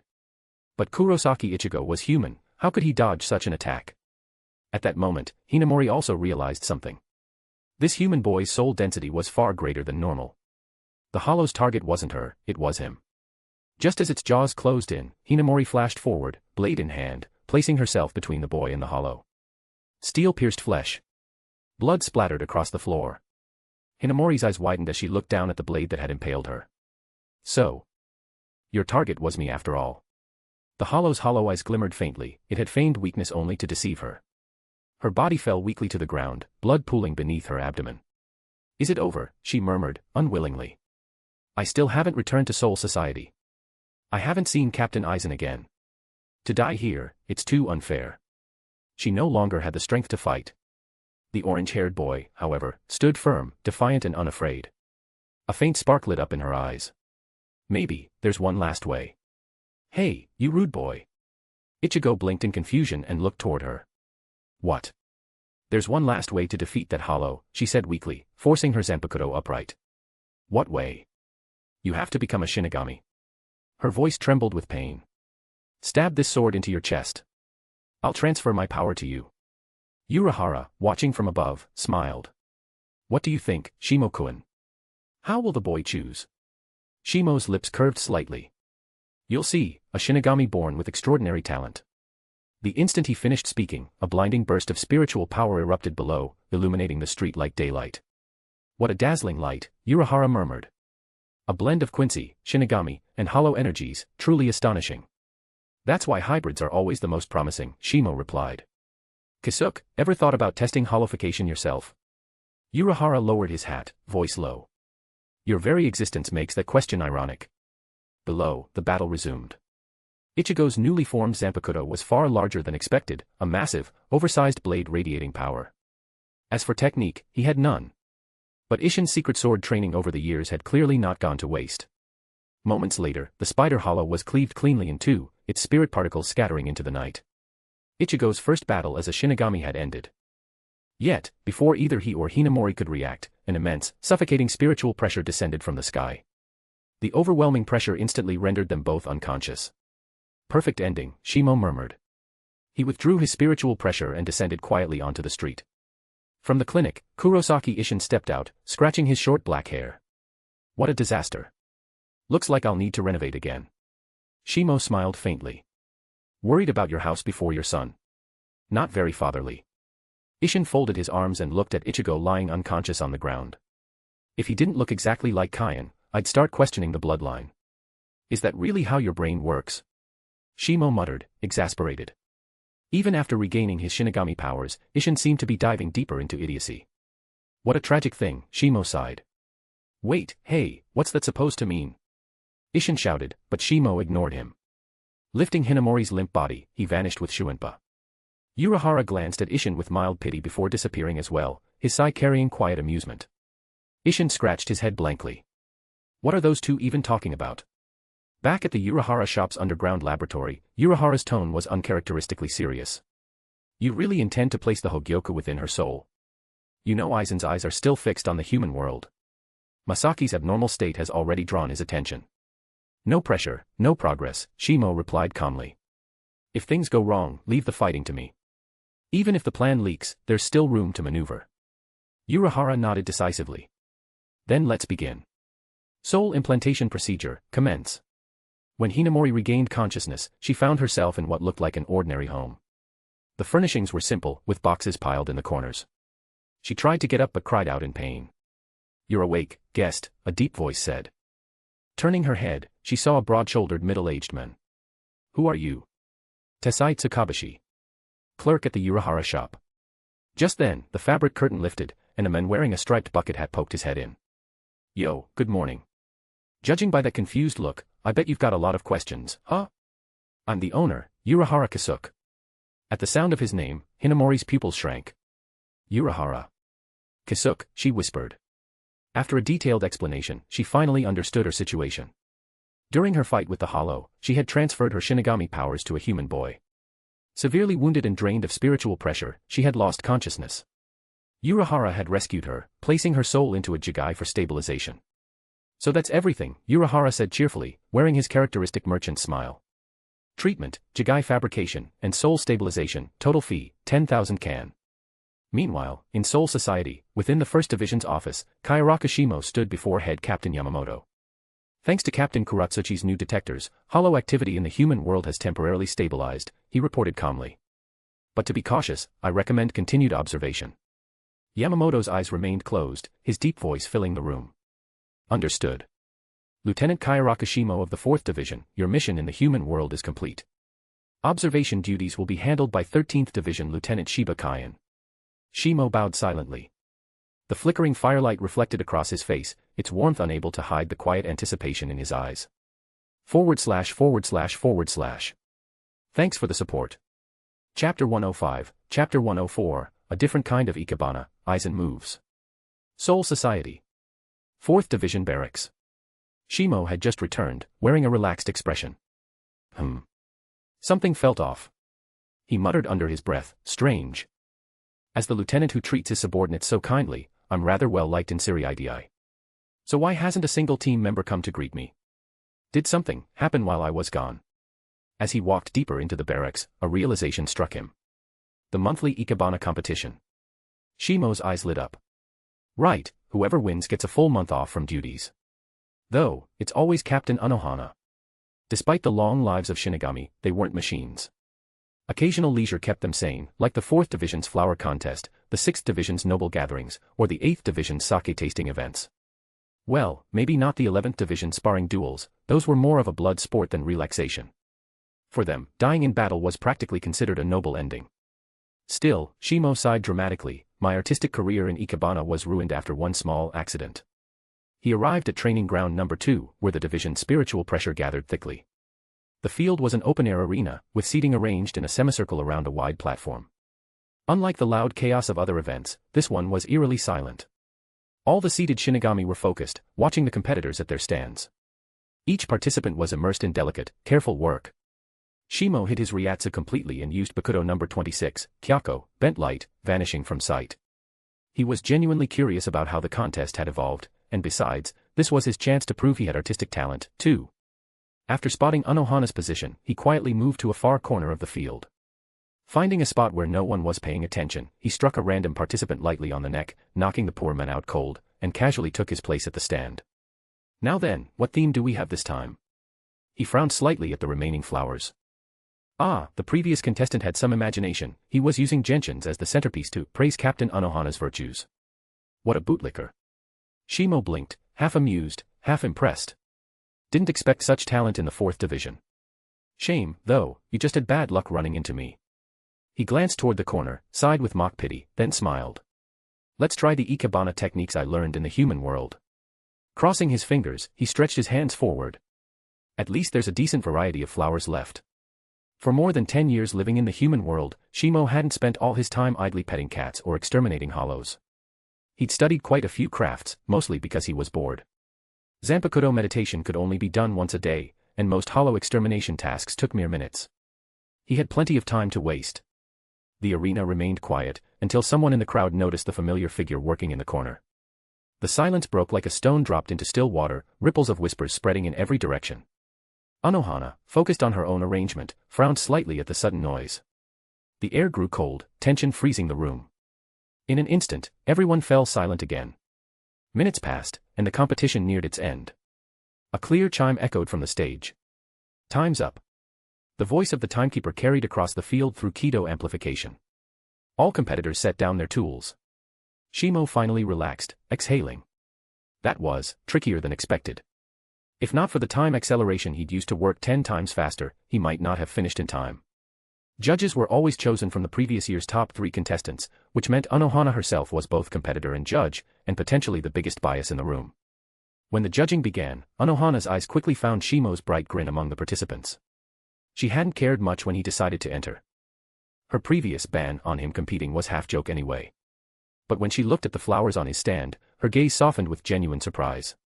Shimo-kun's skill seems to have improved quite a bit, she murmured. Beside her, Kotetsu Aisane blinked, astonished. That's actually impressive. Judging began in order of presentation. Shimo's position was deliberately saved for last.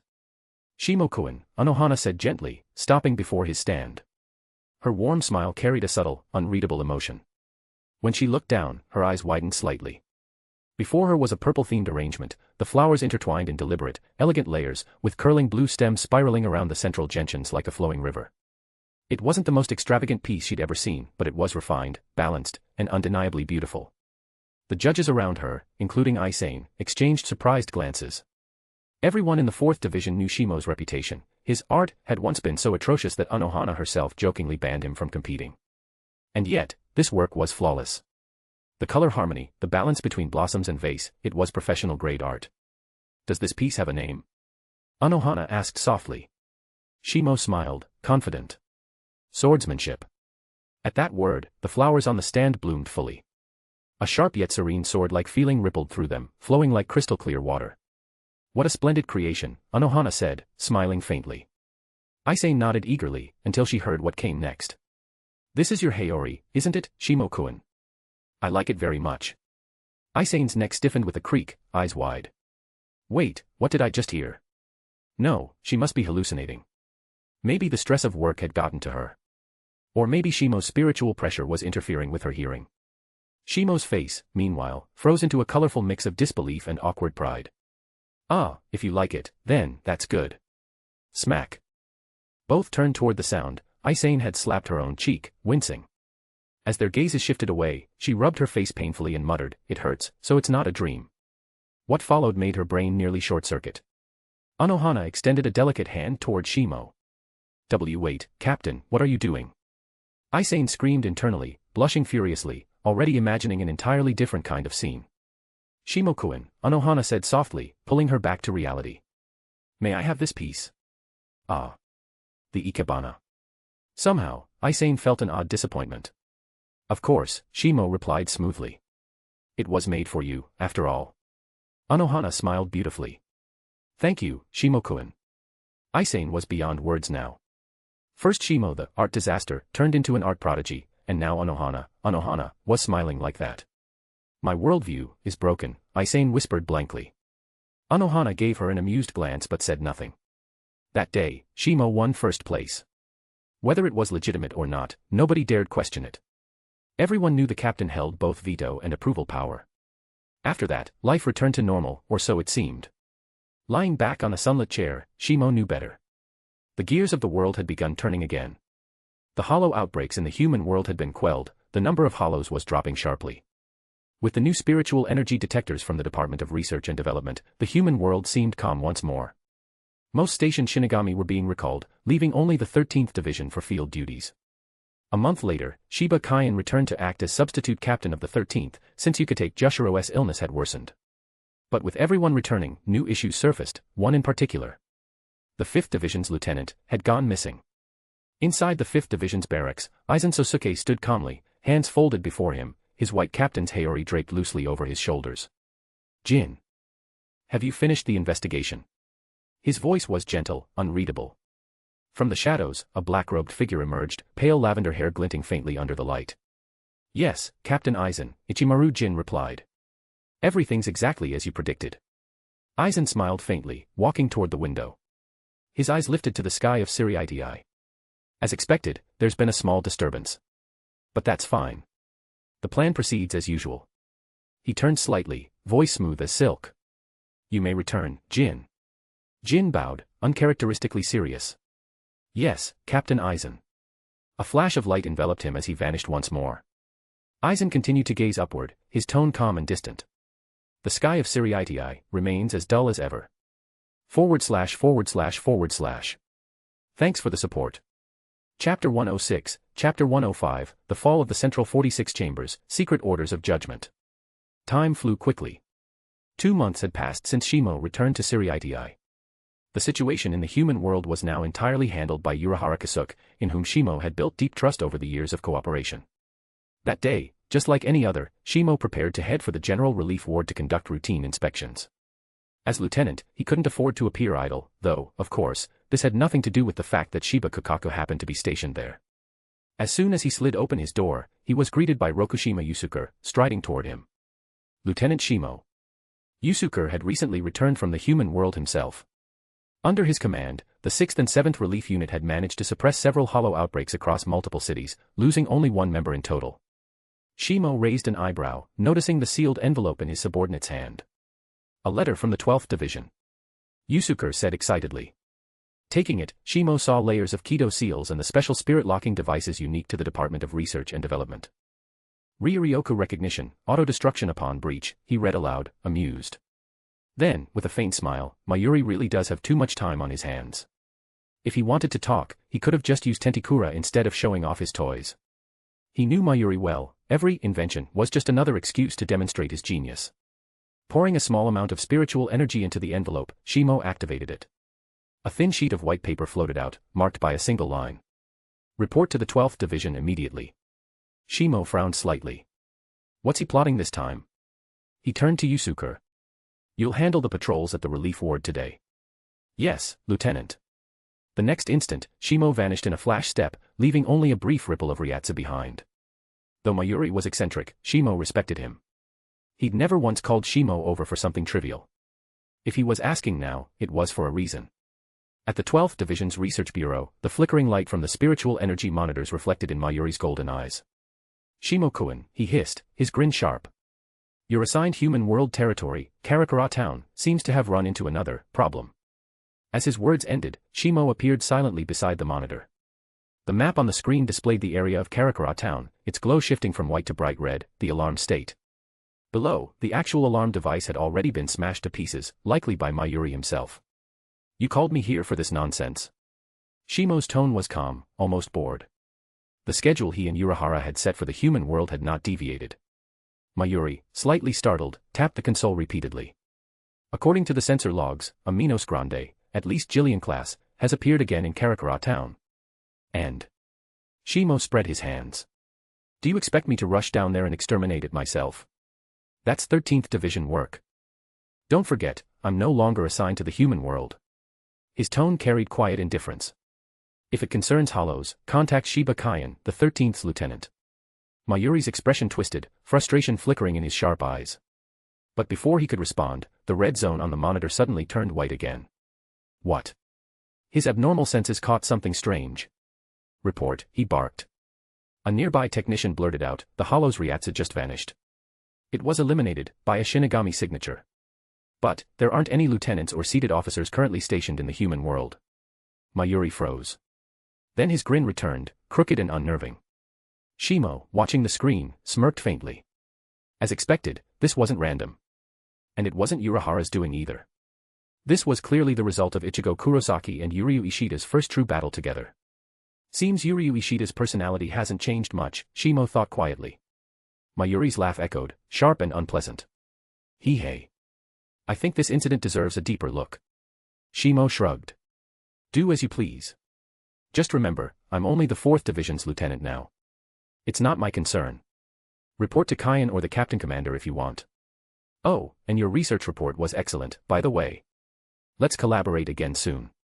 Before Mayuri could respond, Shimo was gone. The scientist's grin twisted into a snarl. He's insufferable. Still, he turned back to his console. The Research Bureau began a formal investigation of the anomaly. That night, Siriitii was blanketed in clouds. The moon's light was swallowed by darkness, cold wind whispering through the streets. Patrolling guards in the inner court marched silently, their faces expressionless. Through the mist, a black-cloaked figure walked calmly toward the inner sanctum. None of the guards reacted, as if blind to his presence, and the figure passed through them unhindered. Beneath the cloak, Aizen Sosuke strode confidently, his every step defying the laws he once swore to uphold. His destination, the Central 46 Chambers, the underground council that ruled all of Soul Society. 40 wise men and 6 judges presided there, passing judgment on all matters of law. To Aizen, their seals and barriers were meaningless. He stepped through them effortlessly and entered the chamber. The arrogant counselors looked down upon him from their elevated seats. Who are you? How dare you intrude upon this sacred chamber? Captain of the 5th Division, Aizen Sosuke. Do you intend to defy the will of the Central 46? Disrespect the council, and you will find yourself in Muken, the eternal hell. Though they shouted, their voices trembled faintly. They still believed themselves untouchable, the supreme rulers of Siriitii. But soon, they noticed something strange. No guards had responded. No footsteps echoed in the halls. The temperature dropped sharply. Realization dawned too late. They were alone. Aizen, one judge barked, leave now before we condemn you to eternal imprisonment. Aizen looked up, his eyes calm and smiling. The last screams of insects are always so loud. A flash of light. Steel sang. Blood splashed across the chamber walls, warm and dark. One of the judges collapsed wordlessly. Guards. Guards.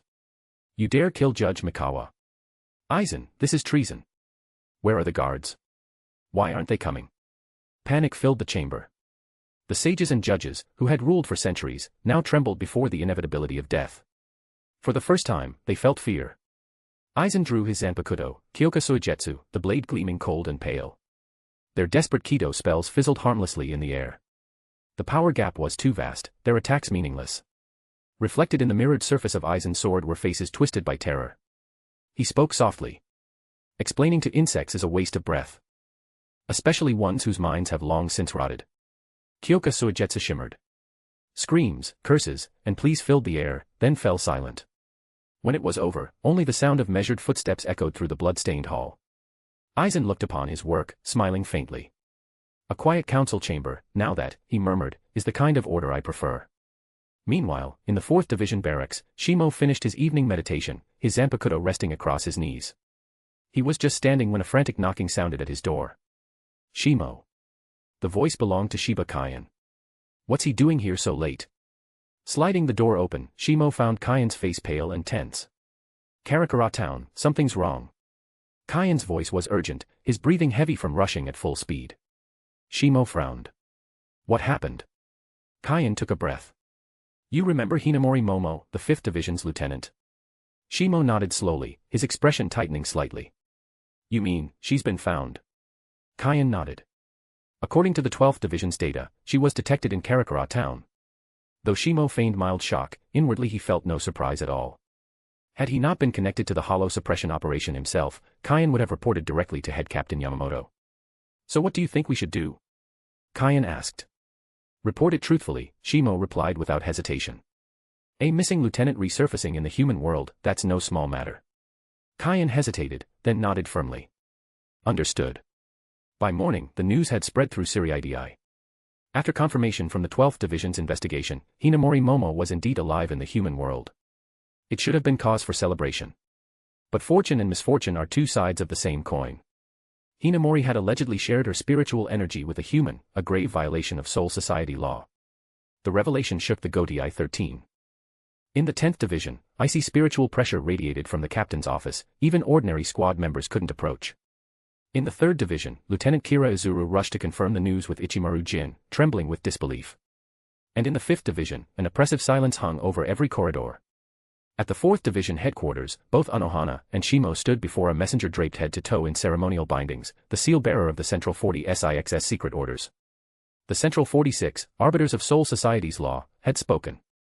Captain Unohana, Lieutenant Kyoraku Shimo, the messenger intoned. This is an official sealed directive from the Central 46 chambers. Please review it immediately. He handed over the scroll and withdrew without a word. Shimo broke the seal without hesitation. After scanning its contents, he looked toward Unohana, just as she quietly asked. This concerns the 5th Division's lieutenant, doesn't it? /////. Thanks for the support. Chapter 107, Chapter 106, The Secret Order and the Pursuit in the Human World.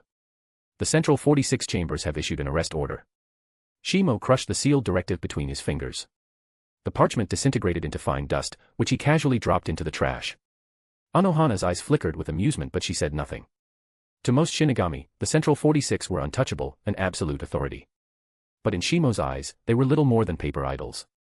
Unohana, however, shared his sentiment. She, too, had long since ceased to care for the Council's decrees. Monsters of their level didn't need to bow to bureaucrats.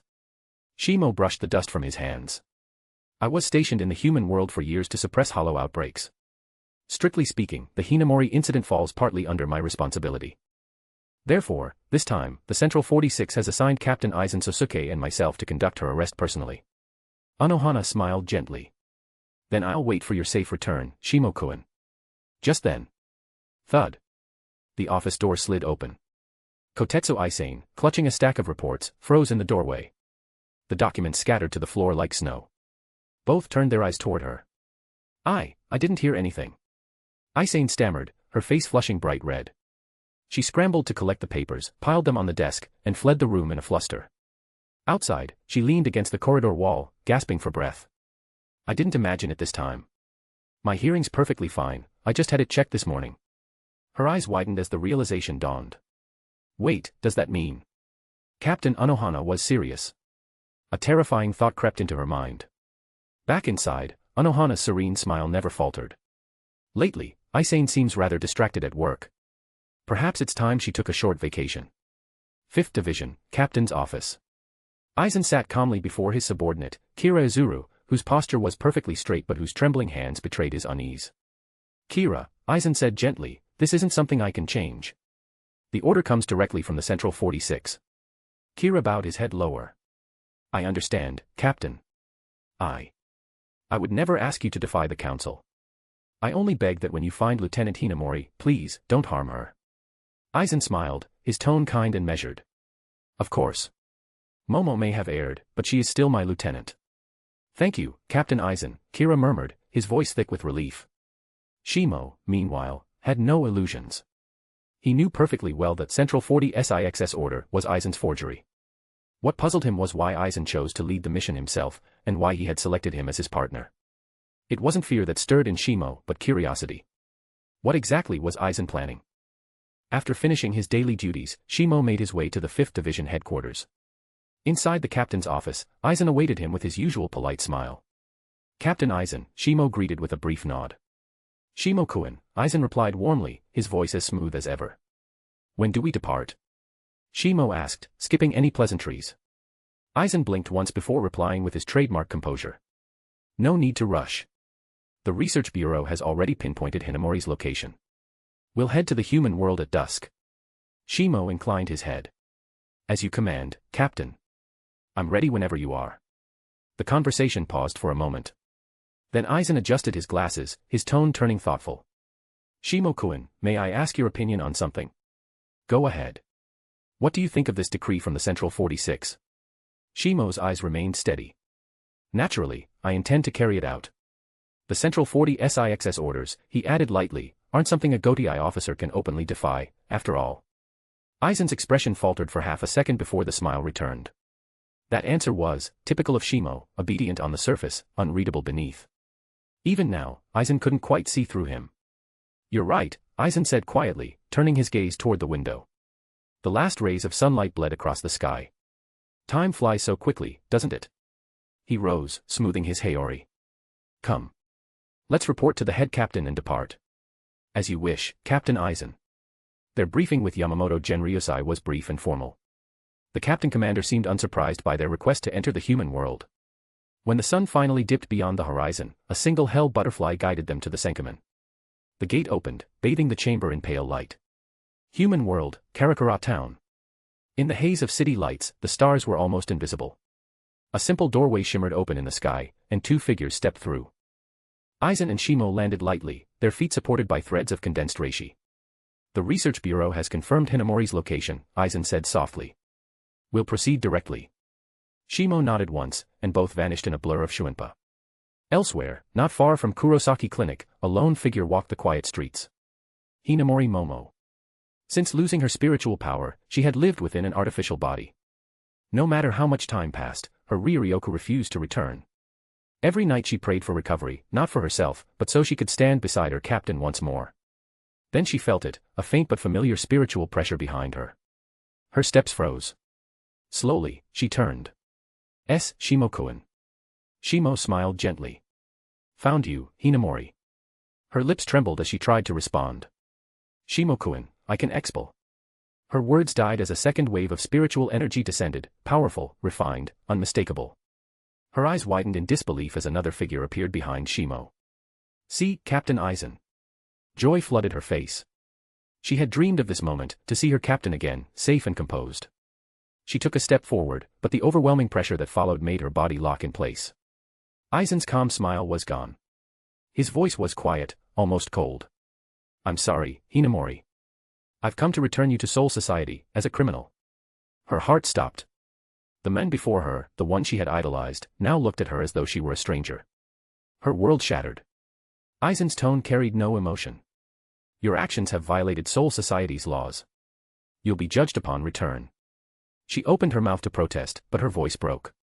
The disappointment in Aizen's eyes pierced deeper than any blade. Shimo-kun, Aizen said evenly, prepare the Senkamen. Shimo sighed softly and drew his Zanpakutō, ready to open the gate. But before the Kaidō seal could form, a blue streak of light shot across the street. Ting! Shimo raised a finger, dispersing the spirit arrow into particles of reishi. From under the streetlight, a young man in a school uniform stepped forward, Ishida Yuryu. Bandages wrapped his hands, his bow, Seal Schneider, glowed with pale energy. Two men with weapons ganging up on an unarmed girl, he said coolly. That doesn't sit well with me. He lifted his bow. I don't like your kind. Before Shimo could reply, Aizen spoke. And you are?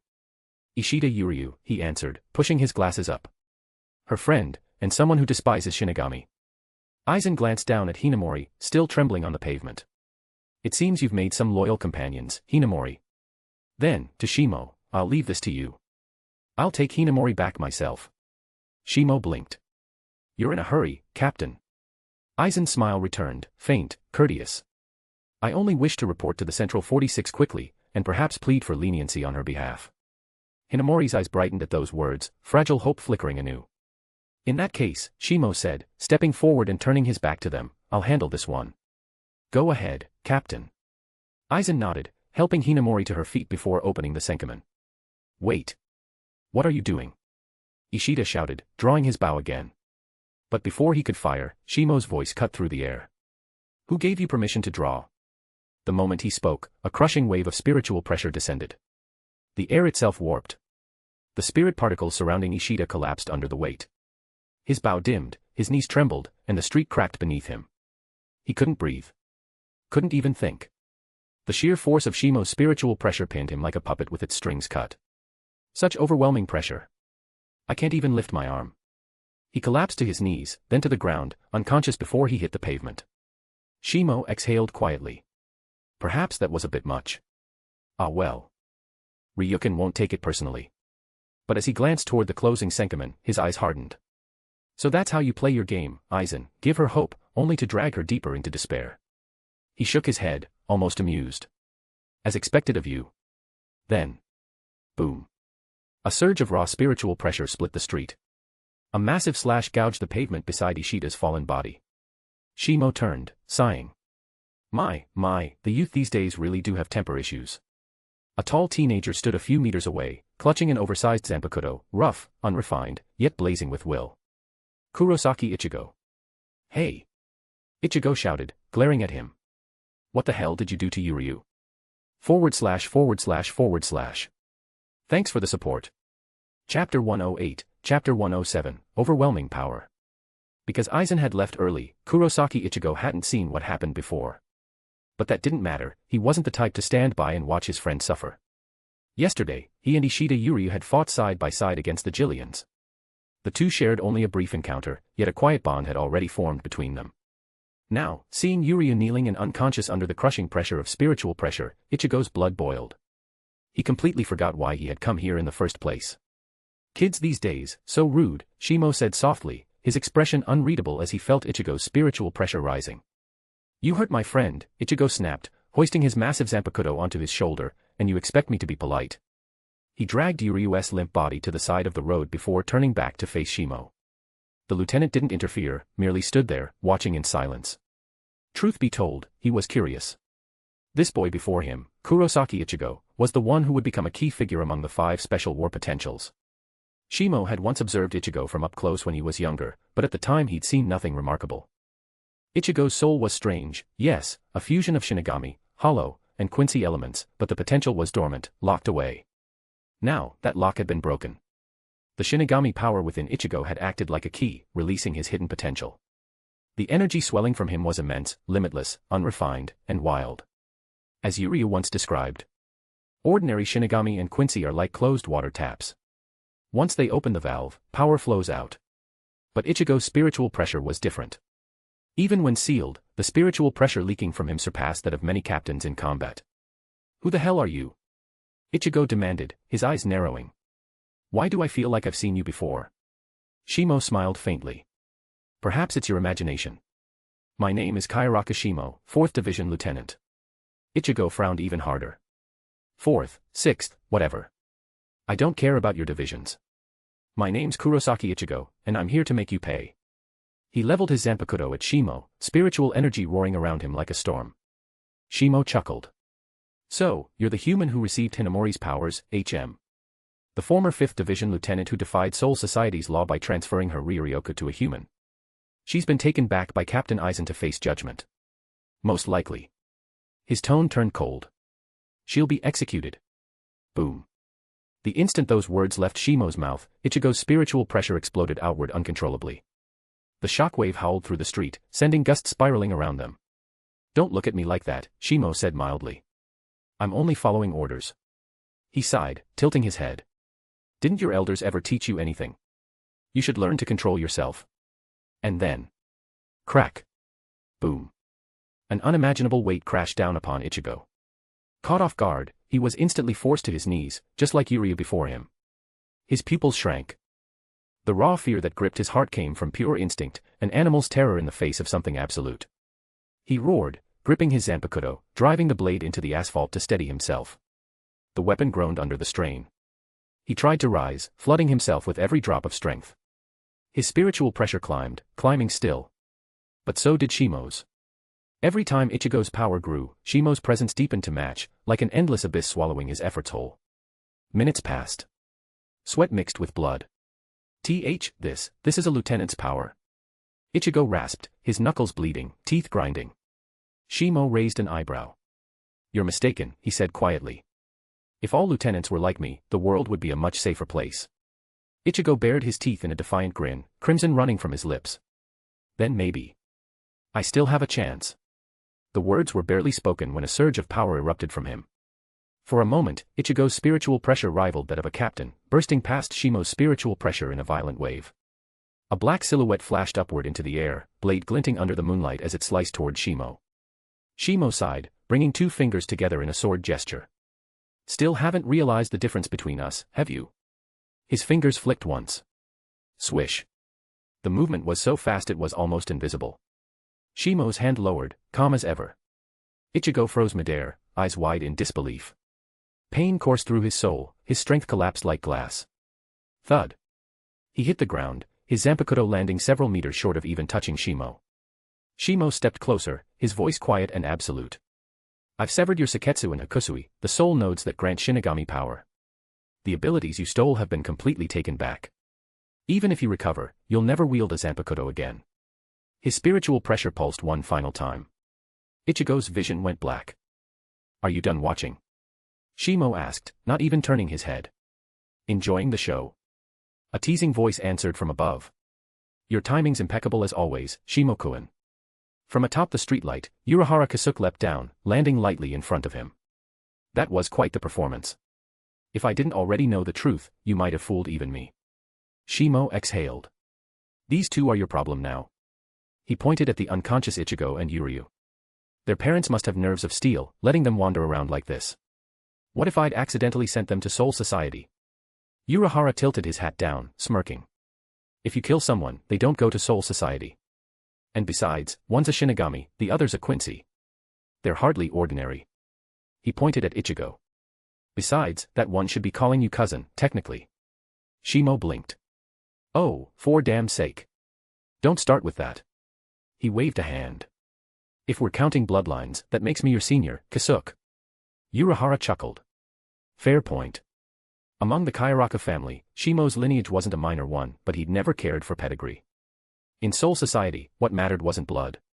It was strength. Enough chatter, Shimo said briskly. Get them treated fast.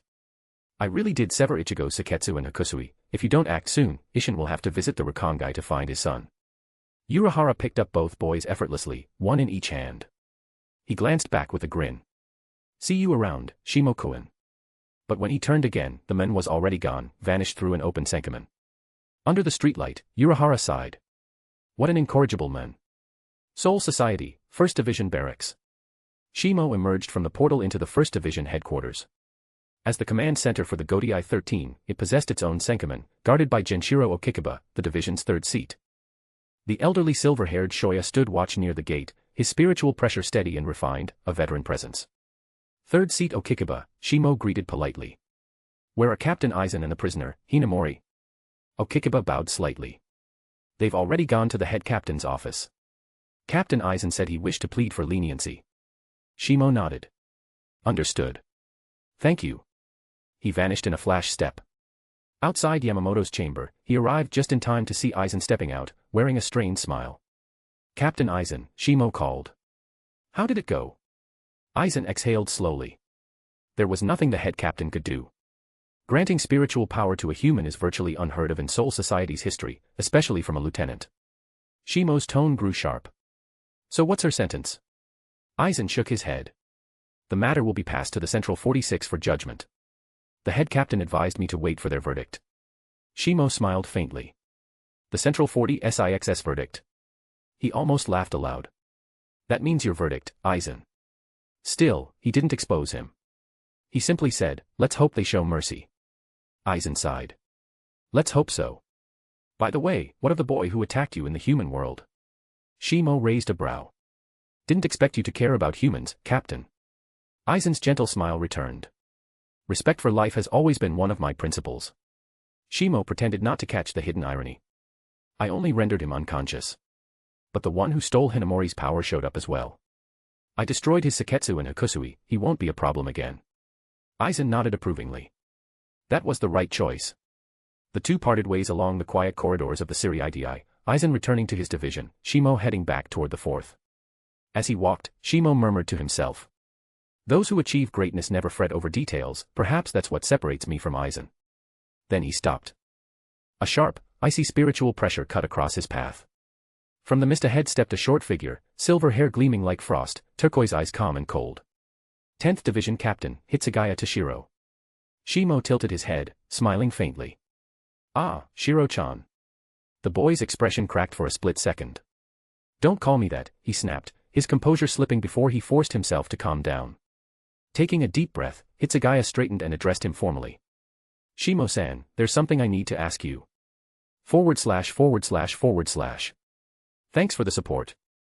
Chapter 109, Chapter 108, The Verdict and a New Check-in Mission. Hitsugaya's demeanor was unusually tense, enough for Shimo to notice something was off. Shimo casually placed a hand on the boy's head and said with a faint smirk. Don't overthink it, brat. This is grown-up business. He could already tell what the young captain wanted before he even spoke. Hitsugaya's eyes were far too easy to read. That sort of straightforward gaze might fool the muscleheads in the 11th Division, but not him. A vein bulged on Hitsugaya's forehead. His eyes burned with barely contained anger. Being treated like a child, especially about his age, was something he couldn't stand. But there was nothing he could do. He couldn't beat Shimo, and worse, he needed information from him. After a few deep breaths, Hitsugaya finally managed to suppress the agitation in his chest. Lieutenant Shimo, he said at last, switching to a more respectful tone. This matter is very important to me. I beg you to tell me. Has Hinamori already returned to Soul Society? Shimo's expression remained composed. I brought her back myself, together with Captain Aizen. Hitsugaya's eyes widened. Then where is she now? Shimo gave a faint, dismissive smile. As one of the Godai 13's most dutiful captains, you should know our laws better than I do. Granting Ryuryoku to a human, do I really need to explain the punishment? His tone sharpened. Hinamori is currently imprisoned within the 1st Division's barracks, awaiting judgment from the Central 46 chambers. The color drained from Hitsugaya's face as he listened. If nothing unexpected happens, Shimo continued, glancing up at the sky. The Central 46 will announce their verdict tomorrow morning. You'd best return and wait. Hitsugaya left in silence, his steps heavy. He didn't blame Shimo, after all, the man was only following orders. But that didn't make the ache in his chest any easier to bear. When he was gone, Shimo turned and headed back toward the 4th Division. It was already late at night, yet the 4th Division compound was still brightly lit. As the only medical squad in the Godai 13, its members were always the busiest. Aside from the monthly Ikebana contests, there was rarely a time when the division wasn't active, healers and couriers constantly shuttling through the streets of Siriidi. When Shimo returned, passing members greeted him warmly. His standing in the division had grown tremendously over time. After numerous missions and victories, his name carried quiet respect even among the newest recruits. Welcome back, Lieutenant Shimo.